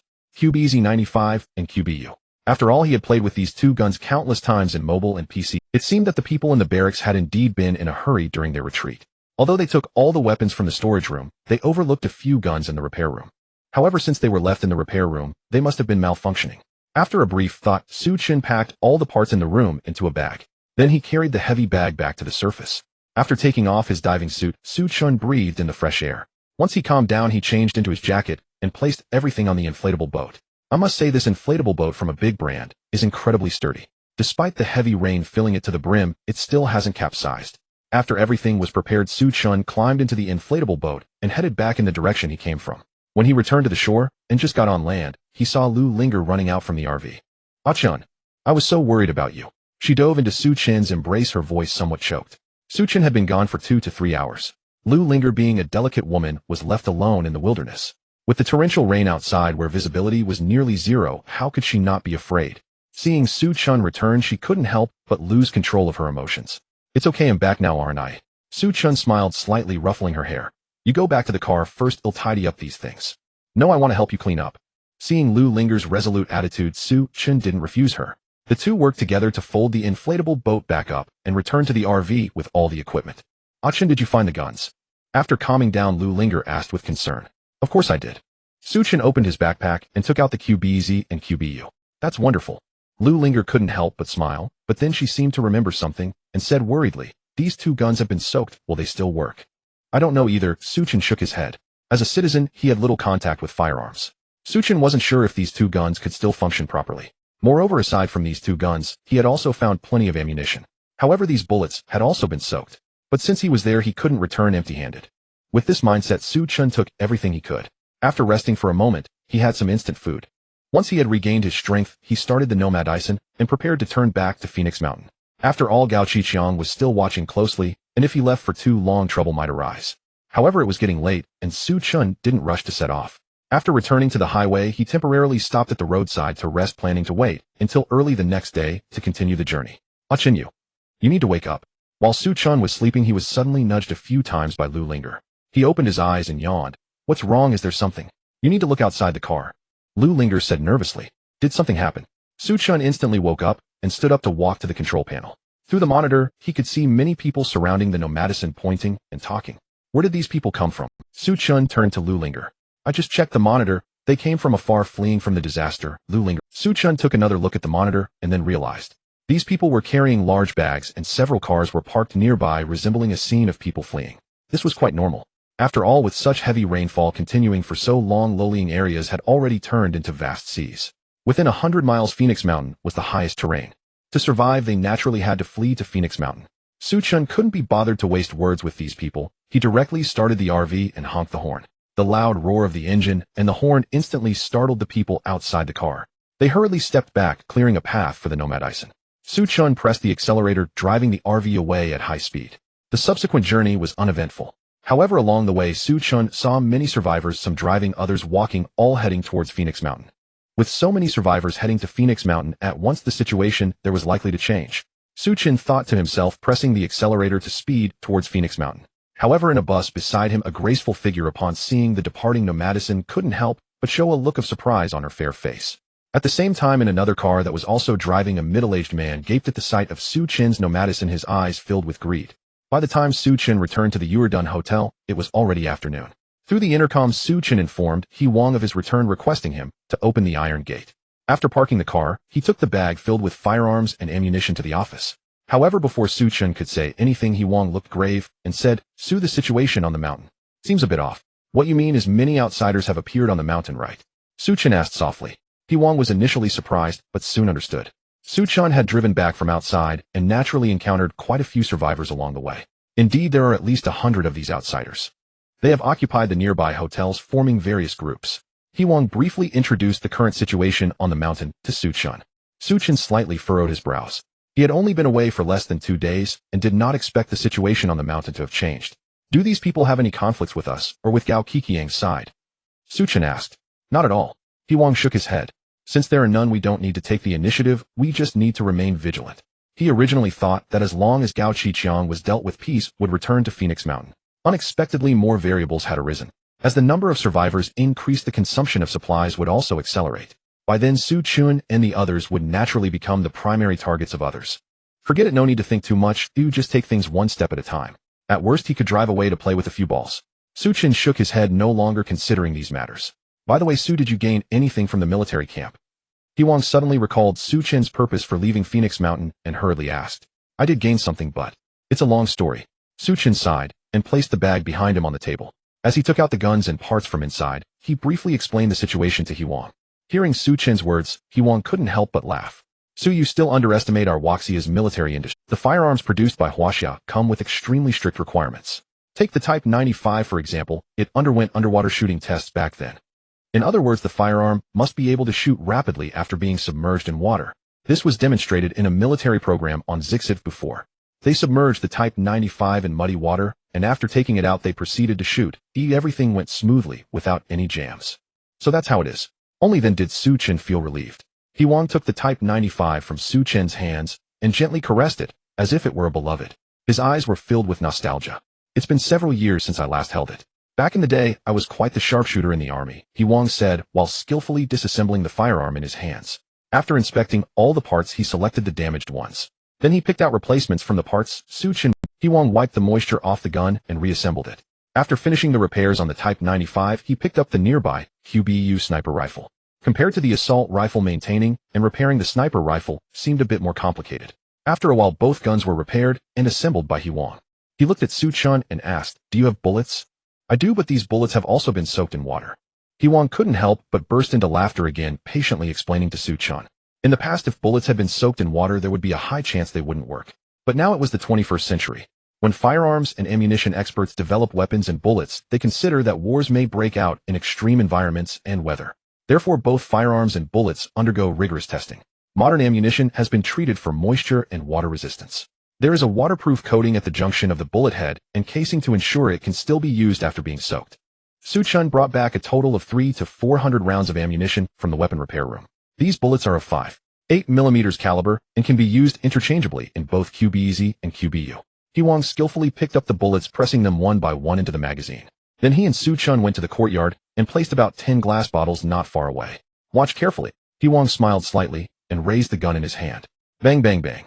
With 3 gunshots in quick succession, the 3 glass bottles by the wall shattered.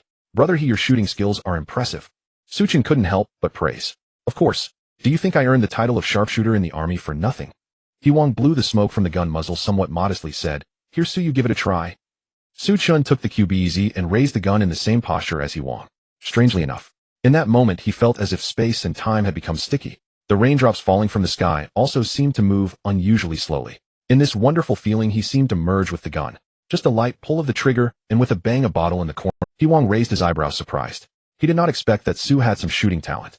However, in the next second, he was completely dumbfounded. Bang bang bang. A series of gunshots rang out like firecrackers, and all the bottles set up nearby shattered. Huang was instantly speechless, unable to believe his eyes. Standing in the heavy rain, shooting at the glass bottles in the corner, and hitting every shot. Such operation is not particularly difficult. Both Huang and the elite soldiers in the army could easily achieve that. But the problem is both Huang and the elite soldiers had undergone countless practices. Their skills were honed with one bullet after another. Yet Su Chun on his first time using a gun could reach the level of Huang which he found hard to accept. Have you used a gun before? Huang fixed his gaze on Su Chun and asked. No. Su Chun shook his head, but then seemed to recall something and added, Does being proficient with various firearms in PUBG and Peacekeeper Elite count? That doesn't count. Huang was somewhat speechless, but still stared at Su Chun as if trying to discern whether he... After a long pause he sighed. I've heard that some people are born sharpshooters, maybe you are one of them. Su Chun laughed heartily and picked up the QBU beside him. With the QBZ he could hit every shot, let alone the QBU with the scope. Su Chun tried a few shots, and without exception, all hit the target. Only then did he satisfyingly put away both guns. As for why he could achieve such accuracy, Su Chun didn't. After all, this was the apocalypse. He had already gained the infinite storage space of NOMADISM. Having other peculiarities didn't seem too surprising, did it? As the saying goes, skills that are abundant do not oppress people. Su Chun acquired the skill of a sharpshooter, and with the QBZ and QBU rifles in hand, it was not impossible for him to wipe out Gao Qiqiang's forces if he so desired. To conserve ammunition, Su Chun stopped practicing and stored both rifles back in the RV's storage space. Despite having two long guns, he still carefully kept the short shotgun he had used earlier. He had no intention of sharing them with others. Although he had developed a deep trust in Huang and Sun Yuan, caution was still warranted in the apocalypse. In the following days, neither Su Chun nor Gao Qiqiang's forces made any moves. Instead, a steady influx of external survivors continued to pour into Phoenix Mountain. A rough estimate suggested that there were at least several hundred people. Similar to the situation in the underground parking lot of the Green Forest Hotel, these survivors formed teams of various sizes, occupying the hotel on Phoenix Mountain and creating a standoff among themselves. According to the reports from the scouts, many people had entered the Green Forest Hotel and seemed to be communicating with Gao Qiqiang and his group. Su Chun was not surprised by this. After all, amidst the apocalypse, many believed that unity was essential for... Many had attempted to meet Su Chun, but they were ruthlessly turned away by the survivors under his command. Upon seeing the bodies of Zhang Ying and Zhou Jun hanging at the hotel entrance, those people wisely chose not to disturb them any further. During these days, Su Chun had not been idle, nor had he allowed the survivors to be. After all, keeping them well fed without any tasks would only lead to trouble. Su Chun instructed Huang and Sun Yuan to organize the survivors for training. Compared to Gao Qiqiang's subordinates, these survivors were significantly weaker in combat prowess. They needed training to ensure they would not fall at a disadvantage during the next encounter. One day, Su Chun was playing It Takes Two with Lu Linger. Just as they were about to pass a level, Lu Linger's clumsiness caused everything to fall apart. I'm so sorry, Chun, it's all my fault for being so clumsy, Lu Linger pouted, looking a bit upset. Games are meant for relaxation and entertainment, don't take it to heart. Su Chun waved his hand dismissively. If it had been League of Legends, he would have likely scolded Lu Linger a bit. But with a single-player game, there was no need to blow things out of proportion. At that moment, the intercom suddenly crackled to life. Su, are you there? Yes, brother, what's up? Su Chun put down the game controller and walked over to grab the intercom. A few people came by earlier saying they needed to see you. Huang said. Su Chun frowned slightly. Didn't we agree not to meet them? The survivors visiting Su Chun were merely reiterating the same old discussions. They either wanted to form an alliance or were asking Su Chun for supplies. Su Chun was thoroughly annoyed by this and had explicitly told Huang not to meet with these people. Yes, but one of them is a woman who claims to know you. Hearing this, Su Chun raised an eyebrow. A woman claimed to know him. His mind immediately jumped to Xiao Mei, but he quickly dismissed that thought. Huang had seen Xiao Mei before, and if it were truly her, he would have directly informed Su Chun. After pondering for a moment, Su Chun replied, All right, brother, please prepare for them to meet me in the conference room. Understood. Huang nodded in agreement. Su Chun set the intercom down and prepared to leave. At that moment, Lu Linger, who had been eavesdropping, hurriedly said, Chun, I haven't gotten out of the car for several days. Let me accompany you, it's a good chance to get some fresh air. Su Chun thought nothing of it and nodded in agreement. The two left the NOMADISM umbrella in hand and entered. With the efforts of the survivors, the original hotel lobby had been remodeled. Besides constructing a platform for gathering everyone and discussing matters, there were also other facilities for public activities. A room was specifically designated as a conference room on the second floor of the hotel. In case of significant events, Su Chen, Huang's son Yuan, and other trusted mid-level personnel would convene here. As for where each survivor would reside, they were generally free to choose any room. However, to be prepared for emergencies, most people still opted for rooms on the first to third floors. Su Chen led Lu Linger to the conference room on the second floor. Inside the conference room, besides Huang's son Yuan and a few mid-level personnel, there were several men whom Su Chen did not recognize. One appeared ordinary, but his gaze was extremely sharp, suggesting he was the leader. Behind him were a few others, one of whom was relatively young and handsome.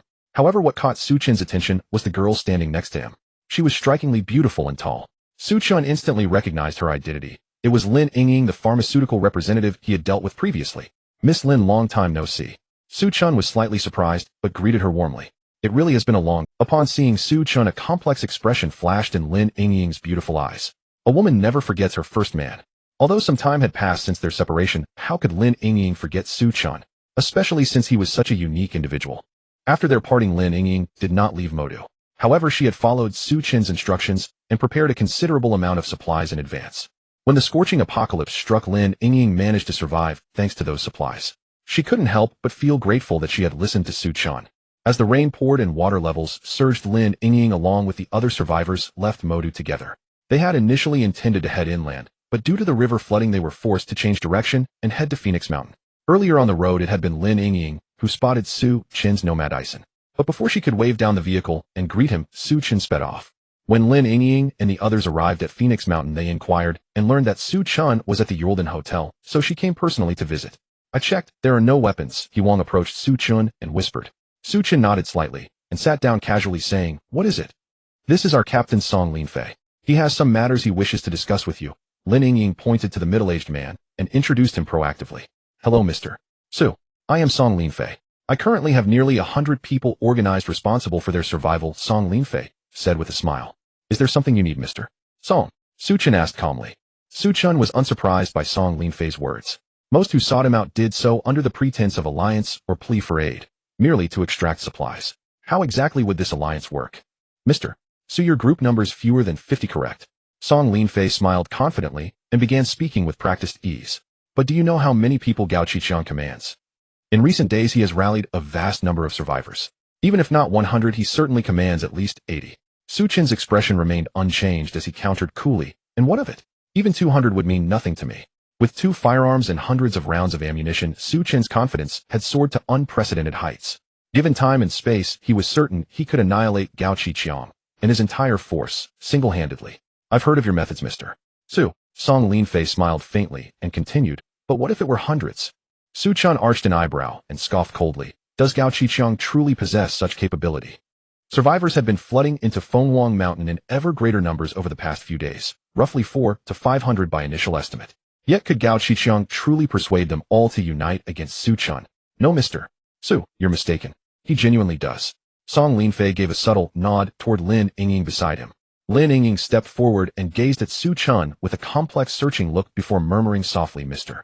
Su, do you recall your driver, old Su?"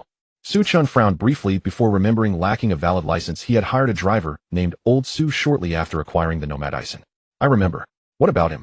"He too has arrived at Fenghuang Mountain and aligned himself with Gao Qiqiang." Lin Yingying recounted the matter succinctly. In preparation for the apocalypse, Su Chen had procured massive quantities of supplies. Though he never disclosed this to Old Su, the man drove him daily to Walmart, pharmaceutical companies, and beyond. Even the dullest mind would have sensed something amiss. Like Lin Yingying and other survivors, Old Su fled Shanghai during the cataclysm and made his way to Fenghuang Mountain. En route, he even spotted Su Chen's NOMADISM. To ensure his own survival, Old Su chose to pledge allegiance to Gao Qiqiang. Upon learning of Gao Qiqiang's enmity with Su Chen, Old Su revealed the truth about Su Chen's stockpiled provisions. Gao Qiqiang and Biao had long puzzled over how a single RV could sustain such abundance, until Old Su spoke. Hearing this, they suddenly understood, and reached the same conclusion as Zhang Ying before them. Su Chen had concealed his vast reserves within the Yulton Hotel. Otherwise, why would he have organized teams to reinforce the hotel's perimeter? Gao Qiqiang may lack that power now, but what when everyone's rations dwindle to nothing? Song Linfei's gaze sharpened further, his confident smile unwavering. "Once Gao Qiqiang tells them you hoard immense supplies within the hotel, they will surely unite and turn upon you as one." A flicker of realization stirred in Su Chen's heart. He had not anticipated old Su becoming such a pivotal variable. If Song Linfei and Lin Yingying spoke true, Gao Qiqiang indeed stood a strong chance of inciting hundreds of survivors to launch a coordinated assault. That old Su Chun had treated him fairly, even generously. Yet he had betrayed him utterly and without hesitation. Truly, in the apocalypse, the human heart remains inscrutable. Even those who once appeared simple and honest, like old Su, could grow cunning and treacherous. Su Chun regarded Song Linfei impassively and said, "Explain your terms for this alliance." Seeing Su Chun swayed, Song Linfei's eyes gleamed with quiet triumph as he hastened to reply, "It's quite simple. If Mr. Su agrees to provide us with regular supplies, we will refrain from allying with Gao Qiqiang. Moreover, we will actively dissuade other survivors from joining Gao Qiqiang against you, and offer assistance should." At first glance, Song Linfei's proposal sounded sincere, yet upon closer reflection it proved little more than empty promises. Even without supplying provisions, Song Linfei had no immediate incentive to join Gao Qiqiang. His own food stores remained plentiful. He would be foolish indeed to provoke Su Chun while still well-fed. As for persuading others not to follow Gao, that notion was laughable. What authority or influence did Song Linfei wield to sway strangers? And their so-called assistance rang hollow, another illusion painted in thin air. In essence, Song Linfei demanded supplies, but offered nothing substantial in return. His calculations were so brazen the abacus beads seemed ready to snap straight into Su Chen's face. Yet Su Chun did not refuse outright. Instead, he paused thoughtfully and said, "Let me consider it." Though Song Linfei spun illusions, his demeanor remained respectful. No need to sever ties prematurely. "Very well. I shall await your favorable reply." Song Linfei chuckled softly, nodded to Lin Yingying and the others, and strode out. Lin Yingying followed closely behind. Yet, just before exiting the conference room, she instinctively turned her head and glanced back at Su Chun. Their eyes met. Su Chun offered only a faint serene smile, saying nothing. As Lin Yingying stood momentarily lost in thought, a young handsome man beside her spoke up. "Yingying, what is it?" "In nothing." She feigned nonchalance, turned away, and followed Song Linfei out. After leaving the Yulton Hotel, the young man asked Song Linfei, "Brother Song, do you think that Su Chen will accept our proposal? If he possesses any wisdom at all, he will." Song Linfei smiled confidently. "Indeed, unless he believes he can withstand a siege by hundreds." The young man chuckled and turned his gaze toward Lin Yingying. "Yingying, what precisely is your relationship with Su?" "No relationship at all, merely a former client I collaborated with." Lin Yingying gently brushed a strand of hair behind her ear and replied coolly, "Is that truly so? I sense something unusual in the way you both behave." The young man spoke with hesitant skepticism. "Even if it were unusual, what concern is that of yours? Zhou Shixian, remember your place." Lin Yingying's brows drew together sharply, her voice glacial. Startled by her anger, Zhou Shixian hastily apologized with a nervous smile. "Ying, don't be upset. I only care for you deeply." But Lin Yingying ignored him entirely and walked briskly toward the camp. Watching her retreating figure, Zhou Shixian's expression turned rather grim as he couldn't help but mutter, "That damn woman, one day, it'll make you understand my prowess." Beside him, Song Linfei frowned upon hearing Zhou Shixian's words and coldly said, "You better not act recklessly." Zhou Shixian's expression stiffened, quickly nodding and fawning. "Don't worry, Brother Song, I won't act recklessly." "If you want to pursue her, you can't be too hasty," Song Linfei advised. Although Lin Yingying was stunningly beautiful, it was of little use in the apocalypse. Even the most beautiful faces could become a burden in the end times. Fortunately, Lin Yingying came from a medical background and had worked as a doctor for a time. However, for certain reasons, she chose to become a pharmaceutical representative. With her medical skills, she had healed many sick survivors. Thus, she held high prestige within Song Linfei's team. Song Linfei had a good relationship with Zhou Shixian and specifically reminded him not to act recklessly. Otherwise, it could easily provoke the anger of others. Even if Song Linfei was the captain, he might not be able to. In another meeting room, "Brother Su, what do you think? Should we ally with them?" He Wang asked quietly. "Song Linfei seems alright, it's worth considering," suggested Sun Yuan. "No rush, after all the survivors, haven't you? Let's talk when that day truly comes." Su Chen shook his head. In He Wang and Sun Yuan's eyes, Su Chun was as the leader said this, they naturally had no objections. After chatting for a while, Su Chun took Lu Linger and stood up. As soon as they stepped out of the meeting room, Lu Linger pouted her red lips and asked with a hint of jealousy, "Ah Chun, who was that woman just now?" In other circumstances, Lu Linger might not have sensed anything, but her innate intuition as a woman made her keenly aware that there was something between Su Chun and Lin Yingying. "We had business dealings before," Su Chun casually replied. This wasn't exactly a lie. After all, he had negotiated their cooperation with Lin Yingying in bed. "Really? I feel like it's not that simple," Lu Linger said. Since entering the meeting room, Lin Yingying had frequently glanced at Su Chun with a rather complex expression. How could this be ordinary business dealings? Even if it's not, so what? Su Chun paused, looking down at Lu Linger, and said indifferently, "Have you forgotten your own identity?" Lu Linger was taken aback and shivered slightly, quickly forcing a smile as she said, Chen, I was just curious, I was just asking. Su Chen ignored her and walked briskly toward the RV. Feeling anxious, Lu Linger hurriedly followed him. Once inside the RV, Su Chen plopped down onto the sofa. Lu Linger quickly stood behind him, massaging his shoulders while cautiously saying, Chen, I really was just asking casually, don't take it to heart. Calm down. Under her pleading tone, Su Chen finally nodded, fine. It's getting late, you should go make dinner. Okay. Lu Linger sighed in relief and hurriedly got up to head toward the kitchen. Looking at her charming figure, a cold smile crept onto Su Chen's lips. It seemed that recently he had been too kind, allowing Lu Linger to become a bit arrogant. She had completely forgotten her proper identity and status. It seemed he needed to properly remind her that she was merely his dog. As for Lin Yingying, Su Chen suddenly recalled what had happened that night in the hotel. If given the opportunity, and if she was willing, he wouldn't mind reliving that old dream. If it could lead to Lin Yingying and Lu Linger getting along peacefully, that would be even more suitable.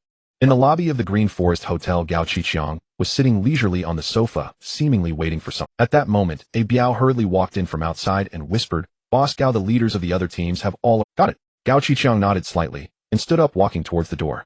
When he stepped outside the hotel, he saw 200 to 300 people braving the pouring rain heading towards them. Seeing this situation, Gao Qiqiang couldn't help but feel a bit nervous, gripping the weapon in his hand. Don't panic, we invited them here to negotiate, not to fight. Gao Qiqiang glanced at a Biao and the others, saying indifferently. Hearing this, everyone relaxed slightly. Brother Chong, in this heavy rain, why did you call us all here? The first to walk in was a burly man with a scar on his face. He was dressed robustly and appeared somewhat impatient, as he said, while shaking off the rain from his raincoat. This man was named Zhao Xiong, and like a Biao, he had been part of the underworld in earlier years. To escape the floods, he had brought a group of brothers to Phoenix Mountain. Among all the teams on Phoenix Mountain besides Gao Qiqiang's, Zhao Xiong's group was the most capable in combat. Yes, what's so important that we all had to come here? Couldn't you just send someone to let us know? 2 others couldn't help but complain.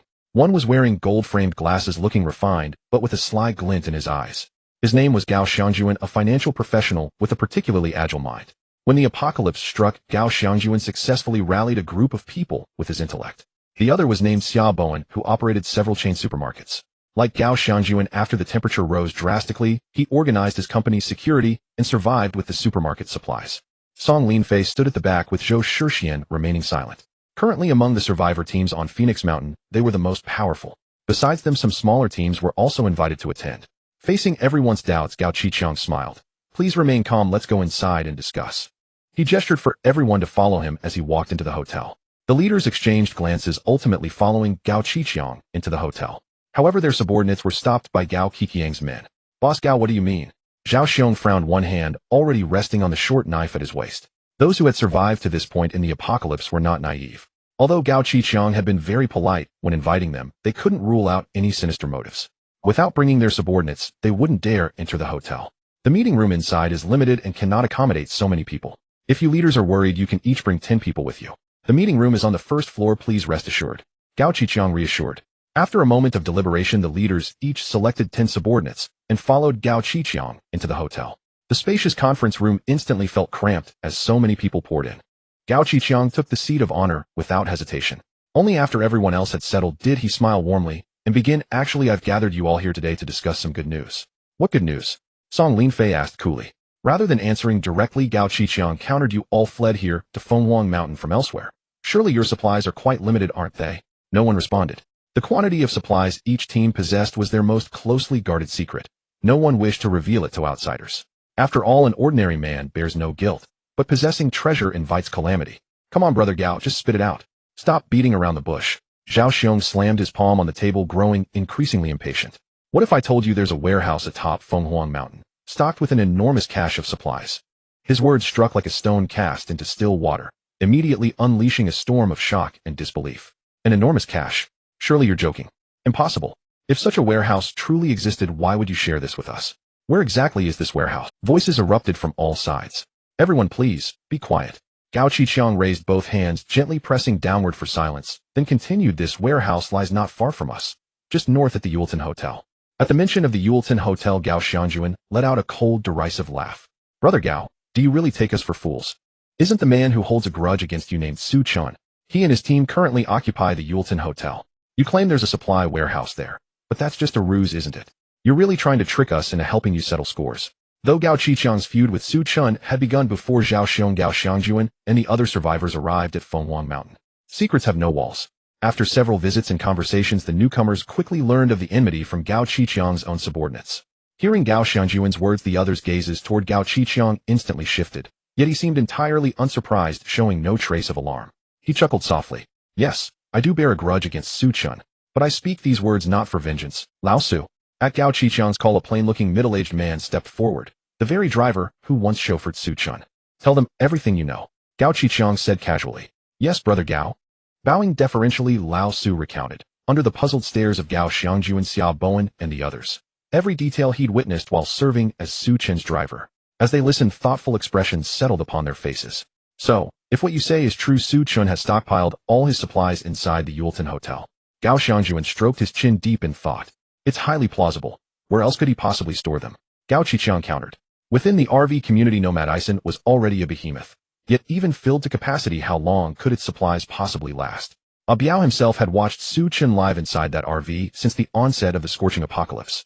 Now Su Chen also supplied provisions to other survivors, including He Wang and Sun Yuan. Logically, the RV's reserves should have been exhausted long ago. The only plausible explanation is that he'd pre-positioned vast stores at the Yulton Hotel.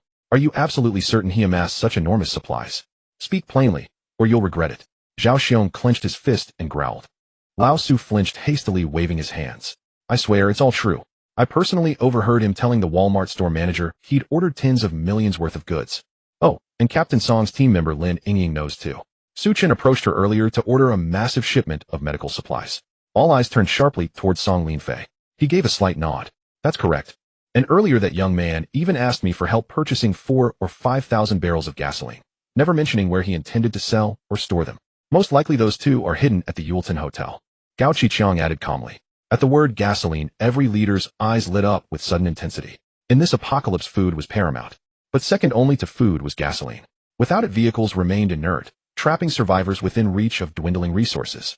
Zhao Xiong and Xia Bowen had only reached Fenghuang Mountain because they possessed gasoline, otherwise they'd have drowned beneath the apocalyptic floodwaters. Though relentless rain now drowns the world in a boundless sea, should it vanish as suddenly as the prior heat wave did, survivors would inevitably need to leave Fenghuang Mountain and scour the outside world for supplies. When that time comes, gasoline will become priceless. So what do you say, fellow leaders? Shall we join forces and take down Su Chen? We'll divide the spoils equally. Gao Qiqiang watched them with a gentle, knowing smile. Song Linfei remained silent, observing coldly. Zhao Xiong and Gao Xiangjuan, however, appeared intrigued. Perhaps their own reserves were running thin. Still, all this remains mere speculation on your part, brother Gao. They say Su Chen is cunning. Haven't you suffered repeated setbacks at his hands? Assaulting the Yulton Hotel will exact a heavy toll, many lives lost. And if your hunch proves wrong, with Xia Bowen spoke, the man who built a chain of supermarkets whose supplies were abundant and whose contingent numbered the largest among all survivor groups. Thus, he felt no urgency to confront Su Chen. Hearing Xia Bowen's caution, the others grew more hesitant. From what they knew, Su Chen was ruthlessly efficient. His vehicle held pepper spray and sulfuric acid. He carried a short-barreled shotgun and even deployed hunting traps, compound crossbows, and Molotov cocktails. True, their numbers dwarfed Su Chen's, but if he fortified the Yulton Hotel and wielded those weapons, seizing it would likely cost them 80 or 100 lives. I hold no absolute certainty, so the choice rests entirely with you. Gao Qiqiang spread his hands, passing the weight of decision back to Xia Bowen and the others. Xia Bowen, Gao Xiangjuan, and others did not respond, immediately falling into silence as they weighed the pros and cons. After a while, it was Xia Bowen who first expressed his stance. Sorry, Gao Laoda, I'm not interested in this matter. If there's nothing else, I'll take my leave now. After saying this, he stood up, leading his subordinates away. Before others could react, Song Linfei also spoke calmly. My thoughts are similar to his. Our team does not intend to get involved in this matter. After the two of them left, one after another more people began to leave in succession. After all, they still had supplies and had not reached the point of risking their lives against Su Chen. In the end, only Zhao Xiong, Gao Qiqiang, and a few other small survivor teams remained. Seeing this situation, Gao Qiqiang let out a sigh of relief. If everyone had left, it would have been quite awkward for him. Gao Laoda, you speak, how shall we proceed? Zhao Xiong urged. Gao Qiqiang glanced at the few people present and said in a deep voice, we have about 200 people combined. Taking down the Yulton Hotel should be a piece of cake. Without Song Linfei and Xia Bowen, there will be fewer people to share the supplies. Tomorrow morning, we will gather our forces and prepare to attack Su Chen. The reason Zhao Xiong and the others stayed was simple. Their supplies were also running low. So upon hearing Gao Qiqiang's words, they nodded in agreement without hesitation. Brother Song, why don't we join forces with Gao Qiqiang? Let's take down Su Chen together. After leaving Gao Qiqiang's territory, Zhou Shixian couldn't wait to say, Although our supplies are limited, they won't run out anytime soon. Why should we join forces with Gao Qiqiang? Song Li, but who wouldn't want more supplies? Although Zhou Shixian said this deep down, he was eager to kill Su Chen directly. The reason was simple. Despite being a sycophant, he could tell that there was something between Su Chen and Lin Yingying. Originally, under his constant flattery, Lin Yingying's attitude had softened. However, after seeing Su Chen, Lin Yingying returned to her previous indifference. This nearly drove Zhou Shixian mad. You must know this Su Chen is definitely not simple, Song Linfei said meaningfully. When he negotiated with Su Chen appeared extremely calm and confident. Even upon hearing that Gao Qiqiang might gather hundreds of people to attack, Su Chen showed no signs of disturbance. Such a calm demeanor could only indicate two possibilities. Either he was a madman, or he had something to rely on. Su Chen could foresee the apocalypse coming, survive until now, and even organize a team. Naturally, he could not be a madman, but had to be the latter. No matter how formidable he may be, he only has 40 to 50 people. Can he really compete with so many of Gao Qiqiang's men? Zhou Shixian was unconvinced, and even expressed some concern. What if Gao Qiqiang succeeds? If they take down Su Chen, they'll probably pay a heavy price. Song Linfei sneered. At that time we can reap the benefits. Otherwise, do you think Gao Xiangjuan, such a cunning person, would let this golden opportunity slip away? If they fail to take down Su Chen, we can also use the opportunity to negotiate with him. In short, we can place ourselves in an unbeatable position. After hearing his words, Zhou Shixian immediately revealed an expression of realization. Brother Song is indeed brilliant. After suffering losses, Gao Qiqiang initially had only over 30 subordinates. However, after several days of development, the number swelled to around 80 to 90. Together with Zhao Xiong and others' teams, they totaled nearly 200. With full confidence, he chose not to conduct a night raid this time, but to attack Su Chen openly. When day broke, Gao Qiqiang, along with Zhao Xiong, Gao Xiangjuan, and others gathered their subordinates and arrived outside the Yurdun Hotel. A sea of people blocked the entire street. Gao Qiqiang stopped at the intersection, looking at the Yurdun Hotel in the pouring rain, a cold smile spreading across his face. You go send a message for me. Just say that I am coming this time solely for Su Chen. As long as those inside the hotel are willing to surrender, I won't make things difficult for them. The subordinate who was called upon felt a bit helpless, but he could only brace himself and walk toward the hotel. The original guard booth was now deserted. This subordinate had to continue walking inside. However, just after taking a few steps, a sharp arrow whistled through the rain, nailing him directly to the ground. Seeing his subordinate struggle a few times before going still, Gao Qiqiang instantly exploded with rage. Damn it, they don't know when to quit. Brothers, charge. With Gao Qiqiang's command, the sea of people began to surge toward the hotel. Meanwhile, the leaders of the survivor teams on Phoenix Mountain were almost all watching this battle from the rooftops nearby. With their thoughts were the same as Song Linfei's, intending to reap the benefits. On the top floor of the Lufseng Hotel, Su Chen, clad in a tactical jacket, looked at the scene below that resembled a zombie siege, a murderous intent flashing in his eyes. Brother Sun, let's move. Sun Yuan, positioned in the hotel lobby, immediately began to act upon receiving the message through the intercom. He directed his subordinates to fire relentlessly at the enemies outside using crossbows. The survivors on Gao Qiqiang's side still rushed in, holding iron boards, blast shields, and other items. Although the crossbows could easily pierce through various protective gear, their loading speed was too slow, and there were simply too many enemies. After shooting down 20 or 30 people, the enemies still broke into the hotel courtyard. Just as they were less than 10 meters from the entrance of the lobby, Sun Yuan emerged quickly holding a torch. Su Chen had already anticipated the possibility of being besieged. Therefore, he had previously instructed Huang, Sun Yuan, and others to dig a shallow trench inside the hotel. The trench was filled with various debris and usually covered with plastic tarps and wooden boards. Should anything happen, pouring gasoline on it and igniting it would create an insurmountable defense line. As Sun Yuan set fire to it with a loud boom, the trench, along with the wooden boards and plastic tarps, instantly burst into flames. Despite the heavy rain pouring down, it could not extinguish the fire immediately. The leading survivors were suddenly blocked by the flames. Before they could retreat, a wall of fire appeared behind them. It turned out that the trench was circular, and once it ignited, it enclosed the courtyard. These survivors had become trapped like fish in a barrel. That Su Chen is indeed cunning. Seeing this scene, Song Linfei, Gao Xiangjuan, and others could not help but think. They felt quite fortunate that they did not rashly act alongside Gao Qiqiang. Otherwise, their subordinates would probably have been trapped as well. However, Gao Qiqiang and Zhao Xiong were not in such a good. Watching their subordinates trapped by the raging fire and relentlessly hunted by the composite crossbows, both of them were infuriated. Su Chen, that bastard, is using such a precious resource like gasoline in this way. Don't be angry, Boss Gao. With this heavy rain, it won't be long before the fire subsides, a Biao hurriedly comforted. At this point, Gao Qiqiang had no choice. He could only grit his teeth and wait for the fire to die down. By then, their men would be able to rush into the hotel and deal with that scoundrel Su Chen. However, at that moment, a gunshot suddenly rang out. Despite the distance and the torrential rain, Gao Qiqiang still clearly heard it. Immediately after one of the survivors trapped by the fire was shot in the head. In past dramas, when a person is hit in the head by a bullet, it would only show a small blood hole. But this is actually an effect beautified by film and television. In reality, being shot in the head, especially by a rifle or a sniper rifle, is an extremely horrifying scene. The person who was shot in the head instantly had his skull explode. His body fell backward, blood, brain matter, and various organs flowed freely in the rain. Seeing such a terrifying scene, the nearby survivors were first stunned, then they screamed in panic. With faces full of fear, they hurriedly retreated. But then came the second shot, the third shot, as more people were shot in the head. So how about it, Su Laodi? Isn't my shooting skill impressive? It's acceptable, but the intimidation isn't enough, Su Chen said with a grin as he lifted his QBZ, aiming at the enemies below the building. Da-da-da. When he pulled the trigger, flames erupted from the gun's muzzle. The bullets whistled through the air, targeting the survivors in the hotel courtyard. With just one spray of fire, Su Chen managed to kill more than 20 people. It should be noted that the QBZ magazine holds only 30 rounds. Although the enemies were clustered closely together, this shooting result was still extremely horrifying.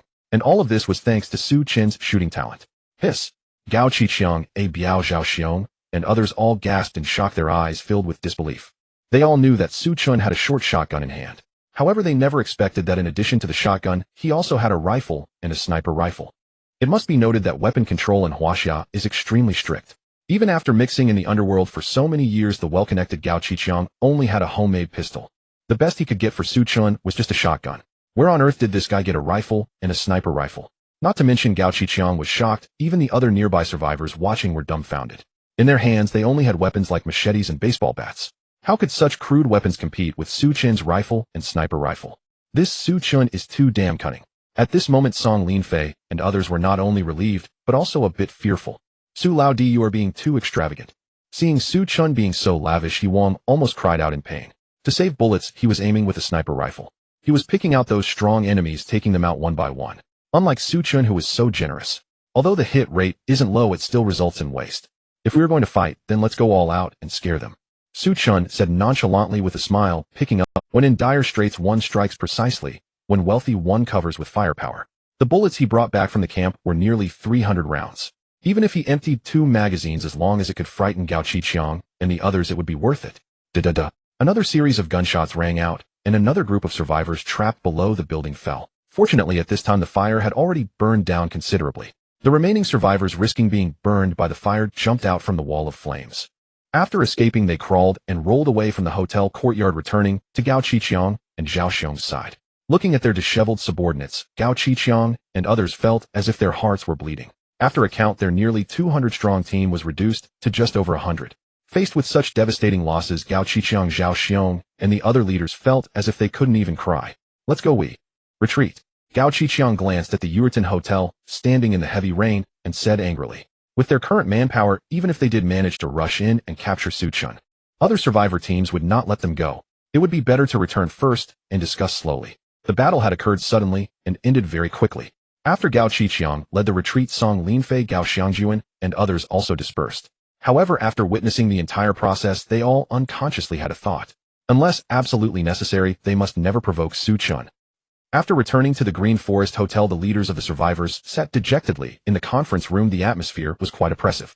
Seeing this situation, Gao Qiqiang sighed and said with a face full of guilt, "Today's events are all my fault." Boss Gao, you can't say that. Who would have thought that Su Chen, that bastard, would have a rifle and a sniper rifle? Zhao Xiong did not blame Gao Qiqiang, but instead comforted him. Yeah, it's all Su Chen's fault for being such a bastard. He really had the guts, killing so many people. Others also chimed in, filled with anger towards Su Chen. Seeing that the time was right, Gao Qiqiang quickly said, "Today we suffered heavy losses. We must unite in the future, or other teams will definitely take us down." Boss Gao is right. I agree to follow you in the future. What do you all think? Zhao Xiong was the first to express his agreement. The other leaders looked at each other, hesitated for a moment, and eventually agreed. In today's battle, they had all suffered greatly. If the big shots of other teams were ruthless, they could very well eliminate them and take their supplies. For now, the safest bet was still to follow Gao Qiqiang. Seeing that everyone agreed, Gao Qiqiang couldn't help but breathe a sigh of relief. Boss Gao, although that bastard Su Chen has guns, we still need to think of a way to take revenge on him. I want to kill that little bastard too. But given the current situation, we really can't take action. Today's attack on the Yulden Hotel failed, and he truly witnessed the terrifying side of Su Chen. Who would have thought he could get his hands on a rifle? God knows what else Su Chen has. Moreover, they have no idea how many bullets Su Chen possesses. If they were to continue attacking, they might lose all their manpower without achieving anything. Are we really going to let that bastard continue to be so arrogant? Zhao Xiong was furious. Meanwhile, a Biao chuckled from the side and advised, let's calm down, leaders. No matter how arrogant he is, how long can he remain so? Gao Qiqiang frowned slightly and looked at him. What good idea? Today we lost so many people, but it might not be a bad thing. At least we have enough supplies to last us a long time. Although a Biao's words may sound heartless, Gao Qiqiang had to admit that he made a valid point. Originally, they had 200 people, and now with half gone, it meant their resources doubled. This can be considered a fortunate misfortune. In this way, we can outlast other survivor teams. When they run out of supplies, Big Brother Gao can come forward to persuade them. Everyone will definitely join in attacking. After hearing a Biao's words, Gao Qiqiang fell silent for a moment and could only nod. Fine, it has to be this way. Let that bastard be arrogant for a few more days. Zhao Xiong pounded the table and said angrily. Yulden Hotel. After repelling Gao Qiqiang's attack, the crowd in the lobby cheered loudly. Not only because of the victory, but also because Su Chun was about to reward them. After retrieving 2 guns back to his RV, Su Chun along with He Wang and Sun Yuan arrived at the hotel lobby. Everyone's eyes were fixed on Su Chun. Su Chun naturally understood their thoughts and smiled. Rest assured, everyone who participated in today's battle will receive a reward. He nodded at Sun Yuan. Sun Yuan understood and stepped forward, saying loudly, Su Boss said that tonight I will personally cook for everyone a delicious stir-fried pork with rice. Recently the crowd had mostly eaten self-heating rice from Haidaleo or instant noodles. Even gourmet food can become monotonous after a while, let alone this kind of fast food. Upon hearing that tonight they would have freshly cooked stir-fried pork with rice, everyone's eyes widened and their mouths watered uncontrollably. That's not all. Su Chun leisurely added, today the most valiant in battle will also receive another reward. You can choose a case of beer or a pack of cigarettes. Everyone looked at each other in disbelief, thinking they must have misheard. In Su Chen's team, there were no women except for Lu Linger. Most of the people either liked to smoke or drink, and some indulged in both. Even those who didn't smoke or drink had picked up the habit after living in the apocalypse for so long. After all, these 2 things help people relax and relieve their pent-up frustration. However, the survivors' stock of cigarettes and alcohol had already been exhausted shortly after the heat began. They had gotten some replenishment during the looting of convenience stores. But after so much time, both cigarettes and alcohol had been completely consumed. For them, not smoking or drinking for such a long time had almost driven them crazy. Upon hearing about the cigarettes and alcohol, their eyes sparkled with desire. Zhou Xinhong, Su Chen called out, and the plump young man hurriedly stood up. What do you choose? I choose beer. Zhou Xinhong quickly replied. Su Chen picked up a case of 6 bottles of snow beer from a nearby backpack and threw it to him. Zhou Xinhong felt a cool sensation in his hands, his eyes instantly widening. Wow, it's actually ice-cold beer. Amidst the envious gazes of everyone, he trembled as he opened a bottle. Gulp gulp. Zhou Xinhong downed a bottle in one go, feeling incredibly relaxed, as if he could immediately venture into the world. Next, Li Dong. I want cigarettes. Li Dong quickly replied. What brand do you want? Su Chen's question took everyone by surprise. No way can we even choose the brand of cigarettes. I only smoke Zuanheming. I only love one person in my life. Hurry up and choose Zuanheming. Someone suggested quietly. Li Dong shook his head. I want Huazi. I cough if I smoke anything else. Su Chen also took out a pack of Huazi. Li Dong tore open the packaging, lit it, and took a deep puff of white smoke. Generally speaking, cigarettes are more addictive than alcohol. Especially for those who have been smoking for decades, even a pack a day isn't enough. Watching Li Dong's enjoying expression, the nearby survivors were anxious, scratching their heads. Some people who were close to Li Dong hurriedly asked for a cigarette.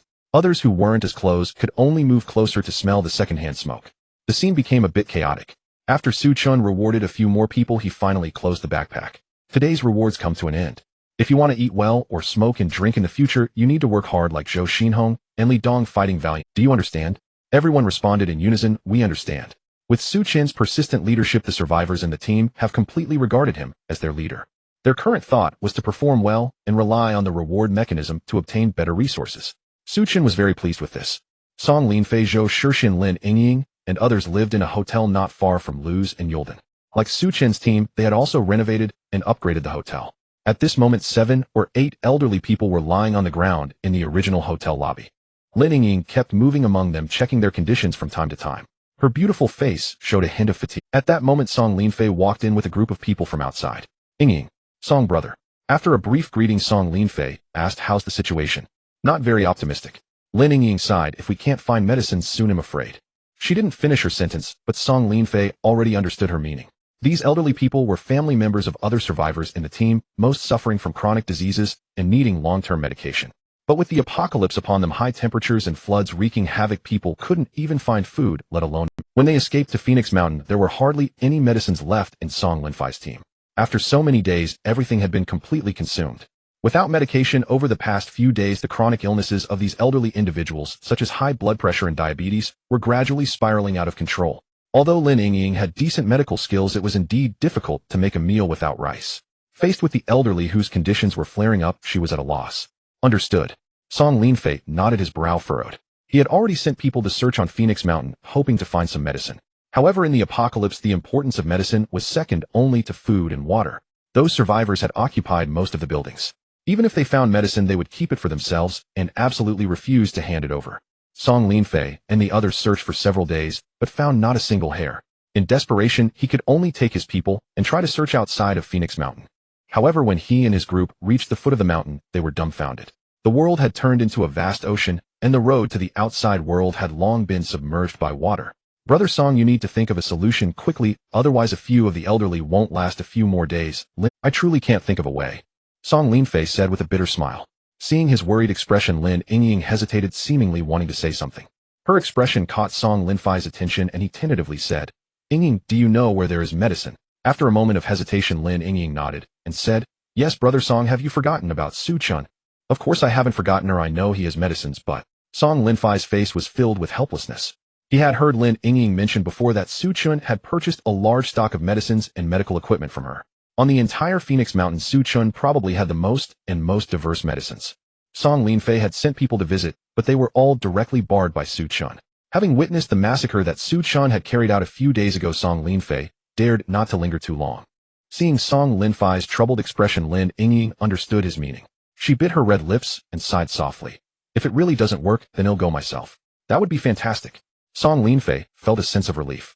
Unlike Zhou Shixian, who came from a rich family, Song Linfei had sharp insight and extensive experience. In fact, he had long realized that the relationship between Su Chen and Lin Yingying was definitely not as simple as Lin Yingying claimed. If Lin Yingying was willing to look for Su Chen, this matter would likely succeed. No way, how can that work? Zhou Shixian, who was standing nearby, immediately became displeased upon hearing this. He had always suspected that Lin Yingying had a past with Su Chen. Even if there was nothing, it would still be extremely risky for Lin Yingying to approach him. The last time Zhou Shixian and the others met, Su Chen, a stunning beauty, Lu Linger, had been right behind him. This was enough to prove that Su Chen was indeed a lecher. "If you don't let Yingying go, then why don't you go instead?" Song Linfei frowned, feeling that Zhou Shixian's mind was a bit off. This was a matter of life and death. How could Zhou Shixian still be thinking with his heart? "Oh well." Zhou Shixian stammered, unable to say anything. In his heart, Su Chen was not only a lecher, but also a murderous maniac. A few days ago, he had mercilessly taken down nearly 100 survivors. Only someone tired of living would consider meeting Su Chen. "All right, Zhou Shixian, just say a little less." Lin Yingying frowned slightly, sounding a bit impatient.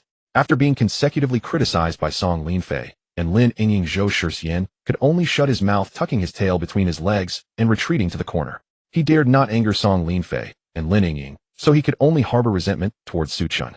"Su Chen, you bastard, dare to compete with me for women. Just wait, I will definitely find a way to kill you." Lin Yingying tidied up briefly and then left the camp. She carried an umbrella and made her way to the outside of Yulton Hotel. Before she could approach the guard booth, several sentinels stopped her. "Halt, what do you want?" Looking at the several composite crossbows pointed at her, Lin Yingying's expression was extremely calm, showing no signs of panic. "I am here to visit your leader. Boss Su said he won't meet anyone. I am his friend, you better report to him quickly." Lin Yingying showed no signs of backing down. Upon hearing this, the few survivors in the guard booth exchanged glances. They whispered among themselves and reluctantly said, "Just wait for a moment." One of them picked up the walkie-talkie and communicated with someone inside the hotel before finally saying, "Come in with me." Lin Yingying let out a sigh of relief and followed that person into the hotel. Before long, she entered the Yulton Hotel. In the same meeting room, Su Chen leaned back in his chair, looking at Lin Yingying with an indifferent expression. "What's the matter? You should have quite a few medicines there. If possible, could you provide some?" Seeing him so direct, Lin Yingying did not beat around the bush. She quickly listed several names of medicines, all used to treat high blood pressure, diabetes, and heart disease. Before the apocalypse, when Su Chen was stockpiling medicines, it was Lin Yingying who helped him compile the medicine list, so she naturally knew he had these medicines. "Indeed, I have medicine." Su Chen nodded, then changed the subject and said nonchalantly, "But why should I give it? We can offer food." Lin Yingying had not finished speaking when she was interrupted by Su Chen. He chuckled dismissively. "Food? I have plenty of that here. I won't run out anytime soon. And compared to food, these medicines must be the most valuable, right? Why would I use medicines to trade for food that I don't?" At this point, Lin Yingying was rendered speechless. Su Chen was right. Most of the survivors who could escape from Modu would not lack food. However, medicines were not something everyone had. Even if they did, they might not be what Lin Yingying urgently needed. If there's nothing else, please leave. Su Chen waved his hand. Out of respect for their past relationship, he could meet Lin Yingying, but that did not mean he would unconditionally help her. His attitude towards women could be summed up in 9 words: not proactive, not rejecting, and not responsible. Seeing that Su Chen was about to send her away, Lin Yingying became anxious. There were several elderly people in the camp waiting for medicine to save their lives. If she returned empty-handed, what would happen to those elders? Thinking of this, Lin Yingying bit her lip and softly said, "As long as you are willing to give me the medicine, you can make me do anything." Although Lin Yingying had been intimate with Su Chen previously for the sake of performance, she fundamentally rejected such behavior from the bottom of her heart. Since Su Chen, she had not interacted with any other man. No matter how men like Zhou Shixian pursued her, she remained indifferent. However, today, to save the elderly in her team, she had no choice but to bow down to Su Chen and propose once again the condition of exchanging her body. However, because it was Su Chen, Lin Yingying did not feel as much aversion. After all, her virginity had been taken. Such a charming young girl expressing her willingness to exchange her body would be irresistible to any man. Yet Su Chen couldn't help but chuckle. "What do you mean?" Lin Yingying frowned, feeling slightly angry. "You saw it last time, now I have a woman by my side. Moreover, her beauty is not inferior to yours. So why should I covet your beauty?" Su Chen replied leisurely. "You." As Lin Yingying felt humiliated, a sour feeling surged in her heart. She took a deep breath, her ample bosom trembling slightly. "Since you're unwilling, then forget it." Angrily, Lin Yingying turned around, intending to leave. "Wait." Su Chen suddenly called out to Lin Yingying again, smiling lightly. "Why rush? Let me finish my words." Lin Yingying halted her steps, looking at Su Chen with a slightly cold expression. "I can provide you with the medicine, but you must agree to my conditions." "What conditions?" "I haven't thought of that." Su Chen shrugged. "All right, I agree." After thinking for a moment, Lin Yingying decisively agreed. For someone like her, who came from a medical background, nothing was more important than saving the lives of those elderly people. Lin Yingying took out a list and handed it to Su Chen. Su Chen got up and returned to the mobile home, rummaging through the storage space for a while before gathering everything and heading back to the meeting room. "Here, this is what you wanted." Lin Yingying glanced at it briefly, ensured it was sufficient, and couldn't help but smile. "Su Chen, thank you. You're such a good person." Being given a good person card made Su Chen feel somewhat strange. He waved his hand dismissively and said blandly, "I'm not a good person, it's just a transaction between us." Lin Yingying glanced at Su Chen, her expression somewhat complicated. But she said nothing more and turned to push the door open. Watching the door slowly close, the corners of Su Chen's mouth curled up slightly. The reason he helped Lin Yingying was not merely due to their prior fleeting relationship. The main reasons were threefold. First, he was attracted to Lin Yingying's body. Men are inherently lustful. Although Lu Linger was exceptionally beautiful, a rare beauty, even gourmet food can become tiresome after prolonged consumption. Especially after spending time together, Su Chen clearly felt that Lu Linger was gradually becoming a bit aloof. He could also use this opportunity to teach Lu Linger a lesson. As for whether it would be morally wrong, don't joke around. In a normal society, it's quite common for wealthy men to have multiple wives. Let alone in the chaotic apocalypse, where as long as one needs resources, it's not impossible to find 100. Second, Lin Yingying had a medical background, and her skills were decent. After Wang Yi was crippled by Su Chen and expelled, the team was in dire need of a doctor. The team may not currently require a doctor, but they cannot do without one. Just because the survivors are not ill now, it doesn't mean that one day, including Su Chen, they won't suffer from headaches or fevers. By then it would be too late to find a doctor. However, Su Chen was not in a hurry. Although he knew Lin Yingying's capabilities, she also understood his strengths. But ultimately the two had not interacted deeply. He needed to assess Lin Yingying, as he did with Lu Linger, to see what kind of person she really was before deciding on the next course of action. Third, Su Chen's provision of medicine was also aimed at establishing a good relationship with Song Linfei's team. Despite the previous massacre driving away Gao Qiqiang's forces, Su Chen was very clear that all of this was only temporary. As soon as the resources were exhausted, he would surely become a target once again. Even if he had 2 rifles and several hundred rounds of ammunition, it would still be challenging to deal with so many survivors.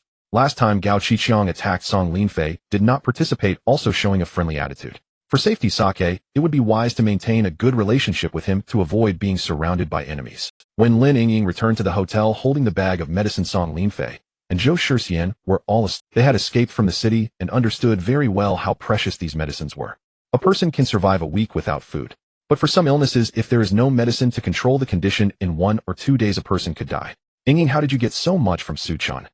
Song Linfei couldn't help but ask. Remembering the negotiation process with Su Chen, Lin Yingying's bright face flashed an unnatural expression. She feigned nonchalance and said lightly, "Don't ask so much. Just distribute the medicine quickly so the elderly can take it soon." Seeing this situation, Song Linfei understood that Lin Yingying did not want to speak. He smartly nodded and called the nearby survivors to distribute the medicines to the elderly. As the seriously ill elderly received the medicine, both Song Linfei and Lin Yingying felt a sense of relief. Only Zhou Shixian stood in the corner, his expression extremely gloomy. Although he did not know what transaction Lin Yingying had reached with Su Chun, he was not a fool. Just from Lin Yingying's unnatural complexion, he could guess it was related to matters between men and women. No wonder after all his efforts to please Lin Yingying, she showed him no kindness. It's all Su Chen's fault. Zhou Shixian was furious. He wanted to teach Su Chen a lesson, but the thought of Su Chen having a gun made him hesitate. Just wait, Su Chen. One day I will make you understand my power. And Lin Yingying, I will make you beg for mercy under me. Zhou Shixian's gaze towards Lin Yingying was filled with a hint of lewdness. Zhou Shixian, what are you dawdling for? Hurry and come help. Seeing Zhou Shixian idling nearby, Song Linfei couldn't help but scold. He Wang sat on the toilet contemplating life. He felt that something was amiss, yet he couldn't quite articulate what it was. Looking at the unchanged restroom, He Wang instinctively glanced out the window. His pupils suddenly constricted. He finally realized what was wrong. Because the world was simply too quiet. After a high temperature, there should be a continuous downpour of rain. Except for Su Chun, who lived in the soundproof NOMADISM, everyone else was almost always surrounded by the noisy sound of rain. However, this morning the sound of pouring rain had completely vanished. As the world fell silent, it naturally made He Wang feel uneasy. Without even putting on his pants, he pushed open the bathroom window. Sure enough, the heavy rain outside had stopped. Although the sky was still overcast, the torrential rain that used to pour down had disappeared. As other survivors gradually got up, more people discovered that the rain had stopped. Many rushed out of their homes, excitedly shouting in the open space. Presumably after the rain stopped, the flood would gradually recede. By then, not only could the survivors go out to search for supplies, but the order of the world might also return to normal. Leaders like Gao Qiqiang, Song Linfei, Xia Bowen, and others shared the same thought. Including He Wang and Sun Yuan, their ideas were quite similar. So what do you think? He Wang expressed his thoughts looking hopeful. Su Chen couldn't help but chuckle, shaking his head. If you want my opinion, what has ended is just the heavy rain. The apocalypse is far from over. So why do you say that? Sun Yuan couldn't help but ask. Su Chen pondered for a moment, deciding to reveal some information about the apocalypse. High temperatures and heavy rain are merely the prelude. What follows will be extreme cold, and after that the zombie virus. At that point the apocalypse will truly arrive. If it were a singular apocalypse like just high temperatures, or just heavy rain after it ended, the world order would still return to normal. But when 4 disasters strike in succession, nothing will ever return to the way it was. After hearing Su Chen's words, He Wang and Sun Yuan's mouths fell open. If these words were spoken by someone else, they would not believe them even under duress. But coming from Su Chen, they could not help but believe. Because his prior preparations at NOMADISM, hoarding large quantities of supplies and other actions proved his foresight and vision. So how do you know this? He Wang instinctively asked.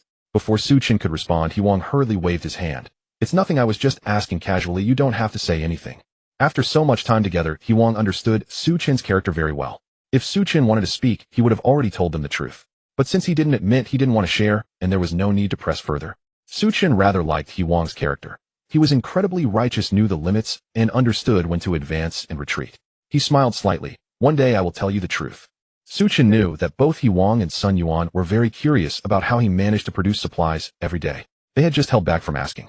Su Chen would not keep everything from He Wang and Sun Yuan forever, but now was not the right time. He did not yet trust them enough to entrust his life. All right. Although the two were somewhat disappointed, they said nothing. By the way, there are only 2 days left until the extreme cold arrives. In these 2 days you need to hurry and renovate the hotel. Su Chen instructed. When the extreme cold weather arrives, the temperature will shift to another extreme, just like the previous high temperatures. By then snowflakes will flutter and the cold winds will rage. Without adequate means of warmth, one could easily freeze to death in the low temperatures. Okay, we will arrange it right away. Seeing Su Chen's serious expression, the two did not dare to be reckless and quickly nodded in agreement. After discussing with Su Chen, He Wang and Sun Yuan got up to leave, sending subordinates to gather everyone. Before long, all the survivors in the hotel were called to the lobby. From today, within the next 2 days, you must use the collected warming supplies to renovate both the inside and outside of the hotel. He Wang conveyed Su Chen's orders to the survivors present. Upon hearing this, everyone couldn't help but look at each other in confusion. The heavy rain that had lasted for several days had stopped, and now it was summer. They thought that it wouldn't be long before the temperature rose again.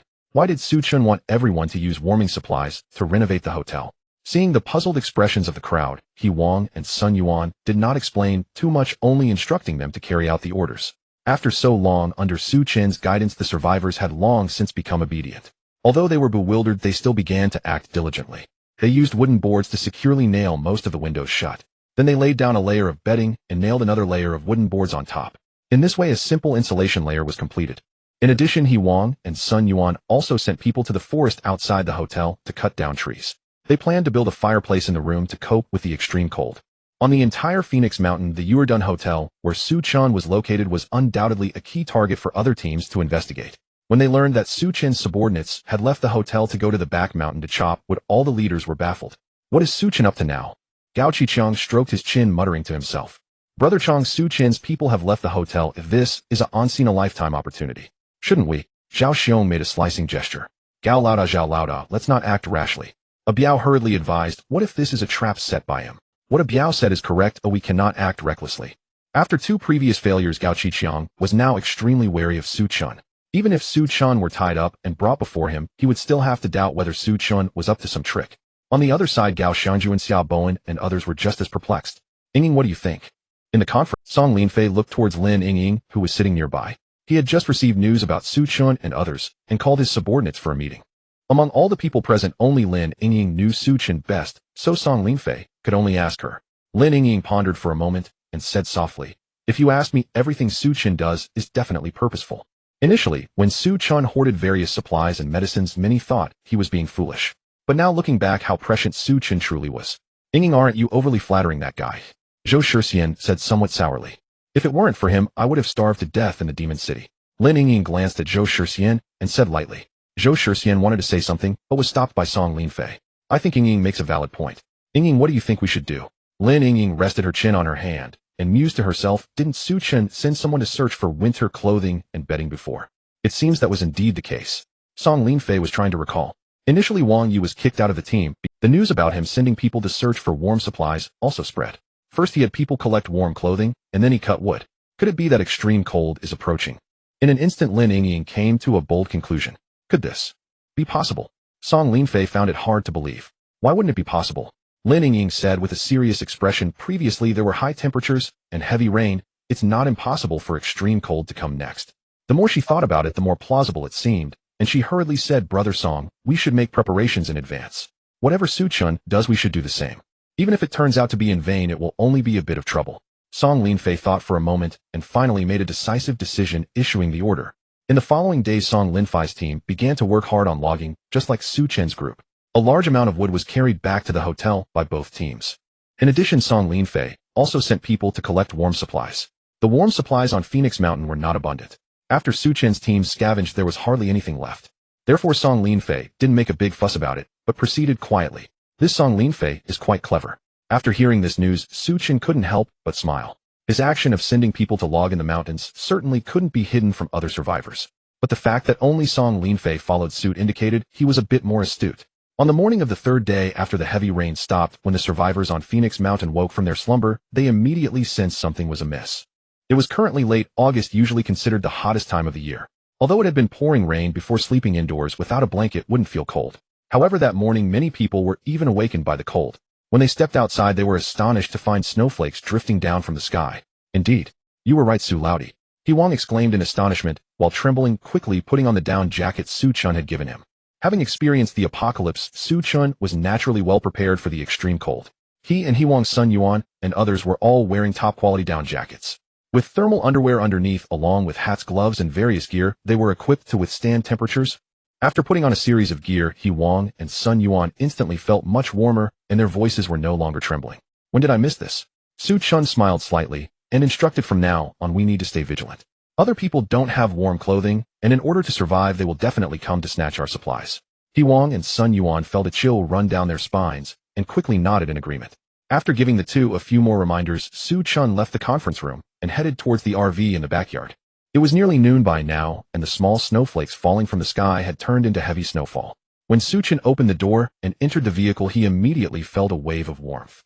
The intelligent heating system equipped inside the RV automatically activated its heating function upon detecting the dramatic drop in external temperature.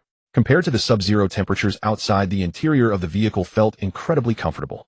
Even being bare-skinned, one wouldn't feel the slightest chill. Watching your back. Hearing Su Chen's voice, Lu Linger, who was busy in the kitchen, quickly ran over to greet him. How's the preparation going? Su Chen let her help him take off his down jacket, and asked casually. Everything is ready, we were just waiting for you to return. Lu Linger smiled sweetly, hung up Su Chen's clothes, and then took his hand, leading him to the table. With the sudden drop in temperature, there was no better time for hot pot. Before leaving, Su Chen had told Lu Linger that they would have hot pot for lunch. In no time, Lu Linger brought over all the prepared ingredients. Top-grade Wagyu beef, delicious Shilin Gula lamb tripe.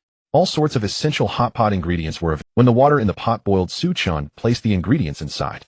Once the food was cooked, he picked up a piece of meat, dipped it in the special sauce, and took a bite, instantly feeling immense satisfaction. At this moment, the steel plates of the vehicle had already been raised. Through the large bulletproof glass, Su Chen and Lu Linger could clearly see the snow falling even heavier outside. The flurry of snowflakes blanketed the earth in white. On such a cold day, with such heavy snowfall, enjoying hot pot in these conditions was a top-tier experience. Inside the Yuerdun Hotel, He Wang and Sun Yuan, who had been pre-warned by Su Chen, gathered the survivors in a room where they had made cold resistance preparations. They lit the firewood and threw it into the fireplace. The originally cold room began to warm up. Although it was far from the comfort of the Normandy Hotel, at least they didn't have to worry about freezing to death. Su Lauda is indeed farsighted. We were just complaining about Su Lauda, we were so wrong.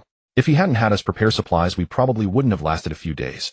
The group of survivors had also changed into thick clothing and wrapped themselves in quilts. They gathered around the fireplace, warming themselves while expressing their gratitude. At this moment, everyone felt nothing but gratitude towards Su Chen. Meanwhile, inside the Lusing Hotel, unlike Su Chen's team, Gao Qiqiang, A Biao, and the others were shivering. They hadn't possessed Su Chen's foresight, so it was impossible for them to prepare supplies. When the temperature dropped sharply, Gao Qiqiang's people were still wearing thin clothing. To stay warm, they were huddled together in the same room, just like the survivors from Su Chen's team. But their room had not been modified and had poor insulation. A group of grown men huddled together, but were still shivering from the cold. "B-boss, there are no thick blankets in the hotel."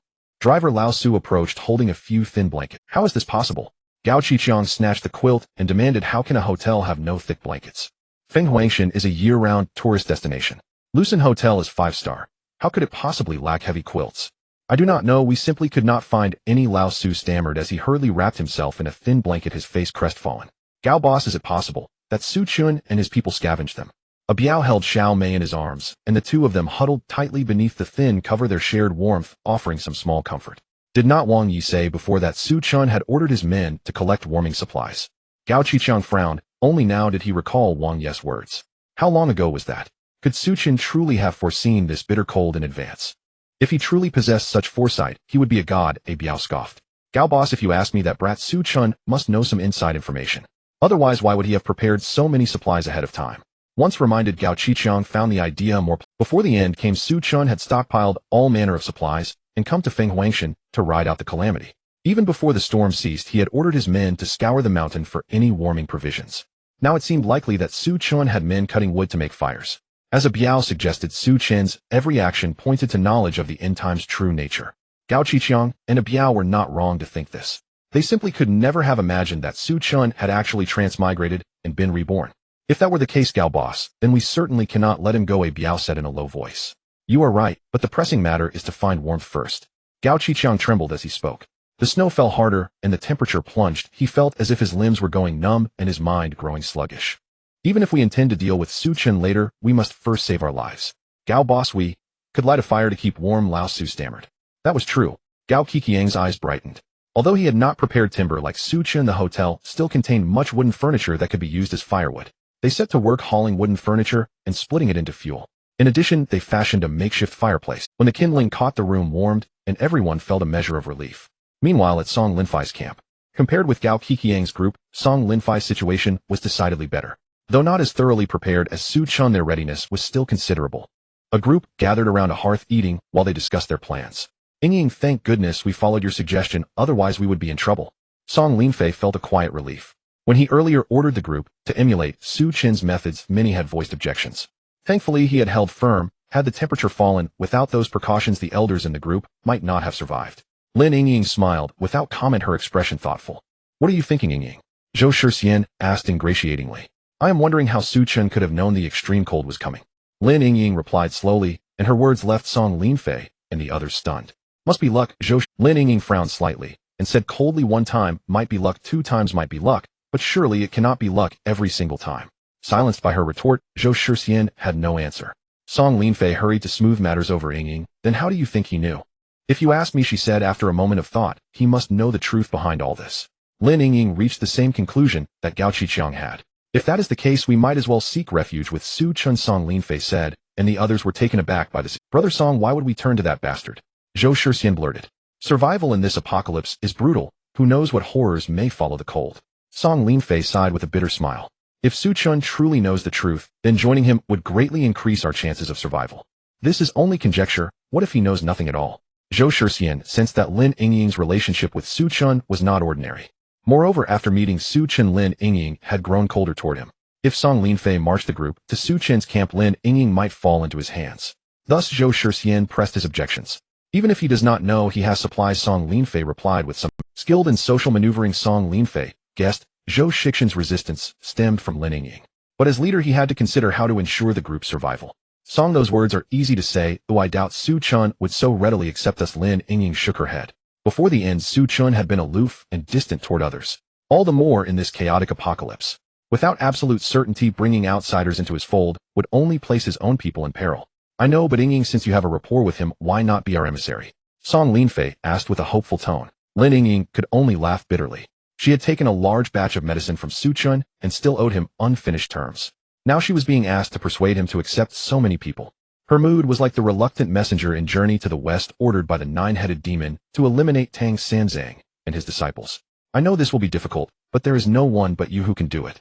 For the sake of our people, please, Song Linfei implored earnestly. All right. She hesitated, but finally nodded. I will try my best. After a moment's hesitation, she agreed. The world outside was freezing. Anyone who ventured out must don heavy clothes. While Lin Yingying changed, Zhou Shixian drew close to Song Linfei. Brother Song, we really cannot go to Su. Have you forgotten that the man is a killer? He treats his followers like slaves. Zhou Shixian began, but Song Linfei cut him off before he finished. I have made my decision. Are you the leader, or am I? Song Linfei asked, and Zhou Shixian, embarrassed. Lin Yingying put on a thick down jacket, pulled on a hat and gloves, and when she was fully protected from head to toe, she left the hotel. Watching her vanish into the blizzard, Zhou Shixian's handsome face contorted and his eyes filled with bitter hatred. After finishing hot pot with Lu Linger, Su Chun left the messy table for her to clean up, then headed to the bathroom for a hot shower. Refreshed and invigorated, he returned to the sofa and gazed out at the snow-laden landscape. Outside, the blizzard intensified. Snowflakes swirled violently amid howling gales as if determined to bury the world beneath an endless white shroud. Through the window, Su Chun observed a thick blanket of snow already blanketing the ground. Barring unforeseen changes, this storm would rage uninterrupted for 3 full days and nights. When the snow finally ceased, accumulation would reach 2 to 3 meters in depth, and temperatures would plummet to their nadir of frigid -40 to 50 degrees Celsius. Su Chun turned his head toward the central control panel beside him. With a mere thought, a luminous white interface materialized before his eyes.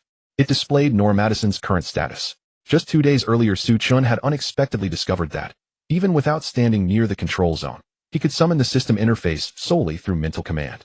Moreover, most onboard functions could now be operated remotely. Should he so choose, no one, not even by force, could enter or start the motorhome without his explicit authorization. This capability proved immensely practical for Su Chun. It eliminated any concern that Lu Linger might secretly drive off while he was away. Yawning, Su Chun rose to return to bed, only for the intercom to chime again.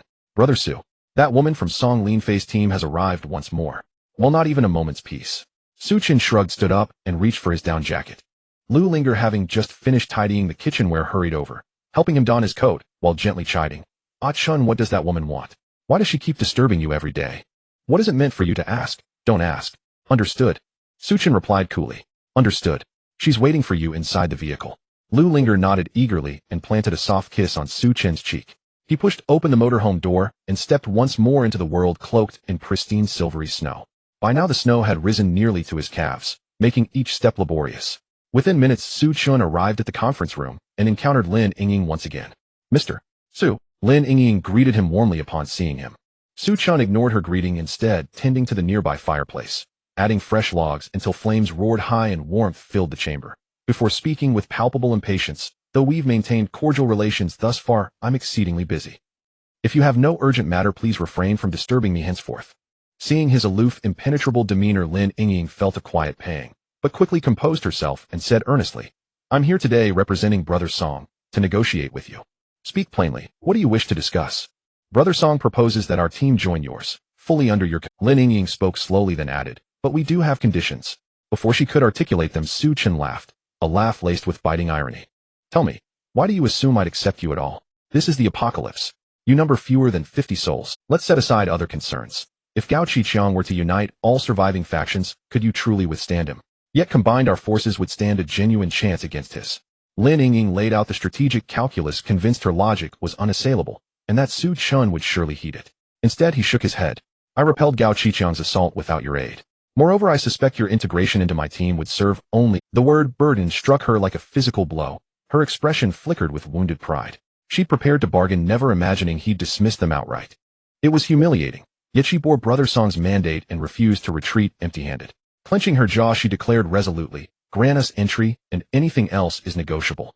I have no such need, and don't forget you still owe me a fulfilled condition. Su Chen smiled faintly. Besides, it's bitterly cold. I intend to rest. As he rose to leave, Lin Yingying lunged forward, blocking his path. Su Chen, please, I beg you. Agree, and from this moment, I am yours. Regrettably, I hold little interest. With effortless strength, Su Chen brushed past her and departed. Though his supplies were inexhaustible, absorbing Song Linfei's faction offered no advantage, only risk. Survivors within the Yulton Hotel, including Huang's son Yuan and Zhou Xinhong, had endured rigorous trials and repeated psychological assessments. Their loyalty remained credible. Even so, traitors like Wang Yi and Zhang Ying had emerged. Song Linfei's group, twice as large and far more complex, posed greater volatility. Integrating them recklessly would only introduce instability. As for Lin Yingying, Su Chen genuinely admired her competence and resolve. Yet she had offered herself as collateral to save elders within her team, an act revealing a streak of self-sacrificing idealism. In the apocalypse, such idealism was perilous. It endangered not only the bearer, but everyone around her. Should he ever consider accepting Lin Yingying, he'd first need to temper her convictions, sharply. After Su Chen departed, Lin Yingying rose crestfallen and left in silence. Back at camp, Song Linfei rushed to meet her. Yingying, how did it go? Su Chen rejected my proposal outright. His stance was uncompromising. Lin Yingying offered a wry smile. This. Song Linfei's face fell instantly. As leader, he knew intimately how grueling survival was for any organized group in the ruins of civilization. Allying with Su Chen would ease their burdens immensely. Yet he declined with startling finality. Brother Song, this is entirely my fault. How could it possibly be your fault? Don't dwell on it, Song Linfei sighed. By the way, where are Zhou Shixian and the others? Lin Yingying changed the subject, glancing toward the hotel and noticing several absences. I sent them to gather, Song Linfei explained. We followed Su Chen's example and stockpiled considerable wood, but in weather this severe, no one can predict how long it will last. More fuel is always better. Lin Yingying nodded and hurried to the fireplace to warm herself. Meanwhile, at Lucen Hotel. Speak plainly. What brings you to me? Gao Qiqiang narrowed his eyes, studying Zhou Shixian before him with quiet menace. Boss Gao, I truly wish to come under your wing, Zhou Shixian said with a flattering smile. Gao Qiqiang wrapped himself in the blanket, laughing dismissively. I remember, you were with Song Linfei's gang. What made you want to switch sides to me? You see, Boss Gao, what you don't know is that Brother Song is rather confused. He actually believed a woman's words and wanted to take us to join Su Chen. Hearing Zhou Shixian's words, Gao Qiqiang's heart stirred, and he hurriedly asked what exactly happened. Zhou Shixian explained the ins and outs of the situation to Gao Qiqiang. Gao Qiqiang frowned upon hearing this. Su Chen's team had fewer than 50 people, yet they were so formidable. If Song Linfei's men were also absorbed, wouldn't they take off? At that time, it would be nearly impossible for him to take action against Su Chen. With this thought, Gao Qiqiang squinted. What do you want me to do to help you? I still have some prestige in our team and can rally quite a few people. Zhou Shixian said, why don't we join forces and take down Song Linfei and his crew? What do you think, Boss Gao?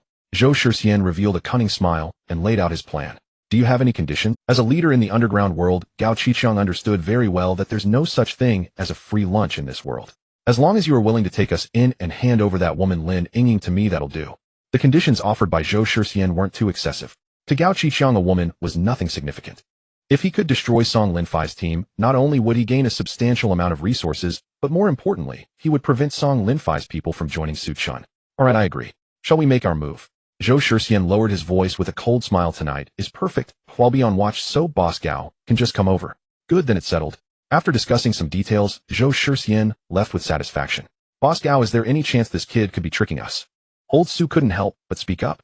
After coming over, he not only revealed a big secret to Gao Qiqiang, but also frequently fawned over him. Gao Qiqiang was very satisfied with him and kept him around. I think it's unlikely.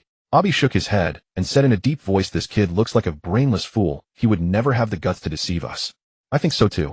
However, it's better to be cautious tonight, Gao Qiqiang advised. Yes. Abi nodded. Although the sky had darkened, the bright white snow outside prevented it from becoming particularly dark. Song Linfei, accompanied by two subordinates, patrolled around the hotel before heading to the lobby. Brother Song, why aren't you going to sleep yet? Zhou Shixian asked enthusiastically. It's nothing, just taking a stroll. You can't slack off tonight. Song Linfei patted him on the shoulder and said seriously. Don't worry, I'm not the type to slack off. Zhou Shixian patted his chest confidently, declaring, Alright, I'll head back to sleep then. Song Linfei waved goodbye to Zhou Shixian, taking his two subordinates with him. Watching their retreating figures, Zhou Shixian's lips curled into a cold smile. To save firewood, Song Linfei had the two adjacent suites connected. The makeshift stove was set up in the space between the two suites. In this room, all the occupants were men, while the other side housed women. When Song Linfei returned to his bed, most of the people had already fallen into a deep sleep. He also stretched and crawled into the blanket. However, not long after Song Linfei fell asleep, a sudden scream pierced the night. Who are you? Help! In the quiet, snowy night, this scream sounded especially jarring. Everyone who had been sleeping was using the dim firelight. They clearly saw a group of uninvited guests in the room. These people wielded gleaming blades, trapping Song Linfei and the others inside the room. I don't want to kill anyone, you'd best surrender obediently. The leader, gripping an axe tightly, revealed a sinister smile. Song Linfei recognized at a glance that the person was Abi, a thug working for Gao Qiqiang. Abi, what do you want? Nothing much, just want to take down your team tonight. Abi said coldly. Song Linfei's heart sank. How did Zhou Shixian, who was supposed to be on watch, let Abi and the others in so easily? Could it be that he was already harmed? But there was no time to think about that now. If he didn't want to be captured by Abi and his men, he had to fight back. With this thought, Song Linfei grabbed a nearby machete and shouted, Brothers, let's fight back. In this apocalyptic world, danger could arise at any moment. Therefore, whether sleeping or eating, the survivors always carried weapons. Hearing Song Linfei's call, they all grabbed their weapons and charged into battle against Gao Qiqiang's men. It must be said Song Linfei could become the leader of the team, not only due to his charisma, but also because he had some skills. He wielded the machete with great vigor, taking down 2 or 3 enemies in quick succession. Seeing this, Abi didn't dare to hesitate and charged forward with a fire axe. Although Song Linfei's physical fitness and combat skills were decent compared to ordinary people, he fell short against someone like Abi, who had returned from military service. The two battled for only a moment before he was pressed down by Abi. If it weren't for the many people around providing cover for Song Linfei, he would have likely been dealt a fatal blow by Abi's axe. Huff huff. Both of them were panting, their sharp gazes locked onto each other. Brother Song, how are you holding up? At that moment, a familiar voice came. Song Linfei looked up to see Zhou Shixian rushing over. I'm alright, you quickly go organize the others. Before he could finish his sentence, he felt a chill in his back. Looking down, he saw a dagger protruding from his chest. You. Song Linfei staggered and turned around incredulous as he looked at Zhou Shixian. Brother Song, you can't blame me for this, but blame yourself for choosing to side with Su Chen.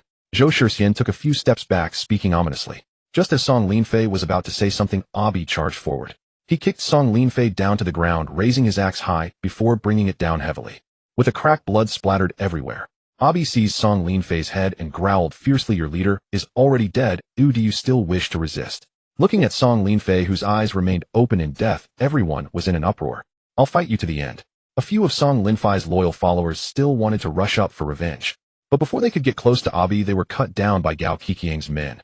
The remaining individuals were instantly stunned, frozen in place, unwilling to advance any further.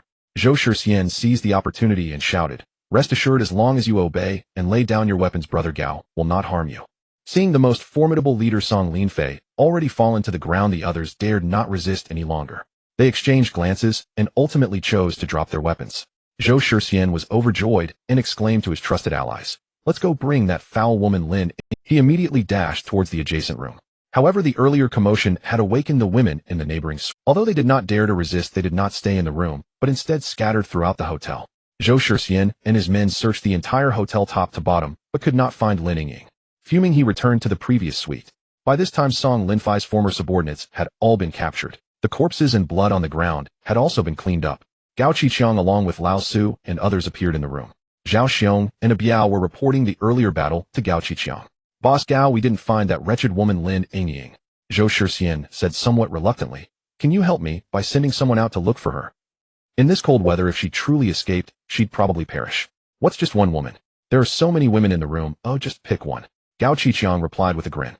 No, you promised me. Zhou Shixian's words were interrupted by a Biao. Brother Zhou, didn't you hear Boss Gao's words? A Biao's expression was icy, his gaze laced with threat. Zhou Shixian was startled and instinctively looked at Gao Qiqiang. However, Gao Qiqiang remained unmoved, seemingly oblivious to a Biao's words. Zhou Shixian dared not say more, gritting his teeth as he turned to leave. Watching his retreating figure, Gao Qiqiang sneered. A Biao, if he behaves, let him live. If he dares to meddle again, eliminate him immediately. A Biao nodded in agreement, a hint of disdain flashing across his face. Despite Zhou Shixian's significant contributions tonight, no one could respect a traitor. After all, if he could betray Song Linfei today, how could they trust he wouldn't betray Gao Qiqiang in the future? Lao Su, take your men and clean up the supplies from Song Linfei's team. Tomorrow morning, we'll move our base here. Gao Qiqiang instructed. Song Linfei had followed Lin Yingying's advice to gather plenty of warm supplies and fortify their residence. Compared to the Lufsun Hotel, this place was significantly more comfortable. Gao Qiqiang planned to abandon the Lufsun Hotel and stay here directly. Yes, Boss Gao. Lao Su replied respectfully. Just then a figure stumbled in, gasping, Boss Gao, something's wrong. Gao Qiqiang paused for a moment, then focused his gaze and recognized it was a subordinate stationed at the Lufsun Hotel.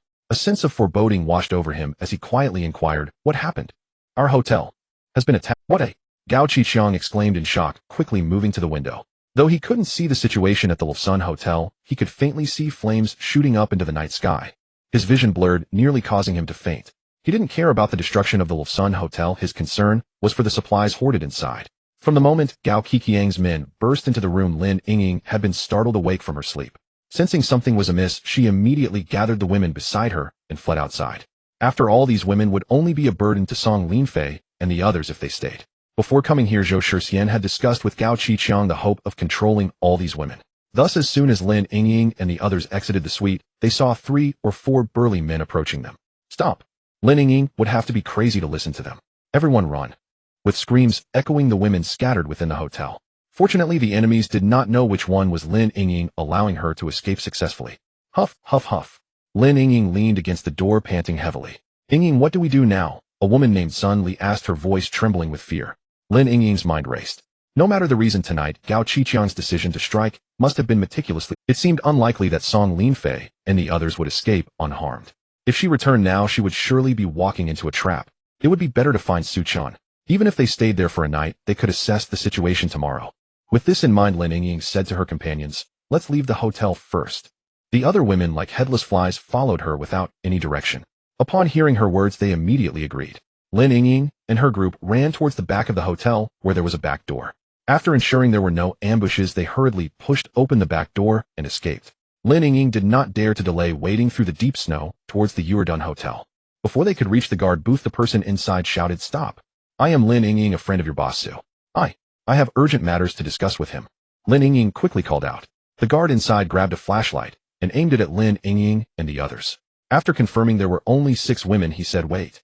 After a moment, the survivor on guard said in a deep voice, You can approach slowly and don't try any tricks. Lin Yingying and the others raised their hands high and slowly approached. Once they were sure there was no danger, a survivor led them into the hotel. When Lin Yingying entered the hotel's conference room, she paused in surprise. In the corner there were several heaters, the roaring flames warming the entire room. The incident had occurred suddenly tonight, and Lin Yingying and the others had not had time to put on all their clothes as they escaped from the icy wilderness. They were shivering from the cold. Upon entering the warm room, they gradually relaxed. Additionally, the room was brightly lit. Su Chen, Huang, Sun Yuan, and others were neatly dressed and discussing something. Seeing Lin Yingying and the others in such a disheveled state, Su Chen smiled lightly. If I'm not mistaken, you've been attacked by Gao Qiqiang, right? Yes. Yes, Su Chen, you must help us. Lin Yingying steadied herself and quickly pleaded. Su Chen did not agree to Lin Yingying's request. Instead, he spoke calmly. I can allow you to stay here for one night, but tomorrow morning you must decide what to do next. Before Lin Yingying could respond, Zhou Xinhong gestured politely toward the door. Though she had anticipated this outcome, a chill still settled deep within her heart. Without outside assistance, could Song Linfei and Zhou Shixian, alone, possibly stand against Gao Qiqiang? Yet Lin Yingying was but a frail woman, utterly powerless to act. With a quiet sigh, she led her female companions out of the conference room. Once they had departed, Su Chen turned to those remaining and asked, What are your thoughts on tonight's events? Song Linfei's team was lodged not far from the Yuelton Hotel. When a Biao and Zhao Xiong led their men away from the Lucen Hotel to ambush Song Linfei, Su Chen's hidden sentries stationed upstairs immediately detected their movement.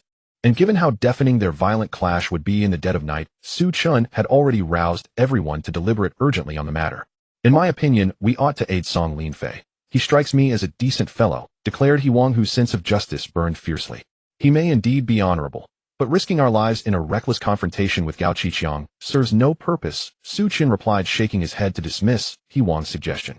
Given the chance, Su Chen would certainly eliminate both Gao Qiqiang and a Biao, but charging headlong into open combat would be sheer folly. He preferred victory achieved through cunning strategy and overwhelming force, not through blind bravado.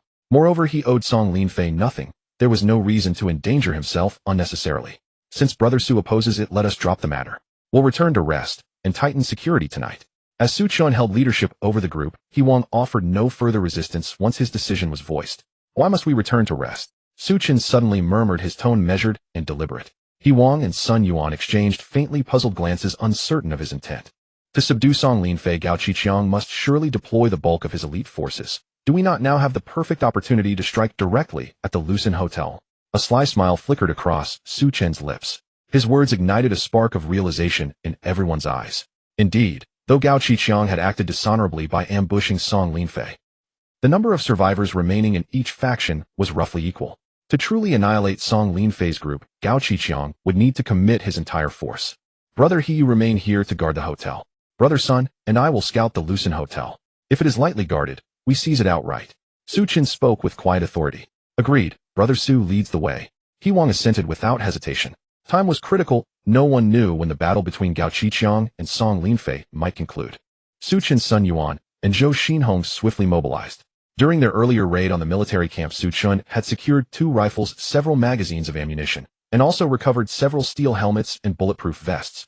For safety, he wore the vest beneath his clothing, then layered over it a white camo thermal coat. Its insulating capacity rivaled that of ordinary down jackets. Yet it was remarkably lightweight, ideal for silent movement and concealment in snow. Su Chun distributed over a dozen sets among himself and his companions. Once fully equipped, they departed the hotel under cover of night and advanced toward the Lucin Hotel. Sun Yuan and the others led the formation, armed with compound crossbows, military axes, daggers, and machetes. Su Chun brought up the rear, a simple choice. Though he trusted Sun Yuan's group relatively well, he refused to expose his back to them.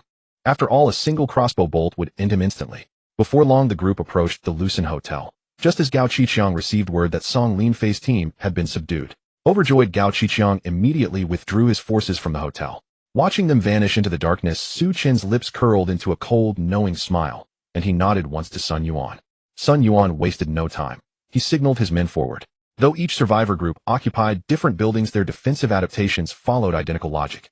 Gao Qiqiang, emulating Su Chun, had left only the main lobby entrance open, sealing every other exit. Upon nearing the lobby door, Sun Yuan spotted only 2 or 3 huddled, trembling survivors inside, and charged without hesitation.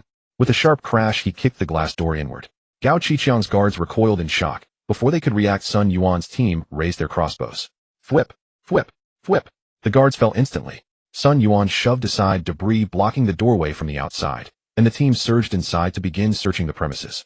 They soon discovered several more survivors huddled together for warmth in nearby rooms, and executed them without mercy. Brother Su, the building appears clear.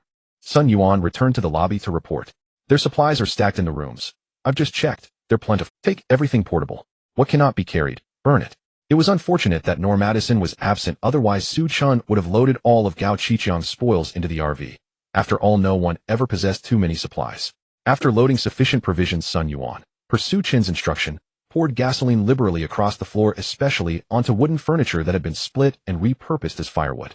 Su Chun lit a cigarette, drew half a breath, and amid Sun Yuan's pained gaze flicked the glowing ember onto the... With a thunderous whoosh, roaring flames engulfed the Lucin Hotel. Move out! Su Chun barked, and the team retreated swiftly into the night.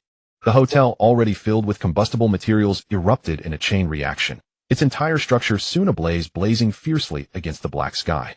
Other survivor groups, startled awake by the towering inferno, gazed upon the burning tower in confusion and broke into anxious murmurs.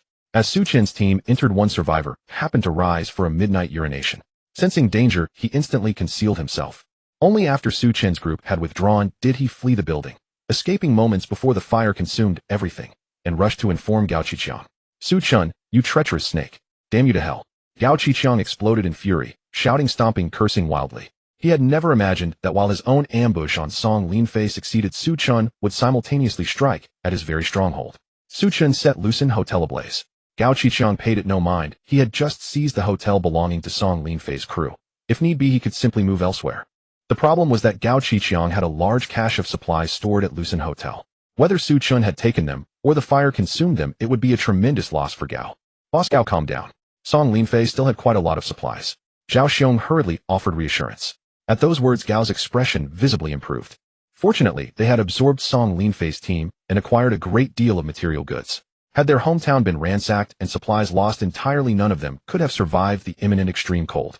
Boss Gao, the head count and supplies have been inventoried. Lao Su trotted over with a notebook and reported the specific. Putting aside warm clothing for the moment, Gao's chief concern was food.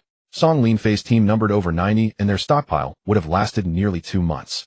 But Gao's own side also had nearly 100 people. With the two groups merged, the total approached 200. The existing food would now only sustain everyone for about a month. That was trouble. Watching the frozen world outside, Gao Qiqiang's face darkened, as if the chill might drip. If not for that bastard Su Chen after swallowing Song Linfei's team, he would not be worrying about supplies, at least not for the short term. Boss Gao, I have a suggestion. A Biao, sensing Gao's unease, leaned in and lowered his voice. There are many lay-abiding in Song Linfei's group, but leaving them alive is only wasting food. Why not? His eyes flashed with a vicious light as he made a cutting gesture. That won't do. Those lay-abiding are the relatives of many people. Gao hesitated. Then deal with them as well. A Biao said coldly, Boss Gao, you have just absorbed their group. To ensure they dare not resist, you must use crushing measures. Very well, do as you say. Gao Qiqiang thought for a moment, then nodded at last. If they killed those elders along with their kin, not only would they free up large quantities of grain, it would also serve to cow the others. We can strip them and throw them out into the snow, a Biao said. It won't take long before they freeze to death. Cold cruelty laced his words. Gao looked puzzled. Oh, that does not seem right. Why not simply Although the earlier heat and rains were brief, who knows when this great snowfall and bitter cold will end? Our remaining food will not last long. Once it is gone, what then? A Biao countered. You mean? Gao's chest tightened as realization dawned. Outside, the freezing land served as a natural if they let those people freeze to death in the snow, the bodies would not rot. Then when food ran out, they could be used as rations. A cold shiver ran down Gao Qiqiang's spine, and he swallowed. Although he had killed many, he had never before entertained the idea of treating human flesh as food. This A Biao was truly deranged. Before their stores were exhausted, he was already contemplating cannibalism. It seemed that when Gao first met him, that three-wheeler might well have been carrying human flesh. A Biao seemed to read Gao's thoughts and hurried to explain, Boss Gao, I am only preparing for the worst, thinking ahead for later. After all, in this end-of-days survival is the only thing that matters. That last remark, chilling though it was, snapped Gao into acceptance. Indeed, if one cannot survive, what meaning have rights and shame? Has the history of Huaxiao been free of instances where people turned on one another to survive? Then do as you see fit.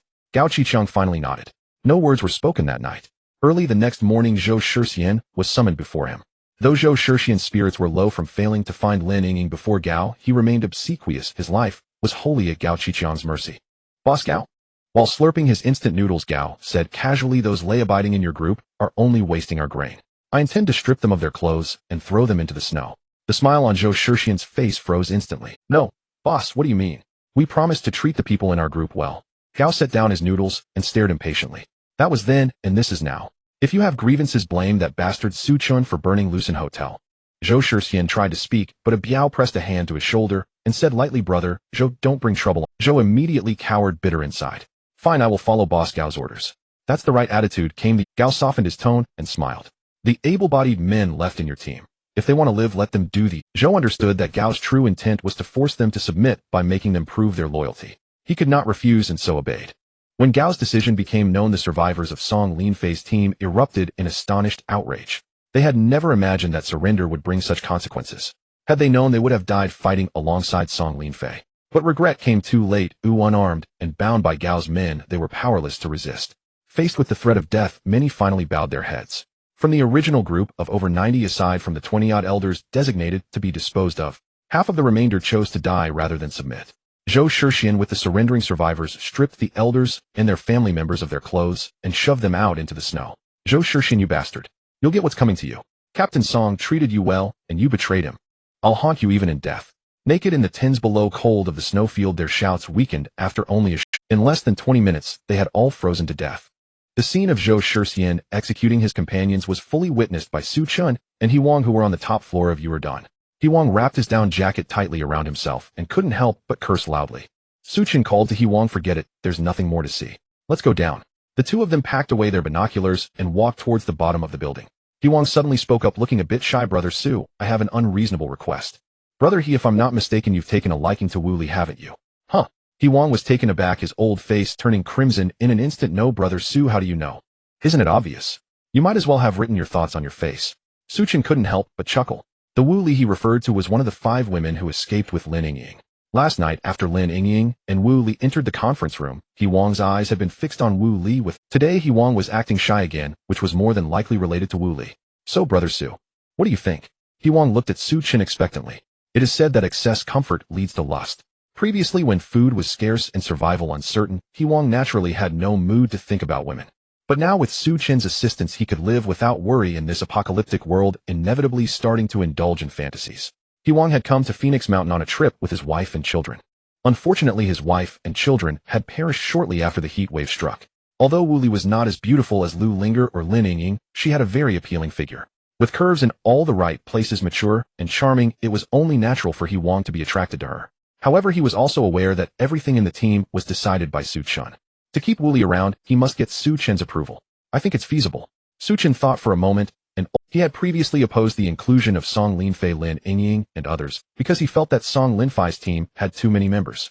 It's one thing to increase his burden, but the more significant issue was the distraction caused by too many people. This was evidenced by Zhou Shixin's betrayal, which led to Song Linfei's demise, and the fracturing of a team he had painstakingly built. Now, however, with only Lin Yingying and 6 women remaining, taking them in was not out of the question. Su Chen's team was composed entirely of old bachelors. A mix of men and women would make the work less burdensome. Great. Thank you, Brother Su. He Wang's face lit up with joy. As the two talked, they had already left the top floor and arrived at the conference room on the second floor. Go bring those women here. Su Chen commanded. Yes, boss. Zhou Xinhong left eagerly. In no time he returned with Lin Yingying and several women to the conference room. According to what I've gathered, Zhou Shixian betrayed you and colluded with Gao Qiqiang to ambush your residence.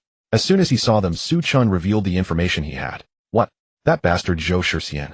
Upon learning the truth, especially that Zhou Shixian had harmed the elders of their team, Lin Yingying gritted her teeth, her fair face filled with anger. Hey, race the situation. I will give you 2 options. First, you can leave on your own. Oh, I won't make it difficult for you. Second, you can stay, but you must obey my orders. Su Chen laid out the choices straightforwardly. So do I. Me too. Without a shred of hesitation, Wu Li and the other women immediately chose this. In this extremely cold apocalypse, without enough food and warm supplies, they had no chance of survival. If they sought refuge with other survivor teams, they would either be treated as playthings or burdens and be rejected. Judging by Su Chen's demeanor, he didn't seem like a villain, so it was better to stay. Zhou Xinhong helped them settle in. Wu Li, from today onwards you will follow Brother He. He Wang was the first to follow Su Chen, and he was steadfastly loyal to him. Thus Su Chen not only kept Wu Li, but also directly handed her over to He Wang. Wu Li glanced at the tall and strong He Wang, her face involuntarily flushed. But she said nothing, simply standing obediently beside He Wang. He Wang instantly beamed with joy, giving Su Chen a thumbs up. After Zhou Xinhong and He Wang took the women away, only Su Chen and Lin Yingying remained in the conference room. To Su Chen, Wu Li and the other women appeared to be ordinary people with no special skills. They would not contribute much to the team. He was more concerned about Lin Yingying, as she was a doctor and would be more valuable to the team. What are your plans? Lin Yingying took a deep breath and with a determined gaze said, I plan to stay. Alright, I'll have someone help you settle in.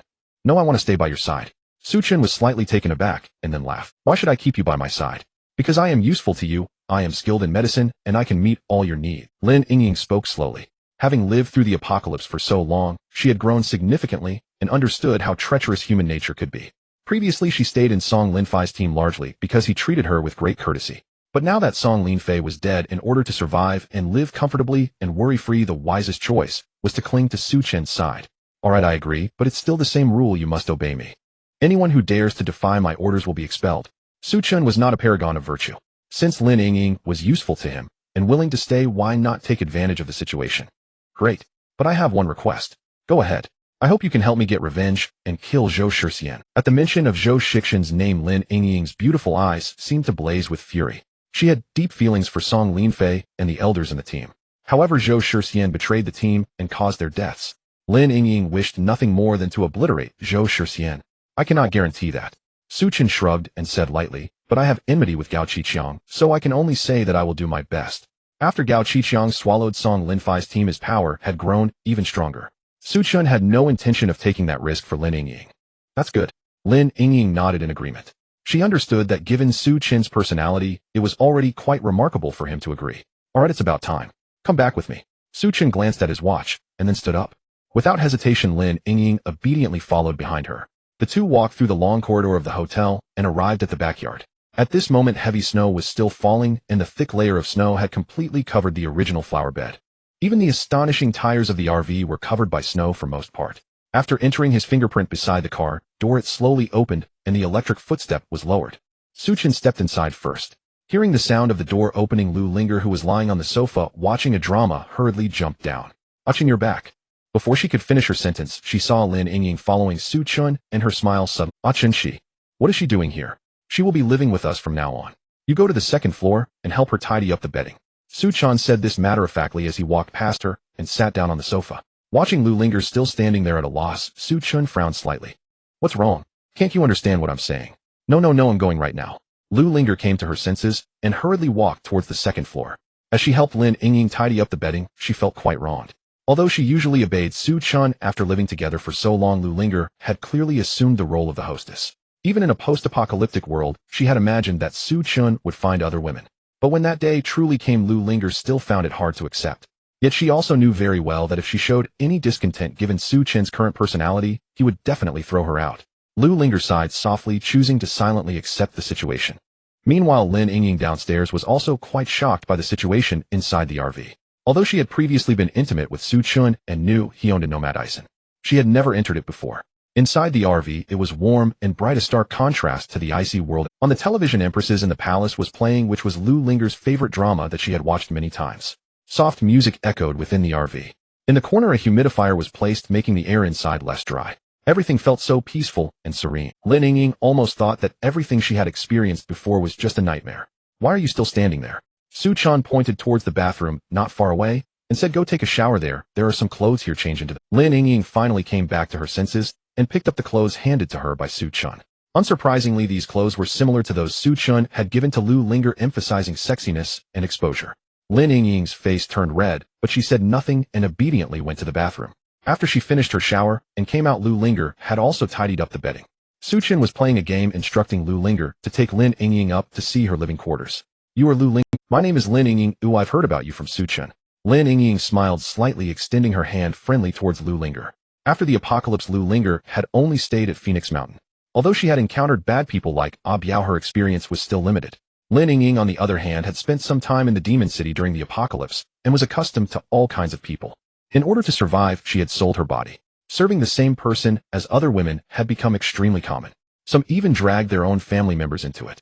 Therefore, psychologically, Lin Yingying did not resent serving Su Chen together with Lu Linger. She also understood that it was necessary to build a good relationship with Lu Linger. But Lu Linger did not think so. Facing Lin Yingying's friendly gesture, she did not extend her hand, but coldly said, Chen is mine. Lin Yingying couldn't help but chuckle. You need to understand that in the apocalypse, men like Su Chen are not something you can possess alone. Looking at Lu Linger, who still had a hostile expression, Lin Yingying simply smiled meaningfully. She said no more and turned to walk down the stairs. Watching the two women appear before him one after the other, a faint sense of conquest arose in Su Chen's heart. It was worth noting. Before the apocalypse, being able to date even one of them would have been a remarkable achievement. Yet now both of them were taken into his RV. Master, what do you want to eat for lunch? Lin Yingying smiled sweetly. At the side, Lu Linger couldn't help but widen her. This Lin Yingying really was too shameless. She directly called Su Chen master. Although from the very beginning Su Chen had told Lu Linger that he was her master, Lu Linger had not taken it to heart and had never called Su Chen master. Glancing at the astonished expression on Lu Linger's face, Lin Yingying's lips slightly curled up, feeling a hint of pride. Her current thought was very simple: to use all her charm to stay by Su Chen's side. Only in this way could she survive in the apocalypse and live comfortably. Having been in the sales industry for so long, she had never sold her body to anyone else besides Su Chen. But she knew how to capture a man's psychology. Can you cook? Su Chen asked, somewhat surprised. Home-cooked meals are no problem. If the master wants any fine dining, Lin Yingying said in a delicate voice. You don't need to learn, Chen. Oh no, the master's 3 meals a day are all my responsibility. Lu Linger finally reacted and hurriedly spoke. Forget it, Linger will rest. You just let me handle it. Lin Yingying pretended to care for Lu Linger, but actually wanted to replace her. But Lu Linger would not allow that, firmly saying, how would you know what the master likes to eat? What if it doesn't suit his taste? Seeing the two women arguing, Su Chen couldn't help but show a satisfied smile. This situation was perfectly described by the term female competition. He had no intention of intervening. Only in this way could he maintain the upper hand over both of them. How about this, Linger, you cook, and Yingying, you assist her. Su Chen ultimately made the decision. Although somewhat reluctant, Lu Linger dared not defy Su Chen and led Lin Yingying to the kitchen area. As she cooked, she began to introduce the kitchen utensils in the RV to Lin Yingying. Not long after, with the combined efforts of Lu Linger and Lin Yingying, a feast was prepared. With the company of 2 beautiful women, Su Chen felt quite pleased while eating. After the meal, he instructed the 2 women to rest in the car while he headed to the hotel ahead, as there were still many matters awaiting his attention.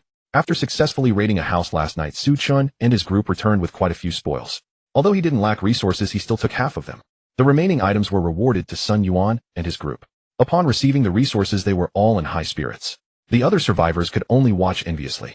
Those who could go out with Su Chun were either longtime followers or had made contributions. They all shared a common trait: Su Chun trusted them more. Those who had joined later had no right to act alongside Su Chun. Others silently vowed to perform well in the future to earn Su Chun's trust so they could be utilized. After rewarding those who had contributed last night, Su Chun began to arrange tasks for Wu Li and the others. Although they were all women, Su Chun had long established rules. He did not keep idle people in his team. After discussing with Sun Yuan and Huang, Wu Li and a few other women were assigned to do cleaning, laundry, and cooking. Boss Su, we just discovered that Gao Qiqiang sent several subordinates to the hotels where other survivors are staying. It seems they are trying to make contact with them. On the rooftop, Li Dong, who was responsible for monitoring, reported via watch. Understood, keep a close watch on them. Su Chen was not surprised by Li Dong's report. It would be abnormal if Gao Qiqiang, after suffering such a heavy loss, had no countermeasures. After handling everything, Su Chen reminded Huang and Sun Yuan to stay vigilant before returning to the RV.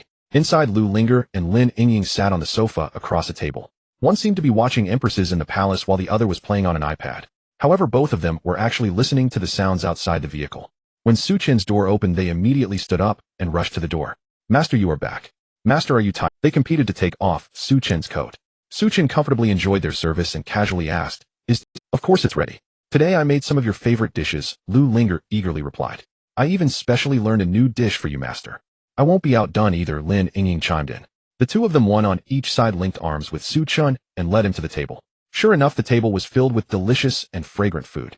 With the two of them watching expectantly, Su Chen tasted their dishes one by one, giving satisfactory feedback. Lu Linger let out a sigh of relief and instinctively glanced over at Lin Yingying. Lin Yingying merely smiled lightly and whispered in Su Chen's ear, Master, please enjoy your meal. Spend some quality time with me tonight. But tonight he's clearly going to spend time with me, Lu Linger said, puffing up with a hint of annoyance. Yingying has only just arrived, you need to give her some space, Linger, Su Chen said calmly. Hearing his words, although Lu Linger felt somewhat unwilling, she dared not say more and could only bury her grievances deep inside. Before long, the three finished dinner. After Lu Linger washed the dishes, she hesitated and slowly walked upstairs, glancing back at Su Chen as if hoping he would call her to stay. But Su Chen was just watching television and showed no signs of speaking. With a heart full of grievances, Lu Linger could only continue walking upstairs. After she left, only Su Chen and Lin Yingying remained. Lin Yingying held a tray containing several bottles and jars, smiling brightly. Master, I learned a spa massage today. Do you need me to help you relax? You can do that. Su Chen was somewhat surprised and naturally would not refuse. He took off his shirt and lay down. Lin Yingying applied essential oil to her delicate hands and began to massage Su Chen. He had to admit that even though Lin Yingying had just learned, her technique was extremely pleasant, making Su Chen's eyes narrow in bliss. Master, how's my technique? Very good, keep up the good work, Su Chen praised with satisfaction. Hearing his compliment, Lin Yingying felt delighted. After all, for her nothing was more important than being cherished by Su Chen. Unlike Su Chen, who was enjoying the night, on the other side, Gao Qiqiang was sitting in a room with a very serious expression. Meanwhile, Xia Bowen, Gao Xiangjuan, and several other survivor leaders sat across from him, displaying a stance of opposition. Boss Gao, if you have nothing else to discuss, we will take our leave, Xia Bowen said somewhat impatiently. Gao Xiangjuan and the others remained silent, but their expressions were quite vigilant. The reason was simple. Gao Qiqiang's takeover of Song Linfei had truly made them feel threatened. No one knew if Gao Qiqiang would make a move against them next. Otherwise, they wouldn't have bothered to come when Gao Qiqiang sent people to insist they attend the meeting. However, even when they came to the meeting, Xia Bowen and Gao Xiangjuan had already communicated in advance. Everyone was united, which is why they dared to attend tonight's meeting. I invited a few leaders today to discuss the matter of attacking Su Chen, Gao Qiqiang said slowly. Upon hearing this, the leaders exchanged glances, their expressions somewhat strange. Previously, Zhao Xiong and a few others followed Gao Qiqiang to attack the Yorliton Hotel. The result was devastating losses, and they had now become Gao Qiqiang's subordinates. Song Linfei did not bring anyone with him, and as a result he was directly ambushed by Gao Qiqiang. Not only did he lose his life, but his team was also absorbed by Gao Qiqiang. Now the few leaders were still trying to avoid Gao Qiqiang. How could they possibly go with him? Gao Laodao, we have no grievances with Su Chen. It seems unnecessary to do this, right? Xia Bowen chuckled awkwardly and declined Gao Qiqiang's request. What is Xia Laodao not giving us face? A nearby Biao furrowed his brow and said coldly, It's not that I'm not giving Gao Laodao face, it's just that we are all afraid of dying. Gao Xiangjuan adjusted his gold-rimmed glasses and spoke somewhat sarcastically. The way Song Linfei died was truly too tragic. Upon hearing him mention Song Linfei, Gao Qiqiang did not get angry, but instead chuckled lightly. You all misunderstand, there are deeper reasons behind this. As he spoke, he briefly recounted the events. Of course, it was not entirely based on facts, but had been modified. According to Gao Qiqiang, Song Linfei was preparing to ally with Su Chen, but Zhou Shixian disagreed. As a result, the two factions had a fierce conflict. To stop them from killing each other, Gao Qiqiang had no choice but to intervene.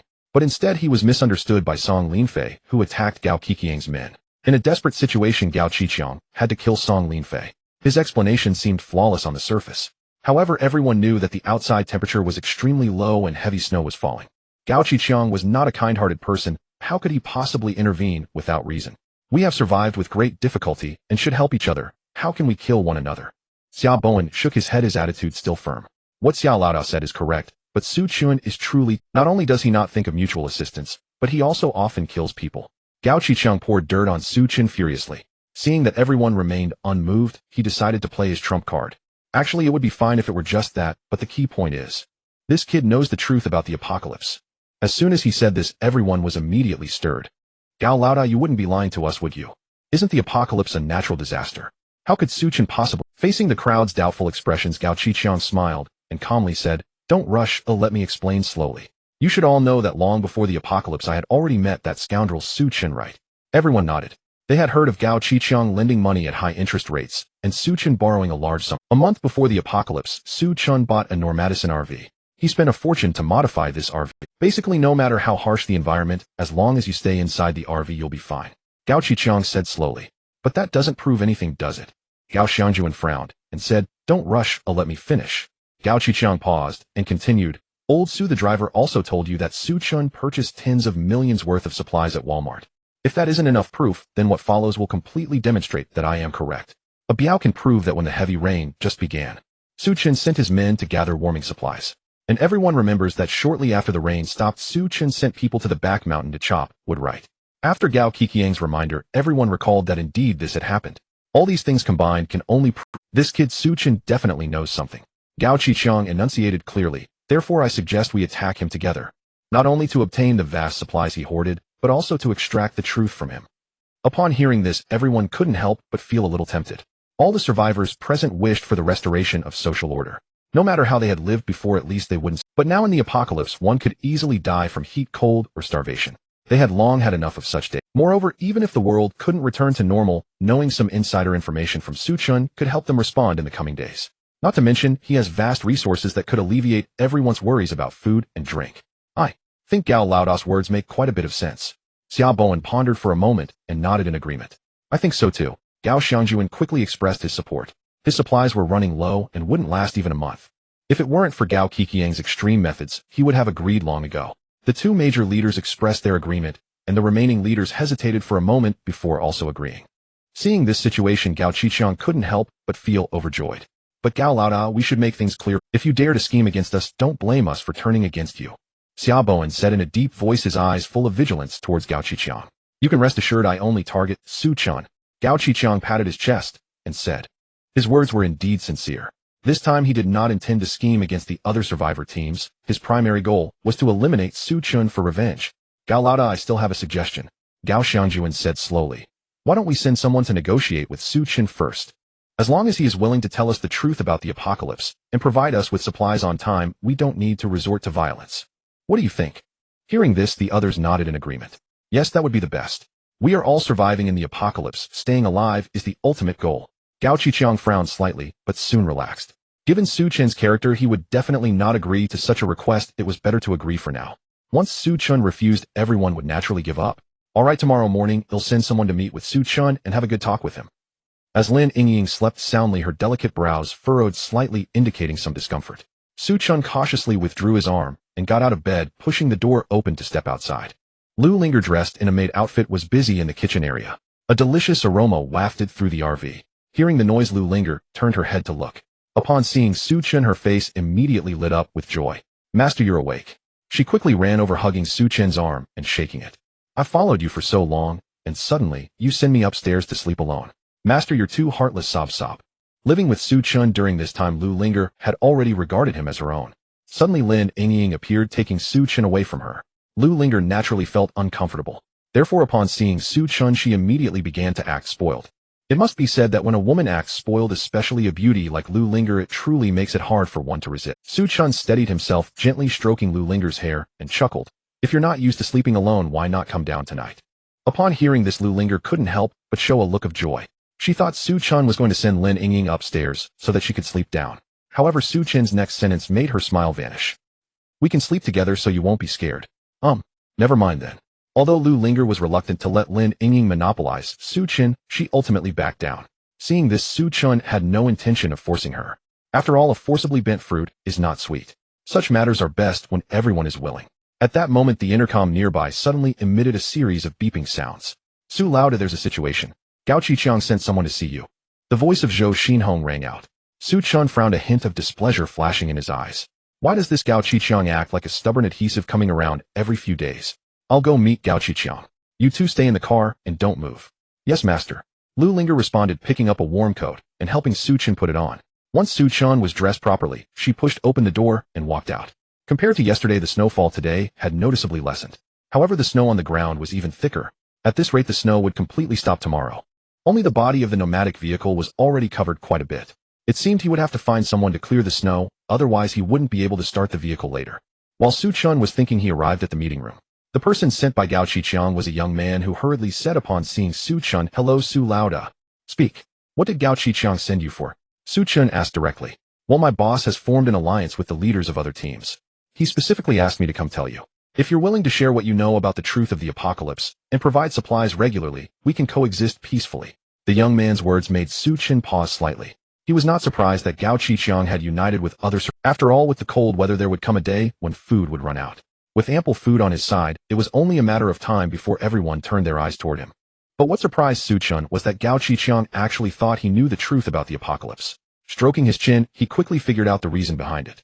Given his previous actions, it did indeed seem like he knew some insider information. Even He Wang and Sun Yuan had previously asked him about it. Su Chen glanced at the young man maintaining an emotionless demeanor and said, "What if I don't agree?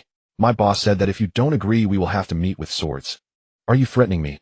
A glint of cold light flashed in Su Chen's eyes as a palpable killing intent emanated from him. No, how could I dare to threaten Su Lauda? This is just what my boss asked me to convey. The young man was startled and hurriedly defended himself. Su Chen snorted coldly, and only then did his expression ease. Su Lauda, why should we be polite to them?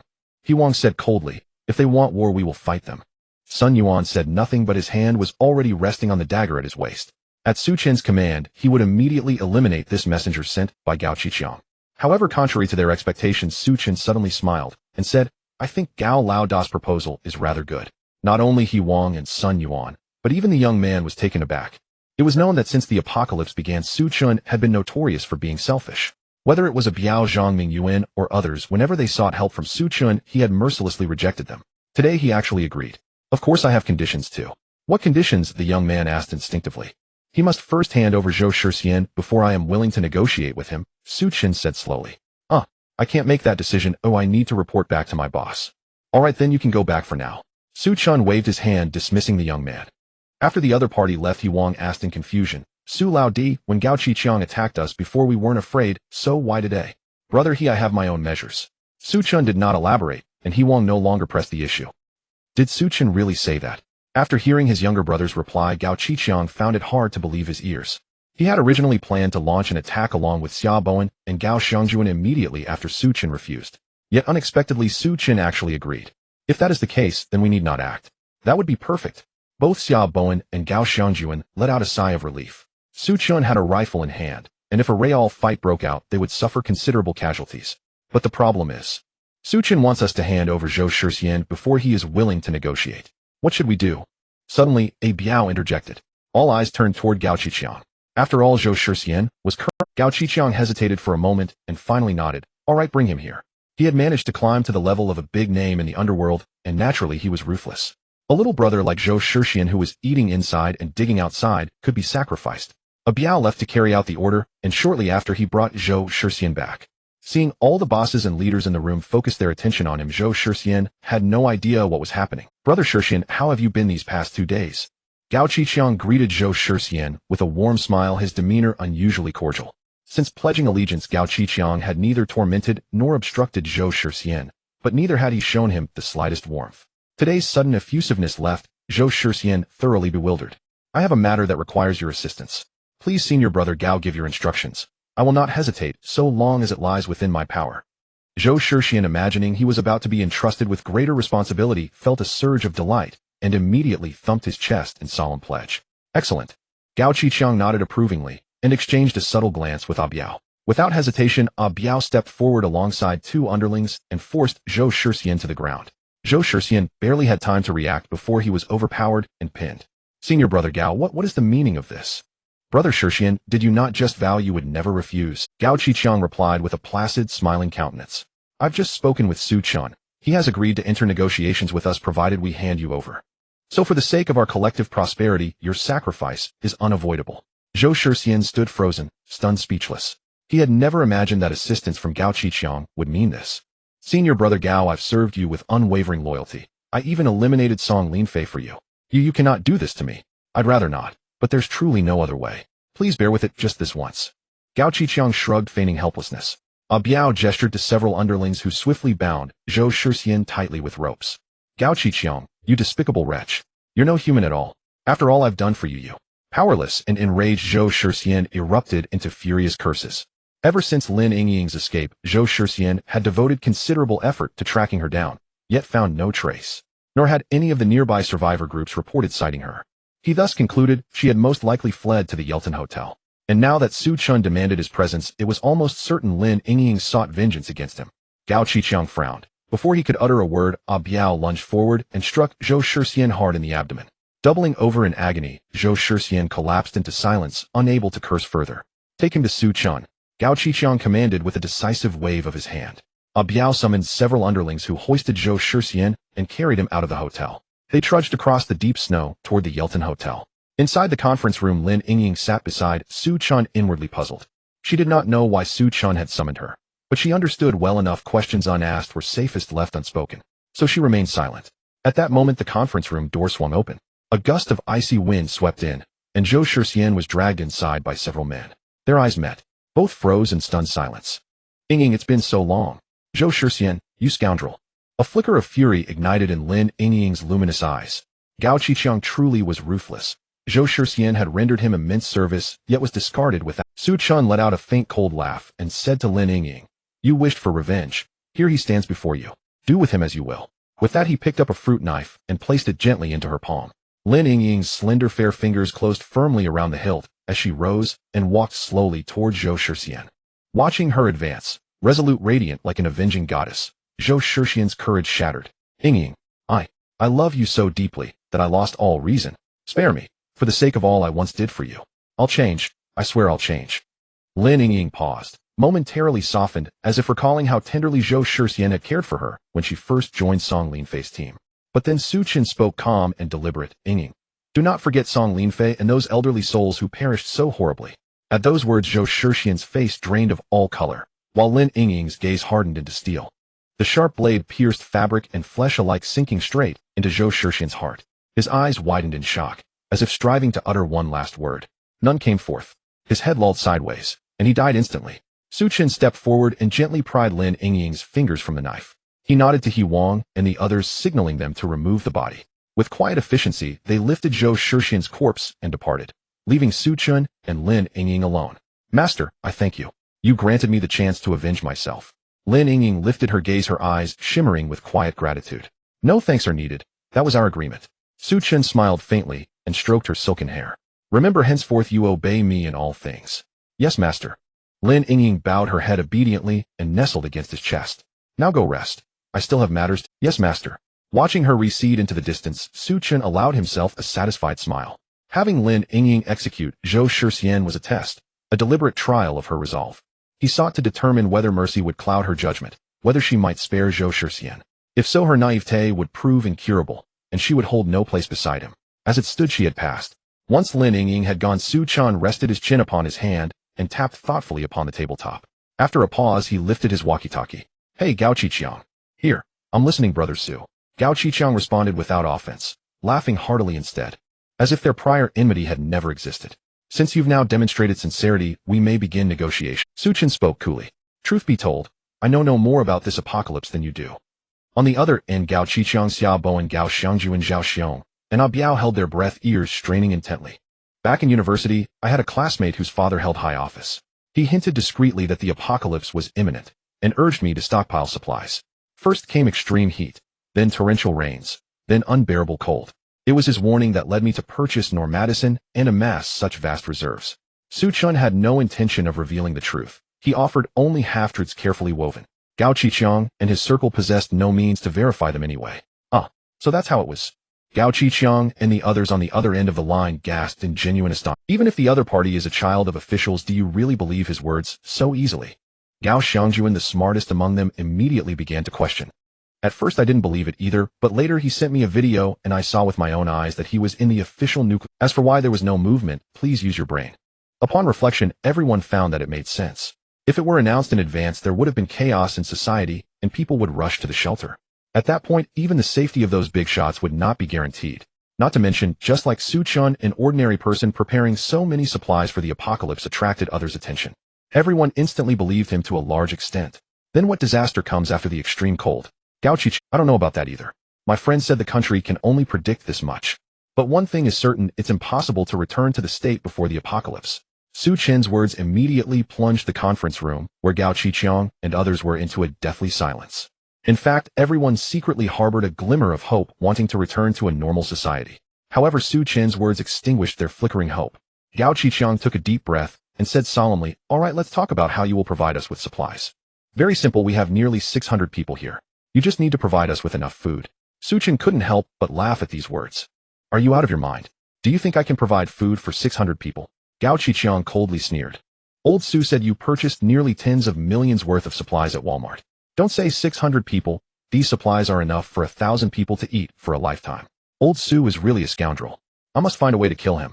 A killing intent arose in Su Chen's heart, but he remained expressionless. Old Su is not wrong, but the problem is, I haven't moved all those supplies over.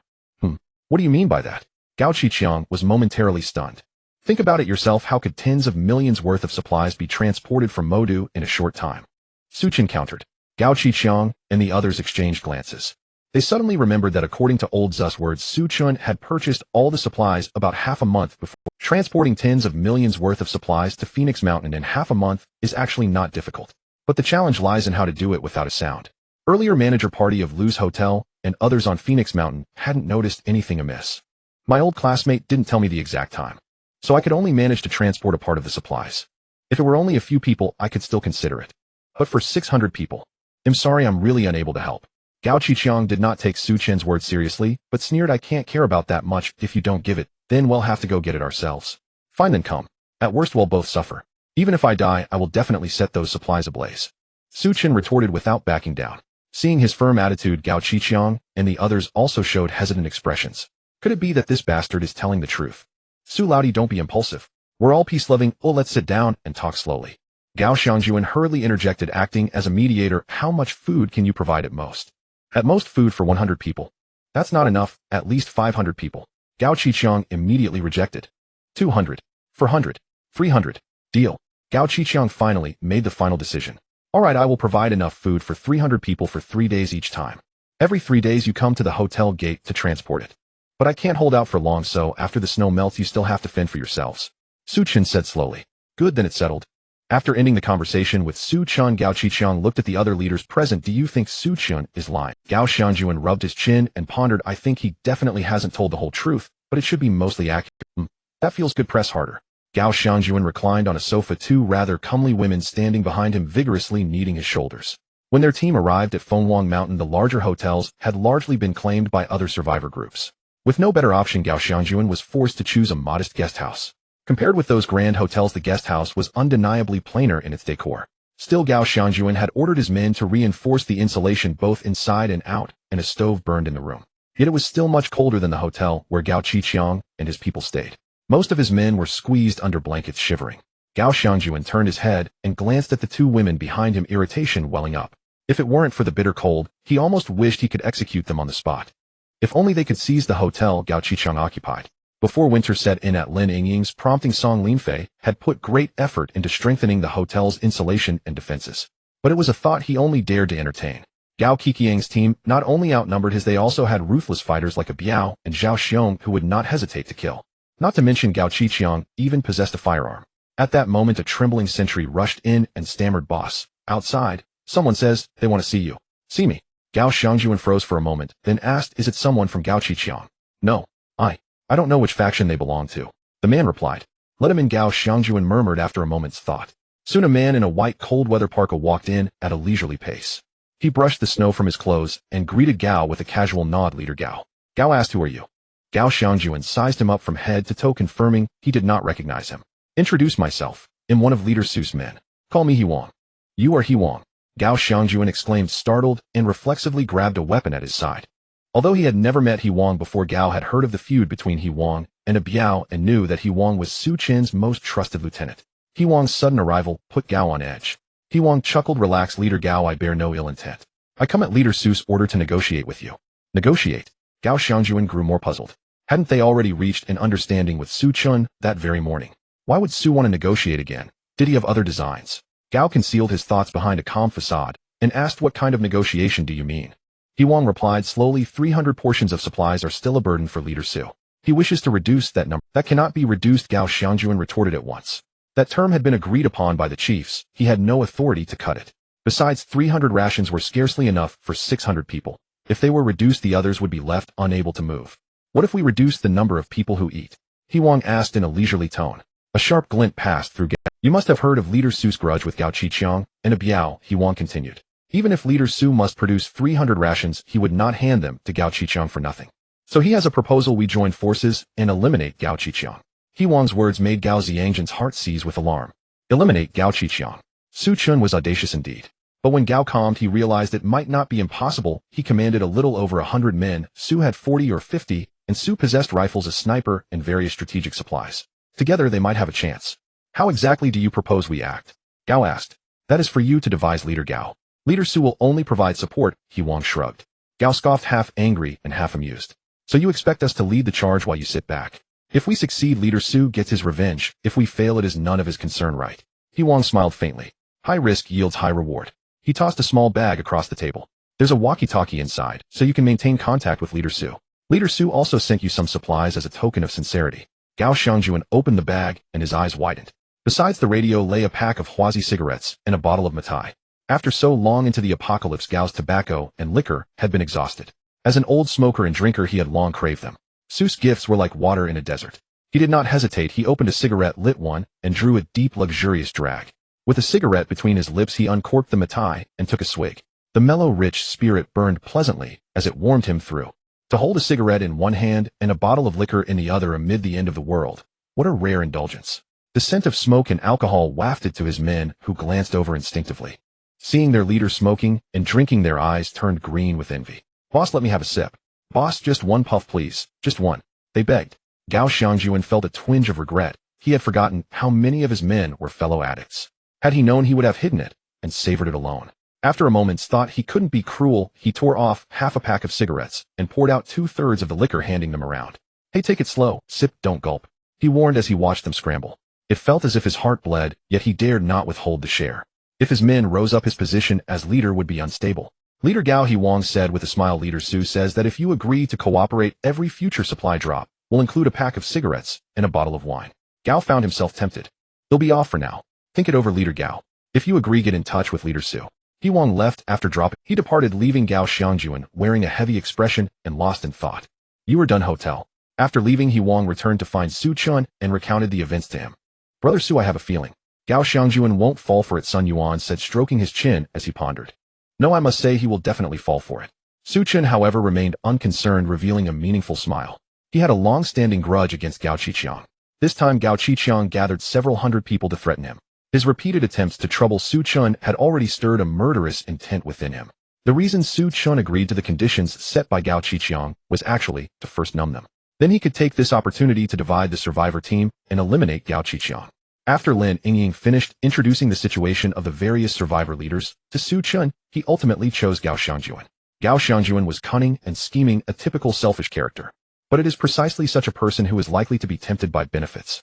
Sure enough, Su Chen's suspicion was entirely correct. Just as he began to converse with He Wang and Sun Yuan, the intercom on the table rang. Hello, is this Boss Su? Gao Xiangjuan's voice came through the intercom. So has Chief Gao agreed to my request? Su Chen replied nonchalantly. Hey, your request is a bit excessive. Boss Gao is someone I respect the most. That's not going to work. You need to raise the price. Upon hearing Gao Xiangjuan's words, Su Chen's smile was filled with sarcasm. What kind of price increase are you talking about? I have so many brothers under me. You'll have to give 10 packs of cigarettes and 10 bottles of alcohol each time. Gao Xiangjuan directly made an outrageous request, raising it tenfold. Su Chen was not angry, but replied calmly, "What are you dreaming about? I don't have that much cigarettes and alcohol. Each time a maximum of 2 packs of cigarettes and 2 bottles of alcohol. If that doesn't work, then forget it, I'll go find someone else." His resolute attitude left Gao Xiangjuan stunned. "Alright, let's do it your way. Now let's talk about how to eliminate Gao Qiqiang. My plan is like this." Gao Xiangjuan, true to his cunning nature, had already thought of an idea. After listening, Su Chen couldn't help but nod secretly. Indeed, under heavy rewards, there will surely be brave men. Let's proceed according to your plan. Oh, I hope we have a pleasant cooperation. After finishing the discussion with Gao Xiangjuan, Su Chen stretched lazily. "They'll leave this to you. We'll talk again tomorrow." He stood up, left the conference room, and returned to NOMADISM. The master is back. Hearing the noise, Lu Linger and Lin Yingying stood up together to welcome him. Seeing the two girls holding hands, Su Chen was slightly taken aback, and then curiously said, "When did you two become so sisterly?" Lu Linger glanced at Lin Yingying, her pretty face slightly blushing, and said, "What you said, master, is true. Since we've both followed you, we naturally should treat each other as sisters." "Yes, this is our common thought." Lin Yingying nodded. Both Lin Yingying and Lu Linger had received modern education and had countless pursuers even before the apocalypse. In their hearts, they were actually unable to accept sharing the same man with other women. However, they also understood that in the apocalyptic world with Su Chen's conditions, finding 10 or 8 women would be a piece of cake. To avoid being abandoned by Su Chen, they must not annoy him. First, Lin Yingying and Lu Linger had to accept each other's existence. Lin Yingying had worked in sales and had a relatively outgoing personality. While Su Chen was negotiating with Gao Xiangjuan, she took the initiative to find Lu Linger and expressed her thoughts. Although Lu Linger had not completely degenerated into a flatterer, her mindset had changed quite a bit. After a brief communication, the two decided to get along well. They would not provoke Su Chen and would try to stay by his side. After learning the ins and outs of the situation from Lin Yingying, Su Chen felt quite pleased. He laughed heartily and patted the heads of the two girls. "You two can rest assured that as long as you behave, no matter how many women I have in the future, there will always be a place for you by my side." Upon hearing this, the two beauties also sighed in relief. Su Chen glanced at the sky outside and grinned. "It's getting late, let's hurry and eat." From Su Chen's smile, Lin Yingying and Lu Linger sensed something. They exchanged glances and immediately felt their cheeks flush. Early the next morning, although he endured a night of toil, Su Chen woke up early. He not only felt no fatigue, but instead felt refreshed. After casually having some breakfast, he dressed neatly and arrived at the conference room. Not long after Su Chen sat down, he saw He Wang with dark circles under his eyes walking in while yawning. "Good morning, brother He. Why do you look like this?" "Good morning, brother Su. Don't mention it." He Wang had a hesitant look, and after a moment of hesitation, he finally said, "Brother Su, can you handle the 2 women? Are you kidding? How could I not be able to handle it?" I have a friend who wants to ask you if there's any way to become as strong as you." Su Chen stared at He Wang for a while and chuckled mischievously. "Brother He, is this friend you mentioned yourself?" He Wang's old face turned red and he fell silent. He was about the same age as Wu Li, both nearing 40. As the saying goes, 30 is like a wolf and 40 like a tiger. After being starved for so long, Wu Li, upon meeting He Wang, was like dry firewood meeting a raging flame. Despite He Wang being strong and a veteran, he couldn't handle it several times a day. In just 3 or 4 days, he was starting to feel overwhelmed. "Brother He, there are only overworked oxen, not overworked land. You need to take care of yourself." Su Chen patted He Wang's shoulder and said earnestly, "I have a few bottles of sildenafil. I'll get them for you later." "Thank you so much, brother Su." He Wang immediately felt a weight lifted off his shoulders. Just after they finished chatting, Sun Yuan also walked in from outside. After greeting each other, the intercom rang with Zhou Xinhong's voice. "Boss Su, there's movement on Gao Xiangjuan's side." The three immediately put on thick winter clothing and climbed to the top of the hotel via the stairs. They took out binoculars and looked toward the guest house where Gao Xiangjuan and others were. They saw Gao Xiangjuan and others dressed in down jackets and other warm clothing stumbling through the snow toward Gao Qiqiang's camp. "You want to invite me to dinner?" Looking at Gao Xiangjuan in front of him, Gao Qiqiang was completely bewildered. Previously, he wouldn't have cared. But this is the apocalypse.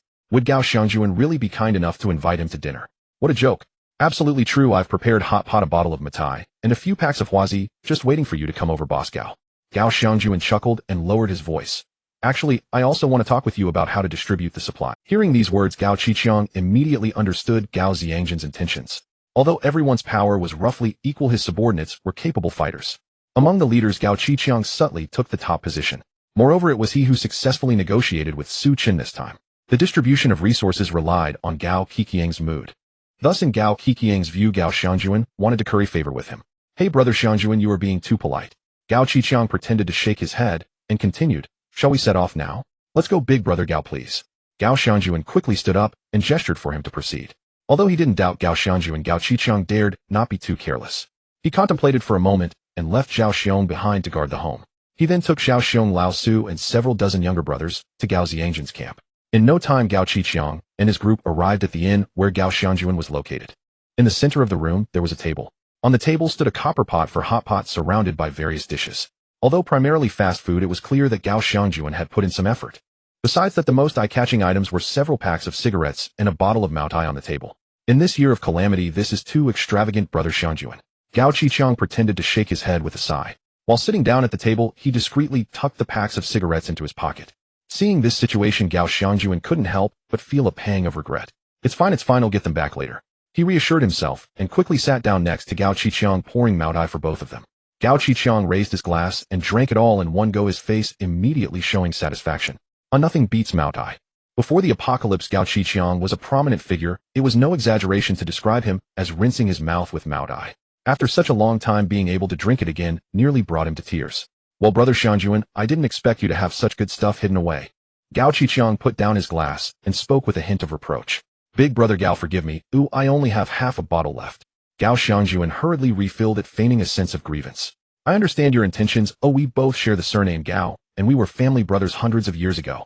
From now on, I can allocate you 5 extra portions of the resources sent by Su Chen. Su Chen had only sent 300 portions in total, and Gao Qiqiang offering 5 extra portions to Gao Xiangjuan was quite generous. Big brother Gao, you truly are my brother from another mother. Gao Xiangjuan feigned surprise, quickly raising his glass. Come, let me toast to you. The two of them drank again. As Gao Xiangjuan poured more wine for Gao Qiqiang, he couldn't help but feel anxious inside. Why had Su Chen not started making a move yet? If this dragged on, Gao Qiqiang would finish the half bottle of Maotai. Fortunately, Gao Xiangjuan did not have to wait too long.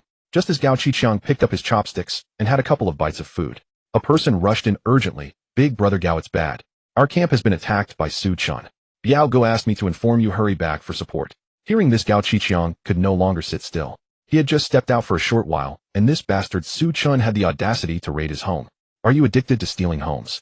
Moreover, this bastard is utterly shameless. They just negotiated yesterday, and today, he turns hostile. Brother Xiangjuan, I'm truly sorry, but I have to leave, Gao Qiqiang said as he stood up, intending to take his men back. Hey big brother Gao, what if you run into an ambush from Su Chen on your way back?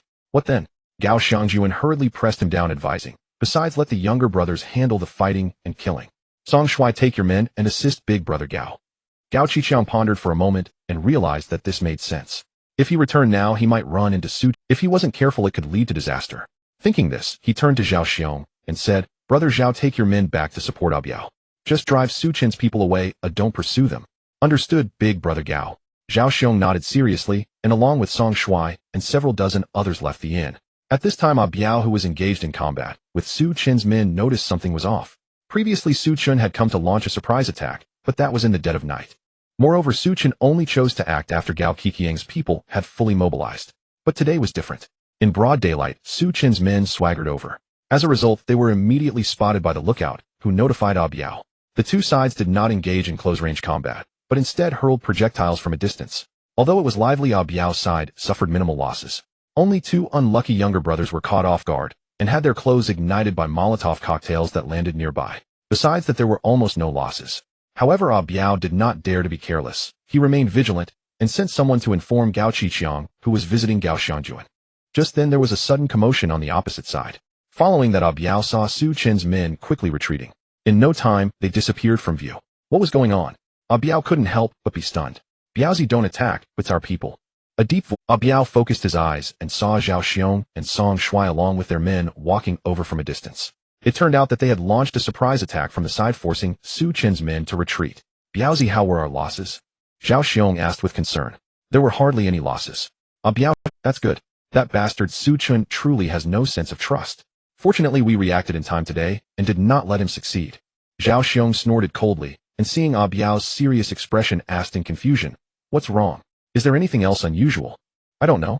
Biao felt that something was off, but couldn't put his finger on it. Brothers, if there's nothing else, I will head back now. Alright then, please inform our boss that Su Chen's men have been driven back, so he can return safely. Biao nodded. Meanwhile, in Gao Ziyangjin's inn, after Zhao Xiong and his men left, there were fewer than 5 people left around Gao Qiqiang, including Lao Su. Alright big brother Gao, don't think too much, let's drink. Gao Xiangjuan approached Gao Qiqiang with a smile, pouring. Gao Qiqiang seemed somewhat distracted, gazing out the window, as if trying to see what was happening back at their stronghold. Seeing this, a ruthless glint flashed in Gao Ziyangjin's eyes. Gao Xiangjuan took out a dagger from his pocket, and taking advantage of Gao Qiqiang's moment of inattention, viciously slashed across his throat. Gao Qiqiang didn't even have time to react, feeling a sudden chill in his throat followed by excruciating pain. However, Gao Xiangjuan had no intention of letting him go. He raised the dagger again and lunged at his chest several times. It was only then that Gao Qiqiang regained his senses. Driven by the instinct for survival, he kicked Gao Xiangjuan away and staggered backward. Blood gushed wildly from his throat, splattering everywhere in an instant. Everything happened too quickly. Looking at the blood-soaked ground, Gao Qiqiang's subordinates, including Old Su, were left dumbfounded. But Gao Ziyangjin's men had anticipated this. They surged forward, mercilessly slashing the other individuals, leaving only Gao Qiqiang and Old Su alive. Gao Xiangjuan patted the footprints on his clothes, smiling as he approached. Gao Qiqiang, boss Gao, how are you feeling now? Gao Qiqiang was no longer the invincible figure he once was. He crawled on the ground like a dying dog struggling to move. By now he naturally understood that he had fallen into Gao Ziyangjin's trap. He wanted to curse, but with his throat cut he could only emit a hoarse growl. You can only blame yourself for being too careless and offending Su Chen. Gao Xiangjuan sighed regretfully. Upon hearing Su Chen's name, Gao Qiqiang's eyes widened in shock. However, the next moment Gao Ziyangjin's dagger plunged brutally into his heart. Gao Qiqiang's vision darkened, and he could no longer move. After eliminating him, Gao Xiangjuan felt relieved, his gaze shifting to Old Su beside him.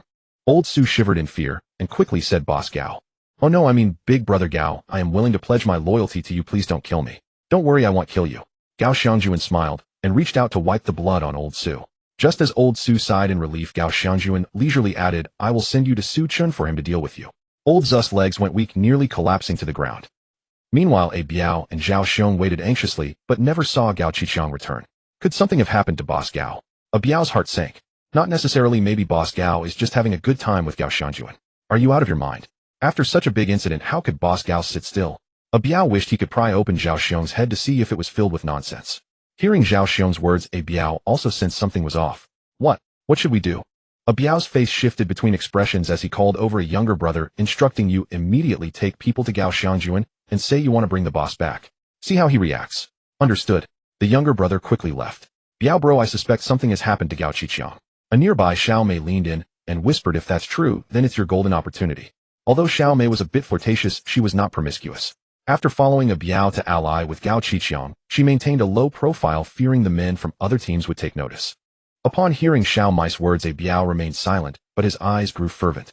Not long after the younger brother he sent out returned injured. Biao bro, Gao Ziyangjin's men won't let anyone in.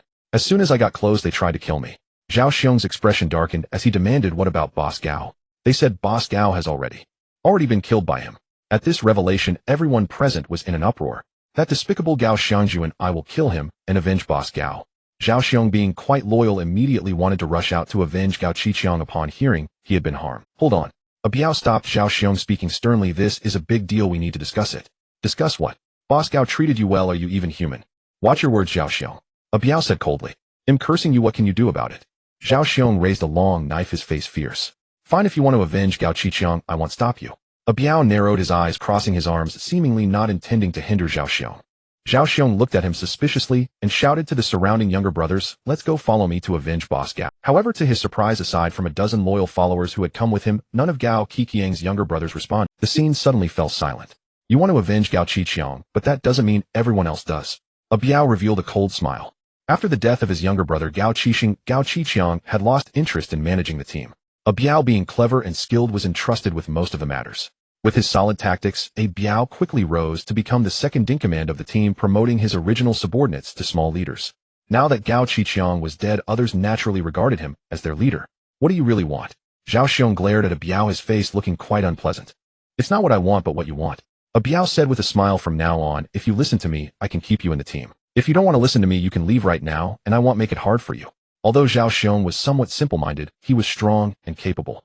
The people under him were also quite capable. If it came to a fight, A Biao's side would have to pay a considerable price. Thus, A Biao's plan was to keep him if possible. If not, he would drive him away. After all, in the cold and foodless outside, Zhao Xiong and his men wouldn't last long. Zhao Xiong's large nostrils flared as he huffed. After a while, he grumbled, fine Biao bro, I'll listen to you from now. Great, from now on we are brothers. A Biao nodded with a smile, feeling exceptionally satisfied. After serving as Gao Qiqiang's subordinate for so long, he had finally turned the tables to become the boss. Yulton Hotel. As per your orders, boss, Su, my leader, killed Gao Qiqiang, and even sent his subordinate Gao Ziangzhen's subordinate Song, Shuai said respectfully. Looking at Gao Qiqiang's unblinking corpse, Su Chen revealed a cold smile. Weren't you always wanting to kill me? How did you end up being killed by me? He then turned his gaze to old Su beside him. Old Su trembled, stammering, boss Su, I kill him. Su Chen ordered without hesitation. Although old Su had only driven for him for a few days, but old Su on the other hand had directly betrayed Su Chen, causing him to become the target of all survivors. For such a traitor, Su Chen would not show any mercy. With a sharp sound, Sun Yuan slashed down, plunging the knife directly into old Zu's heart. Old Zu's eyes widened, struggling for a moment before he finally breathed his last. As they looked at the slain old Su, the onlookers felt no sympathy. Instead, they experienced a sense of relief. In the apocalypse, the worst thing to do is show mercy, especially to someone like old Su. If Su Chen did not kill old Su today, what if old Su held a grudge and betrayed him in the future? That would be troublesome. The safest option was to eliminate him directly, putting an end to it all. Boss Su, we've completed the tasks you assigned us. Our boss asked me to check if we could settle the supplies we agreed upon, Song Shuai said with a beaming smile. That's easy to arrange. Su Chen nodded slightly and gestured to Sun Yuan beside him. Understanding the cue, Sun Yuan stood up and exited the conference room. After a short while, he returned, followed by 7 or 8 subordinates. However, to Song Shuai's confusion, Sun Yuan and the others brought no supplies, but instead were all holding composite crossbows. Boss Su, what do you mean by this? Song Shuai's heart sank, a sense of foreboding creeping in. But what greeted him were sharp arrows shooting out. Whoosh, whoosh, whoosh. After a volley, Song Shuai and the few underlings he brought were shot to pieces. Throw their corpses into the backyard. Remember, just like before, tie them up with nylon ropes. Su Chen instructed. The body of Zhou Shixian, who had been killed earlier, was not disposed of. Su Chen had them bound with nylon ropes and thrown into a small yard at the back. Everyone felt puzzled. These people were already dead, why tie them up? But since Su Chen didn't explain, no one dared to ask. Following Su Chen's orders, the bodies of old Su, Song Shuai and the others were bound and taken away. After cleaning up the scene, He Wang smiled and praised. Boss Su is truly brilliant. With just a small cost, he eliminated that guy Gao Qiqiang. But even though Gao Qiqiang is dead, won't the other survivor groups unite? Sun Yuan expressed some concern. Don't worry, with Gao Qiqiang dead, their alliance will surely collapse. Su Chen sneered. Indeed, from the very beginning, Su Chen had no intention of providing supplies to Gao Qiqiang and his group. Compared to the vast resources in his storage space, 300 people's worth was insignificant. However, Su Chen did not like the feeling of being coerced. He pretended to agree to Gao Qiqiang, but actually wanted to sow discord among the survivor groups. Although Su Chen disliked Gao Qiqiang, he had to admit that Gao Qiqiang was the most respected among the leaders of the survivors. With his death, the remaining survivor groups would inevitably be filled with suspicion and doubt. This was also why Su Chen dared to directly kill Song Shuai and turn against Gao Xiangjuan. Su Chen, you bastard. In the end, Gao Xiangjuan was enraged upon learning that his subordinate Song Shuai had been. He took great risks to help Su Chen eliminate Gao Qiqiang, all for the sake of supplies. Yet unexpectedly, Su Chen turned out to be untrustworthy. It was truly a shocking realization. The fool was actually me. Boss, we can't let Su Chen off the hook. Yes, he is truly despicable. The other underlings were equally furious. Like Gao Xiangjuan, they were still thinking about the promised goods and liquor. Since you don't value integrity, then don't blame me. Gao Xiangjuan took a deep breath and instructed his underlings. You guys immediately contact A Biao and Xiaoboan. Tell them I was deceived by Su Chen before. Now I plan to go to war with Su Chen. If they are willing to help me, I can provide them with supplies. After taking down the Yulton Hotel, they can choose from Su Chen's supplies first. Given Gao Ziangzhen's opportunistic nature, offering such terms shows how deep his resentment towards Su Chen. Indeed, it was clear how much he despised Su Chen. Yes, big brother. A few underlings quickly put on their down jackets and hurried towards the camps of other survivors. Before long, they began to return one after another. However, the news they brought back was extremely grim. The scheme to kill Gao Qiqiang had already been reported to Xiaoboan and others by Biao's men. Now Xiaoboan and his group were busy dodging Gao Xiangjuan and had no intention of joining forces to attack Su Chen for a bit of petty gain. Who knows if Gao Xiangjuan is plotting against them again? The underlings sent by Gao Xiangjuan didn't even get to meet. As for Biao's side, they were even less courteous. The 2 underlings sent were directly killed, while the other one was severely injured and died after returning to report to Gao Xiangjuan. Upon learning the outcome, Gao Xiangjuan felt an immediate chill in his heart. Not only did he fail to obtain supplies, but he also incurred deadly enmity with the Biao Zhaoxiong and others, along with offending Xiaoboan and other survivor groups. This truly is a case of losing a chicken and not even gaining the rice. Su Chen, just you wait. Gao Xiangjuan gritted his teeth, his face filled with resentment. Achoo! Su Chen in the NOMADISM involuntarily sneezed. What's wrong, master? Did you catch a chill when you went out? Beside him, Lin Yingying quickly expressed concern. Since Su Chen helped her eliminate Zhou Shixian, she had become increasingly infatuated with him. I shouldn't have caught a chill. I guess it's just Gao Xianjuan cursing me, right? Su Chen chuckled, not taking it to heart. As long as the survivors on Phoenix Mountain do not unite, no team can threaten him. If Gao Xianjuan were to act recklessly, Su Chen wouldn't hesitate to use some means to eliminate him as well. That's good. Master, how's the strength of this? Lin Yingying asked with a smile. Very good.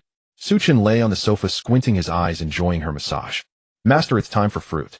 Lu Linger brought over the cut fruits. With two stunning beauties accompanying him, such a blissful treatment was something even the immortals would envy. Although Gao Qiqiang's death caused quite a stir among the survivors, it quickly settled down. After all, people had been dying continuously since the apocalypse began. For the survivors, the most important thing was how to continue living in the future.